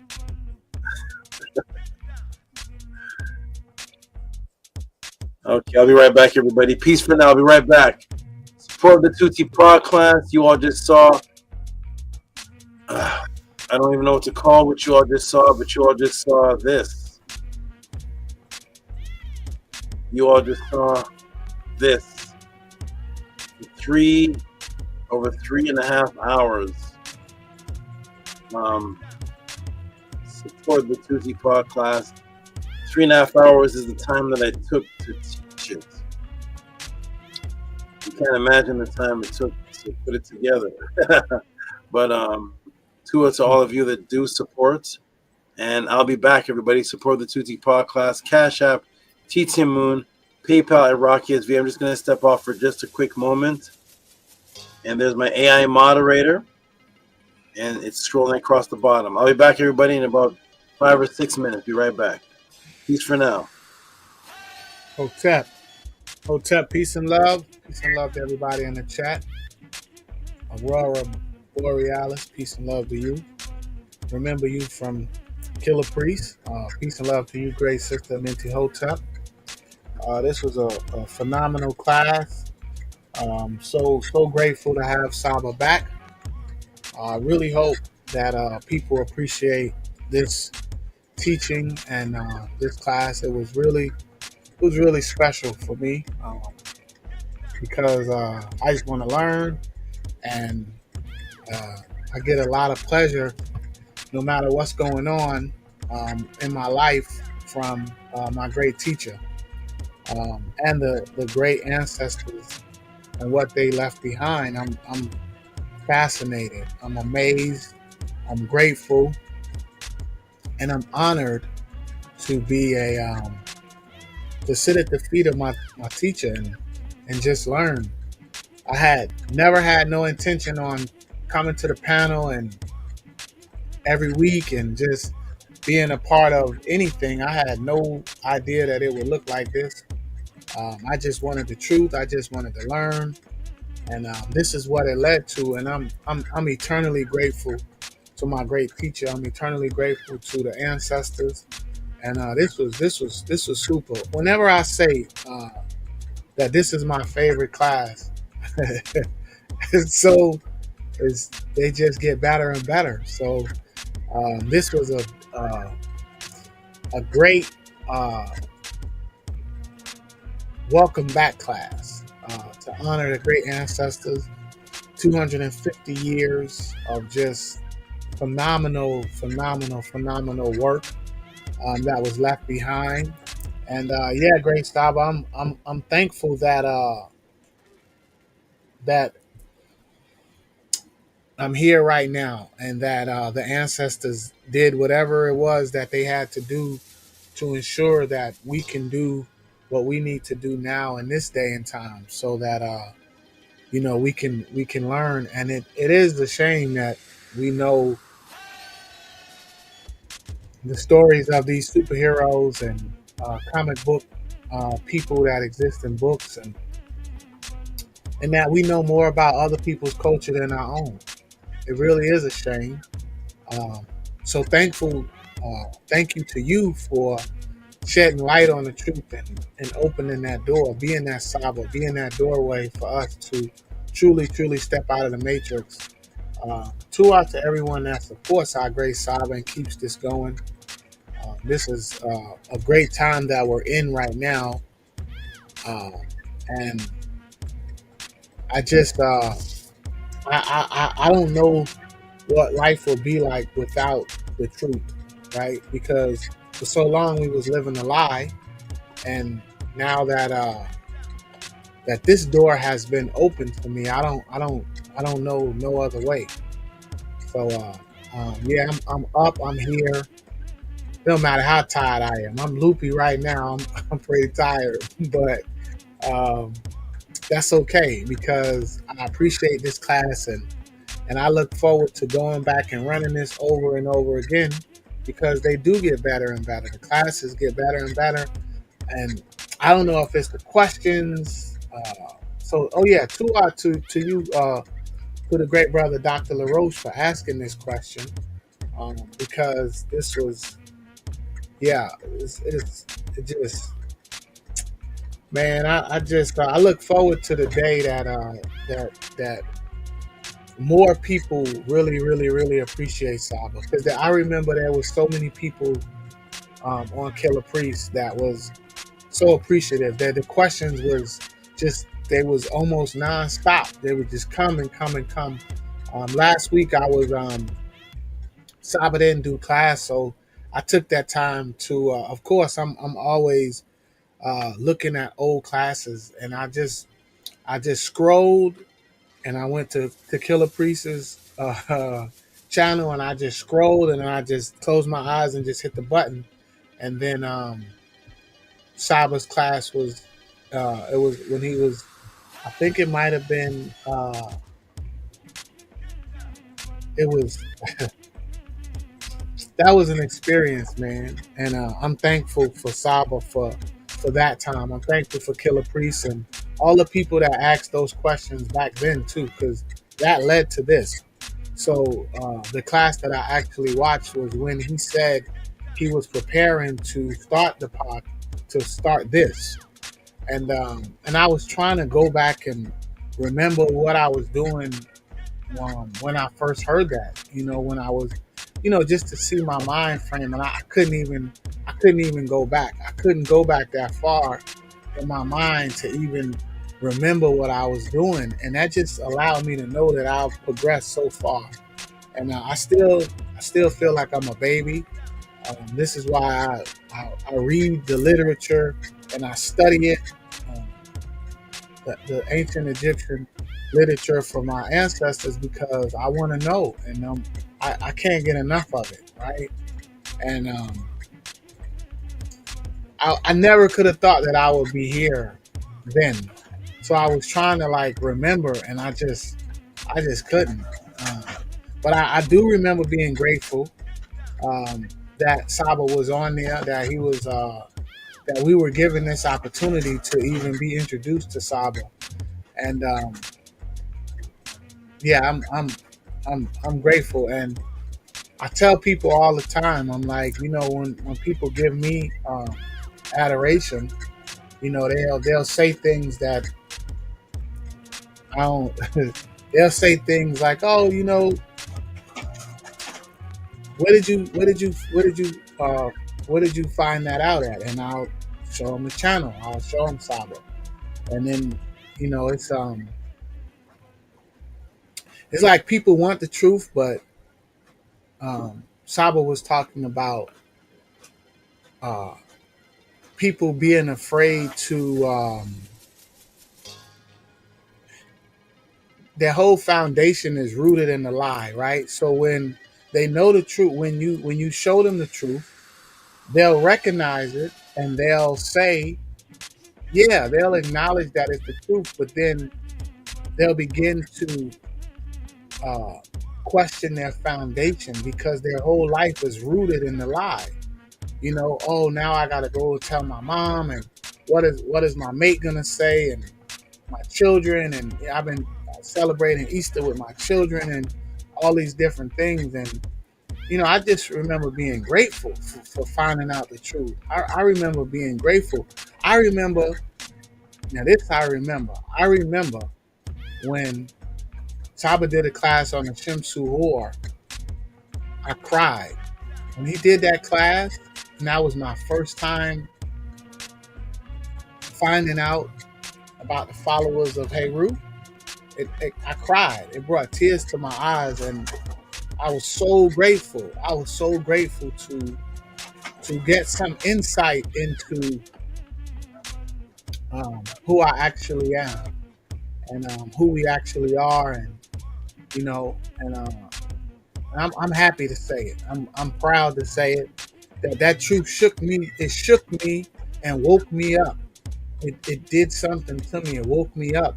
And I cried. I remember crying, like real tears, for Saba's Shimsu Hor class, and looking back at that now, I just remember being so grateful, man. How can you not be grateful for the truth? Like, you'd rather the lie? I don't understand that. And now, every almost second of my life, I'm working on trying to wake people up. I'm trying to wake my family up, right? Like that's my mission, right? To everything I learn, I'm trying to teach other people and show other people and introduce people to the podcast, and and show them, introduce them to our ancestors, and trying to introduce people to themselves. It's just I'm grateful. So this type of information, the truth, our ancestors need to be supported. We support the lie.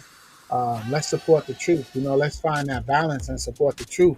Amunet, that introduction that Saba played, for your adoration for him, almost brought me to tears, because I echo that same sentiment. It's life changing, and I'm like, wow, that is like, are you in my mind? Like, what? How? It's like I feel the exact same way. I'm like, this is great, and that brought me a lot of joy to my ear too, because I'm thankful to have a teacher. I'm thankful for Saba, and I wasn't in a rush.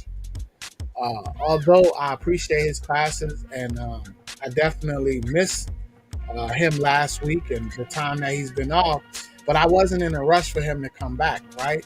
I want Saba to come back well and healthy like he is now. So that's good to hear that he's doing well and that he's recovering. That is, as they say, music to my ears. So that's really, really, really good news. I've been, doing a lot of things in my personal life to just send positive Heka and Hindu to our great teacher, and wishing him, well, and his family, his Aout. Just trying to be the change I want to see. That's my life. Is trying to unlearn and relearn and be the change I want to see. So to you, great sister, for that. That was really, really, really great. And I appreciate that. I'm saying that as if you were saying that about me. But I feel that way because, we are supposed to be celebrating each other. So to hear, my teacher being celebrated in that way, it was, it pleased my ear. And then I was there too. He played a clip of me and of the Jed and the great brother, some of the other great Karu. So this is good. I'm glad that a lot of people do appreciate Saba, and I look forward to more people, celebrating him the way we do, because he is to be celebrated like that. Somebody popped in my algorithm. I'm not even gonna say who, but somebody popped in my algorithm, and they were getting a lot of adoration. It was crowds of people around this brother, and a lot of the stuff that he was saying was true, and then some of it, thanks to Saba teaching us, wasn't true. But even that, I look forward to Saba having a stadium full of people celebrating him and giving his Hindu, because that's what has to happen. So if you support the truth, then support our great teacher. Amunet, if you want to share some Nefer tones, it'd be great. I know you're tired. I didn't expect y'all to be here, but yeah, this is great. I'm glad you were able to stay up, and it's good to know that people appreciate the truth. And I know y'all be fighting to sleep. I know. Listen, I be fighting it too, but I'm so accustomed to it. Like right now, it's a little early, and I was telling my mate, because we got a busy day tomorrow. So I was telling her I was planning for a regular day. The class, it seemed like this was a longer class. The teaching definitely was, but Hotep Hindu to you, great Saba, and Hotep Hindu to you, Amunet. Hotep Hanu to you, and also Hotep Hanu to Nefer Saba. I appreciate your Nefer Medu very, very much, and for all of your compliments and comments on my video. I really appreciate that. And yeah, everyone please support the great Saba for what he's bringing forth, for the life-saving he is doing. And if you feel that this has changed your life in any way, or if you feel that Saba has changed your mind, if you've learned something, which if you've watched this class here, I'm sure you have, he brings things that nobody else has brought forth before. So definitely you have learned something new, and as you watch these classes, your neurons change, and that's so beautiful, because there's things that are happening within that are literally changing. So that is unstoppable, and that is extremely important for all that is going on in this world. So I'm really appreciative of Saba for bringing forth everything that he does, and how he does it as well. The way he puts it all together is extremely easy for the mind, and someone said this earlier, SABA's classes have helped their capacity of paying attention, and that's also helped me as well. My ability to pay attention to things and stay focused has increased a lot. SABA has helped me so much with that, and just to be able to learn in general in the way I do now is extremely advanced in the way that I used to. So I'm really extremely grateful for that. And to those who are supporting, I really appreciate all who are supporting, and to keep this going and make sure we're showing SABA Tehuti that we love him, that we care for him, and that we need him here, because that is important to do, to show with action, and along with your words, show the action of your love and your care and dedication for our great SABA, for everything that he does for us. And it takes him hours, as he said, to put these together, and the way that he gets these answers are extremely deep and magical. So we're definitely not getting this anywhere else, in the way that he's bringing this forth and the places that he's going to get this information. And really talented and extremely advanced, and I'm so thankful to be raised up under him, under the NETERU Tehuti. And I know I say this all the time, but he is changing my life every single day. And if you're new here, if you're recently new, if you've not heard me say this before, he is definitely changing my life, and as well as Amun, which is my mate. So I'm really thankful, and he's restructuring our whole life, the way that we think, the way that we do things.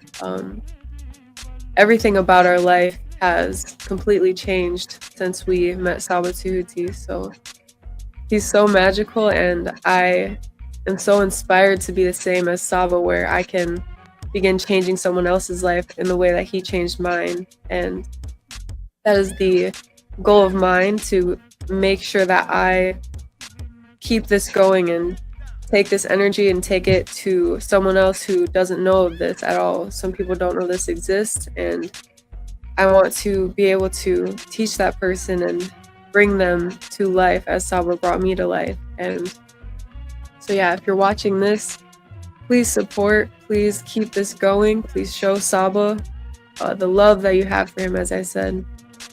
And also, if you don't know, there's the pathways, which I'm really excited for as well. I'm really extremely excited for the pathways. That event in person where we can all meet each other is extremely beautiful.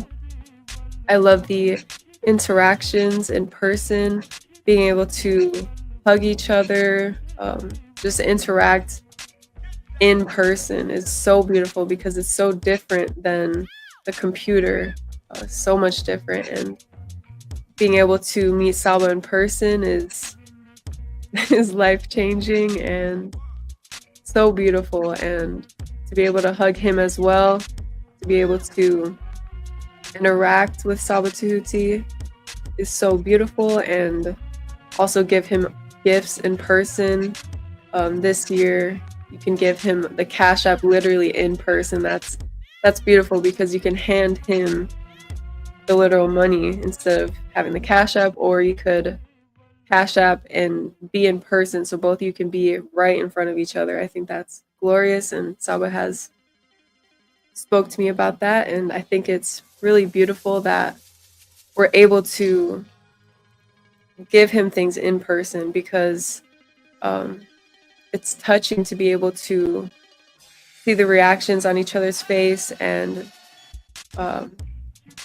just experience each other's energy. So to everyone who has given gifts, who has given reciprocity, I appreciate you all very, very much. And you all mean so much to me, because I need the podcast. I need SABA Tehuti, and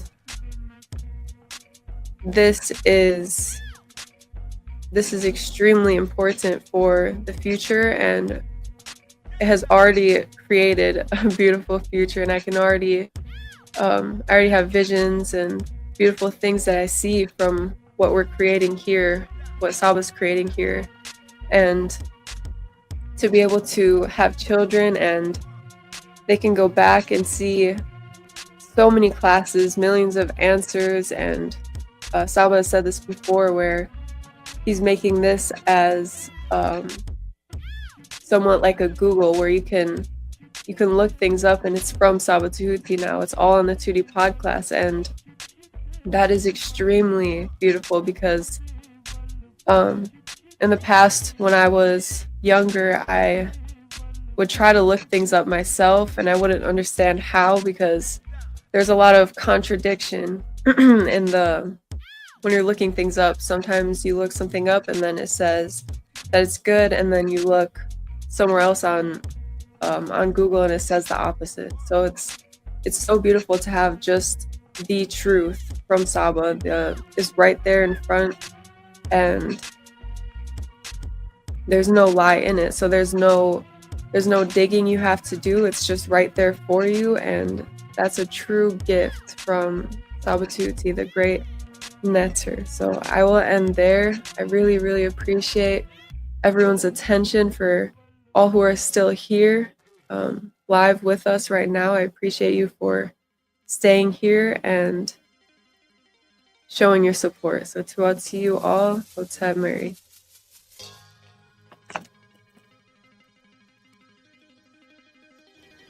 Hotep, that was Nefer. That was very, very Nefer. Hotep Hinu to the great brother Ani Patah. Hotep Hinu to the great brother Dejed, Jim, and his out. Great brother Ani and his out. Basa Tut, all the great supporters that support our great teacher that keep this going. I'm glad Saba's back. So happy he's back. Like I said, I wasn't expecting him to come back. I kind of was thinking he was going to, take some time and rest, but I'm glad he's healing up very well. And, here, like I'm glad he's here, but I would have supported anyway. I'm going to support regardless if there's class or if it's not class. That's how much I appreciate the truth. I don't even wait for the question. I don't care what the question is. I don't care, but I do care because I appreciate whoever and everybody who's asking the question. But I don't know what the question is. And I don't ask the questions because every question is mine. So to all the question askers, this is great. I had no idea who Mama Water was. Now I know. This class right here on the NESUBYTI was super, super, super phenomenal. Like I said, this is my absolute favorite class. 3 hours, 3+ hours of just straight facts, just straight teaching. This is what I thirst for. I yearn for this. Just very nutritionist, like you said, Amunet, just the truth. I just want the truth. And this is what I get every week after week. So this is why I'm here, whether I'm tired or not. I do what I have to do with my family, and I'm here, And welcome back, Great Saba.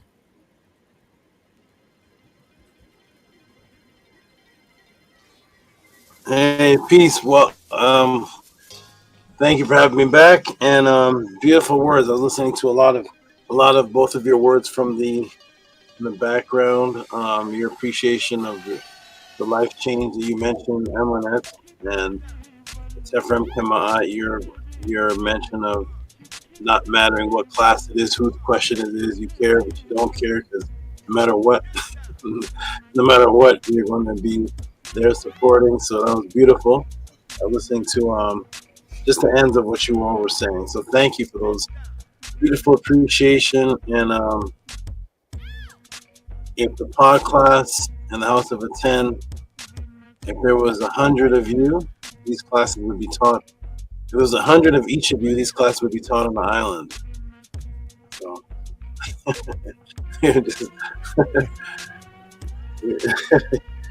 these classes would be taught in the stadium or somewhere where we would see each other in person more. So I appreciate you because you all are the foundation builders.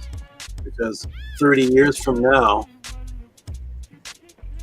who knows how many massive people will have been exposed to this and look back and say, oh, it was just like you two on the panel at one time, or just like 8 of you, a hand of 11 of you, and now there's like 2,000 of us.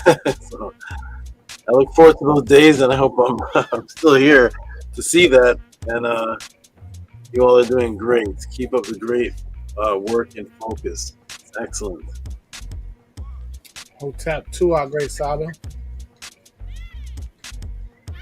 Look, okay. I'm gonna check the Cash Apps and the PayPal one last time, and then we'll just do a closeout. And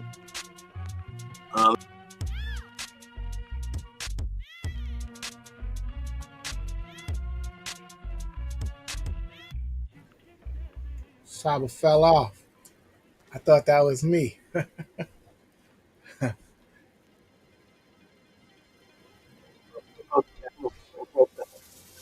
what that was,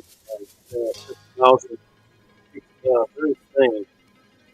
But as I was saying, I'm going to check the Cash App and PayPal.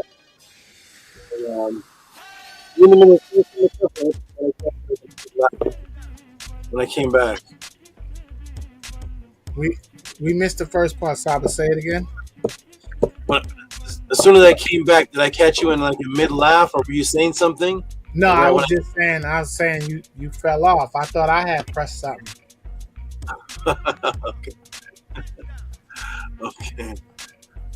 Okay. All right. That is it for the night. I'm refreshing the page. I don't see anything else, so we can go ahead and do the closing. Closing news and words, and let me put on the frequency vibration for that. Okay. All right. We'll start off with you, Amunet, and then go to Atef, and then Atef read the affirmation, and then we'll close out. Tua Uncle Justin Neb for Saba Tehuti. Tua for being my Atef, for raising both Amun and I up every single day. Tua for your Nefer life, for being healthy and alive, and for your Nefer existence, and for creating this beautiful, life-changing energy that you are creating. And I really deeply appreciate the restructuring of Amun and I's life that you have done and continue to do. And I extremely appreciate the teaching of what a family is, and for creating Amun and I's family the way that you have and continue to do. And I appreciate you creating both of us in the way that you have and continue to do as well. You are extremely valuable, and you mean so much to us. You outside, you give us life and breath to our nose. Oh, so I appreciate you. Oh, Minty, sorry. I'm gonna I'll read Minty. Your voice went out for the last few sentences in there. Okay. I think I said I might have left off on that you mean so much to me and Amun as the trees outside. You give us breath to our nose, and we appreciate you so very much. And I hope you have a very Nefer Ker, a Nefer Kek, which is night. That's what he taught me. Kek is night, and and a Nefer Upesh, and very relaxing as well. You deserve all of it very, very much. And I will end with this utterance to you. Amun and Amunet, Shesu Emket, Tehuti Pertneter Emoset Emet, Kutsen her Aut, and Tehuti or Hetep her Ma'at. Amun and Amunet, the divine followers, are following him Tehuti, coming forth of the Neter from the secret place. They rejoice at the ways of Tehuti, the great one established by Ma'at. Hotep and Mary and Uncle Justin, up to you. We, both Amun and I, are sending hot energy to you daily. So Tua to you for everything. Hotep. Hotep. Beautiful. Perfect. Iker. I receive the beautiful, you said healing energy every day, right? I receive the beautiful healing energy, Uncle Jastaneb, and I receive all of your beautiful henus and adorations and appreciation. And I commend you for the application to all of my teachings that you can in the household, and you echo them out. You're doing a great job, and I receive all of the henus and appreciation, and Tua for telling the people of how important I am. And in your words, it was a beautiful thing. So Tua to you and Nini Uk, and I appreciate all the things you thank me for. Great opening and summary words, and great henus. Nini Uk and Tua to you for your life-giving words and for receiving all of it. Nini Uk. Okay. On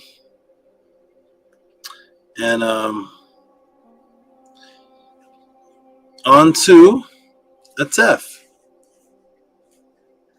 Hotep Great Saba, Uncle Jasanab, Tua. This was a NEFR class, and I definitely echo what the great sister said. Very, very, very life-changing teachings, and definitely has dramatically altered the the behavior and interactions with my family, and the way that I teach my family as well. So Tua to you, Great Saba. This is Nefer, and I'm glad you're back. I'm glad you're here. I'm glad you're handling everything accordingly, and you seem very, very, very happy. And I'm happy that you're happy. I know you love teaching, and I'm very happy to have you back. Although I would have been happy if you was still rested and took another week off. I'm a support regardless. So that's how grateful I am. I'm eternally grateful. If you never teach a class again, I'm still a supporter, Saba, for forever. So Hotep, here new to you. That's how much your teachings have helped me, and what I've learned from you, and what I continue to learn. And it's never ending, because I'm looking at all the old classes, and you've the amount of classes that you've done already are way sufficient to wake somebody up and really break them out of the matrix. So what you've done up to this point right now has far exceeded any other teacher that I've had, besides just life and the NETERU, and just the path that I'm on, and you being a part of that. So I have to incorporate that in there. So Hotep is new to you and your Aout. And like I said, I'm glad that you're back. I'm glad that the sister is here with us, and everyone that was on the panel earlier, all the brothers and sisters, all the Kiru. And I'm glad that people are sending in questions. I'm glad that you have a lot of questions to answer. So that definitely gives you something to look forward to, and gives us something to look forward to. So I'm grateful for you, Great Saba. And this class was phenomenal, absolutely phenomenal. My favorite class. So Dua in Ra, Neb Pet, Keparu Ma'at. Praise to Ra, Lord of the Sky, manifester of truth, Uncle Jasaneb, life, prosperity, and health as the lotus blooms. All praise to the Henu Nesu, the true heart of Kemet, royal renewal. Stand always within the heart, speak Medu Netra. Hotep Henu to you, Great Saba. May you advance your station among the venerables. May your Ka contend with your enemy. And may your Ba learn the ways leading to the portal of the one who closed the weary one. May Amun be satisfied. Hotep Henu to you, Great Saba. Wonderful, beautiful, beautiful words. What you said before this section, was that a read from something? Was that a papyrus read? No, No, I just put the words together. Oh no, it sounds very ancient. It sounds like you're the ancient papyrus, the way the the way the scribes spoke to each other in the real days. That's good. Yeah. Yes. To our great Saba. Okay, wonderful words. I receive all the hanus, all the adorations. I appreciate all the vows of confirmation that I was thinking about the same thing earlier today or last night, that I was going through a section of my classes that are part of another email, and I have this thing called Canva. I have this what I create the classes on, and one of the canvas filled up, so I had to make another email. And I recently recovered what I thought was lost, and I looked at all of the answers on that Canva, and I was like, "What? I taught all of this? It was pages and pages of classes that I taught, all the originals, all the PDFs of my classes." And I said, "Oh, wow." I was amazed at the amount of things that I saw. So I'm glad you brought that up, that yes, I actually have enough where right now there's enough to raise up nations of people and anybody. So I appreciate you noticing that. I receive all the great hanus. I'm glad that my frequency and teachings can change and has changed. They have changed and they can change, because more change coming for your family. You're out in your family. And that is beautiful. And I also feel that if there was an army set up, that you would actually be like an excellent warrior, soldier. If you didn't have to work you didn't have to work the job, and we just actually formed a true like a Kemetic nation. I see you like I see you hanging up bodies and stuff. So hey, hanging up bodies of those who try to come kill me and whatever, and try to take us out. So wonderful. You made me feel very good and confident that you will continue to do what it takes to keep this moving, even if I take a rest. That's very comforting. So the times I do feel like I do feel I need to take a rest, but I just keep going. So Tua, for your great words, and Nini, for everything you thank me for. Tua, Nini, up to you, great Saba. And yes, everything that you said is 100% correct. Excellent. Wonderful. Excellent. We have a new person in the chat. I don't know if this is a new person or if the name is changed, but Netra Maati Ankujasaneb Mechu, beings of nature, Gura Ndi Bara Izing Mechu. We appreciate you, Saba Tehuti. All right, wonderful. Wonderful. That's from the Don's Will Wuku. Well, I remember this name, yes. The Don Will Wuku Negara. Okay, thank you for those positive words of appreciation. And Minty comes in and says, Saba Tehuti has given a lifetime's worth of teachings already documented. Okay, and then MENTUHOTEP Nefer Medu, brother Atef Hanu. Okay, so Tua, for the beautiful words from both of you, and I look for everybody come. We don't have the exact time yet, but if you the set reminder should go out if you're subscribed to Sun NETERU, and it will be another adventure of scribe on. Of course, I will be on there, but I'm like the big brother shadow. I'm just there. I'm there kind of just laughing. I put my head down and I laugh a lot because I don't have any motivation to teach those people that are talking to me. As soon as I open my mouth, and look at who's talking to me. They're all frantic. They didn't send a donation. I'm like, I could correct this person and give them the jewels, and I have to think, okay, it's for the people that are watching, not for this frantic madman. Let me get him when I get him. Let me get him where I got him. Then that's crazy. So I'm laughing half the time when Scribe is when that section comes out, because I have the energy that I had back in the day to like debate. Jabari wants to debate me. I don't have that. I don't have that urge anymore. It's a laughing stock to me. It's like arguing with cockroaches. I just don't have the urge to argue with cockroaches and other like little creatures that don't mean much. The little gnats that fly around. I don't want to fight the gnats. So, but we'll be on there and we'll be enjoying, and I'll be coming in when I come in. Everybody tune in tomorrow. Sonnetter TV, Scribe will be on there, and it should be anywhere between.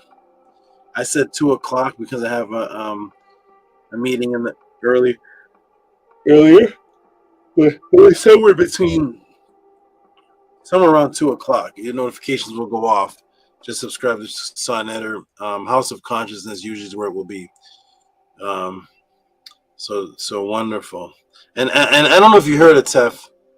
I know this is the closing, but can you believe that Jabari came back on recently, like a couple days ago, and said Set's not real because she has a sun on her head?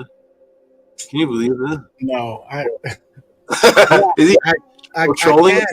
I can, Saba, because you did a class on spiritual psychosis. And I laugh now, too, when I laugh now when I look at certain classes or I see certain people teaching, and it's funny because now I know the truth about certain things, and I'm like, it is funny to me. So if it's funny to me, I know it is absolutely hilarious to you. And I'm not a debater, and I'm not even trying to argue. I just want to learn, but I look at some of the stuff that the people say, and I'm like, I could have beat him. Like I could do that now. I'm like, what I know now, I'm like, what? It's like, it's comedy to me now. So to you, Great Saba, for teaching us and teaching those that want to learn. And yeah, you're right. It's elephants don't swat no flies. Wonderful. Yes. Wonderful. Okay, everybody. Beautiful. That was a good energy. Good cool energy to close out. And now we're gonna go to the affirmation, and then I'll close out, and we can all get some resi, some upesh in. Okay, so I'm gonna go ahead and put the affirmation on the screen, and then we can. Oh, let me take the banner off. Put the affirmation on the screen. So the brother Atef, Remkem Ma'at, is going to read for us the beautiful affirmation. Whenever you're ready, Atef, it's going on now. Okay. On the count of 3. 1, 2, 3. Unki Ma'at. Un N-S. Nintat Osat Ma'at. Min Hapapat Ma'at. Per in Hu Kui, per Ikut. I live for Ma'at. I exist within her. I do not speak in the place of Ma'at. Every day I advance towards Ma'at. My being is surrounded in darkness. I come forth as conscious light.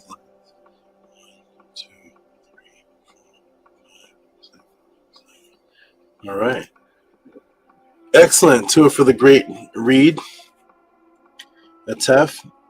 And is this Sunday? Qatar said he's going to start doing some of his sessions actually on the Sonnetter. So does that mean the Sunday is now going to be between you and Dejed? So we still in the rotation. So this week is Anis, and he's going to use his week to go there. So we'll all be there, and then I'm next week. So no, we still in the same rotation. So the rotation means that on Sunday there won't be a House of a 10. There won't be. Yeah, we just bring the House of a 10 to Sonnetter, support Scribe. Okay. Yeah, We're gonna convert them, Saba. We're gonna wake some people up, because there's some people there. Because I was there. There's some people there that's doing what I was doing, that's eating the fish and spitting out the bone, trying to get what we can get. So it's good that Scribe will be there and teaching the people. So look forward to that. Absolutely.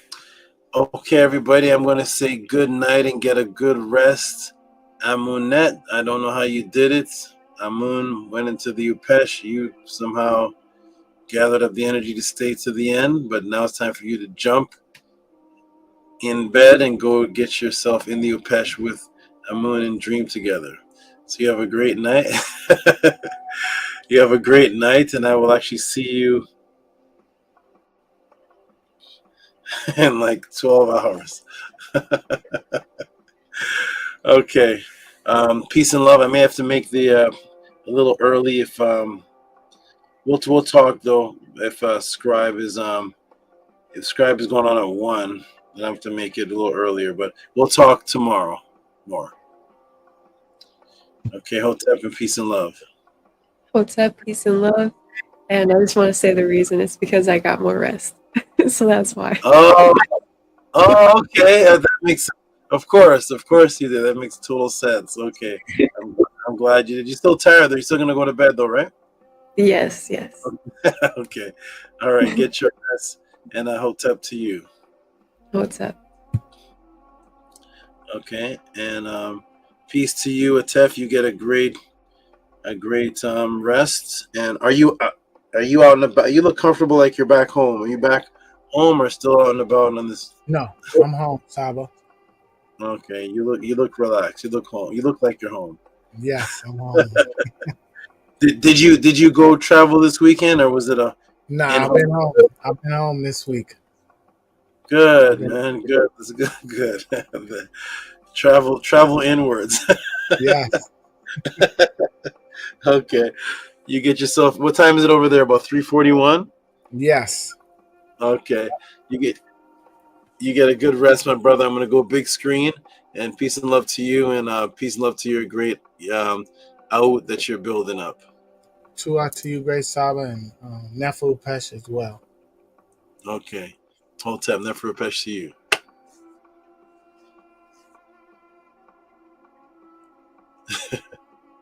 Okay, we're gonna go big screen. Okay, wonderful. I'm gonna help a Tef. Oh, wonderful. They put the banner back on. Peace and love, everyone. That was a 3-hour phenomenon. I'm glad everybody appreciated it. I even have to put the snake to sleep. I set one to bed. So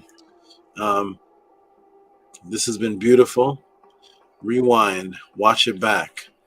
I suspect there will be a lot of people. There'll be people either contacting me or sending support sometime in the middle of the week, the beginning to the middle of the week, because it's going to take some time for people to watch a 3.5-hour pod class of just teaching.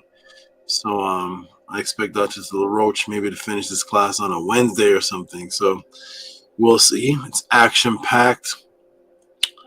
If Saket is still doing the timestamps, then you should actually be able to just go from topic to topic and pick your topic and watch it. All the topics were good tonight. Peace and love, Hotep. Support the Tehuti Podclass. I'm sure that people already know, but just in case, for those who don't know, it is Cash App, TTM, PayPal at Rocky SV. And that's at the bottom here. Support the Tehuti Podclass. Support this. Support what it is you see happening in front of you. If anything happening in front of you is impressive or effective, then support it as we supported potato chips and movies and marijuana and the latest shirts and going to a concert and football and barbecue chicken and all the support and reciprocities we've given to KFC and McDonald's. Just imagine how much you've given in your life to KFC and McDonald's killing you. Murder King and Burger King And all of that foolishness, we've spent thousands on that. So support what it is that brings you actual life. Support that it is that brings you truth and breaks you out of this matrix. Peace and love, everybody. Hotep. And I will see you tomorrow, for those who are watching and those who will be there, tomorrow on the Sonetter TV channel. I will be popping out. I'll be there in the beginning, like usual. I'll be watching in the background, and Scribe will be the main teacher, focusing on Geb, somewhere around the 2 o'clock area. The time hasn't been specifically pinpointed yet, but it will be tomorrow somewhere around 2. Just subscribe to the Sonetter House of Consciousness channel and the Sonetter TV channel, and then you'll get the notification when it is time. Peace and love to Sa for all of what he's been doing throughout the decades and decades and decades, being the facilitator. That's what he is. He's the facilitator of everyone's teaching, and adding his entertainment by debating the Hebrews, which is very entertaining. So shout out to him. He can do whatever he wants at this point. He's been putting in work for like at least 25 years, at least, maybe even more. So shout out to him and everybody over there that's about positivity and building, and no drama, no chaos, just straight truth. Tua to the beautiful Neter, the great Neter. These Neter here also. Tua to you, NESUBYTI Narmer. Tua to you, NESUBYTI MENTUHOTEP. Tua to you, NESUBYTI AKHMOSE. Tua to you, NESUBYTI TEHUTIMOSE 1. Tua to you, NESUBYTI TEHUTIMOSE 3. Tua to you, NESUBYTI AMENHOTEP 2. Tua to you, NESUBYTI SETI 1. Tua to you, NESUBYTI Rames USERMAAT Ra Septepen Ra. Henu to all of you beautiful Neters that paved the way. This is what the class is about. Rewind it. 3 hours and 36 minutes of just pure ancient fire and matrix breaking answers, changing history. Peace, everybody that's still in the chat. VRI, VRI is in the chat. What time is it over there, VRI? You can type it. I'll read it whenever I see it. Peace and love to all the people. Minty Hotep still awake. Amunet still awake to say Tua Henu to all the NESUBYTI. So that is it, everybody. You did absolutely well and wonderful. Those who participated and those who supported. For my second recovery to return from being exposed to those chemicals and elements out there that are not good for in-breathing, inhaling. Unfortunately, I was exposed to that, and we're still working on repairing whatever is left that needs to be repaired with that. And I will survive and I will strive. All right, everybody, peace and love. Hotep Henu, the snake is asleep, the spider is resting. And this concludes the class. Peace and love, everyone. I'm glad you all appreciated this. Henu.